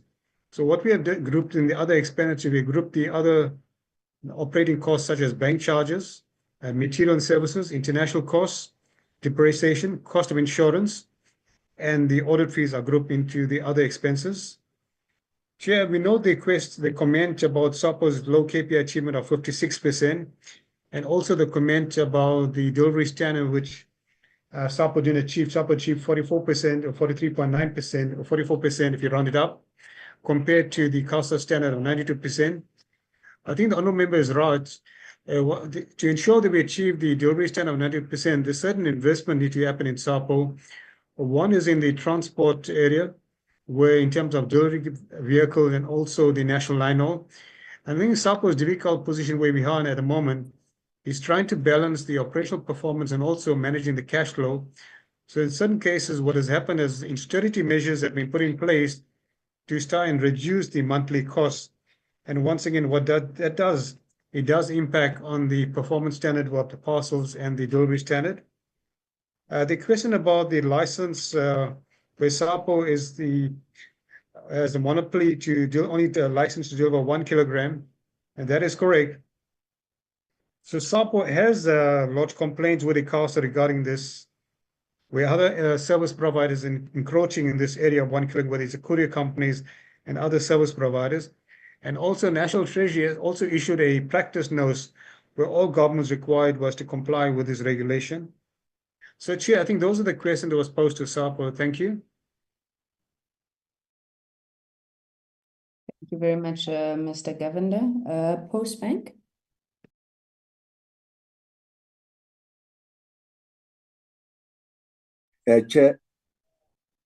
Chairperson, apologies, I'm back.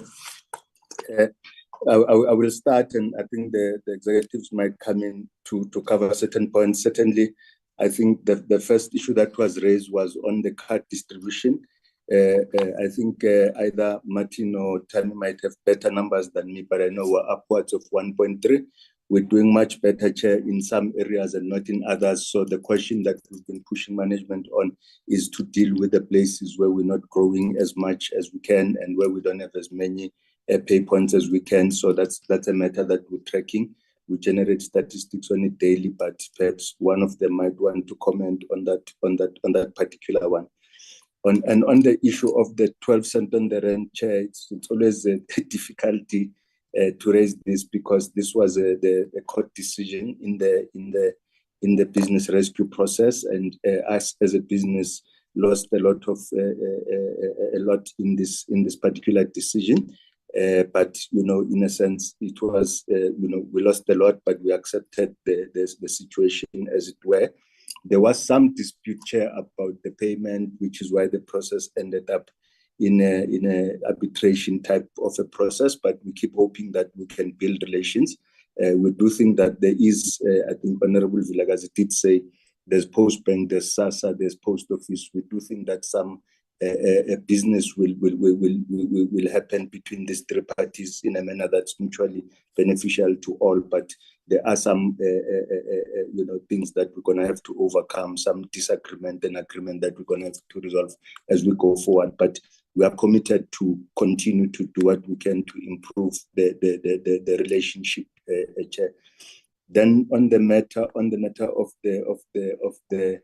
of the payment switch, so we have a, Chair, I don't know why, but every time service providers fight the Post Bank, they threaten to do something that's going to be not so good for our social grants business. I'm not sure why they always go there. When in fact, we all should be protecting that.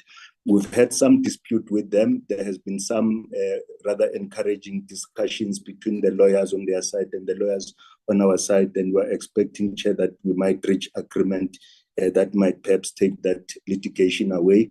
But we do stand ready to deal with the matter if it goes to court, but we are hopeful that it will not end up there and that agreement will be reached. So it's part of the urgent business issues that I think CE and our business executives have been dealing with in the past few days, even including today.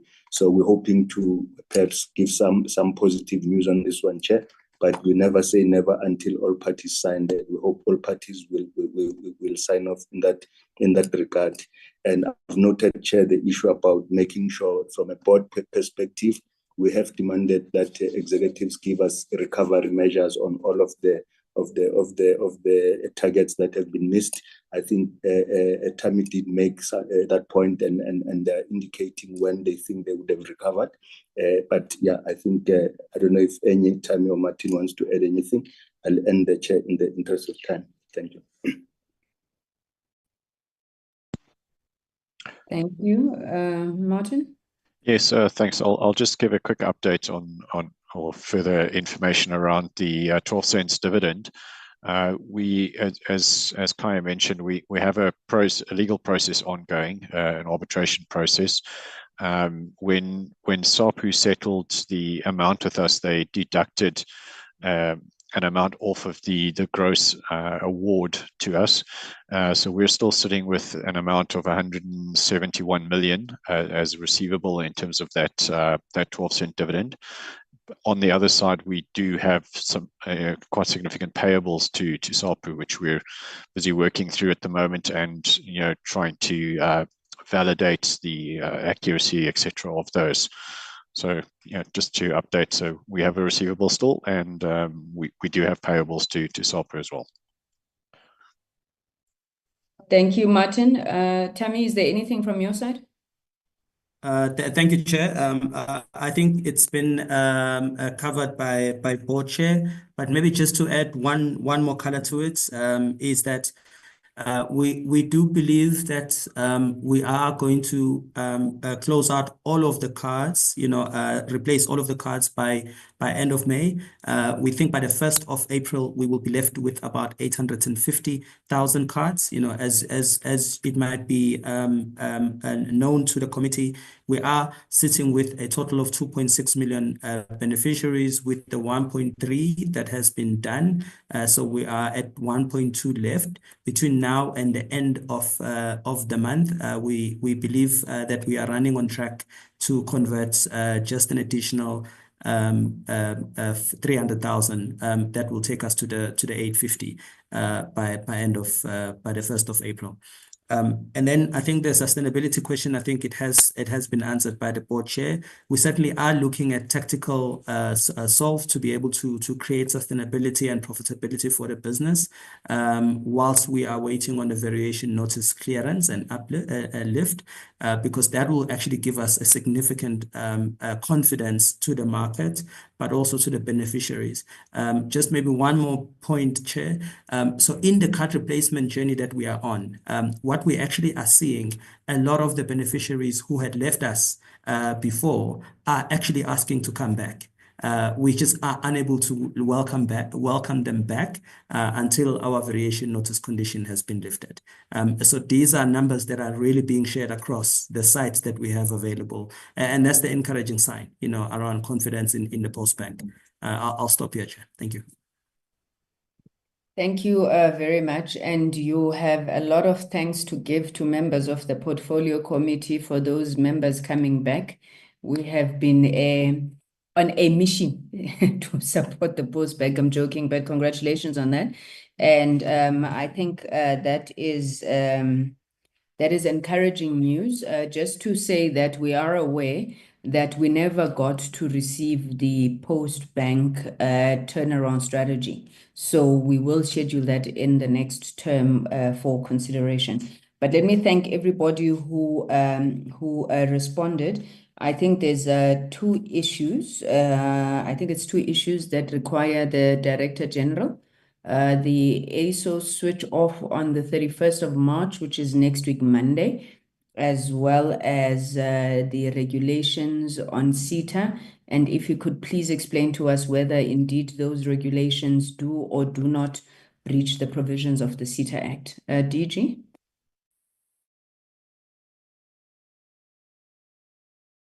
Thank you, Chair. Okay, that was okay. Thank you, Chair. I think there was also the issue of the sub 1 kilogram from Honorable Matthias, and I just want to quickly maybe disperse of that. Currently, we are in court, Honorable Matthias and Honorable members, on this particular matter. It is Postnet versus SAPO. I think there are quite a number of respondents. We are one of them as the department.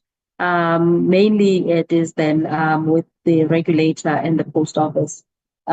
We still affirm the position because it is still it's still within the SAPO revised bill, which Parliament passed last year, which then emphasizes the need for that sub 1 kg, and also then still strengthening the strategic and critical role of the post office. As you would know, honorable members, one, not only does it still have a large footprint in the country, but you would find that there are pockets within the country that other e-commerce as well as postal service providers do not have the footprint or do not have the reach, and therefore the post office still therefore services the universal service and honors the universal service obligations. With regards to the BDM court case, Honorable Chair, the matter is in court. We heard arguments last week, and we as government, we have a government position on the matter, and this basically is informed by the fact that the decision for migration took place in 2006. I think as countries, especially South Africa, we commenced on this in 2008. Chair, with then the policy in place for the analog to digital migration, and therefore there was then the roles and responsibilities by all parties in as far as then to ensure the migration. Government still commits to migrate the indigenous households, those who are qualifying for the set-top boxes. We have made great strides in this regard, honorable members. We are now at the last trail in as far as then the provision of those set-top boxes to the indigenous households. One of the, as we indicated, the cost drivers relates obviously to maintaining both the analog and the digital transmitters, and I think I alluded to this along with Sentech. It is costly. It also requires additional human capital from Sentech, and one of the biggest risk and challenges is the fact that the analog equipment is obsolete, so it is also difficult. As you would know, and what we were talking about earlier with regards to audio and audiovisual, the country as well as the rest of the world is also migrating now in terms of new platforms, the OTT platforms as well as video on demand, streaming, and many other of the other services. So it is also imperative that we also ensure that we are in par in terms of what is happening, and therefore the migration is that the analog switch off is that one of the critical milestones for us to ensure that we are able to provide better services for citizens. We would have more channels affordable and available for citizens on digital platforms, and this also includes education, sports, as well as health channels and other information channels as well, for the indulgence of the citizens, but also for information purposes. We in as far as then the position, we are looking in terms of analyzing what would then be implications of the outcome. But the biggest challenge would then be the availability of resources, honorable members. As you know, for the budget, tomorrow it's going to be debated. Whether it's passed or not, the fact of the matter is that there's no more allocation for the BDM, both in as far as then the department as well as within our entities. What is still left are the available resources for us to ensure that all qualifying households will get the set-top boxes, as well as then the installation related to it. We are ramping up now on the issues of the awareness campaign, and then by the issue of the transmission, which is the dual illumination provided by Sentech, that is not being catered for, and that would be the highest risk that we would encounter, and it would mean that we need to go back to National Treasury for discussions. But as you know that the fiscals are quite constrained, One of the other challenges they may pose is that we will have to look within the budget of the department, and I'm not so sure where we would find the means, because we don't even have in this next financial year allocations for the SA Connect program as well. So we would need, as I said, that the sector or the broadcasters come to the party in order to offset these budget strains that we do have. With regards to the regulations, the last point on CETA, honourable members, Honourable Chair, you did ask this. What we've then seen for now with regards to the regulations is that the regulations that were then passed, I think it was in 2005, and I just need to be correct with regards to that. But regulations, section 17, point 2 allows therefore for the departments, but following a due process in as far as to do their own procurement. We're now looking in terms of clarifying that, because I think that has been the challenge that has come through, that departments, we get inundated with a lot of complaints with regards to the delays that are faced from CETA, and departments putting therefore their problems on the minister's table. We do not have the capacity and the resources for us to be dealing with those. So what we are then doing is then looking at how the current regulations that are in force would then allow for a department to opt out, having followed the due process. And obviously still other, as I said, the emphasis is that you are looking for services from CETA or through CETA. So the CETA will still need to play a role, but we are hoping for their cooperation in as far as where then they are not able to do so, they will indicate within a 10-day period to a government department that they're not able to deliver those services, and that will then enable the government departments to do so. And also then the regulations, as we're looking at them, is to then say, if then CETA still then delays within the procurement process, or we find that the cost of CETA's cost is higher than what the market offers, because they're supposed to be about buying and looking at the economies of scale, we would then also, the government department, with then their proper evidence documented, can possibly then explore the opt-out. All of this would need, therefore, to be properly, as I said, documented. And we're looking for the cooperation. I think we've already got the buy-in from National Treasury. The Minister of Finance has written to us, and we're also now engaging the AGSA just to make sure that from a compliance perspective, we've crossed all the proper processes. Chair, I think those are the answers, but just to indicate that we are in the process, as you said, of the repositioning and remodeling of CETA. We will still be looking at the review of the CETA Act, and the details of which I do not want to preempt because it's still under study, and we would then appraise the Honourable House of the Portfolio Committee at an opportune time. Thank you very much. Thank you. Thank you very much, DG, for the feedback on those questions. I think that concludes this matter then. Let's move on to the ones that are the best that we left for last. And once again, let me offer my apologies to everybody on the platform that you had to endure such a long, tiring day.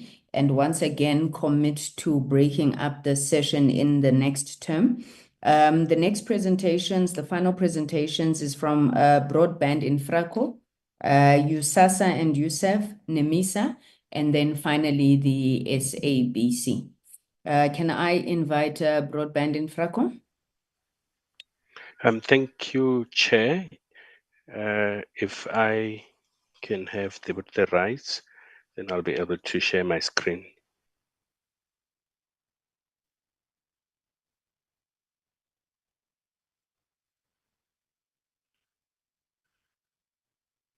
Okay.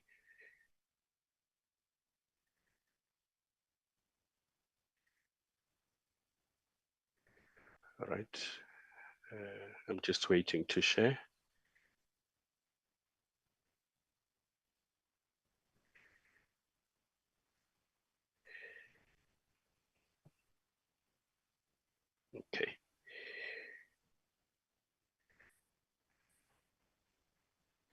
Once you can see it, please let me know.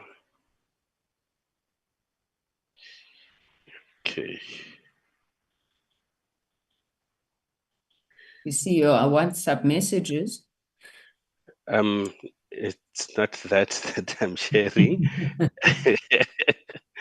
Do you see my screen now? The Nope, we presentation? still see your WhatsApp messages.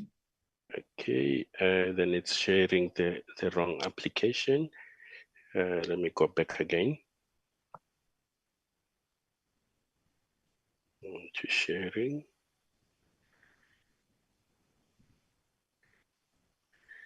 Okay, let's share this one.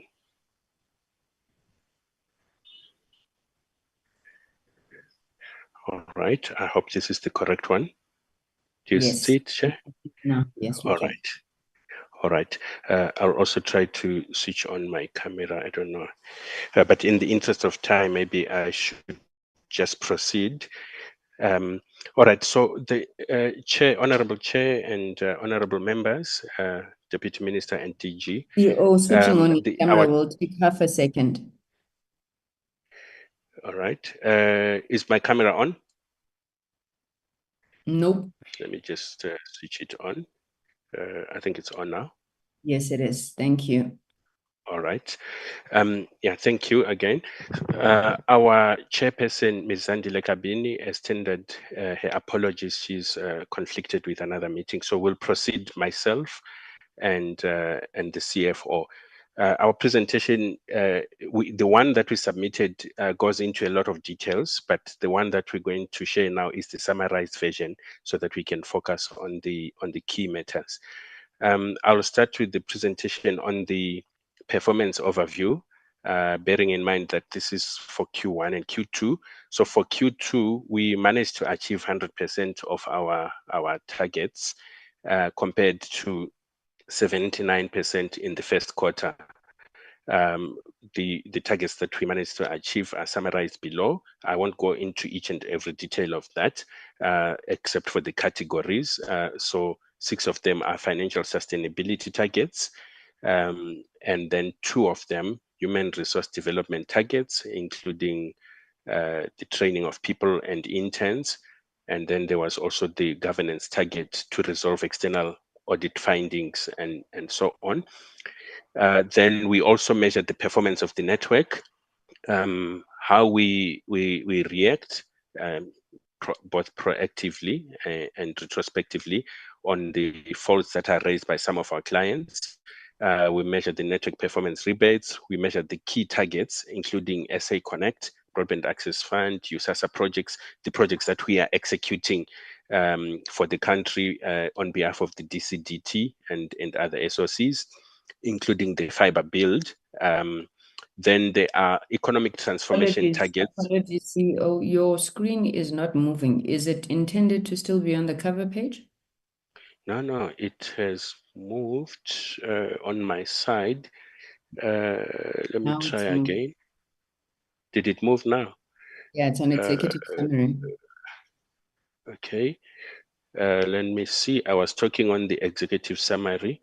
As it moved now to the next page of the 6 resilient network targets. No, we're still on 19 of the 19 targets. I don't know what is happening. I had it on presentation mode. Okay, let me do that again. If it continues to give me problems, then I will. Okay. Let me see. If it continues to give me problems, then I'll just make it bigger here and move it like this. Now it's on 6 resilient network targets. Okay. All right. I'll proceed like this, Chairperson. Apologies in the interest of time, so that I don't waste the members' time. So on the resilient network targets, that's what I was talking about, where we are measuring the performance of the network as well as the actual performance of the projects that we are executing, both for the DCDT as well as for other state-owned companies to digitize the whole country. Then as part of our targets as well, we have got economic transformation targets where we empower SMMEs and make sure that procurement is spent on Black women, youth, and people with disabilities, as well as measuring our BEE level, and also the school of choice that we need to be supporting. I'll go to the next one, which is the summary table of the performance results. So here you'll see we have got on column 4 and column 5 from the left, the Q1 audited results as well as Q2 audited results. The last column, which shows Q2 status, is at the end of Q2, and you'll see all those targets are met. On the Q1 audited results, the ones that you see in red are the ones that we did not meet. For example, the revenue there, and then the data's collection days. And if I proceed to the next, again on Q2 we achieved all the targets, and then on Q1 we had not yet rolled out the kilometers, actual digging of and installing of fiber. We had rolled out 0 kilometers, but by Q2 we had increased it to 80 kilometers against a target of 100 kilometers that we need to lay in the ground. And then proceeding then to the number of hotspots connected to broadband networks. For Q1 we had not reached the target, but for Q2 we had reached 14,000 and caught up on our leg. So we achieved that for the number of hotspots connected to broadband networks. In a nutshell, this is the performance of our KPI from Q1 and Q2. And if you go just a little bit below, you will then see that we've got a table that shows for Q1 at 79%, and then Q2 at 100%. On the last side, on the right side, the rest are the other comparisons behind Q4 and so on of the previous financial year. That's what we have from a performance perspective, Chairperson. I think the next slide will be on financial performance, and I'll request our CFO to take us through the rest of the slides. Thank you. Thank you, CE. Good evening once again, Honorable Chair, honorable members, the DM. I'll be taking you through just a high level in terms of the financial performance for BVI. When we look at our quarterly, the Q1 and the Q2, I think I'll focus mostly on the year-to-date numbers, which reflect both the Q1 and Q2 results. So in terms of our revenue against the budget, we fed below budget, where we achieved revenue of 232 vis-a-vis the budget of 247. And really the main reason on that, one of the projects that we are executing under BVI is it was the USASA 200 at that point in time, and there were slight delays in terms of the project execution, but that the project has subsequently caught up in Q3. And then with regards to our cost of sales, you will see that our cost of sales are also below budget. Obviously, that is also directly in line with us not having met our revenue targets, specifically relating to the USASA project. However, I think from the rest of the other cost of sales, our cost of sales are fairly fixed, which mainly consist of our fiber leases, our co-location costs, and fiber maintenance costs, which is what makes up our cost of sales. You will then see, Chair, that we ended up with a year-to-date gross profit of just 578,000 against a budget of 34 million. And I think also what's also contributing to the below budget in terms of our gross profit of our cost of sales is also because there were also links that were budgeted to be added on in the current year, but we are managing any additional links based on actual requirements, and also having customers available for those for us to be able to generate revenue on that. And then on a year-to-date, in terms of other income, we are sitting at 23 million. And then in terms of our operating expenses, we are sitting at 115 versus a budget of 155 million. And I think what's also important to note on our operating cost, as at the end of September, was that, for example, on our employee cost, the living adjustment had not been implemented as yet, but also there were other savings on other different OPEX lines where we are managing the spend to manage the spend on a year-to-date basis. Chair, you will then see that from an operating activities, we are sitting with a negative operating loss of 96 million versus the budget of the 190 million. And then with our finance income, we're sitting at 9.7 due to the cash balance that we have in the bank, as well as our finance costs. The finance costs mainly relate to the interest that we have incurred from the committee would know that we do have an overdue debt on Eskom and Transnet. Although we are paying it off, we are incurring interest on that one specifically. And then we have a total net loss of 102 million versus the budget of the 189. See if you can move to the next slide. Chair, this is just an overview of our irregular expenditure. I think we opened the year with an irregular expenditure of 109 million. At this point in time, no condemnation had been approved yet. There's been a few condemnations that have been approved, I think, in Q3, which we'll see in the next presentation. But there were also no new irregular expenditure that was identified during the 2 quarters. See if you can move to the next slide. This one, Chair, I will not go into detail on. I think at that moment, we were still reporting on the external audit findings for 22-23 because our audit had not finalized. But since we've already gone into the detail of the audit plans earlier on, then I won't go into detail on this slide. So see if you go to the next slide. Chair, this is just the final slide, specifically on our employment equity demographics, where on a total basis, our gender profile is made up of 67% male and 33% female. And then in terms of the race profile, we are sitting with 88% of employees being African, 7% being white, and 3% being colored, and 2% being Indian. Chair, I think that is all from my side. Thank you.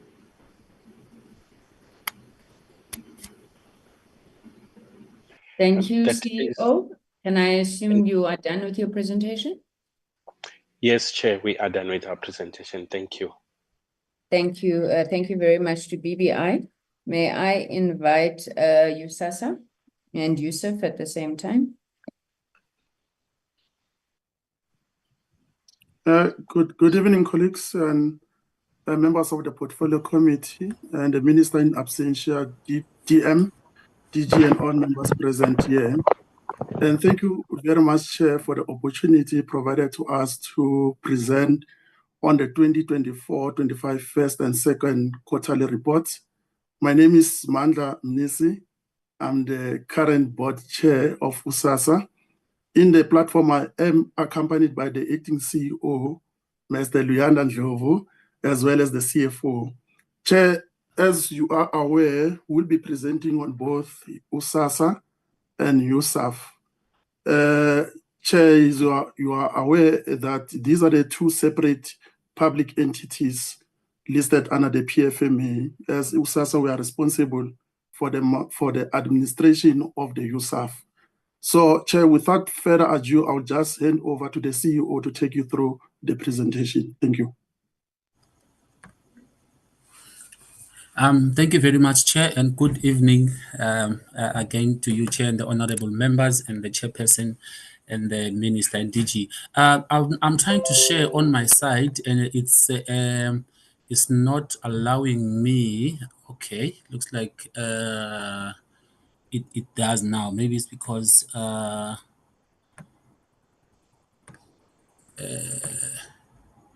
You should be okay. able to Yeah. announce it.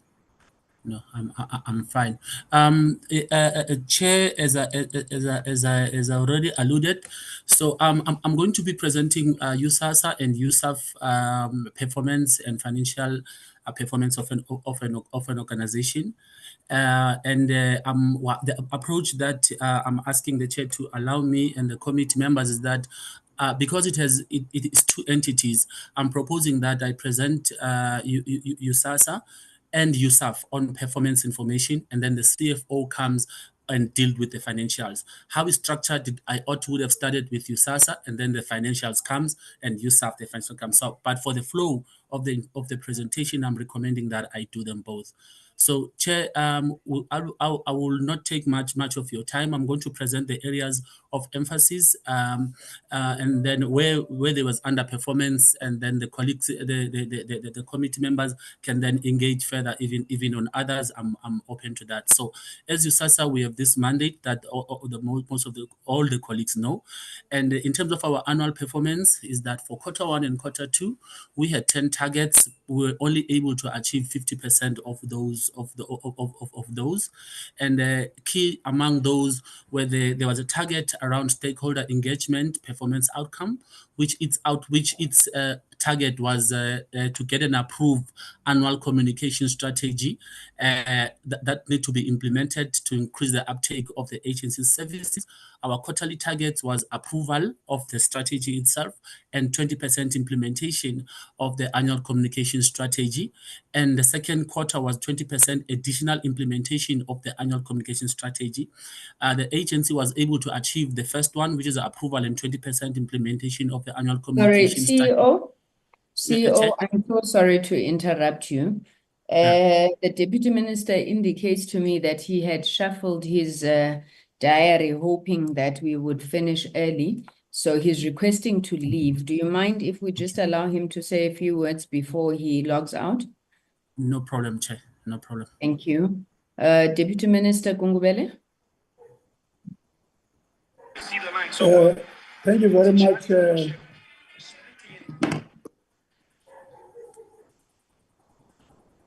Thank you very much, Honorable Chair. I think quite a number of issues I would have raised. You know, we love seeing your face, Deputy Minister. Oh, what do you like about this?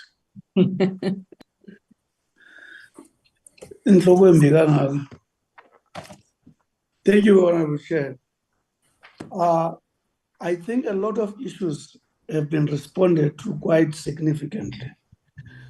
I wanted to raise one or two or three issues. The major point for me, Honorable Chair, is I like the words that Chair of ICASA has used, is the underfunded mandate of ICASA. I'm sure all of us here will agree. ICASA's responsibility is a key lever to ensure that transformation digital in this country does take place. For them to be able to do that, they need enough resources. Whether it be in systems, you've already heard them speaking about only now that they are going to infuse ERP. And I heard some of the other members speaking about the archaic system they are applying.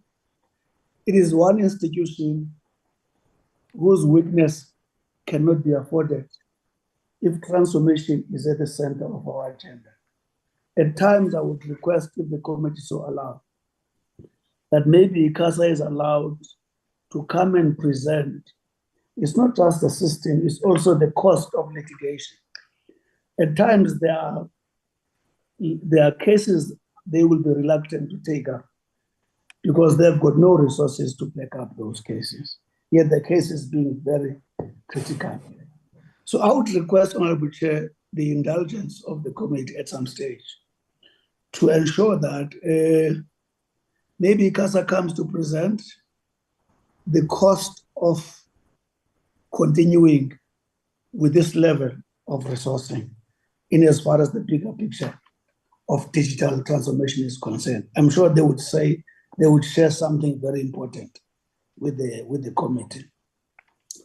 The other issue I wanted to raise was the fact that the digital skills future strategy, DG responded to that. I think what is important is to let the committee know that we've been, being the area where the minister has actually delegated me also. It's a matter we're closely interrogating because we, fortunately, being supported by the DG, we need a turnaround in as far as skills is concerned in South Africa. Because this technology, 3 words, universal, meaningful, connectivity, all those things, connectivity and skills, give the meaning to the connectivity. Until we have a huge turnaround, all I wanted to say on this future skills, that strategy is being assessed now this year for its impact, and with the hope to review it and hope to give us a better impetus so that we can make a game changer. DG is assisting us to find a trip to do comparative studies with countries like India, Germany, developing countries, and also some of the historic leading countries in technology and so on. The other issue, Honorable Chair, is the issue of, I hope the new board in CETA is going to handle. I don't think we want again to have an experience where an outgone MD's program is this old. It explains the state of the institution that we are coming from. I hope the new MD and the new interim board will actually deal with that, but it's our job. Maybe I would have expected, if Zedna is here, Honorable Chair, to brief the committee about the challenges of the domain naming system as it affects Africa. The domain naming system has got what it calls the regional internet registries. All those regions get allocated internet resource numbers to allocate for transformation and a lot of other digital economy development. Now, the challenge we have in Africa, our region, which is called Afrinic, is actually paralyzed because its board does not correct, and there is a Chinese business that is actually almost hijacked that, and it's doing a lot of what is unacceptable in that space. It's a matter that Africa is confronted with, and now there is a move towards an AGM as per the Court of Mauritius to make sure that a new board is elected. A huge support from African countries is required because we only have about 300 prospective participants in voting, and 1,000 or more is actually on the land who are being advised, but I think the department will lead that. I just thought the committee is aware, but if Zedna people are here, they can explain what I've just said even better than me. Those are the few issues I wanted to speak about. I would have hoped I would have speak about others when it comes to SABC, but I think DG and the team and the CEOs have responded very significantly. Thank you, Honorable Chair, if you don't mind. Thank you very much, Honorable DM, and you are free to depart. So we truly appreciate you having stayed with us until this late. So thank you very much. Can I then go back to you, Mr. Ndlovu? Yes, Chair, let me do this. Aima DM, Aima. Yeah. Okay. Thank you very much, Chair. Let me go to my presentation screen. Yeah, where's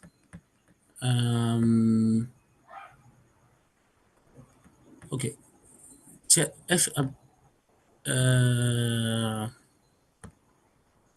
okay. Chair, is my presentation screen on, right? I switched windows. It looks like that. There's a yellow thing around. Okay, yes, Chair. So basically, in terms of our targets, we had 50%. Those we did not achieve were the stakeholder engagement function, which we needed to review and approve of the stakeholder strategy framework by the accounting authority.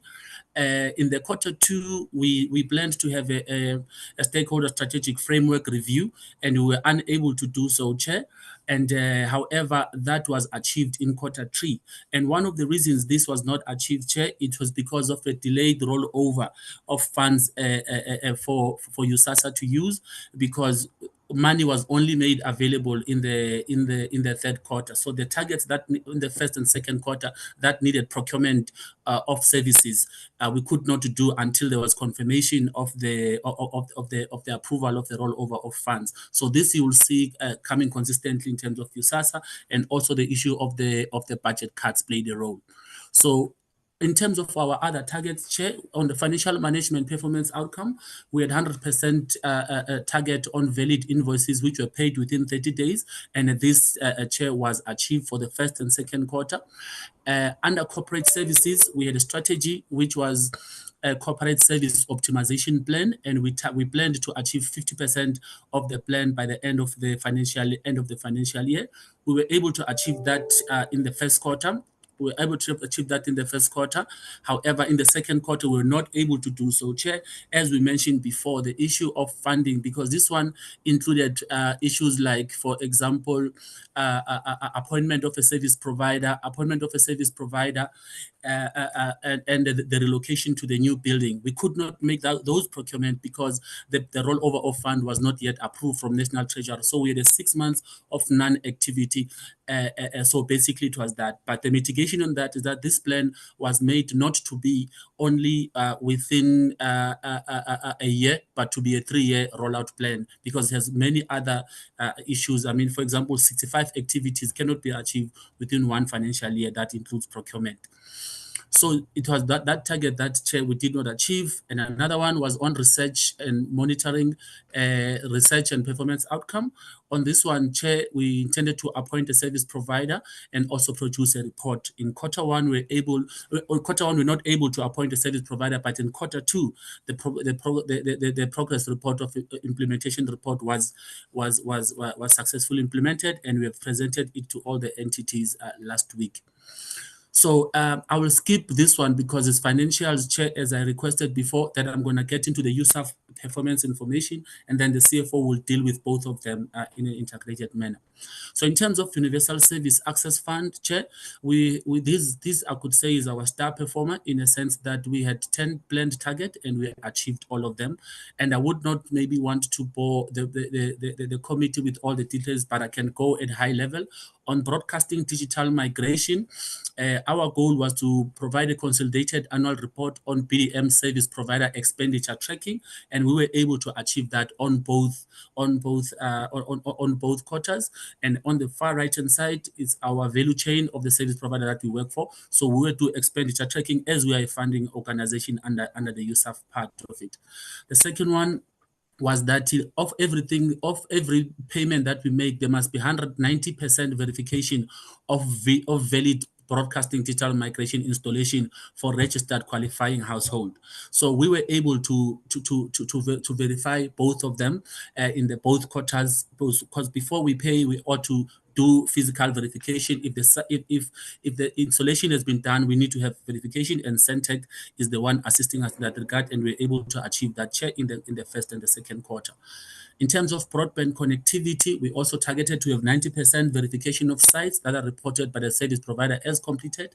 And in this case, it is BBI, and we were able to confirm that, Chair, for the first and second quarter. And BBI is currently implementing that. And all 100 sites which were completed were also verified. And then another one, 75% verification of sites that are reported by service provider as completed for the previous quarter. It is the same, Chair. And we also have the one on the right-hand side is how we monitor the network uptime. So those we're able to do, and that is the condition within which payments are made. And You most left us importantly, at on the corporate services, CEO. sorry, Chair, come again. You left us at corporate services. I did what? Sorry, I'm sorry. On your screen, we still Yes. have corporate services. Oh, I'm sorry. I'm sorry. I actually, I'm at slideshow. I'm sorry, and I've went too far. But I don't know, Chair, if No, it's okay. if You don't have to repeat the content. I was just saying yes. move this. Yeah. Okay. Yeah. Basically, I was on USAF. These are the areas I was talking about, and the yeah, but basically, this is I was here, Chair, to say on the far right-hand side is how we monitor the network. If there's uptime on all the sites that we have connected, and that is within which we are able to cause, or the sites must be 75% up of the time, and they were able to be up on at that time, and those bases we paid. On the payment of valid invoices on USAF, Chair, we were able to also achieve 100% on both.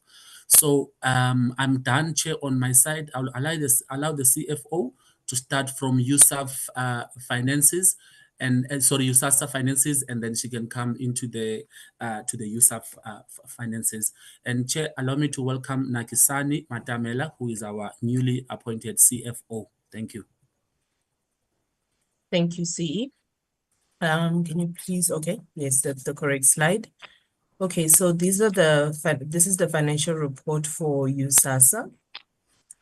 What we're evidencing on this slide is that there was a budget cut of 10%, and pardon me, these were circulated prior to my time, but just a correction on the slides. The bottom part is classes of expenditure for 2024, and the top part is 2025. So these are comparative figures. So what we are evidencing on the slide is that there was a budget cut for 10%. You will see the significance of me pointing the attention of members to this because it is referred to somewhere else in our financial report. See if you can go to slide number 12.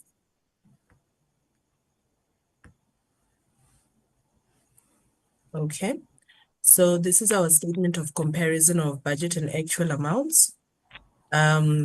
This speaks to our comparison between the two, and I will also note the reason for the differences. So interest received will be interest from investment. It shows it as a difference in total because we do not budget for that.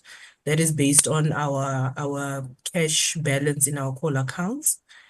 The government grants and subsidies, there will be no difference for that as that is based on our drawdowns, which also then inform our budget. The differences noted from on the expenditure items A to H, all of them, well, not all of them, with the exception of the personnel costs, which were under budgeted. The reason for that being that we had a lot of vacancies, that is both within the executive and senior management. And yeah, currently this item will also start to normalize and align with budget because subsequent to Q2, some of these appointments have been made. The other items, the item B, the depreciation, this one is evidencing a difference because it's a non-cash item and the budget is based on only cash. The other items are evidencing an overspending due to the budget cut. So we had requested to budget for a deficit and in anticipation for the retention of funds, which was later approved last year in November. Okay, next slide, CE. Okay, that's just the explanation that I've given. An item that I omitted as well is the interest. It was not budgeted for because it's interest on late payments and SARS pay as you earn. Please move on to the next slide. Okay, this is our statement of financial position. What we're evidencing here is just that we are a going concern and that the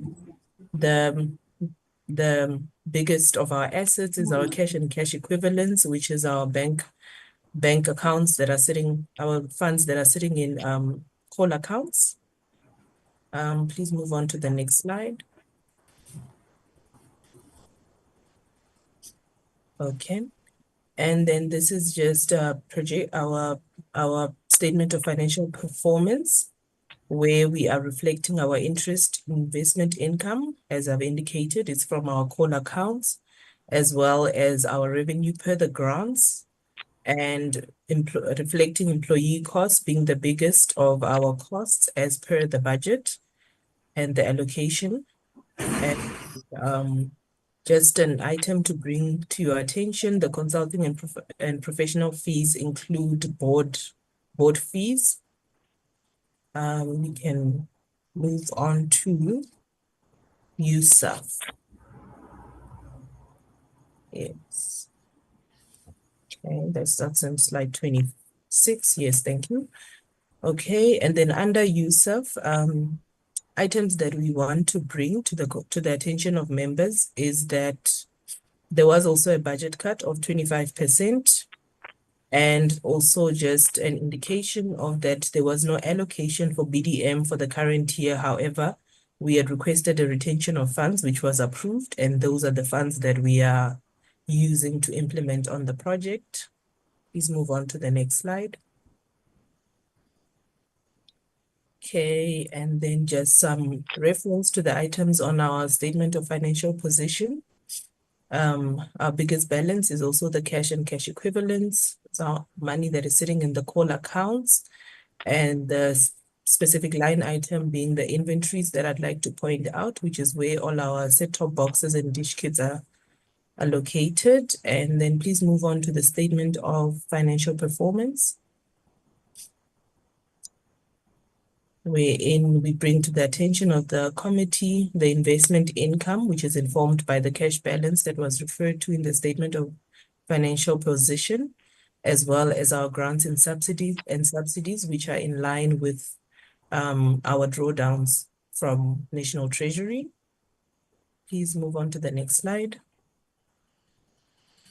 Okay, and then specific to the expenditure would be our biggest expenditure items as expected, the BDM, as well as the broadband project costs. I will refer to our performance on them when we get to the statement of comparison between budget and actual. Please move on to the next statement. Next slide, please. Okay, so thank you. So the revenue is per the allocation, so no difference will be noted there. Similar to USASA, for USAF will have differences on the revenue for interest income with the same explanation as noted for USASA. Okay, and then the differences that we have here, I want to draw members to the attention of specifically the underspending on both BDM and the broadband, and the reasons thereof. The reason for the underspending on the BDM is the insufficient capacity that our implementing partner Centec had, which is something that we are addressing through a number of interventions, including a rate review, wherein we are increasing the rate so that we can increase uptake of Centec work. There are also other interventions relating to the information that is required for implementation of the projects and data cleansing that is happening through call centers, as well as our relationship with CETA. And then the other underspending is on broadband project costs. Similar, the implementation has been delayed due to inadequate capacity of the implementing partner, as well as lengthy approvals from local municipalities for projects that we need to implement. And those are also issues that we are looking into as USASA, as well as our implementing partners. That brings me to the end of our financial presentation. Thank you. CE, you may take over. All right. Thank you very much, Chair. We have reached the end of our presentation in this regard. Thank you. Thank you. Thank you very much to USASA. Can we then take the second last presentation being Nemisa?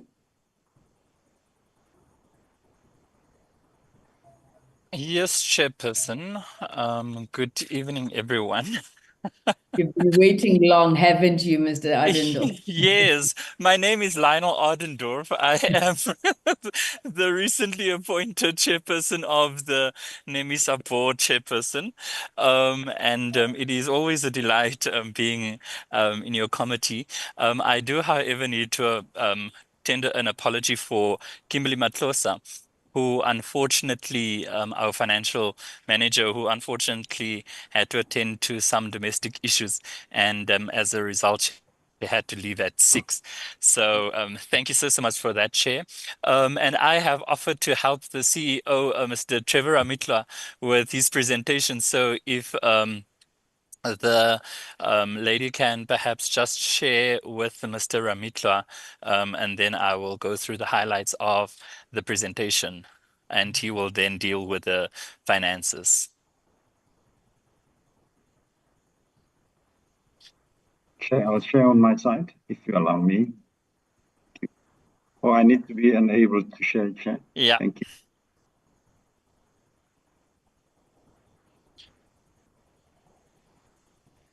Chairperson, as Mr. Amitla is becoming the co-host, we wanted to take the committee on our journey to our consistently clean audit process over the last 5 years, as you have heard from other presentations. But we love the way that the department made the presentation, and we are sure that through it you could see then the state of NEMISA's affairs 5 years ago, and how the previous board, of which I was lucky to be a member of, then drove the consistently clean audit journey to where we have had now for the last 2 years clean audits.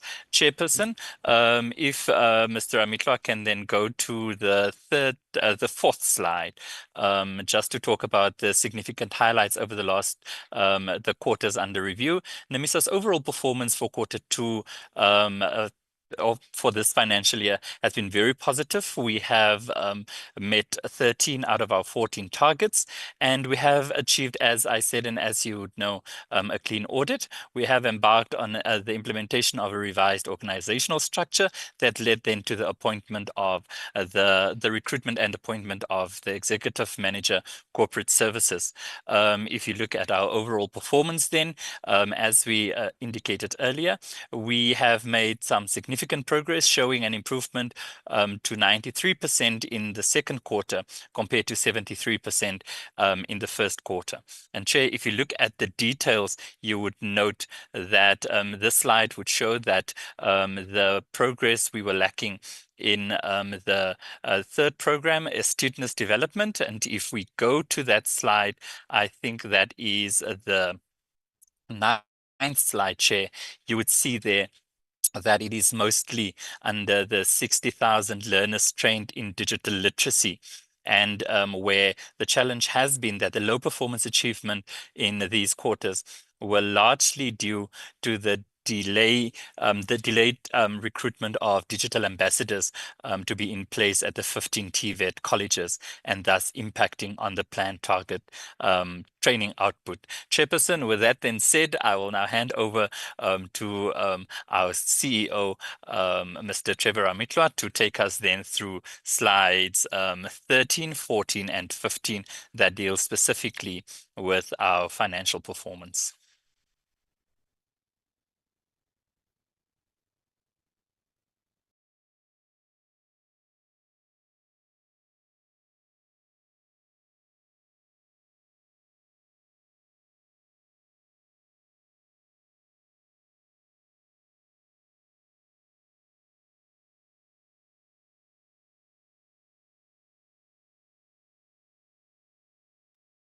CEO, I'm not sure if you're speaking, but you're muted on our side. Oh, can you hear me, Chair? Now, let me Yes, try now to we can hear. switch on my camera as well. Can you see me, Chair? Yes, we can see you and we can hear you. Okay, thank you. I'll just go to the relevant slide quickly. Chair, just to cover these other slides, you'll see that in Q1, we had 3 targets that we also did not meet. And we put in place a recovery plan, and those have been corrected in Q2. So we were able to surpass those, and we're progressing quite well into Q3 as well. And going into the finance information, in Q1, NEMISA made a deficit of just over R1 million, primarily due to additional cleaning equipment, and as well as the depreciation of other equipment as well. And we maintained financial stability. And in Q2, we made a surplus of just over R1 million. So it's like netted itself out, Chair. And that's due to grants received from MICT CETA for learnerships and revenue generated for the OTT platform. This is just the breakdown to show how the revenue played out, Chair. In Q1, we did receive 22 million, and in Q2, 26 million. And going to expenditure, in Q1, we did spend 24 million, and in Q2, 25 million, Chair. So we were just on time, in line with the budgeted both income and expenditure, Chair. We remain to be in need to expand our training programs, and that requires for us to expand in self-generated revenue in order for us to do so, and we continue to approach partners that we can work with, Chair. And in terms of the integrated audit action plan, which was touched upon earlier on, Chair, we had 9 matters which were not material. 4 of them have been resolved completely. 5 of them are in progress. Some of them relate to SCM, Chairperson, and they are administrative in nature, as well as finance. That has to do with accruals that will link up with year-end activities. And there's one that had to do with directors' emoluments, which needed to be corrected, and that has since been done. And Chair, that brings us to the end of the presentation. Thank you. Chairperson, with that then NEMISA's duet. Thank you so much, Chairperson and members, and also our beloved DG, and also senior management of the Department of Digital Communications, Communications and Digital Technologies. So thank you so much, Chair. Thank you very much, NEMISA. I think you've broken the record of the day. A whole 5 minutes. We tried for 3, ma'am. It shows it can be done. No, thank you very much. So now we come to the final presentation of the day. I know the SABC has been patiently waiting, but we knew that the SABC is the only one that can wake us up, inform us, educate us, entertain us. And therefore, I am pleased to call to present the SABC. I don't know if the chair is still here. Chairperson, over to you. Yes, Chair. Thank you very much for the opportunity. It's been a long wait to freedom. So quickly, Chair, in the interest of time, I will not speak to the issues in the presentation. I'll allow the CEO and the CFO to take you through the presentation and the members, and then I will come back when we deal with Q&A to assist with responding to the questions. And with that, through you, Chair, I'll hand over to the GCEO. Thank you, Chair. The CEO. Good. Shall I say good evening, Honorable Chair? Yes. Yourself, I hope you can see us. We can't. We can't see. Okay, now you can. Okay. Good evening, Chair, Honorable Chair, and Chair of the SABC, and honorable members of the Portfolio Committee, to the DG and my colleagues. We are here to present to you our Q1 and Q2 performance. The department has already covered the integrated audit plan, so we will not talk to that. And in terms of the sectioning of the presentation, I will speak to the first half of it, and the CFO is going to come in and speak to the financial performance. I think what's important is we do have other sections, Chair, but we'd like to beat Nemisa's record if we can. But what we've done is that the period under review really speaks to when we started implementing the new 5-year strategy and the new corporate plan, which was led by the newly appointed board. And therefore, it meant that that was the transition between the turnaround plan that the members are familiar with and are starting to implement the 5-year strategy itself.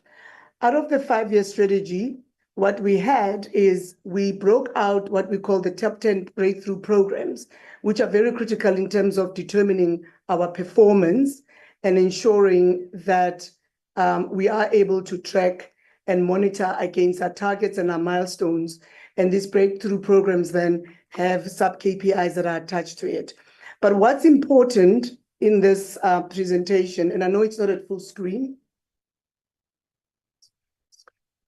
Let's try full screen. And Chair, if it doesn't move, please let me know, because sometimes it does get stuck.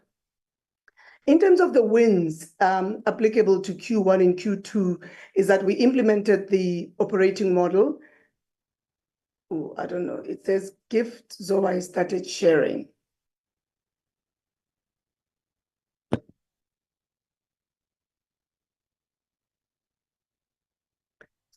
Let's try again. Chair, we'll try and share again. Someone else started sharing. I think we're back. Perfect, thank you. We relaunched the SABC Plus, which I'll talk to later in terms of our OTT streaming platform.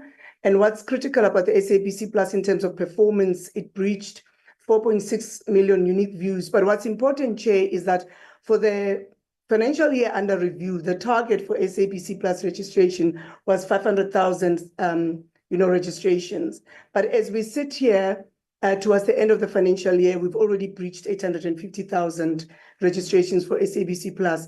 And I'm hoping that everyone online here today has downloaded the app. Our radio audience share has been stable, but I think what's exciting about this is that we've managed to claw back some of our revenue share from a radio perspective, which is one of the key things that we focused on from a strategy perspective. We had a very successful host broadcasting of the elections, which I'm sure that you all are aware of, and we also were involved in the coverage of the inauguration as the primary broadcaster. And the exciting thing about SABC, especially remembering that we are a public broadcaster, we are very critical when it comes, as you said, to informing, to educating, is that the news channel remains the #1 channel with 35% market share. We are still the #1 when it comes to the YouTube channel, and we've reached more than 1 billion lifetime users in terms of the viewership. SABCnews.com is the country's largest online platform, and it's really growing very well at a 5% rate year on year. We'll still remain the largest newsroom on the African continent, and obviously we broadcast in all South African languages across all platforms, including satellite. We also, despite our limitations, and the chair and the CFO will speak through it in terms of our CapEx investments and the limitations that we've experienced in terms of investing in infrastructure, is that we've managed to actually have new equipment that we've commissioned, and that really played a massive role when it comes to the broadcast of the elections and our broadcast quality going forward. We've got the content partnerships in place, and in terms of our performance, which you will see later on, you will realize that when it comes to the national sports of public interest, the SABC has really delivered on its mandate and ensured that South Africans who can't otherwise afford to watch these sports behind a paywall were able to be part of the excitement of sports. And one of our most critical projects is the preservation of legacy material. And it's something that is very important, especially for the growth of SABC Plus and in terms of just the growth of our video entertainment channels going forward. SABC, as we know, Chair, is South Africa's greatest historian with one of the greatest archives on the African continent. And we are in the process of really digitizing that material, moving it from SD to HD to ensure that we are able to exploit it for usage by ourselves, but also to be able to license it for usage by other broadcasters and thereby make revenue out of it. I think my slide is stuck. Okay, there I go. And I'll quickly get into the performance against our predetermined objectives. For Q1, Chair, we landed at 63% achievement. And just to get into it, from a financial sustainability perspective, the CFO will speak to the performance there. I don't want us to be repetitive. From a content and audiences perspective, we really managed to meet our targets when it comes to days of national interest during Q1 and Q2. But I think really the target that we did not achieve is our primetime audience share performance, whereby our competitors really, because of their ability to bring in fresh new content, and with SABC having a reliance on legacy content, that we were not able to maintain the share that we wanted to maintain. Even though if you look at the top 5 programs in South Africa, SABC still makes the 3 of them.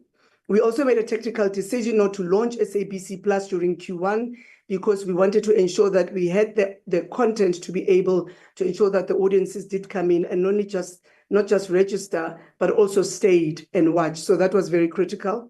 From a platforms and digital transformation perspective, we did not meet our target of launching the 2 mobile applications, and that was due to our inability. We struggled with investment in terms of those 2, but I can assure you that as we sit here towards the end of the financial year, we have achieved launching of these mobile apps and the websites across the different radio stations at SABC. And this pillar also speaks to the digital transformation of the legacy TV content. It was achieved in this quarter, and we are happy to say that we maintained our IT security measures and had no breaches during this period in time. From a people perspective, Chair and members of the Portfolio Committee, this is the one area where SABC did not meet its objectives. And I think most importantly is that the work, we had to postpone some of the targets that we had, because we literally had to rebase and ensure that we focus on foundational issues rather than focusing, because what we did is that we developed a new strategy, which is ideal in a perfect environment. But the reality is that we had to go back and relook at the SABC context and ensure that the strategy was fit for purpose. And I think what's important here is that the focus was really on reducing the number of employee relations matters that were in front of the CCMA and the Labour Court, which is something that we were very determined and very deliberate in addressing the backlog in terms of disciplinary measures. And unfortunately, that wasn't a performance objective for the quarter. Even though we succeeded in addressing that, it's still reflected as unachieved. What we also did, and you'll see in Q2, is that we really went through the review of our policies, which is very critical because some of our people-related policies are quite outdated and needed to be redrafted. The board actually supported us and said to us, we need to look at our policies to ensure that they were fit for purpose in actually supporting the strategy that we had developed. From a sound governance and partnerships perspective, it's a 0, and don't despair, Chair and Portfolio Committee members. That doesn't mean that we had a relaxation of sound governance. It's simply because for this quarter specifically, the pillar was, in terms of the metric, was in terms of a strategic partnership agreement. The partnership took much longer than anticipated and was only concluded in Q2. Looking at the performance of Q2, unfortunately, we had a regression in terms of performance, and you can see the dashboard in front of you. And just getting into it, our financial sustainability, the CFO will speak to it. But again, the content and audiences was a challenge where we saw the fresh content conundrum really affecting our ability to compete at prime time. We lost audiences to our competitors, but that is something we've addressed because as we sit here, we are in the process of launching fresh new content for Q1 in the upcoming financial year. From a platforms and digital transformation perspective, you can see that we ended up at 67%. I think the exciting thing from an SABC perspective was that, we did manage, despite our financial challenges, to commission certain very critical technology stacks. In fact, one of them at a cost of more than 100 million rand. However, when it came to our advertising and scheduling platform, we were unable to actually go live on it, and therefore it affected our ability to retain a higher score. The legacy TV digitization and the security measures were still performing quite well. The people pillar I've spoken to in this period, in fact, the new GE for HR started at SABC at the beginning of Q3. She joined in October.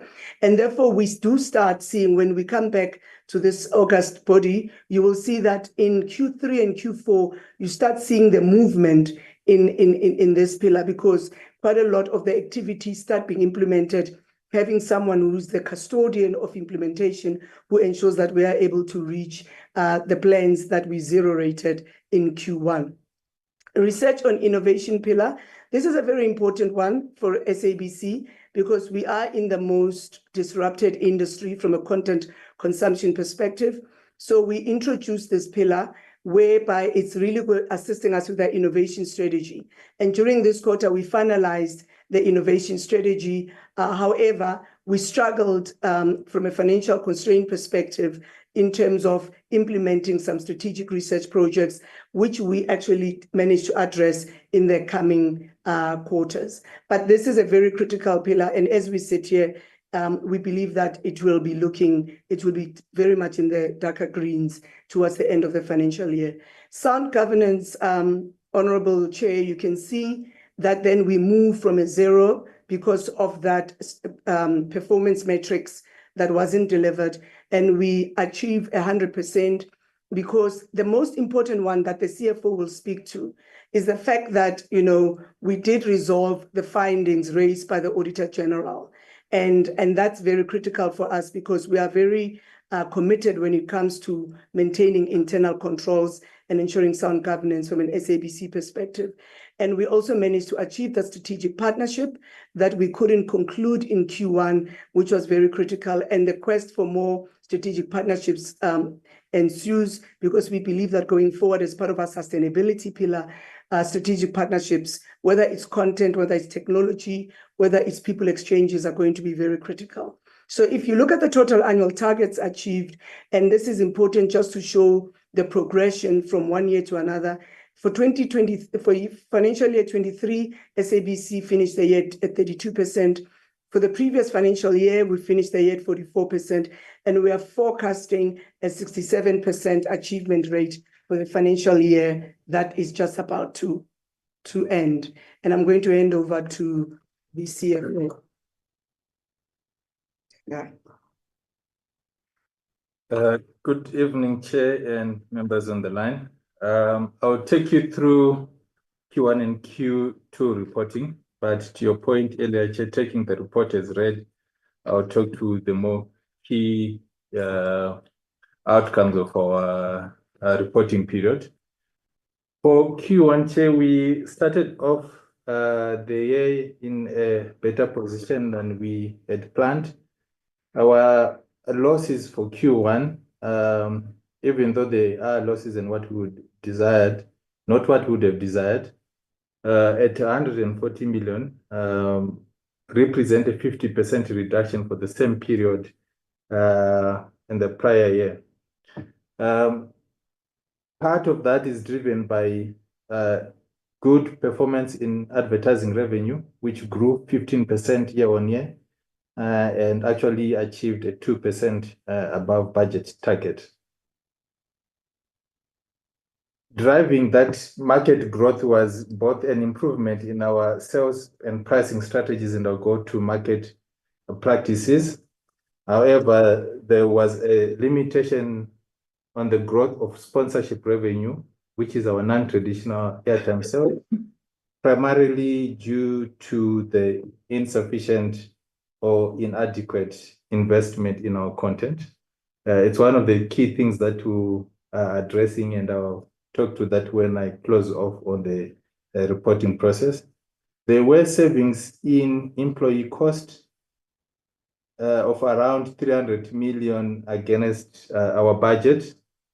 135 million of that budget saving is the issue that I referred to of less than optimal investment in content. And that is driven by our well-documented liquidity issues that we are attending to. Our TV license revenues grew year on year, driven by improved contract management, which allowed management to bring on board better performing collection agencies. And that performance, I'm happy to say, Chair, has been maintained throughout the quarters for TV license. So there is some marginal growth that we're seeing in the performance of that revenue line. There are some savings in our employee cost, which is also consistent with the Q2 of about plus or minus 20% of the employee cost, just to bring it to the attention of the committee that even though there is a higher vacancy rate at 20%, key appointments are being attended to, and all matters that require the continued execution or successful execution of our strategies, those positions are being filled and recruitment attended to. Where we are delaying and in some areas seeking efficiencies in our cost structures, it would be a deliberate effort to do so. There are some areas of the business that continue to struggle with profitability or at least financial sustainability, but it is in line with the theme that we have been to this committee and other committees before on the funding of our public mandate, and you see the outcomes of the news division and public sector radio stations, which continue to not break even in terms of operations.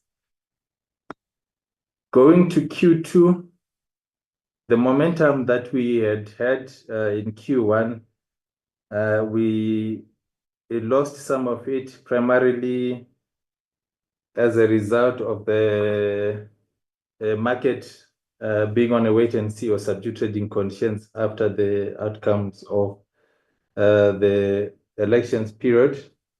However, there's also an underinvestment in content that we had struggled with for the past quarter, which meant that we were not able to drive up our audience numbers and hence grow the revenues.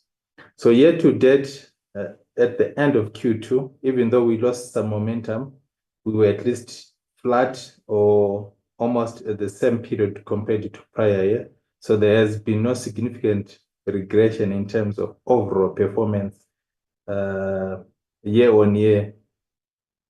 I bet would have wanted some growth. There were some green shoots in the growth in our website and digital revenues in Q2, which had grown 26% year on year. And as I mentioned, the consistent growth in TV license collection year on year also continued here. And in the same Q2 period, we commenced with the commercialization of the OTT platform. However, even though we have achieved significant growth in unique registered users, the revenue generation is still lagging, and that is also a factor of just how the market cycle works, where we need to first garner the audience, collect data on the usage of the platform, and then take those analytics back to the market to be able to commercially exploit them. And we are hoping that going into the next financial period, we will be attending to that. I'd like to spend a few more minutes here just addressing the issue around our going concern and financial sustainability. That what we have suffered in recent financial periods is the absence of key capital investment in our infrastructure. And because of that, the infrastructure is becoming outdated, and the risk of breakdowns or disruptions to operations now increases. and the amount of attention and monitoring that we also need to then put into our key broadcasting infrastructure increases. That heightened state of risk into our key operational areas is something that cannot be sustained in the long term, and we are urgently seeking to address that, and I'll bring into confidence the committee some of the initiatives that we are pursuing in that. But safe to say, Chair, that in terms of our CapEx plan, we are looking at an immediate investment of plus or minus 4 billion to get our infrastructure and operations to where we want them to be. The challenge that we have faced in recent times as well is our inability to raise funding on the capital markets. One, our balance sheet has weakened, obviously, due to continued losses, but the absence of shareholder support and funding, either through injection of direct financial support or into making financial guarantees or risk mitigation plans as the market would want, has made it difficult for us to raise funding. And as such, you see that both our strategy execution and our infrastructure replacement processes is a bit more labored and delayed than what we would have wanted. The risk is that obviously in the long term, we will not be able to keep up with the market because we are, we operate in a direct market with, or in an open market. So it is critical that we attend to that and we continue to engage the department and the shareholder representative to give support to those initiatives. We are trying to resolve. You have long run out of time, CFO, so move towards conclusion. Thank you. In conclusion, Chair, just to say that we do have key mitigations that we are putting in place to attend to that. We are confident that in the immediate term, we would still be able to keep operations going, but in the long term, the matters that we have raised before regarding long-term sustainability would require support from currently the shareholder representative, and those engagements are ongoing. Thank you, Chair. Thank you. Thank you very much, CFO, CEO, and the chairperson. Needless to say, CEO, you dismally failed to meet NEMISA's record, even with the extra time. But thank you very much. I think that information is very important to share with the members. So members, we've eventually come to the end of the presentations. I will now give you the last stab at discussions on the presentations so that we may wrap up the meeting. And I will also propose towards the end of the meeting that we start at 10 rather than 9 o'clock tomorrow, if that is okay with everybody. I am waffling because I'm waiting to see your hands on the presentations by BBI, USASA, NEMISA, and the SABC. If I could please take hands. I see Honorable Bodlani, Honorable Subrathi, Honorable Shongwe. Let's take that round, Honorable Mates. Honorable Bodlani, you can go first. Thank you, ma'am. Thank you so much, Chair. I think, Chair, it's been a really long day, and perhaps we appreciate the colleagues and yourselves for staying the course, because ours is a very important portfolio committee that really speaks to the service delivery and the improvement of the lives of South Africans. Chair, as BBI was making their presentation, my mind took me back to the National Development Plan 2030. And when you go to the NDP, it speaks about the measure of Centec and BBI, and at that point, Telco. We are in 2025, 2030 is nearing us. And there is no confirmation of where the process is of the Centec BBI measure. And I do note that with both the Centec and the BBI measure, I could have missed it, I concede.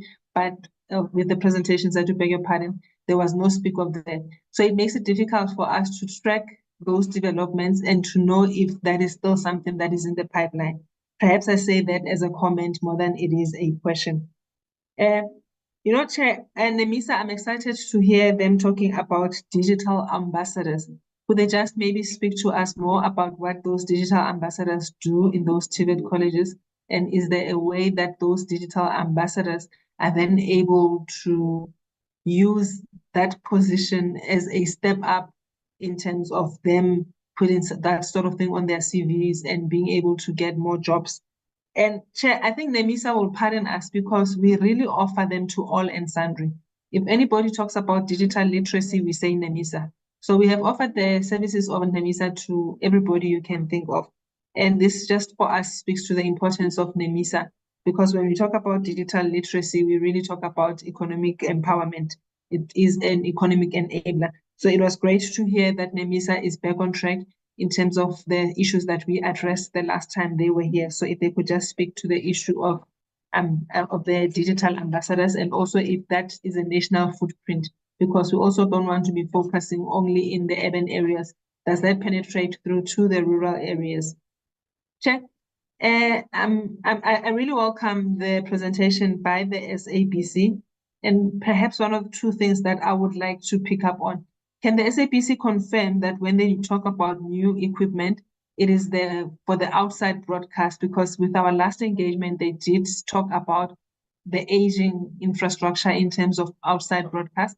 Do I understand them to say that has changed? But also, the presentation also spoke to aging infrastructure as well, which I'm thinking is what they use for day-to-day in their students and whatever.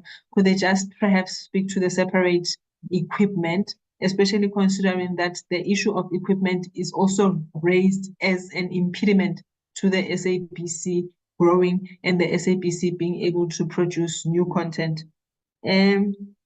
We're really excited to hear from the Group CEO that we should expect fresh new content in the new financial year. And I think SABC remains a strong brand. And with the leadership that we have, there is really potential for the SABC to go back. And in fact, they are slowly claiming their position as a preferred source of information, entertainment, and education in South Africa. So to what is happening with the SABC leadership now, all we can do is but support them. I'll stop there, Chairperson. Thank you so much for indulgence. Thank you. Thank you very much, Honorable Botlani. Honorable Subrathi. No, thank you, Chairperson. And greetings to all the members who are still with us. Chairperson, let me begin with BBI and begin to welcome the presentation by Broadband and Poco. And let us commend them, Chairperson, for successfully reaching 100% of their targets, which is truly a remarkable achievement. It's against this backdrop, Chairperson, that I ask, what has been the transformative impact of laying cables in Q2? And in this regard, Honorable Chair, as the Portfolio Committee, we seek clarification on a particular concern that in Q1, there was a report of 0 kilometers of cables provided. Now, perhaps could they please explain the specific issues that led to this situation, that is 0 kilometers being laid? And in addition, I would be interested in understanding or knowing if these issues have since been resolved effectively. With regard to USASA and USAF, Honorable Chairperson, 50% of the archived targets of USASA demonstrate the need for significant growth and improved stakeholder engagements, as this was the area of their least performance. Concerning the corporate service unit, I'm curious, Chairperson, that why USASA would plan to achieve only 50% of its own targets.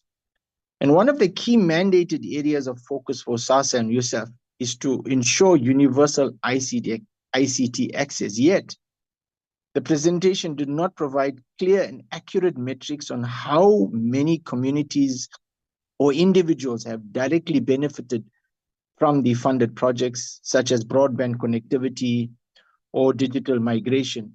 And specifically, Chairperson, can we have examples of how these initiatives have improved digital inclusion, particularly in the underserved areas? What frameworks are in place to track the long-term community impact beyond infrastructure deployment? And how does USASA ensure that its work, especially in Q1 and Q2 periods, have been impactful, and that their expenditure has been used effectively? Chairperson, with NEMISA, we always appreciate the great role they play, and we are always aware of the funding challenges that NEMISA has. NEMISA reported challenges, of course, in securing partnerships to scale its training initiatives. What specific strategies is the entity implementing to diversify its funding sources and ensure sustainability of digital skills programs? And my last question, Chairperson, is for SABC. Chairperson, it's important to start by emphasizing the critical role of the SABC and the role it plays in society, as it has been clearly stipulated. Chairperson, SABC as a broadcaster cannot be allowed to fail, as its collapse would result in an unmitigated disaster. Regarding firstly the 5-year strategy of SABC, has the review period been an appropriate assessment of the turnaround initiative's implementation? And what results have arisen from the policy review process? Now, Chairperson, whilst SABC fell short in some areas of its APP, it deserves to be commended for its efforts, particularly, Chairperson, given the financial constraints it encounters. The broadcaster championing our people, ensuring our communities are not left behind. I have questions about how SABC intends to balance budget constraints with the requirements for high quality original programming, and not merely act as South Africa's content archive, but also how it plans to showcase the country's diversity. Are there potential partnerships or alternative revenue models being considered by SABC to acquire content without further endangering financial stability, especially regarding homegrown programming? And Chairperson, I'm reminded at this point in time, during our oversight visit to SABC, wherein a concern was raised, and I think this might be the appropriate platform to raise this, by members of the staff, that there appears to be capacity within the existing staff to produce content. So is SABC maximizing the use of internal resources to produce content, as opposed to spending a phenomenal amount of money in outsourcing and purchasing that content from elsewhere? So that was raised by members of the staff in a closed engagement, that they feel that they have the potential, but they're not being given that opportunity to produce content in-house. And we have seen the open studios, etc., at SABC when we visited. Thank you so much, Chairperson. And let me also, before I land, appreciate and thank you, Chairperson, for really soldiering on for almost 11 hours of the day. I think it's going, yes, 11 hours. Thank you so much. You really led us from the front. Ngiyabonga kakhulu. Thank you so much, Chairperson. Thank you. Thank you very much, Honorable Subrathi. Honorable Shongwe. Thank you, Chair. As I say, Parama, Chair. Chair, I appreciate the presentation here, SABC. It's a bit exciting to hear which there is a little bit of a growth and stability coming to our national broadcaster. Chair, I think on an addition of what they have done, I would like to ask the same question I was going to ask earlier on, and I heard Honorable Bodlane asked that question about infrastructure, the old infrastructure. But what I want to know, Wuti, has them putting the infrastructure on the site yielded results now? And at the same time, Chair, I would like to also say to them, my example will be kind of bad, Gangan, but that figure is bothering us. That thing, oh, where is it? Oh, sorry. Oh, sorry. Thank you for that, Honorable.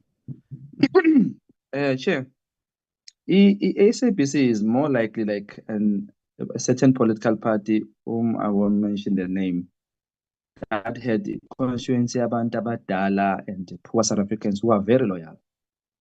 I think at some stage when SABC decided to go urban or American kakhulu in terms of their content, it lost those people. But again, I think this time around when they did a turnaround, I've seen their content. Most of their content is local. What SABC at one stage did at a certain time when a certain leader was not liked, or Mr. Hlawudi, when he said all broadcasters actually must focus on the South African content. We see here a growth of South African music, like amapiano. We are even being played in America, Nigeria, everywhere. It is through there to which we see favor our own content first than the content yangaphandle. I would like to appreciate ilo khunja lapho i-SABC ukuthi mabaqhubeke baqinisele kakhulu beza nayo. With i-USASA chair, I would really, I don't know what to say exactly about the presentation. I feel ukuthi again we found ourselves in the same space. Sitshelwa into efanayo again. Yes, they are trying to do what they are doing, but I feel there's a lot of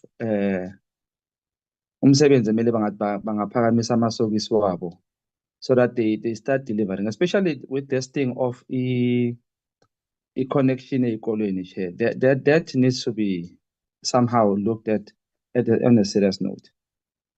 Chair, before I submit, can a document that come for presentation be given to us on time, Chair? I feel it's a strategy to not give us enough time to peruse the document and make up our mind on what we want to ask, because you get presentations today and then at the same time you have to peruse them and ask on those presentations.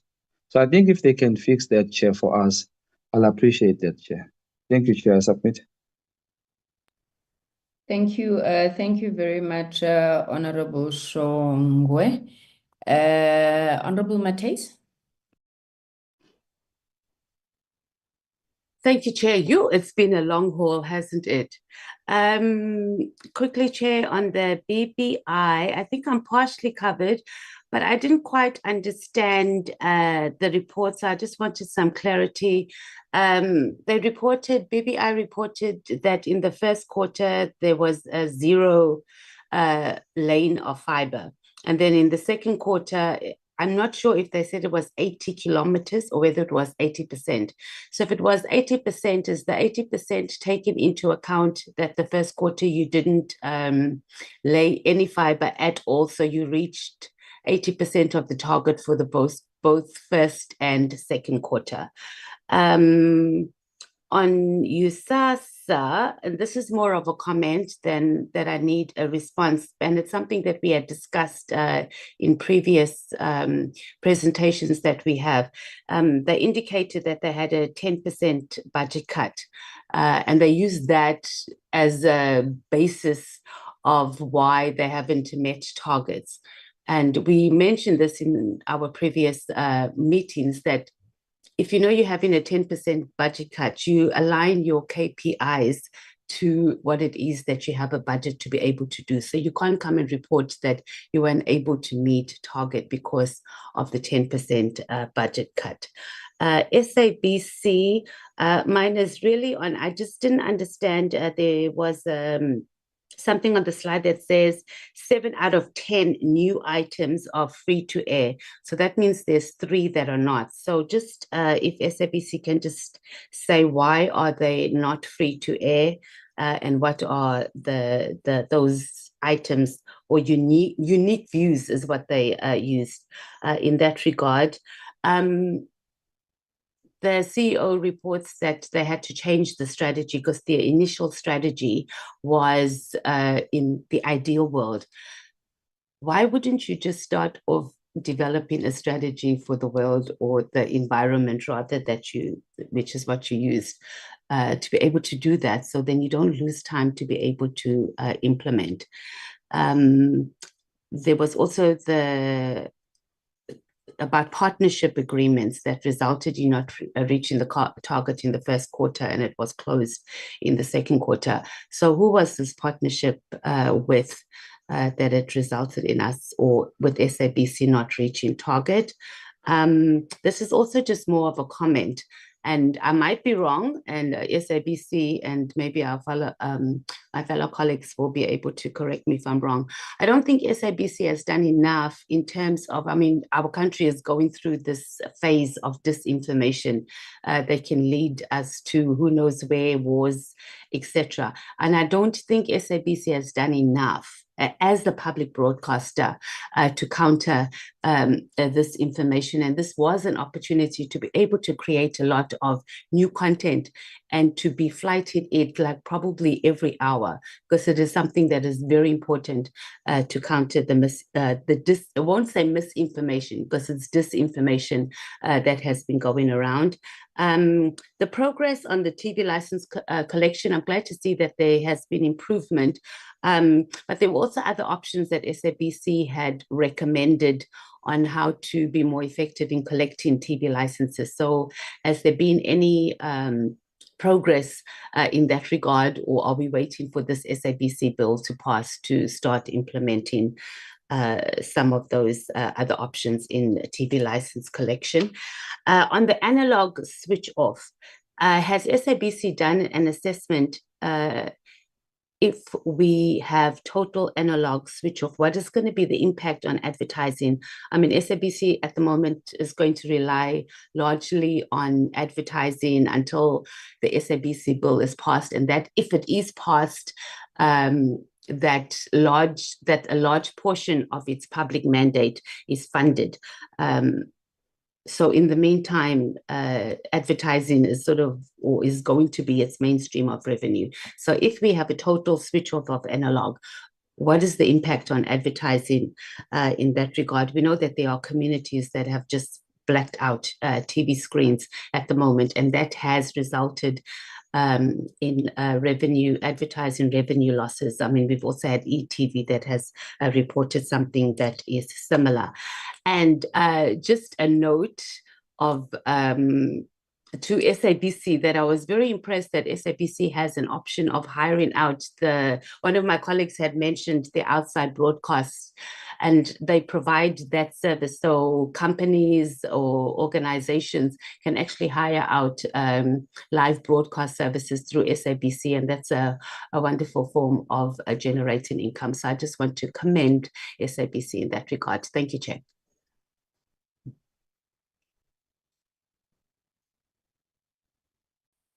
Thank you. Thank you very much, Honorable Mates. I think that was the last hand that I had.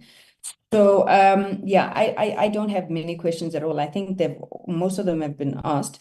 But to broadband infra core, you spoke about the fact that you achieved a target which had 7 SMMEs appointed for installation.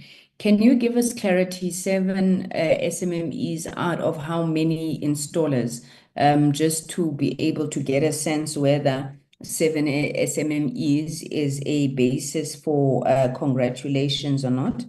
You then also spoke about a 15% target for designated groups. Yes, you went up to 44%, but why would you start off with a 15% target, where I think that, I don't know whether it's the Public Procurement Act or any other legislation and regulation, is very clear about what was then a 30% minimum procurement spend on women, kanjalo, and I think that amount went up to 40%. So why would you have set a 15% target? I'm interested to find out, you also spoke about the fees that you pay to Eskom and Transnet. Can you quantify those fees and maybe just give us a sense of how you work with Eskom and Transnet? I was flabbergasted, and I'm hoping that you're going to help me to understand how it is that 75% of your budget goes to compensation of employees. That seems rather excessive. Can you just unpack that? And then one thing I think I don't understand is the BBI business model. Could you explain to us, just in terms of, because all I saw in terms of revenue for BBI was the grants that you would get, I'm assuming from the fiscus, which largely come from the USEF, if I'm not mistaken, when you were talking.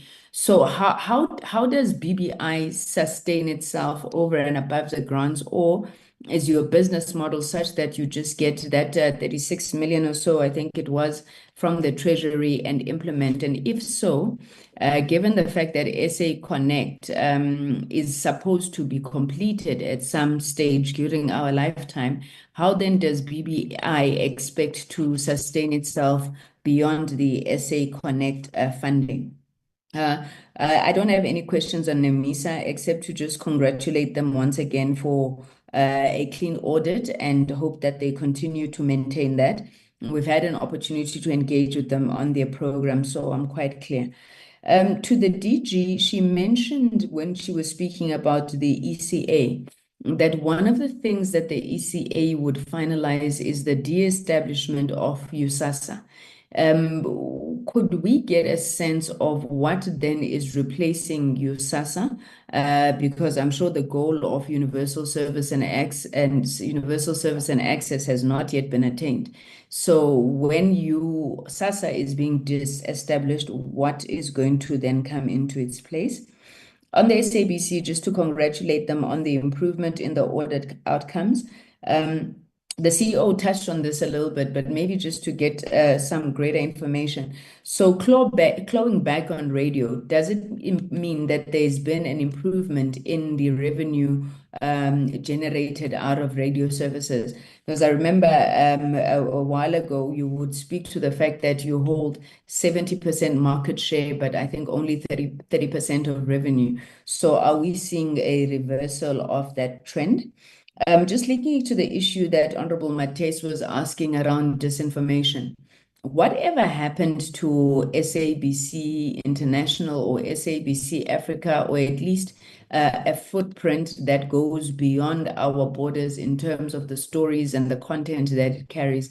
As I was under the impression that SABC International was meant to be a strong public diplomacy and soft power tool for South Africa, and it seems to have just gone silent. Also, Honorable Mates has spoken about the analog switch off. I'm saying now it's a reality. It's happening in 6 days. What is it that you have in place to be able to mitigate against your loss of the 450,000 households, I think, that you are set to lose there? And then on TV licenses, whether you've recouped or in the period that we were reviewing or subsequently, have you managed to recoup the 30 million rand that you were owed by government for TV licenses? And then finally, on the SABC bill, can the DG give us an update on how far that process is? Because the last time we had a conversation, we were standing down as a committee to allow for interactions between the executive, and we have not yet received any feedback since then. Thank you very much. DG, over to you. Or perhaps let me start with the entities, BBI. Yes, thank you, Honorable Chair. So the question from Honorable Butlani on the merger between BBI, Centec, and Telkom, I think that one is more for the department. Safe to say that they want to set up a proper foundation for the merger so that it becomes successful eventually. So I'll leave that one for the DG. And then Honorable Subrathi asked about the transformative impact of laying cables, 80 kilometers of fiber. So we had 2 SMMEs that we appointed to lay that fiber. In total, it will be 170 kilometers of fiber that needs to be laid in the Northwest. And of those 2, they each employed 12 locals. And then they themselves brought a team of 18 in the one SMME and 15 in the other SMME. So the locals employed to do the work is a total of 24. This is direct jobs. Obviously, there will be indirect jobs as well. And it will be a total of 33 between themselves the SMMEs that were doing the jobs. And to Honorable Mateus, it was 80 kilometers and not 80%. And the follow-up question from both of them about what was happening in the first quarter. So in the first quarter, we were running through the processes of appointing, going out on tender, as well as designing the network that needs to be laid out. And we could only do that in the first quarter after the disbursement of funds, because PFMA prevents us from doing that before we have got funds set for that. So the first quarter was for designing and appointing, and then the real work started then in Q2. From yourself, Honorable Chair, on the 7 SMMEs for installation, in general, these SMMEs would have at least 5 people from themselves who are the lead engineers and technicians, and they would employ plus or minus, it varies from SMME to SMME, 12 locals to do the work that needs to be done. And the work varies between installing the fiber or working with transmission equipment in the POPs that you have had sight of, the POPs that have got the equipment and so on. Then on the fees paid to Eskom, I think this is the biggest weakness that we have. And if we are talking of the merger between BBI and Centec, it will start off as a failure unless this problem of Eskom and Transnet is resolved. If you look at the biggest costs to do business with BBI, it relates to paying for the fiber from Eskom and Transnet, notwithstanding that the founding documents say that BBI should have access to those servitudes and to that infrastructure. We pay a lot of money to those two entities. On the 75% of budget going to employees, I think the CFO can come in and comment, but I think it was in context. It would not be that much. The general ratio that we work with is between 26% to 30%. But I think maybe the CFO can clarify on that. And then the business model for BBI, we don't get any grants, Chairperson, from the fiscus. We don't get any funding. The projects that we are executing from USASA, for example, USASA would pay and direct us to do connectivity in the underserviced areas. They would utilize us as a sister SOC because we've shown the capability to be able to do the job and so on. But our business model is to compete. As you might remember, we've got a dual mandate. We compete in the market with the private sector, with the likes of Vodacom, MTN, and so on. And then with our other mandate, we have to go and provide services in the underserviced areas. As we sell on a wholesale basis, the connectivity to the private sector, that's how we fund the expansion. That's how we fund the connectivity to the underserviced areas. And as you can imagine, it becomes very, very difficult to do that. And that's how we have survived. How does BBI sustain itself from the business that we have to fight for in the private sector against all odds, competing with the private sector, as well as paying the key provider of infrastructure, which becomes your Eskom and Transnet, as I have said before. Yeah, I think I will leave it at that, Chair. I don't know if CFO you can enlighten us on the 75% of budget going to employees and the 15% versus 44% target. Thank you, Chair.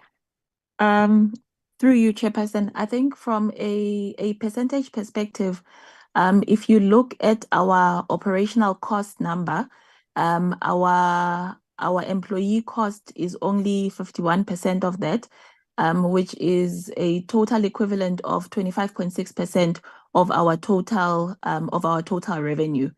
So it is not 75%. And I think, Chair, with the target for the designated group, I think it was we had always worked with the 15%, but I think through in the current financial year, the issue was raised through the department, to say that the target is incorrect, and the target has subsequently been corrected in the current in the corporate plan that we have just submitted in February of the current financial year. Thank you, Chair. Thank you. Thank you very much. Can we move to, is it you, Tata? Sorry. No, it's, yeah, Nemisa. Thank you so much, Chairperson, for the kind and inspiring and encouraging words coming from you, Honorable Botlani and Honorable Subrathi. While I will try to tackle the last question and part of what you've asked, Mr. Ramitla will tackle the question that was asked by Honorable Botlani about the digital ambassadors. NEMISA is in the process of relooking their partnership model because we obviously understand the need to increase our revenue streams. That's very, very important. And the money that we get from the fiscus currently allows us to do very basic training, like, for instance, digital literacy on that front. While we do need partnerships on the much more lucrative opportunities within the digital economy, if you get what I mean. There are obviously opportunities in digital entrepreneurship and those opportunities are very, very lucrative, and it can obviously make a very big difference in the lives of young innovators, in the minds and the hearts of those who are involved in machine learning and robotics, etc., and coding especially. And so that is where we need to be, and that is also where the partnerships need to be. And so we need to look at the cross spectrum of those opportunities that are available, and obviously not only relook our engagement strategy or our partnership strategy, but also look at how can we contribute at a much more accelerated pace to economic development. With that then said, Chairperson, we are definitely working with the DG, working with the Minister in establishing the kind of relationships that are required for that end. Minister, it's always, Chairperson, it's always a great pleasure to introduce Trevor Ramitla, probably one of the best minds within this industry that I have encountered, and it's a great pleasure to introduce him also as my friend. CEO? Thank you, Chair. Thank you. I'll put on the camera. I hope you can see me, Chair. Thank you. So thanks for that, Chair. And just to add to what the Chair was mentioning about resource mobilization strategy, we're also looking at government entities like CETAs, the National Skills Fund, Department of Employment and Labor, and we've started also approaching international donors, and we're also looking at the private sector to formulate partnerships with them, either in the form of funding that comes through or resources that they may make available. And in terms of the ambassadors, digital ambassadors that are appointed at TVET colleges, it's a very exciting project. We have thus far reached 15 TVET colleges, and there's 2 ambassadors in each of the TVET colleges, and these are in the rural areas in the main. We prioritize rural areas, and most of the TVET colleges also have multiple campuses as well. So our ambassadors are able to move around in those campuses. We avail equipment to them, training equipment, but they also utilize labs in the TVET colleges. We also enable them to have outbound initiatives that go deeper into rural areas, working with traditional authorities or municipalities. So we are also working on expanding this to 20 more TVET colleges, and we have as well started discussions with the Department of Rural Development and Land Reform, which has indicated they are willing to sponsor up to about 750 ambassadors. So it's quite exciting. It's a program that I believe if we expand it, it can benefit young people. They can really gain work experience out of this, but also have opportunities to serve their communities because they come from those communities. We recruit them from those communities. We're also talking with Department of Basic Education on how we can expand a similar model to train teachers as well. Thank you, Chair. Thank you, Chairperson. Thank you, CEO. Let's take USASA. Thank you, Chair, for the questions that have been asked, Chair. With regard to the questions that relate to the corporate service unit, I will ask the CE just to deal with it in terms of the current projects that the USASA is currently implementing jointly with our sister entities. Oh,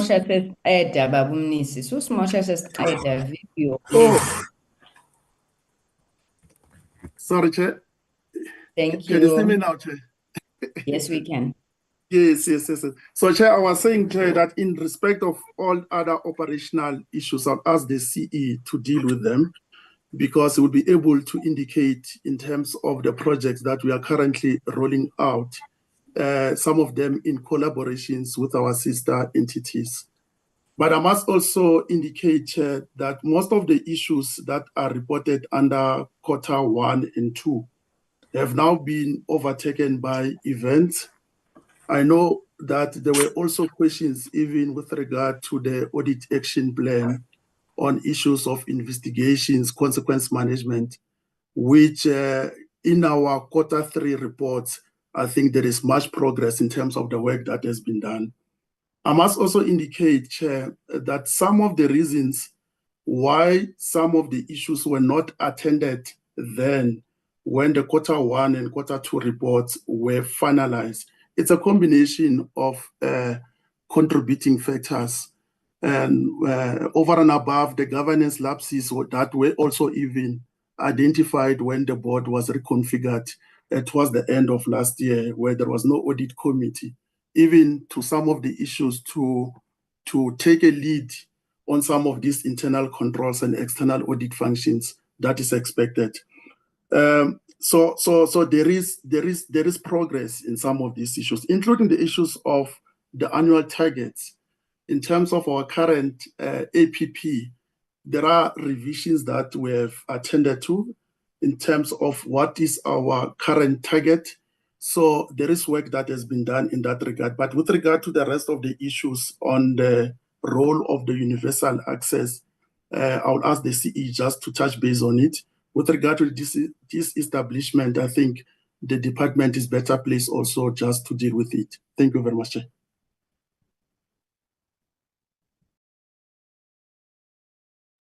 See, over to you. Thank you very much, Chair. And the Chair has provided a strategic view to most of the questions. So I will start with the most fresh questions, and then I'll just touch on the one above. There was the one where the Chair spoke, not the Chair,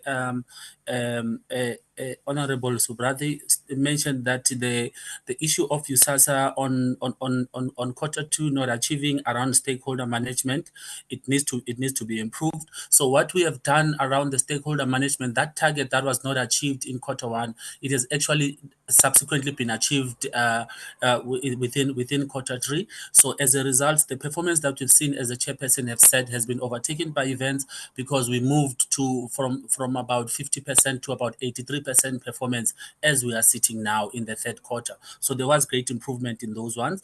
Those which were not achieved, they were covered in the following. So USASA really did make a turnaround.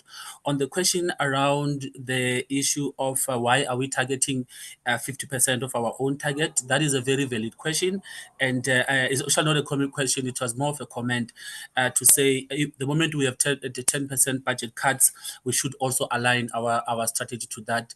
That we agree, and just unfortunately that when those cuts happen is after we have already put in the APP for that financial year. So it's an issue of timing, and you can't change later. So we thought that we will, but that became an issue. But I take that as an input, and I appreciate that that very much. So the 50% on the corporate services target, we did that. We did because the total activities were 65 of them, and if you're following the SMART principle, it's impossible to achieve 55 of them. So we're looking at our budget and our capability in terms of resources, and we said then we'll only do 50% at that particular year, and then the following year we would have pushed for the next 50%. So basically it's that, and I appreciate what Honorable Subrata said around the impact of the project that we do, which is BDM and broadband. And I'm proud to share with the committee that USASA has engaged on a research project, which is one of the achieved targets here, and its goal was exactly monitoring the impact of USASA project. So we have a research report that we've shared with entities last week. So we already have an idea of the impact, and we've got lessons learned on how we need to do. And on stakeholder, that's where we got a monitoring and evaluation framework and the stakeholder management framework that has been presented and approved by the board. So those are the one of the key things that we are looking at. Maybe just touching on one or two around the issue of irregular expenditure. The chairperson has spoken about around those issues. The issue of regular expenditure finding is not a Q1, Q2 finding, but it's an old finding that it was a repeat finding for the previous financial year. But we have turned around the corner because investigations have been